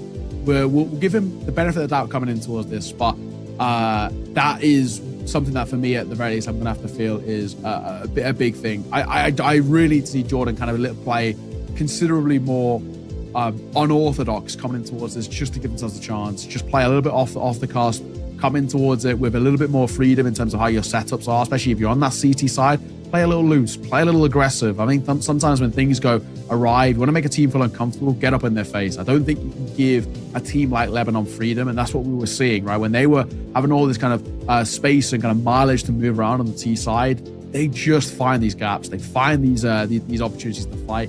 And they get these chances where maybe Jordan were struggling. But I think the big one for me is, and it's something that you can't really prepare for, it's just how often Lebanon were able to pull off clutches which felt impossible.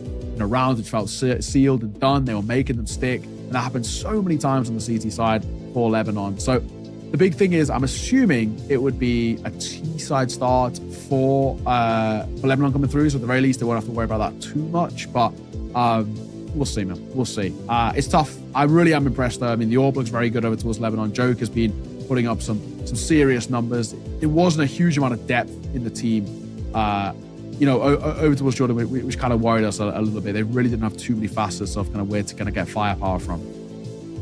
Yeah, no, it's true. It's true. I think, there's a good question here around this team and, just sort of, can they deliver? Can they match up? I think that, again, as we sort of mentioned, there's a couple names, but I don't know. It's really, really tough. Ultimately, I think that there's going to be a really long run here on Ancient. And again, it maybe even feels like a map that's a little bit more individually based than Dust 2 at the moment, at the very least, just because, teams are super, super comfortable with it. So I think that, yeah, you can really run away. If you get those individuals rolling, put up the brick wall on that CT side in particular, again, retakes looked absolutely brilliant from Lebanon. You've got that A-bomb site, really, really in for the retakes. Might be easier to get in there, but harder to hold on to as a T-side player. So, yeah, very, very curious, I think, to see how things are going to go in and around this one. But it's difficult. It's difficult. I think that there'll be a few more ways in which they can get into the action if Lebanon keep up that same sort of energy. Oh, I feel you. Hopefully, we're getting on the way in towards the game. I thought we were ready, but it seems like we're not. Again, players in. Sure. It's probably what's going on. We don't know. We know as much as you guys. So we're in the dark with this one. We'll hold and wait. There is, I'm right saying there might be another game happening simultaneously. I'm just double checking now. Yes, it looks like Iran and Palestine are actually currently playing. I think by the time they only started about 30 minutes ago, so they're probably still in map number 1. I'll have a little look and see if that one is live. The match pages sometimes do go live, so you can see whether they're going. It looks like no. Actually, I think the time has actually been changed. I think it's been changed to now starting in about an hour and a bit. So they don't overlap. I don't think we're going to be on broadcast that one. So you're gonna have to just check the match pages, Wikipedia, and all of the rest. But that is actually going to be a pretty spicy game as well. We are now live though, which is good to see. Let's get this pistol underway. Yeah. Jordan, on that T side, Lebanon starting on the CT side. What have they got for us? At the very least, I like where this has started off. Oh, the Julies getting close. Not really giving a lot of respect, but the flash over the top is perfect. Goodness me. Able to find a double kill off the back of it, and it just keeps on rolling. Looking really good here for Jordan as they break in towards this B-bomb site. I thought the setup there from Lebanon was going to find a really, really nasty start, but they get timed on. They get flashed on. Mental stuff. Oh, God, that's so awkward.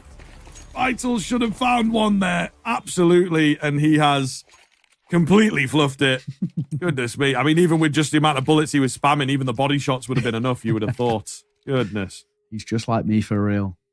Just like me. Hey, good start, though, Jordan. You can take that every day of the week. The T-side at least got a bit of confidence coming in towards this. Where now we got T-side got a bit of money. They got an opportunity. Lebanon are going to force buy into this. You know how I feel about it. But it did work last time out. And I guess with how confident Lebanon are feeling, I can understand the vibes around this. At least mechanically, they've been going head-to-toe in terms of all of these fights, or head-to-head, may I say, in all of these fights, no matter what kind of firepower they've got.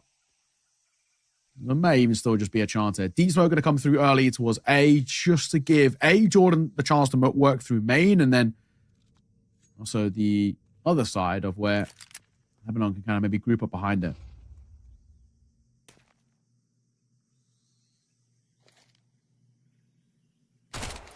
Razel spotting a leg out.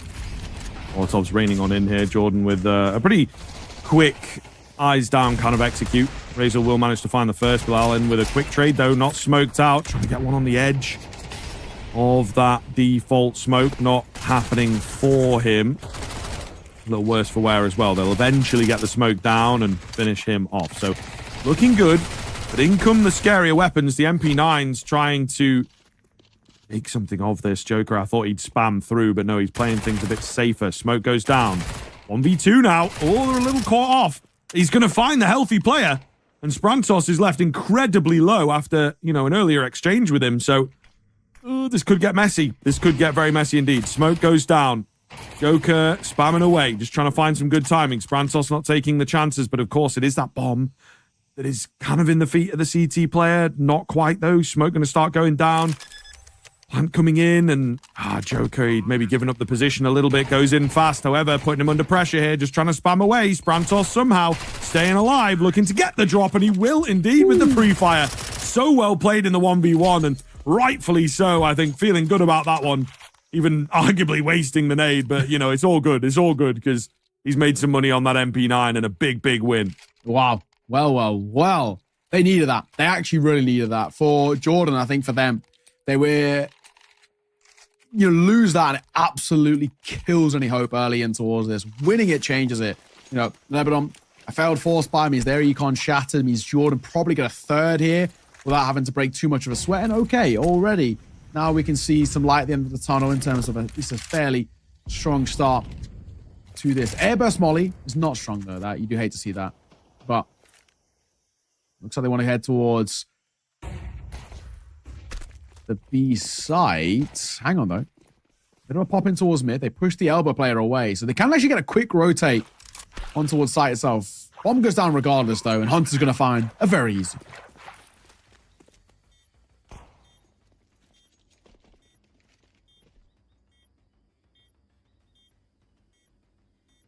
All grouped up in at middle. They might be able to come away and find a pretty nasty one. We'll see.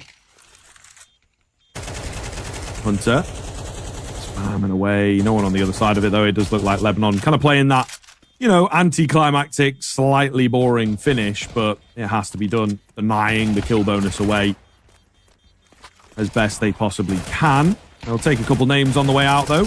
Not a bad result for them to just nick away a couple of guns, but ultimately nothing coming down. Well, we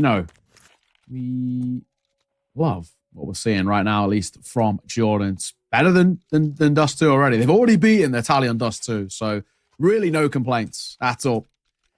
We kind of see one of these things where for Lebanon, this actually first gun run has more pressure than probably any pressure they've had in terms of this series thus far. Dust 2 was a bit of a walkover for the most part. Now in towards the gun run, they lose this, and Jordan can start spiraling up towards 5-6 rounds before a true contest comes back. So Lebanon have got to make this one stick. Ada Molly combo and AJL Classic. It slows them down over towards doors as well. It doesn't really do any damage. They actually don't try and go quick here, Jordan. They know that probably the best thing they can do is just slow things down and hope that Lebanon overface.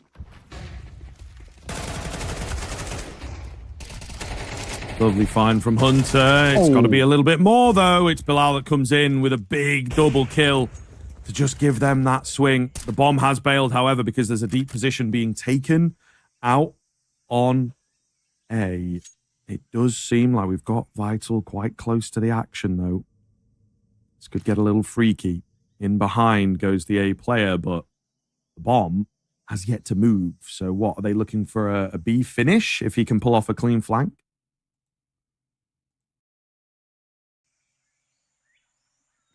Yeah, what is the play here? I mean, it all comes down to the one guy flanking, but he also the bomb as well. So if he falls, that's the round lost. They're going to group off, so they are going to commit back over towards the A site. And then Vital is in such a good position. Do they claim? Yes, they will. Took the second bullet, but gets the kill nonetheless. Vita falls, and bomb goes down 2 versus 2 in the retake. And a question about actually, do you want to give this retake a go just because A, it's an AWP, and B, they don't have the greatest util. Yeah, true, man. Very, very true. Joker in behind gets taken down, and Jordan looking really good here. You know, as you even get the words out, like the retake just completely falls apart.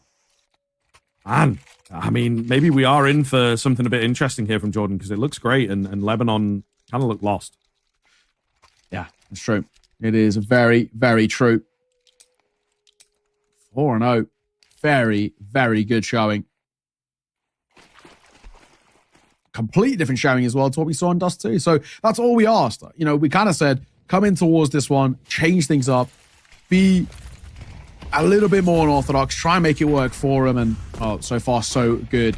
Lebanon, like you said, lost, I think is probably the adequate way to describe it. The flash around the corner, the flying shot is ambitious from Joker. And he gets plucked out of the sky, duck hunting style. Indeed, mate. Looking good. Working their way in towards B here. Looking like a bit of a firing range all round, to be honest. So, you know, just a sporting day out for Jordan here in round number 5. We'll be a bit scared off. Ooh. And a panicked sort of shot from Realize on the AWP. All the same. 5v3 looking good for Jordan. They should have the run of the mill here. Just got to be careful, though. Got to be careful. The 5-7s are getting a little busy.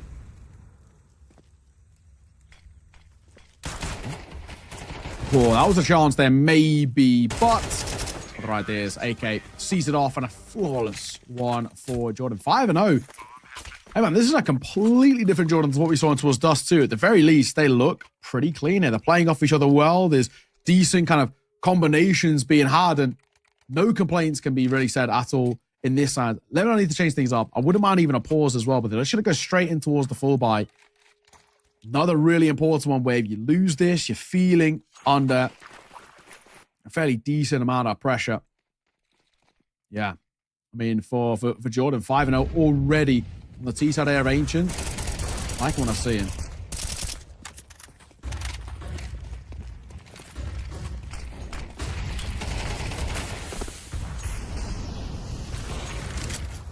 Basher, nade in. Oh, could have finished the player off, but doesn't happen. He's looking for a little bit more. Looking good for Lebanon, though.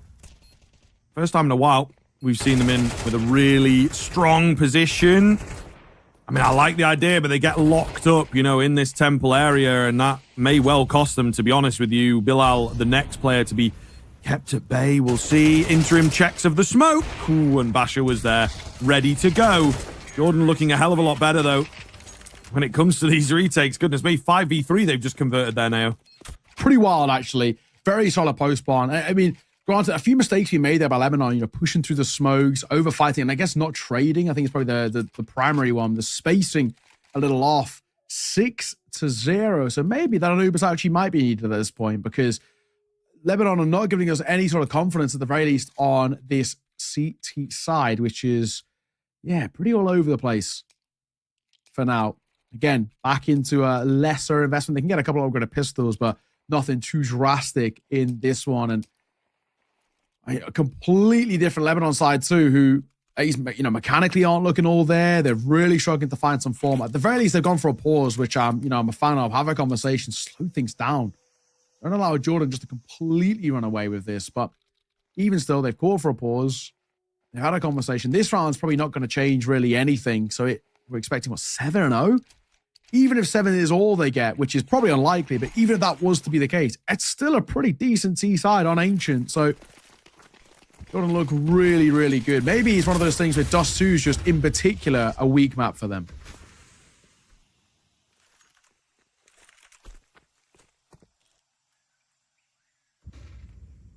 It's possible. It is possible. I mean, I don't know, man. They picked into it, you know? Yeah. So there is that. Like, if it was weak, you maybe wouldn't get it in your first round of picking.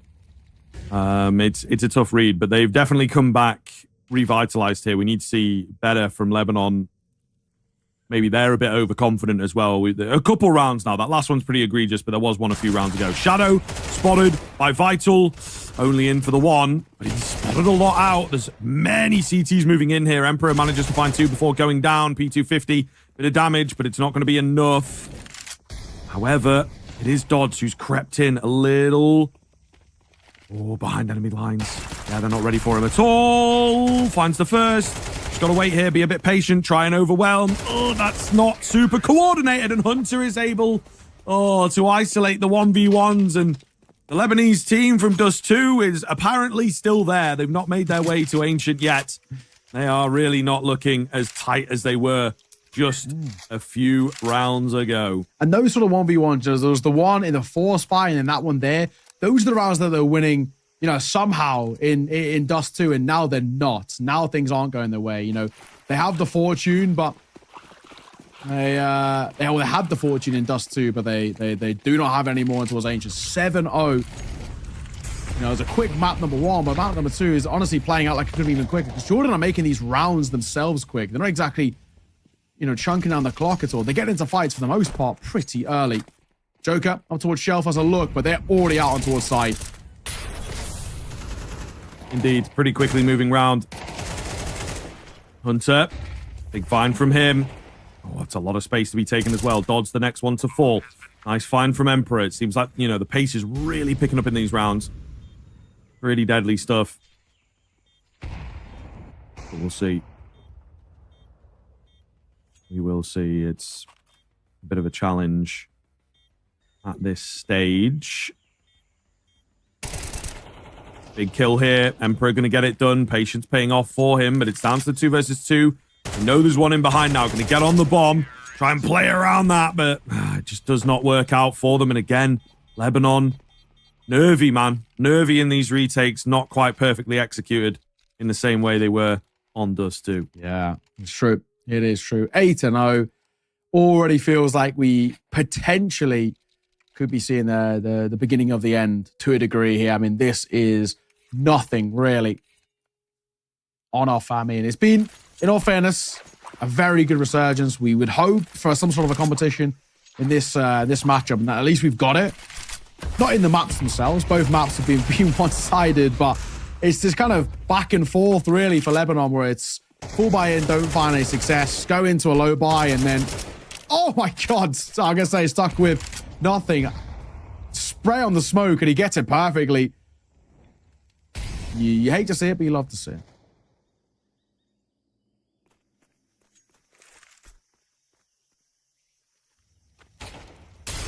Santos.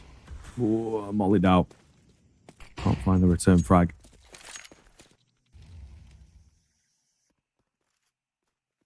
But we'll see here. This is a interesting kind of move. They really do look, you know, deer in headlights at this point on the Jordan side. Worried for themselves. Just moving in a bit too slowly for my liking, but, you know, they have no information to work with. Those kills come so early. The bomb is the big thing, though, now. They've found that kill there. They're going to have to drop back and get the bomb. Make sure you don't start making a move. Forgetting the bomb, guys. They're making a move and forgetting the bomb. Oh, God. This could spiral quickly. Nobody has got it yet. Okay, they seem to have noticed, but it's definitely going to affect what they do in the next 30 seconds. It looks like they want to maybe move towards the A side of things with no commit coming in, though. Emperor's still over there and a little bit ready to defend. Sprinting in now. They will get the site itself, but it's Emperor is up close, who might actually be able to deny. He barrels out. They tried to catch him on a bit of a fadeaway shot there, but a second time of asking for Realize, who gets it, and he actually doubles it down too. So 4 versus 3, turn 3 versus 2, 5-7 and M4 combined. Maybe, just maybe, this is the first blood drawn for Lebanon. Yep, looking that way. Sprantos still able to play this bomb, though, so we'll see. Not quite sold on it. Gonna go digging in towards Q, but not a lot of time. So if he gets the defuser here and they're not watching for him at all, oh, and he will get the defuser. Oh my goodness, the switch up. He doesn't find the kill on Bilal. He's like, okay, this guy's not killing me. I gotta kill the other guy. Oh my God, what is going on there, man? I don't know where the counter-strike has gone from Lebanon, but goodness me, they are just not on the ball at all. This is, yeah, it's kind of insane. Just the disparity, the change between the two maps as well, on both sides as well, is kind of the crazy thing about this. You know, we've got, a situation where Lebanon were incredible map number 1 and are now kind of nothing in towards map number 2, and Jordan vice versa. This is kind of insane. I kind of love it. This is the beautiful thing about doing qualifiers in maybe regions that you don't get to see all that often. It's different. It's exciting. It keeps you on your toes, on the edge of your seat, for the right or the wrong reasons. But right now, They're barreling in towards the site. B is open. Bomb does get dropped, but very easy recollected. Nade will come on the corner, and it will do all that's needed. Molotov down behind it. That's the round. Yep, looking likely just hammering it home here and making her nice and clean. Emperor somehow dodges the bullets on the way out, despite the 6 HP. Will just about get the survive off, but, you know, it really isn't mattering for my money, man. We're 10-0 here. On for a flawless game if Jordan keep this up. At the very least, a flawless half, I think I can definitely see happening. But really, really awkward as Lebanon, I don't know. I don't know where it's gone. I don't know what's happened. You know, they looked absolutely fantastic on Dust 2, and a lot of that has disappeared. If only you knew he was on 5 HP, you only needed the 1 slash, my friend. All the same. No one surviving. No, not to be. 10-0. My God.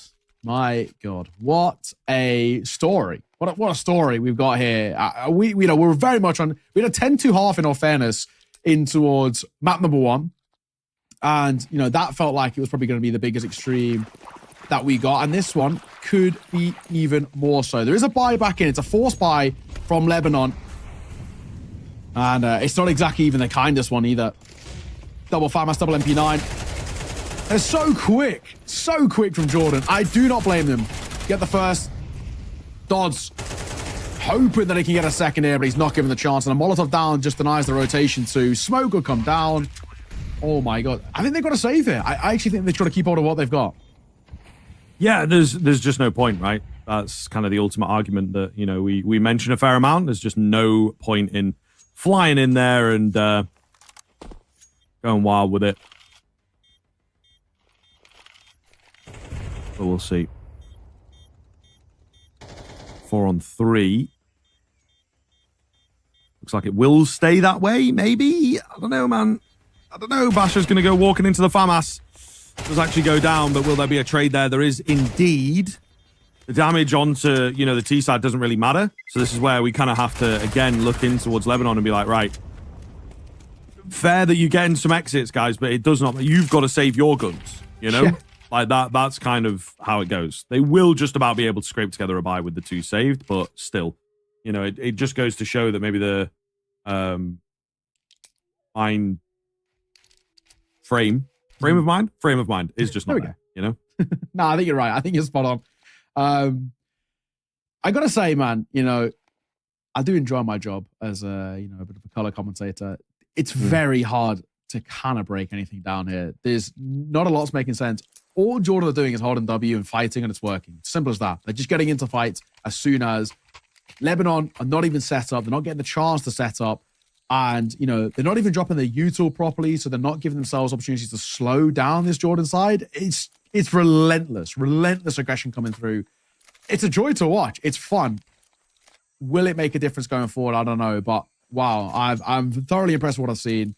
I have 0 complaints. Anubis, which will be coming up very soon at this rate. I mean, we're on for a sub 20-minute map at this point. I mean, Jordan, they're getting these, like I said, these rounds done in like less than 45 seconds. It's insane. It's crazy. So, yeah, I don't know. I'm looking at this and saying we're in a very weird situation. Going towards Anubis, now impossible to call.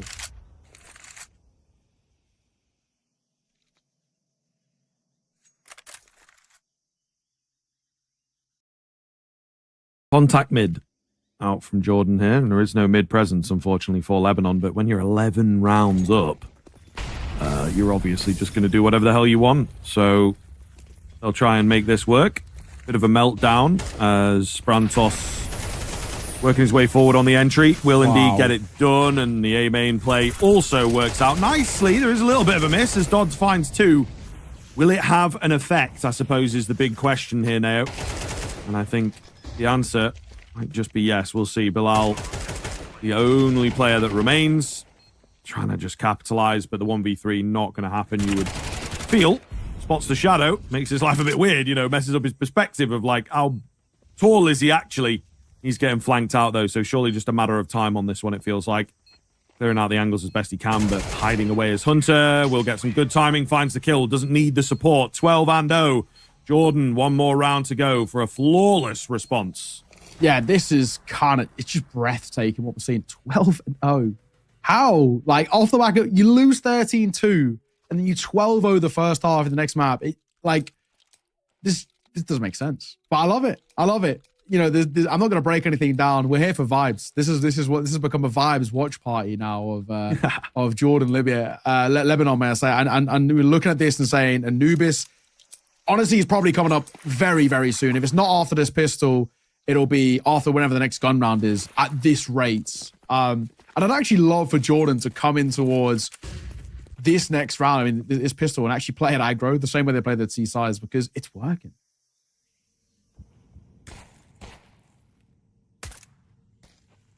All right, let's see.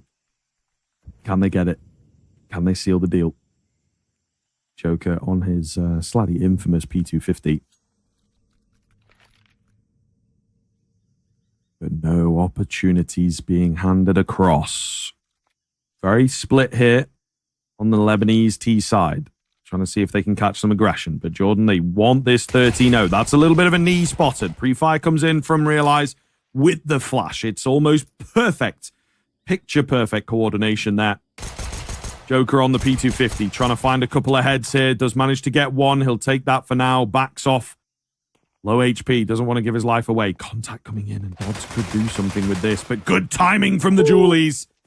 Lovely stuff. I think there was a peek out from the slant to give that info, and it looks like Jordan will have done enough to seal this one in. Oh my God. We're getting a 13-0. It's actually ridiculous. Let's see. Any more? No. No, there's not. Not at least for Lebanon. 13-0. I'm kind of speechless. I'm kind of speechless. You know, we come in towards what was a 13-2 for Lebanon, and we're saying, right, maybe this is a quick, nice and easy 2-0 series. You know, day ends early, whatever. I'm baffled. The response of a 13-0, and now, you know, we look towards. I looked at Anubis. I have no clue. I'm not making any predictions. It doesn't. None of it makes any sense. But the biggest thing was Jordan, a completely, you know, unified team who come in towards this one with a much better approach. They're playing off each other, the spacing, the trading, the util, all perfect, all exactly what we want to see. On the other side as well, for Lebanon, we look at them and we say, Shadow of the Former Selves, nothing, absolutely nothing was going their way. The clutches they were losing, you know, plays like this, for example, where they're pushing smokes for kind of no reason when they weren't actually even rushed for time either. It's these small little things that just compiled, and you could kind of see the mental broke so early and never recovered. Yeah, man, it's kind of wild. It is kind of wild. It confuses me as well, you know, the sort of decision-making in places. They seem to have lost their way quite quickly on that map. I don't know whether they just felt like it was going to be a bit of an easier ride and then it got away from them or what. But yeah, I don't know. Sort of wild. And like you say, in for the vibes a little bit. I think maybe they were also doing that, you know, just sort of like, let's just do whatever we like, see if it works. And unfortunately, it didn't. You know, that is a really solid response coming in from Jordan. And now we don't know what to expect. Moving into map 3 is the big thing, right? And, you know, where does this go? How does it pan out? I can't really answer that question very cleanly, to be honest. It's funny. 24 minutes. Honestly, actually longer than I thought. I thought we might have been creeping the sub-20s with how quick that actually felt. But, you know, we're not going to complain about a 20-minute map with these kind of longish days. That was just ridiculous. Only 2 players, when I say, getting into double-digit kills over towards Lebanon. On the other side, all but one. And, I mean, really, really well done. 17 for Esperantos was super, super solid. I mean, that's exactly what we want to see. And like you said, you know, we have so many questions now heading in towards map number 3. I think the best thing to do now is ponder upon those questions in a little break. We're going to head to one now before we head into map number 3. Ladies and gents, sit tight. We'll see you soon.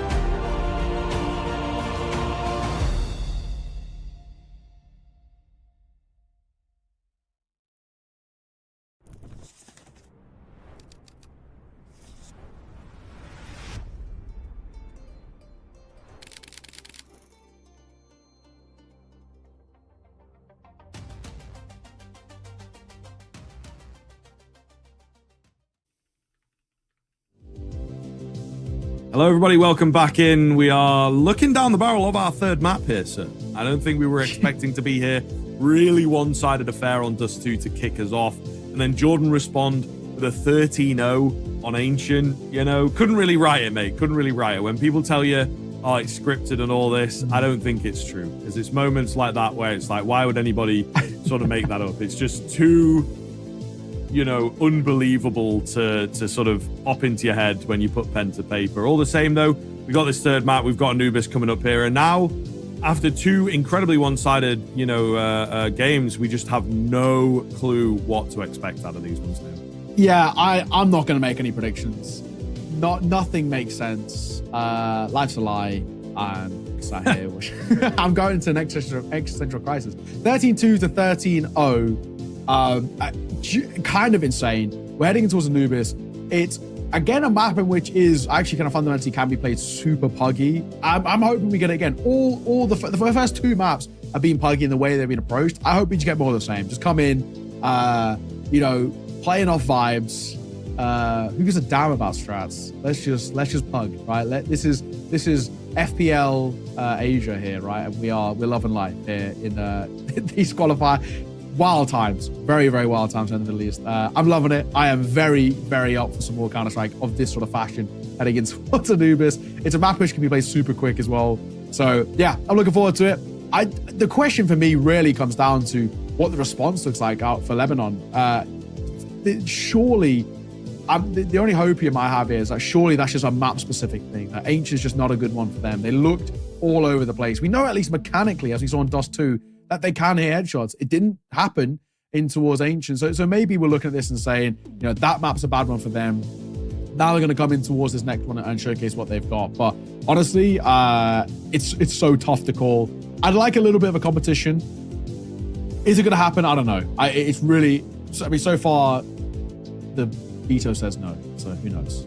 Yeah, right. It's really difficult. I think, you know, Lebanon, we actually saw a really great game of Counter-Strike out from them, I think, on that first map of Dust 2. We mentioned it a few times that, you know, Jordan were getting in there. They were planting the bomb. They were finding a few rounds where it was like 3v2. They were only a little bit down. If they can get this clutch going, then they might be able to, you know, pick up a round or two off the back of it. But every single time a retake came in, particularly on that A bomb site, Lebanon were on top of it. You know what I mean? Whereas Ancient, bit of a different vibe. It felt like Lebanon were just sort of throwing themselves in there a bit.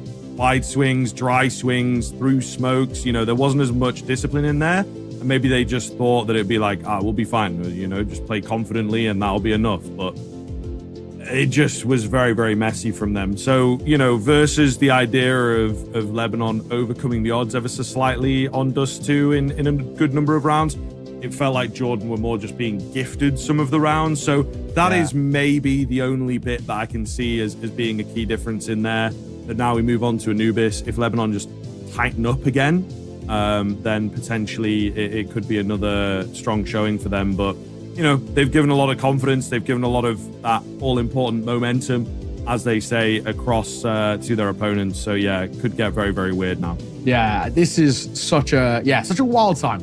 There's no two ways about it. I'm going to keep an open mind for both teams. I'm also going to keep an eye on them in the sense of as quickly as they showed how good they were, they very quickly were also able in their respective matches when they lost, show how bad they were. They've obviously got it's kind of, I think, one of those things. Both sides have quite high ceilings, but then quite low floors. It's probably the way we like to put it, where they can fall into a lot of pitfalls and traps and all the rest. But when they're playing their game, when the momentum's going, they are so difficult to stop. And I think that's the big thing.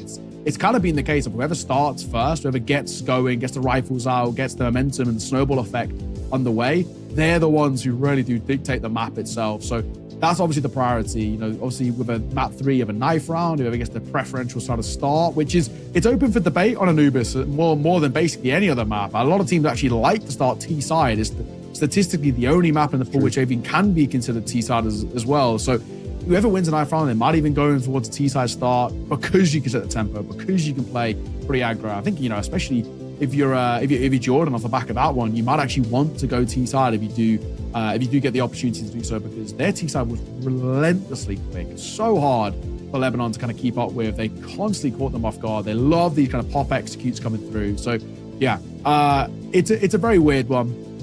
I do expect though with that kind of 10-minute break that Lebanon have kind of basically said, right, that didn't go well. It was a tough showing. Let's just forget about it. You know, we didn't show anything, so we don't need to dwell on it. Let's just go in towards Anubis. We know we can play this map. We know we can even pug this map as well.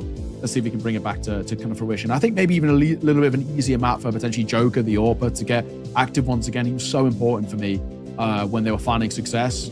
This is a map in which lends quite handedly to an aggro AWPer. Let's see. I'm trying to brainstorm ideas here to hope, dude. It's a lot of hope.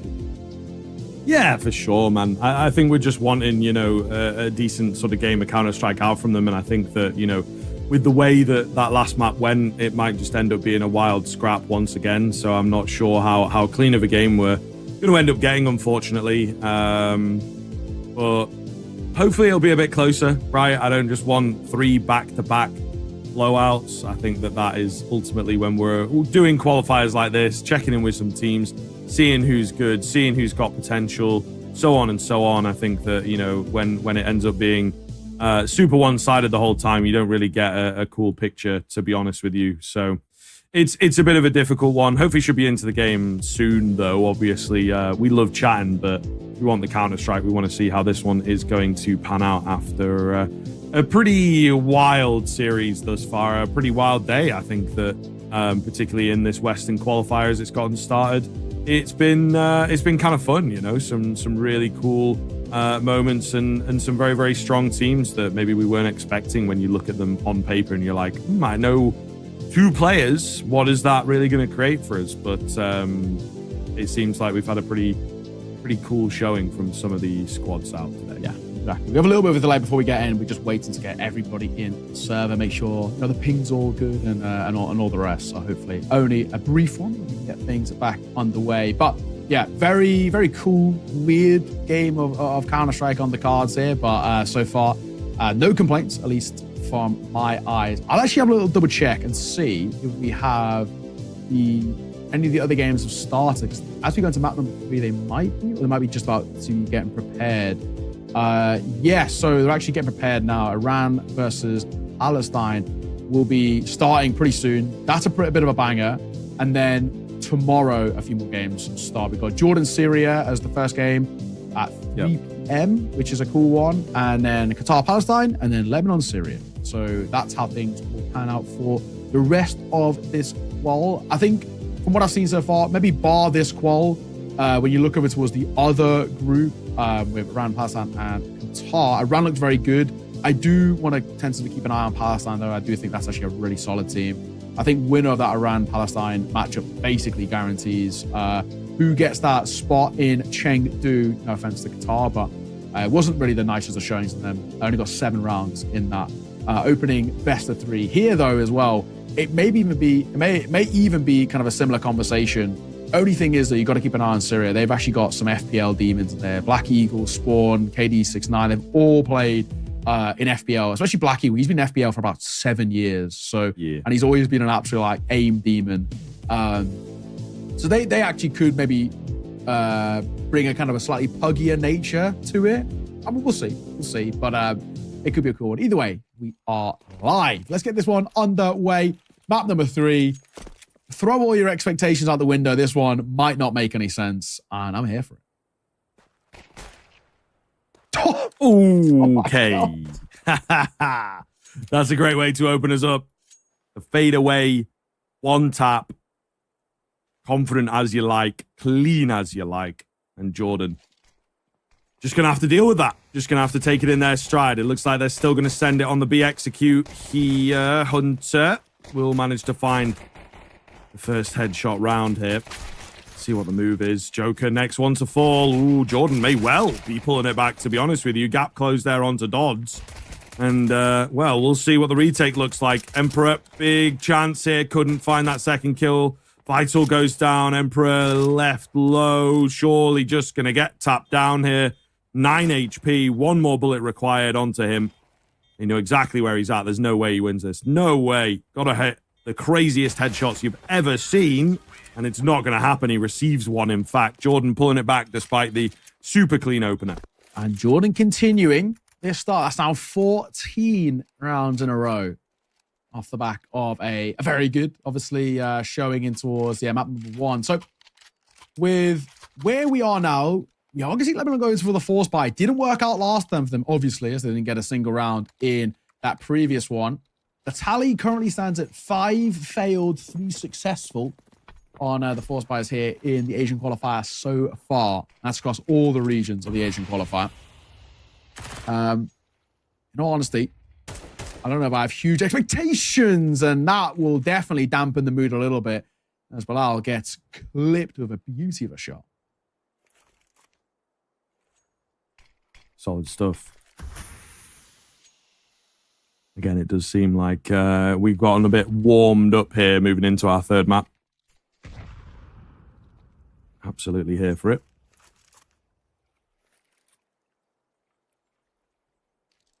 Slow build up at this point, though, as Jordan do not want to waste this opportunity.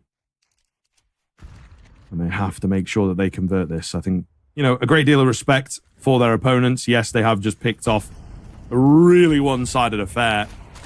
They have to be careful that they don't fall for the same sort of trap that Lebanon did, where, you play a little overconfident in the early stage and just let the other team into the game.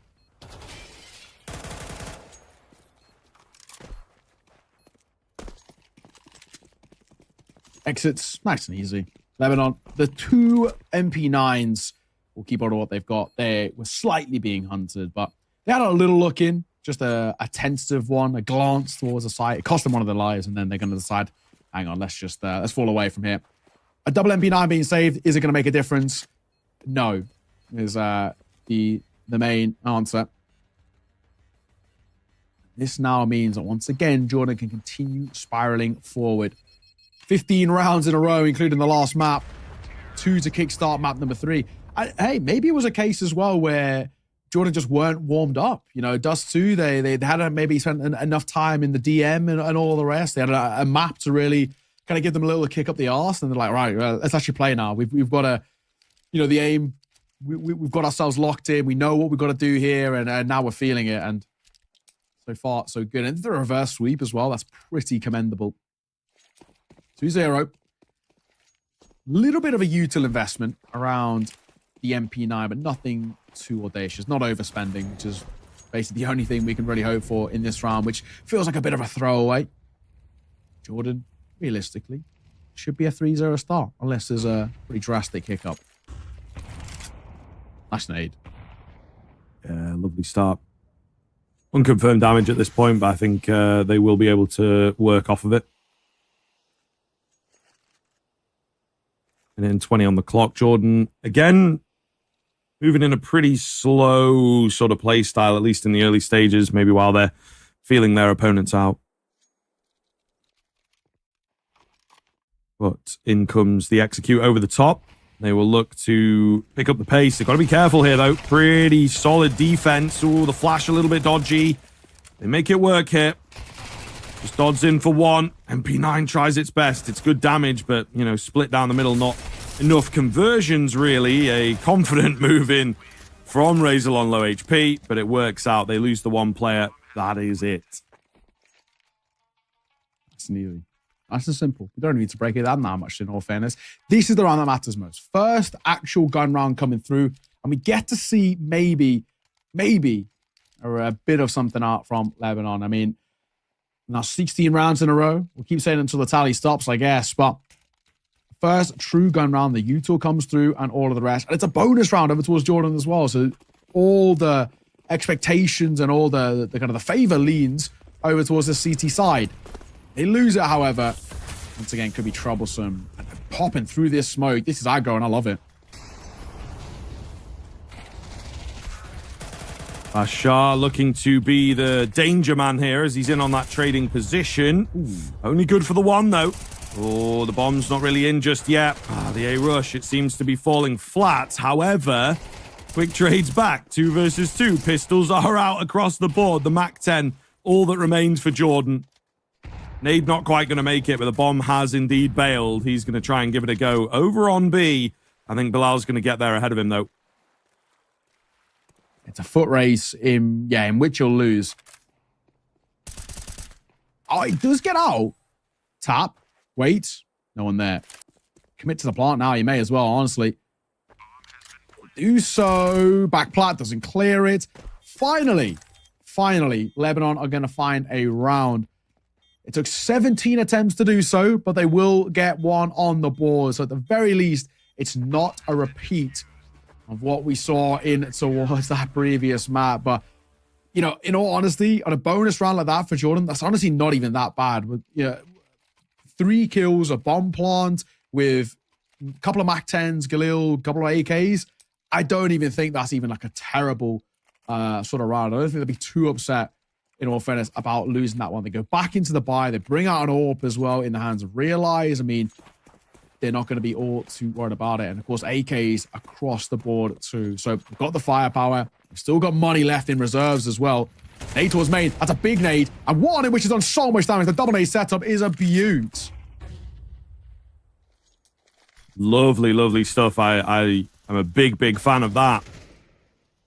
Jordan do seem to have a bit in the back pocket then. A few catch-off moments that really do work well.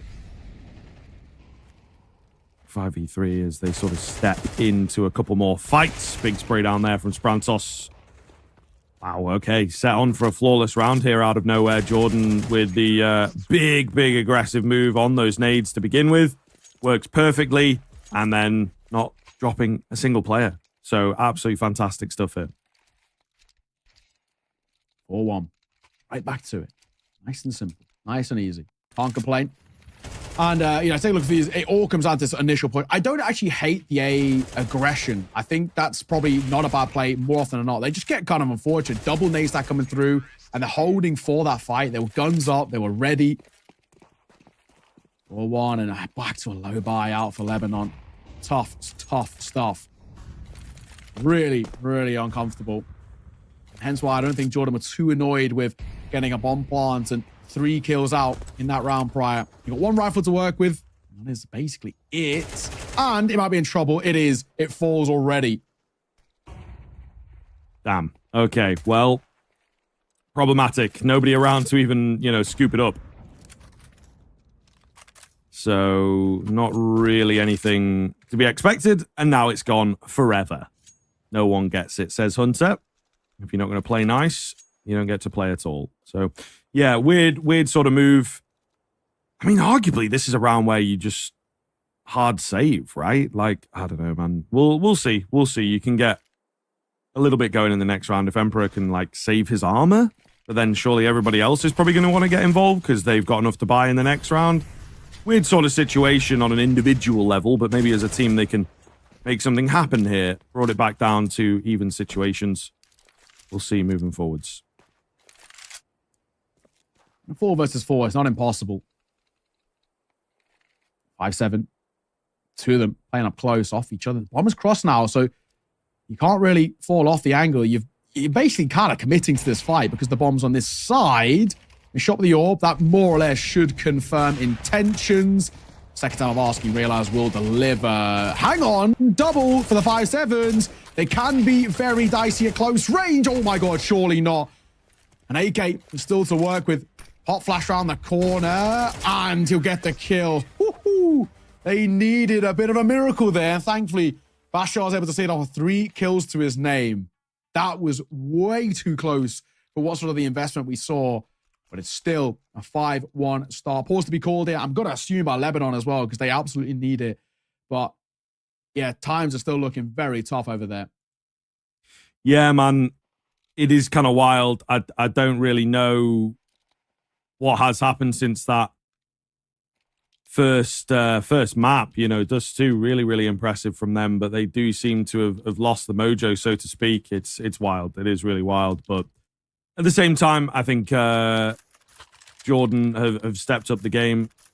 Kind of what we expected. I don't know. Maybe my guy Issa, watching that first map, he's like, boys, what are we doing? Okay, let me just give you a couple things to work on. But I'm not sure. He's obviously not here for a bit of a reason today. Yeah. All the same, just a complete turnaround from them in between maps. think this unfortunate, may I say, attack pause turned tech. So, where now? A conversation to be had, in all fairness, but I'm going to assume maybe over towards Jordan, since two of them haven't invested in. That's the assumption here.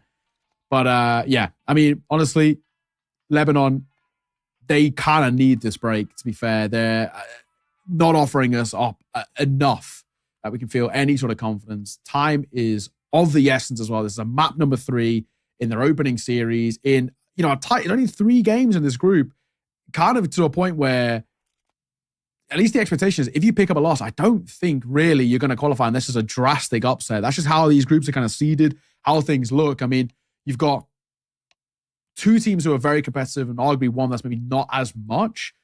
Any sort of a loss maybe even sees you out of contention. It's true. It is very, very true. It's a little bit cutthroat for sure in that sense. But yeah, I think you are right. I think that you just can't suffer a loss. Yeah, it's going to be a really weird sort of situation to make it work where you get a loss, then you get a win, and then everybody else has got to get a loss and a win as well. You know what I mean? Like you need all 3 teams to be in the same situation, and then it comes down to your round difference and everything. So I don't think that it's kind of the play. You want to be picking up as many wins as possible. You do not have any room to work with, I think is the safe way of putting it. So we'll see here. Moving forwards, if things continue looking good for Jordan, we are back into the action after that brief delay. So thank you for bearing with. But things looking solid, man. Looking really, really solid for Jordan at this point. Very, very scary side once they get this momentum going. And that seems to be the case here on the T side. Guns back in play for Lebanon. After the back of the tactical pause, which it briefly turned technical. Let's see what they discussed. I mean, they had plenty of time to do so. No excuses now here. Upholding. Peak. It's not worth. Gods was very good map number 1. He has a couple of moments as well, map number 2, but don't offer up your life for nothing. Pop flash comes round. Still no fight. May not smoked here at the very least. Or is holding. Has a gap. Now will be smoked. Joker goes back over towards mid. They're not committed to this, in all fairness. Just waiting to see whether the Lebanon make a mistake.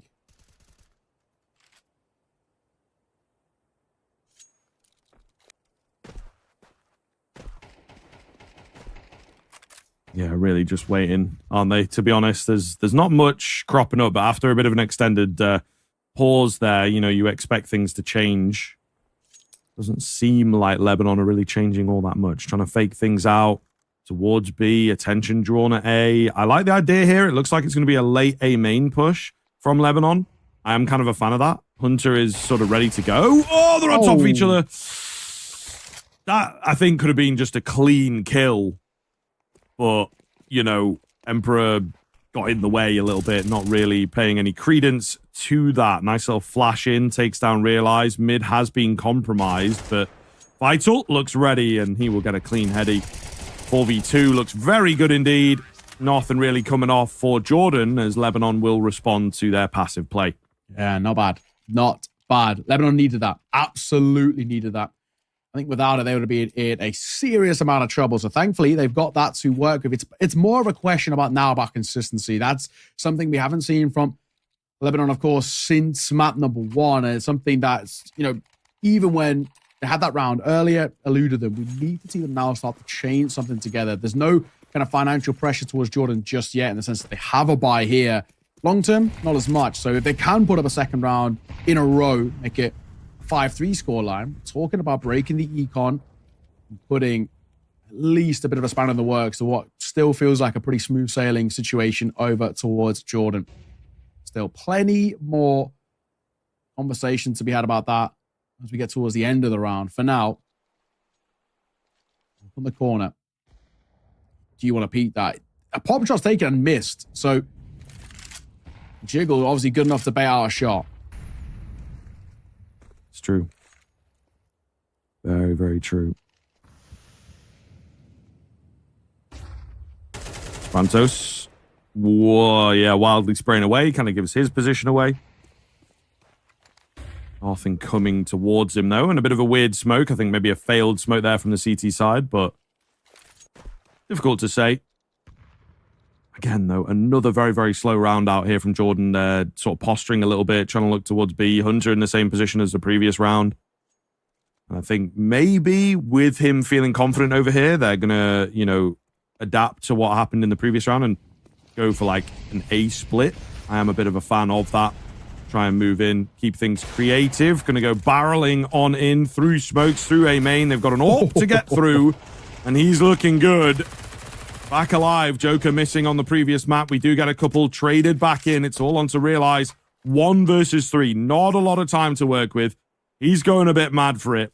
Fakes the plant out. Dodds goes swinging in. Sees that he's not there. They're both on top of each other here. Could get a bit weird. Oh, he didn't have enough ammo to spray in, and Lebanon will secure it in the 1v1. Yeah. This is good for them. Needed, right? You know, nice couple of shots early with the AWP there as well. I mean, it's good to see kind of Joker coming at least back up online. He was so important in towards Dust 2, and then maybe a little bit missing. I mean, everybody kind of went missing towards Ancient, but if they can get individuals like him active and going and all the rest, then we're good. We see another pause come through, another attack pause. So honestly, this feels like maybe the first game I've had in all of the qualifiers where we actually had more than one attack pause, which is pretty cool to see. At least they realize the importance in what is essentially now a best of one, and potentially could even have qualification around it, right? Depending on other results. I mean, even with one win, you could technically still qualify depending on round difference and the rest. So a 5-3 scoreline. Lebanon going to hope to try and put more on the board, and they will, or they should do here, considering that Jordan don't have that good of a buy. I'm expecting maybe, though, one of those classic, I'm going to say Hero AK buyers. They do like them in the region, and in all fairness, they have decent success rates. And with Tech 9s around it, it's still pretty scary, especially if Jordan played their kind of slightly more usual, quicker pace of Counter-Strike. I'm not going to sleep in a buy like this. No, it's true. It is true. We'll see if they can make it work. It looks like they want to go towards B a little faster, to be fair. And there is a tiny little bit of utility to work with. But gagging for the fights. They're going to find success at least onto one. That's a lot of damage out from Bilal. I think that's, you know, sort of 3 headshots, it looks like. Either way, he has melted a couple of players there. Good timing here from Dodds. Drops that AK. There is some armor still in there, but, you know, the solid position that they find themselves in now should be able to work around with this. Brantos. Big find from him. Ollie coming in. Doesn't quite land the way that he wanted it to, but Bilal's still not fearing away from the fight. So, you know, there's a couple moments in here from Jordan, but ultimately Lebanon in control. I was going to say, might get caught in transition, and very nearly does the Deagle. Smoke going to come down, but that smoke actually gives them decent coverage at least to get a bomb down. So one goes down, postman sets up. Yes, they don't have the numbers, but isolate one fight, and we're starting maybe to cook. Swing comes through, and both fights found. And Lebanon going to put up yet another round. 3 in a row for them. Okay, this is a conversation opening up. It's a 1-round game. It's already closer than the first 2 maps in terms of the competition combined, basically. So, yeah, can't complain. We hope for a bit of a competition. We are actually getting it, which is all we could really ask for. But still, that was a bit of a no-buy. Even getting a bomb plant out of it, not really the worst thing in the world. 5-4, but a buy back in for Jordan. You get, I think the way I look at Anubis is if you can get 7 rounds in your T-side, that's actually a fairly solid half. It's the only map which we consider T-sided. 7 rounds is where I'll normally look.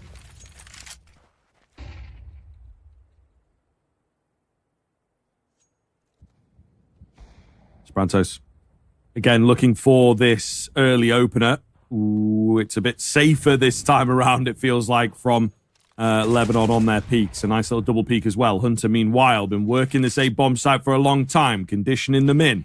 Is he getting aggressive? Is he playing passive? Well, in this round, he just goes barreling in, finds the advantage, drops back. It's a great start.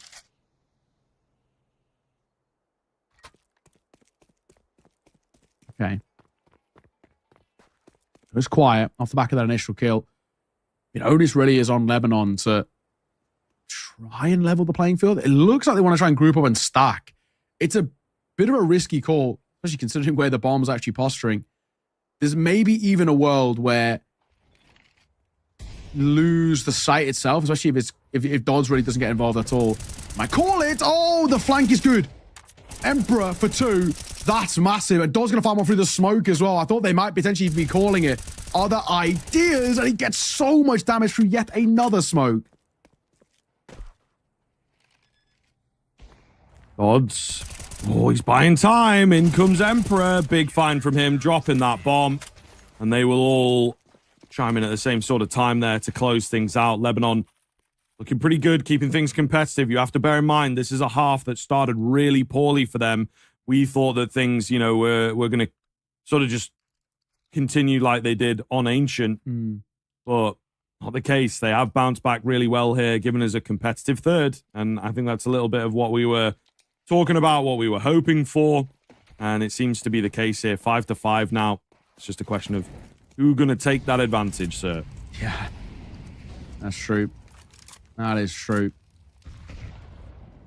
At least there is something on the cards here where you can break it down and say what's next. Smoke close, Dodds. Play up behind it. Pop shot with the ult, doesn't quite connect. Joker might go in for seconds though. I don't blame him. He's pretty confident. He's hoping to find a bit of a tag through the door. He knows they've taken mid control. They don't fight for it. And it's something that Jordan are being kind of proactively kind of taking basically every round. So he's hoping he just gets a bit of fortune. The big thing for him is just not getting caught off guard, especially if he gets sort of overwhelmed, swung upon by a Tech 9 or something of the sort.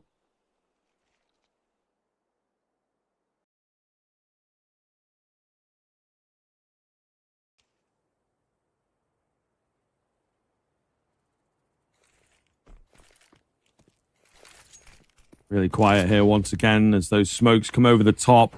Lebanon don't have much presence on B, I think it is safe to say. Realize will find the entry in. Oh no, this is not looking too good. Dodds down below, trying to just be a nuisance. They have to be careful with how they play around him. He's going to get himself another. Looking for a bit more. In fact, Nade will do some decent damage onto him, but, he has kept the dream alive here. Vital behind him to get the trade out, but he's dealt with quickly. It's all on to Joker. They're incredibly low here. He's on the AWP. Pistol is indeed out, but just not going to work. Clean find from Razel and a big, big steal from Jordan. Not a round that they were expecting. Yeah, all right. 6. They lock in at the bare minimum. A tie. But like I said, if you can get 7 rounds in your T side, I think you're in a pretty decent spot. And they do have, I'm assuming there's maybe a drop for Basher. I hope so. He's not coming in with just the Glock. Is an AK down? Is he just with? Did he just? Oh, does he know? Oh, I don't think so. Oh, okay. So, Mac 10. Oh, Mac 10. Mac 10. Right, cool. He went back and bought that though, for sure. Okay, all right. Yeah, I think so. I think you're right. Realize just get caught regardless. So maybe in the confusion, they miss out on their timings and lose the opening fight.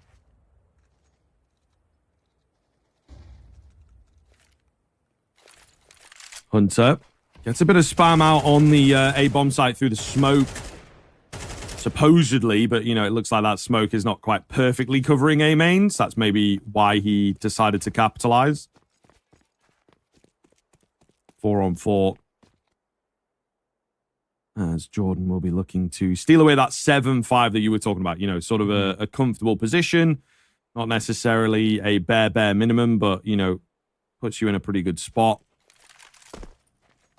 And I think that may well be the case here. Joker, again, unafraid on these peaks. Finds good timing. Looks good here for Lebanon. They will start to hammer it in. Just Razel and Bashar, they don't have a lot to work with. I think you can safely concede the bomb plant here if you are Lebanon. That's exactly what they're going to do. Okay, I was going to say that spam felt like it was pretty on the money. Second time of asking, he'll get it done. And there you have Lebanon cleaning up, giving us a 6-6 half. Yeah, not bad. We had a 10-2 first half in the opening map. We then obviously had the 12-0 in map number 2. So at least this one is competitive. 2 individuals really shining. Dodds and Hunter, respectively, on each side. Maybe waiting for one or two others to kind of join the conversation, but a good half for Counter-Strike nonetheless, and coming down to one left to basically decide. Again, this could even really impact who qualifies to land, so it's massively important. Both these sides are really warmed up, flexing their muscles, and again, starting to look pretty clean in terms of how they're approaching. But just a round would be massive here. If they can find it, if they can start to, whoever it is, right, build upon it and snowball. We already said that it's, you know, momentum heavy is such a big thing for them. Both of these two sides are so reliant upon it. Once again, look to see if they can deliver.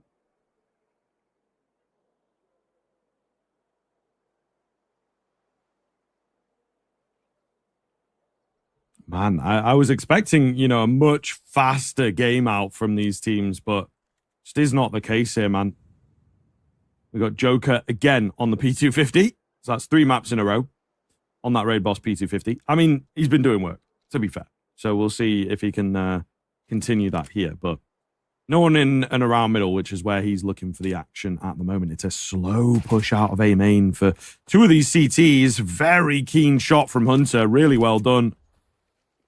Solid stuff.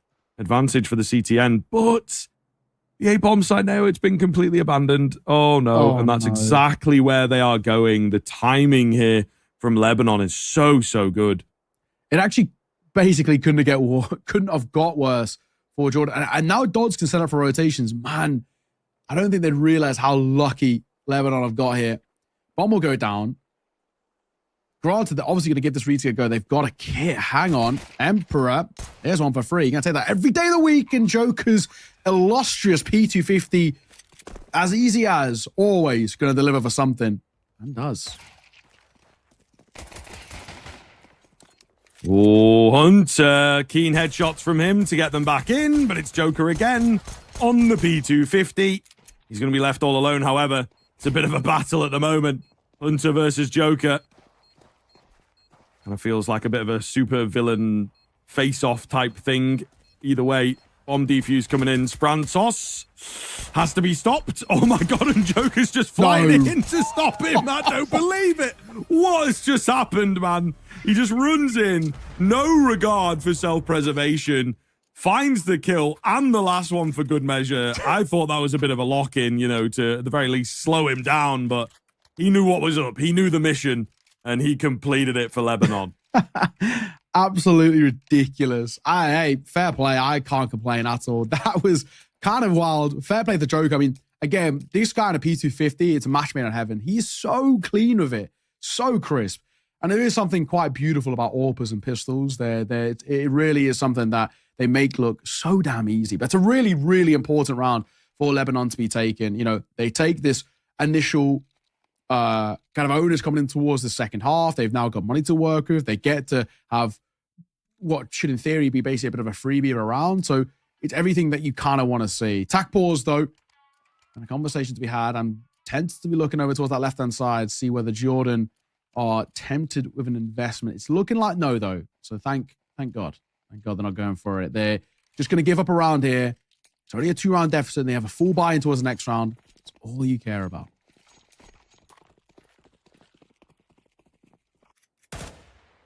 Yeah, it's very true. I mean, it's got to be the way to go. Again, a map like this, just get those rifles working. You know, it's not like you need 5 million smokes for the B bomb site to load off the choke point or whatever.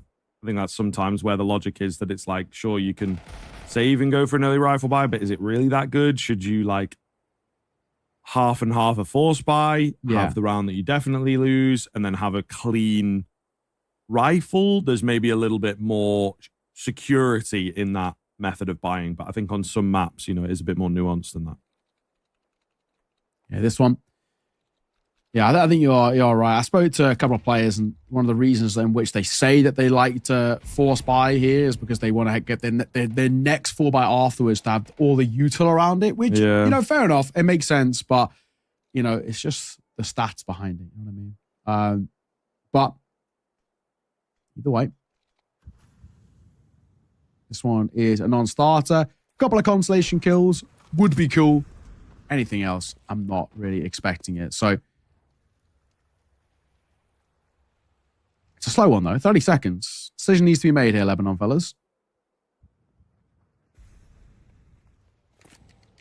Yeah. They managed to, get the space over on B and get that bomb down, to be fair. So not really too worried. We'll see what happens. I think it might be a little funky in the end. Bit of a bloodbath, of course. Frantos got himself a kill, but that's all they're going to be able to find. Lebanon moving up to 8, looking pretty confident here in the early stage of the second half. If they can secure this one, right, I think they're pretty cleanly up to 10, unless there's a save that comes in. And, we've not seen too much onus given to the saves, I suppose. Too much power given to the saves. So definitely curious to see what the vibe is going to be on this one. True.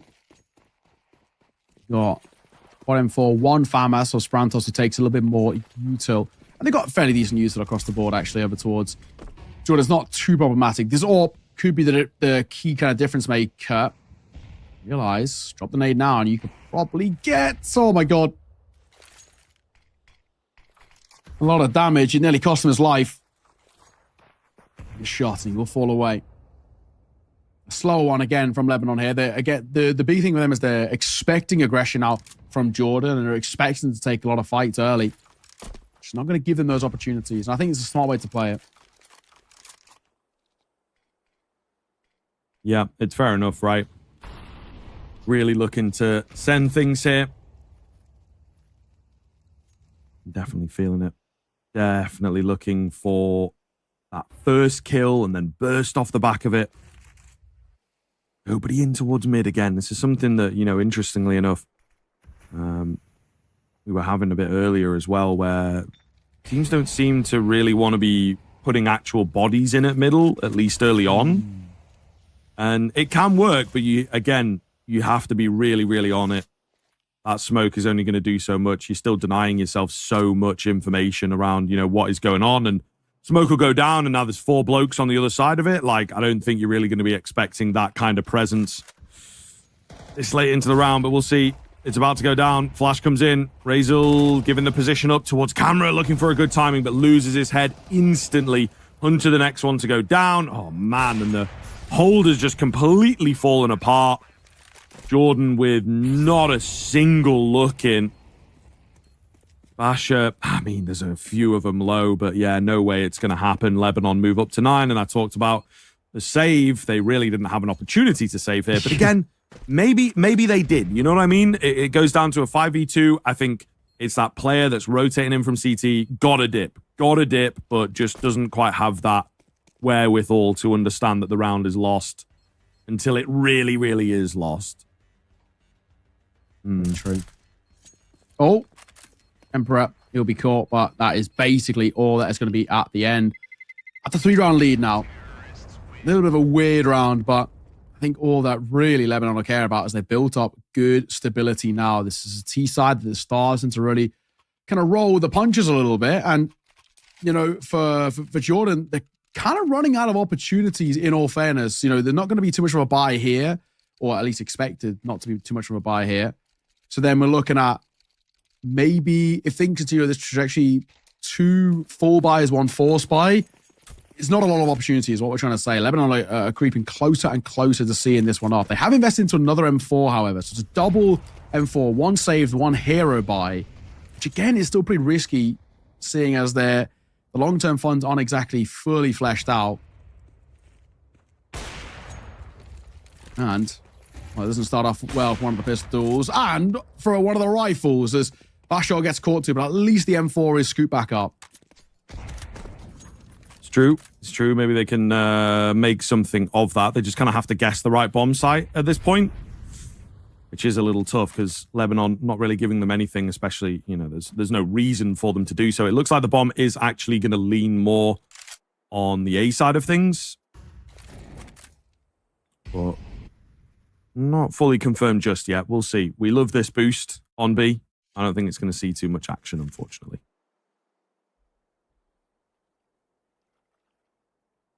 Fighter, holding. Not long enough. The main thing is, as well, if you do, lose a site, for example, which they're about to, just save the rifles. You don't need to commit them. It looks like that probably is going to be the case. Going to move on forward. Nobody's home. The bomb will go down. It's nice and simple. We don't really need to delve too much into the details. The big thing for me is just make sure that you don't drop those 2 rifles. If you save both of them, you can maybe afford to lose a 5-7 who's looking for an upgrade. But any rifles that fall, I'm not a fan of, is collected up. I mean, it looks like by the way they're posturing, they were kind of tempted to have a little look in. Don't. There's no point. Keep the rifles alive. Even fighting here feels kind of risky. There's still money for Lebanon. They're not exactly strapped for cash. So exit frags don't really do that much damage to them.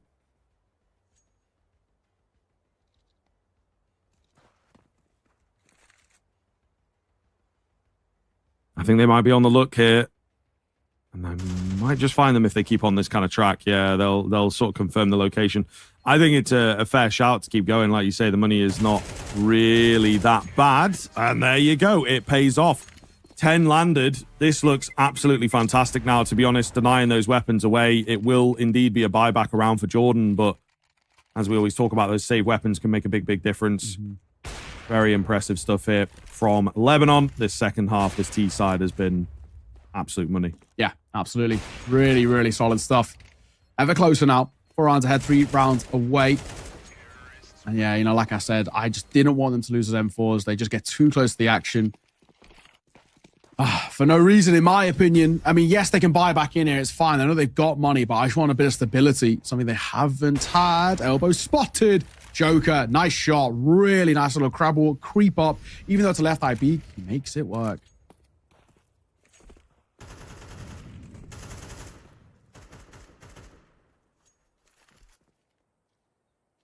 What is the response going to be from Jordan then? This feels like last chance saloon for them now. They've got to put up some kind of a response. And I don't know if just, resting on your heels as you have been is really the way to do it. Hunter loves a bit of A-main. Absolute menace over here on the T side. Not quite the same sort of impact on the CT side, but he's gathering some info there. But there's not really that much presence. In the same vein, Lebanon playing really far back. They don't need to get in the face. This is kind of what you want to see. We got Basha and Sprantos pushing in. They're going to bail on the 2-man move, which is completely fair enough. And Basha's going to start working his way in for a quick flank. They have to be ready for an A-hit now as it keeps on rolling their way. Hunter up close. He's got a bit of backup as well. It's a nice little setup. Just can't quite get it going. First kill goes the way of the T side. There's that flank around, but I don't think it's quite going to be fast enough, to be honest. They've joined back up for the 4-on-2, for goodness sake. What do you do here? You have to save ultimately, right? Because it's just so futile. Maybe if there was a fight that came your way there, but it doesn't. So yeah, you have to give this one up. It's right. And I think now what we're talking, probably one true full buy left, right? I think is that what we're probably assuming here? This next one, maybe not so much. And then you're playing for overtime. You're hoping, winging on a prayer here. Lebanon are so close now to seeing this off. Seeing off what it's actually been probably one of the longest series we've had, maybe even all throughout this qualifier, even despite the 13-0 and 13-2. This third map's been a real bout. Emperor will be caught at the end. Doesn't matter. Do you have an AWP? Oh, they don't have an AWP. It gets traded. You hate to see it. Ah, well, what can you say? I hate to say it. But only a rifle. That's all they've got. They won't really have too much of a buy here. Actually, if they saved the AWP, they potentially would have even been tempted to force around the AWP.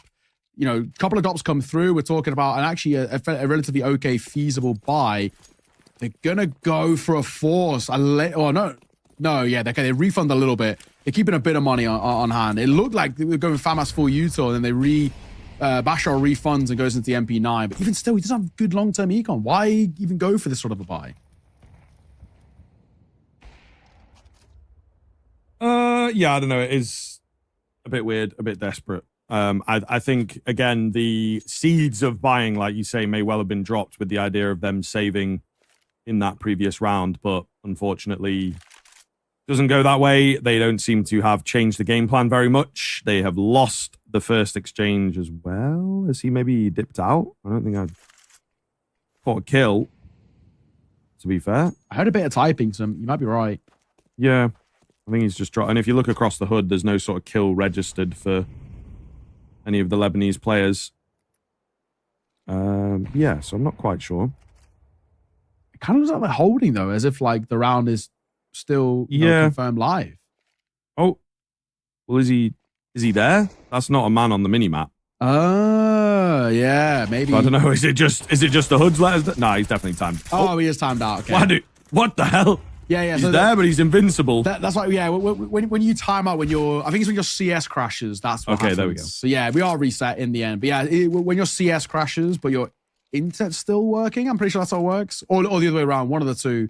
You're like your body stays, but like you're not actually there. It's kind of a weird one. But hopefully we'll get him back into the server as soon as maybe even can kind of fix up on that buy a little bit, because I'm not a fan of it. I think if you're Bashar, why are you actually even going down to 950? It doesn't actually make sense. Just go for a low buy. If you're going to do 2 hero rifles, go upgrade a pistol.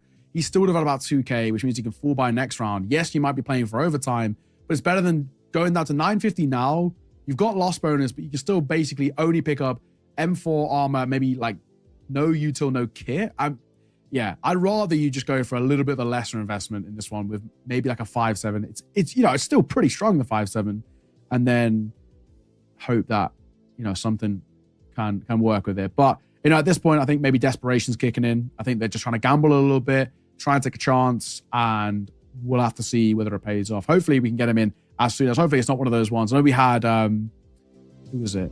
It was when we did one of the earlier games. It was a what do they call it? A planned. Oh yeah, Australia, New Zealand this morning. It was a planned power cut in Australia apparently. So one of the players just had to get a sub for map 3. Didn't make too much of a difference. That Australia still won anyway. But hopefully it's not something along kind of those lines. No, that would be a little bit sad. That would be a little bit sad, to be fair.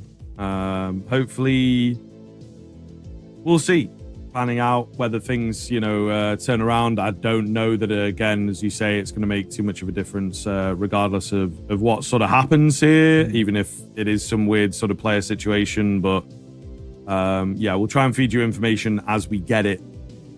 Unfortunately, not an awful lot at the moment. It does seem even the players to a certain extent were a bit confused because he was like on the server but also not.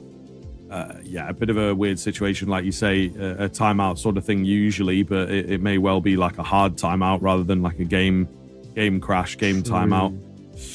So we'll see. Fingers crossed, nothing too egregious, but yeah, it's definitely a difficult one when you're rolling through the motions there. Lebanon feeling like they would be able to close things out. Surely it would be not too difficult for them at this point, with how far in advance they are, with how close they are. But it is very, very challenging, I think, to sort of get it over the line. You have to be very, very careful with not getting overconfident and losing yourself, so to speak. Yeah. Well, what I can do, I can update you on the other game that's happening currently. So Iran versus Palestine, that's over in the other group. And we got to catch Iran earlier.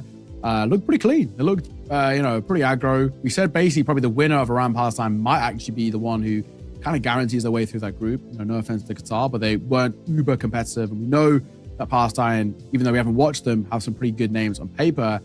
Palestine are taking map number 1. It's like 13-11, though. So super close in that one. So probably still maybe even a bit of a series behind that. Might even go potentially the distance. So only map number 1, if it's 13-11, it's not a bad start. But with Iran taking a pretty comfortable win earlier, and if those two sides are pretty evenly matched, you'd probably assume that Palestine are going to put up a similar sort of bout. So meaning whoever wins that best of 3 probably ends up winning Group A. This group is considerably harder, I would say, though, Group B, with all 3 teams being super capable. We've already seen these 2 teams look very, very solid. And of course, who wait in the wings out of Syria, also on paper, a very solid team as well. A lot of FPL guys in there who are pretty crisp. So yeah. Hopefully we can get a little update for you. Not 100% sure as to when we'll be back in the server. We'll try and find out. But for now, just hold and wait. Yeah, man, for sure. I think possibly we got the guys doing a little bit of digging here to just also figure out what's going on. But if we are in for sort of the long haul, we'll see where we're at. We might have to take a break, but obviously, just got to make sure that is a safe thing to do. It might be a bit quicker than we expect. All the same, the game. I don't know, man. It again just sort of feels like there is a bit too much control coming around for that Lebanese side. I think that if anything, a pause in action, is it going to do any good? Probably not. You're letting Lebanon talk things over, get more comfortable with the situation, just alleviate a little bit of the pressure of having to close the game out and whatnot. They can come back feeling a bit fresher. And I think sometimes it can benefit. It all really depends on the player. I think some players like to stay in the zone, stay present, not get distracted. Other players probably do get a bit nervy and a bit worried about, those hundreds of thousands of games that they've played at this point and just sort of have all the flashbacks and all this sort of stuff. So a bit of a break can do them good. Yeah, absolutely. We're still waiting to see what's going on. We haven't heard anything just yet. So hopefully sooner rather than later, and then we can get back on the way in towards this game. I mean, it looked like, I'm assuming now it's probably more than kind of a CS crash. It might be a bit of an internet issue, something along those lines. Really hate to see it. It's the final map of the day as well. We were kind of really getting into this. So hopefully we can get back underway as soon as, and we can kind of kickstart into what is looking like the tail end of this one. I mean, we're seeing really now how close things have been, and we are live. So all well and good.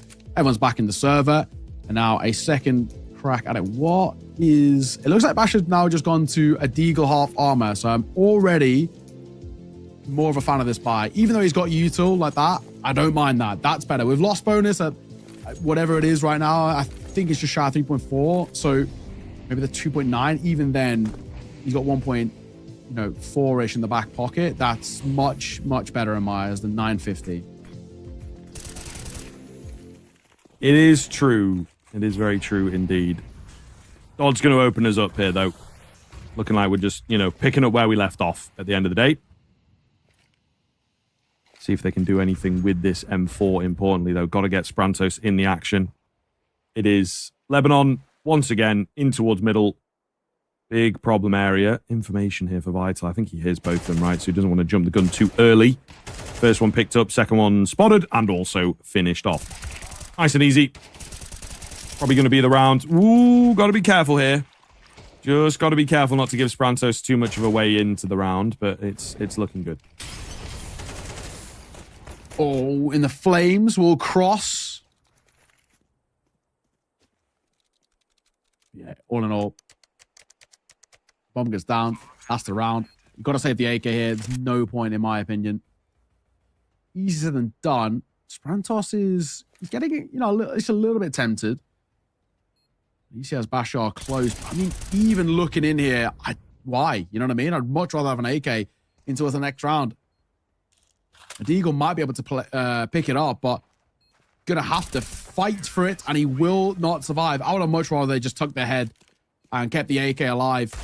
But, a couple of decisions like that have left us questioning maybe a little bit. 12-6, regardless. Lebanon find themselves one round away now from seeing it over the line. And I mean, look at Sprantos now. He had an AK, didn't save it. Now he's only got an MP9 in this round. I mean, life would have been so much easier. He had an AK. Just go run away, save. Would have had plenty of time to do so. Ops against it.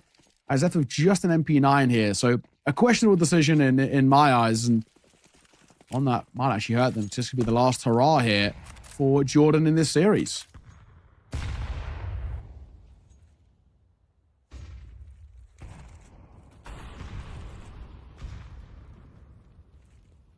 Joker on this AWP. He's been looking absolutely fantastic on this map.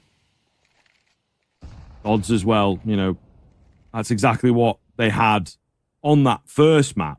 So it seems like they have kind of had a return to form from some of their star players, some of their more important roles. It has made the difference here. Very close in that first half. They ain't dropped around just yet on their T side. Really, really solid stuff. It could make it flawless here, but we'll see. Jordan in with a pretty decent buy. just have to make it work, And again, chilling, playing the same sort of setups. There's not too much creativity here, but realize is handed a gift from Bilal. Waiting for a chance, right, to kind of work upon it. As Bilal has fallen, there might be a chance here. The Molotov's good. Straight behind it is good as well, and he nearly lines up 2. Riser will get a double. Now this feels like probably it's going to be done here, and a good flank from Bashar will see it off. 12-7. Not dead just yet. Still alive in this game. Still got a chance. They got to take this all the way towards overtime. So without a doubt, it's a mammoth task, but it's not over. It's not impossible. Might maybe even just see a little bit more of a conversation to be had here. There's a buy right back in there for Lebanon. No questions about it. Got plenty of economy to work with, as expected.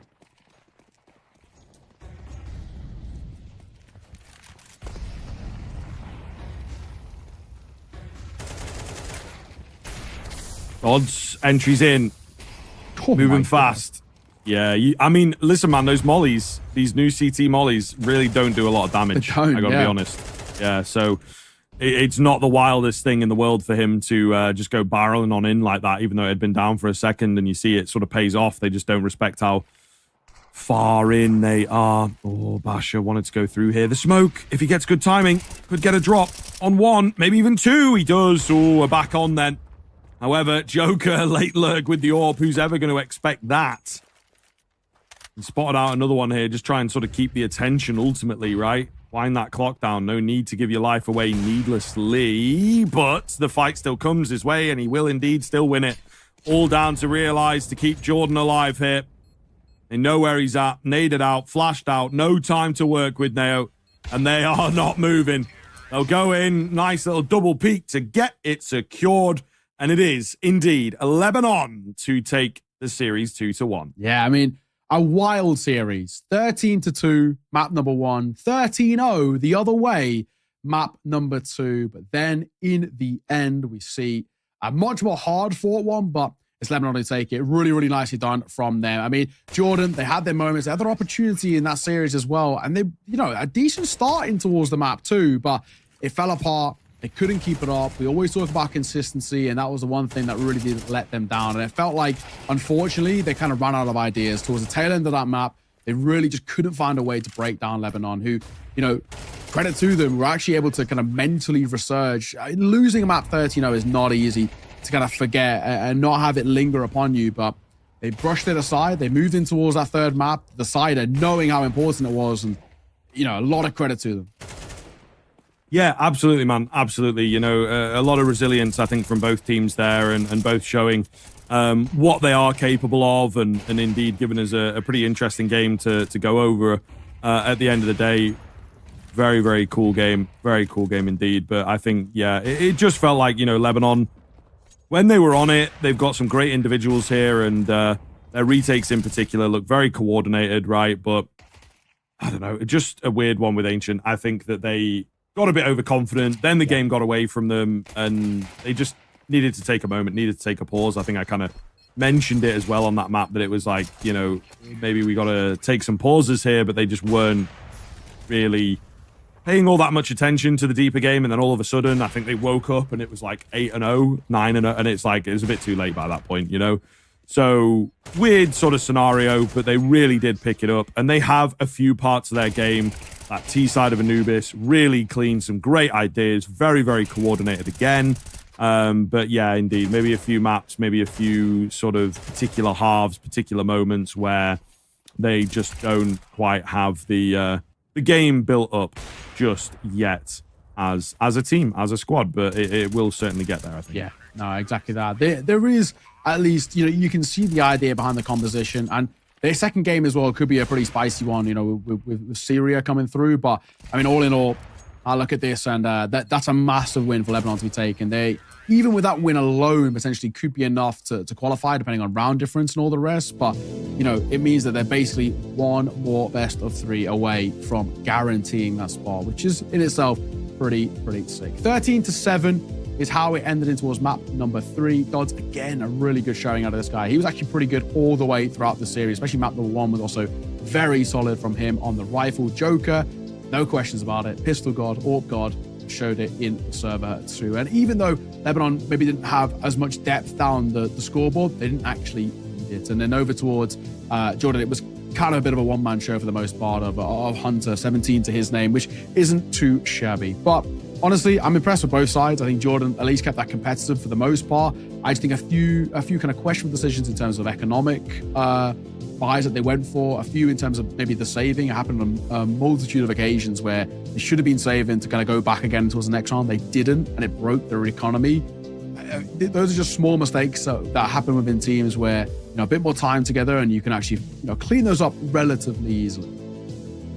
Oh yeah, absolutely, man. I think, you know, it does come down to just being prepared for that and just having it as that protocol in the back of your mind, rather than having someone have to say it or have the round really sort of spit it in your face that it's like, yeah, you're definitely not going to win this one now because there's only 1 or 2 of you against 5.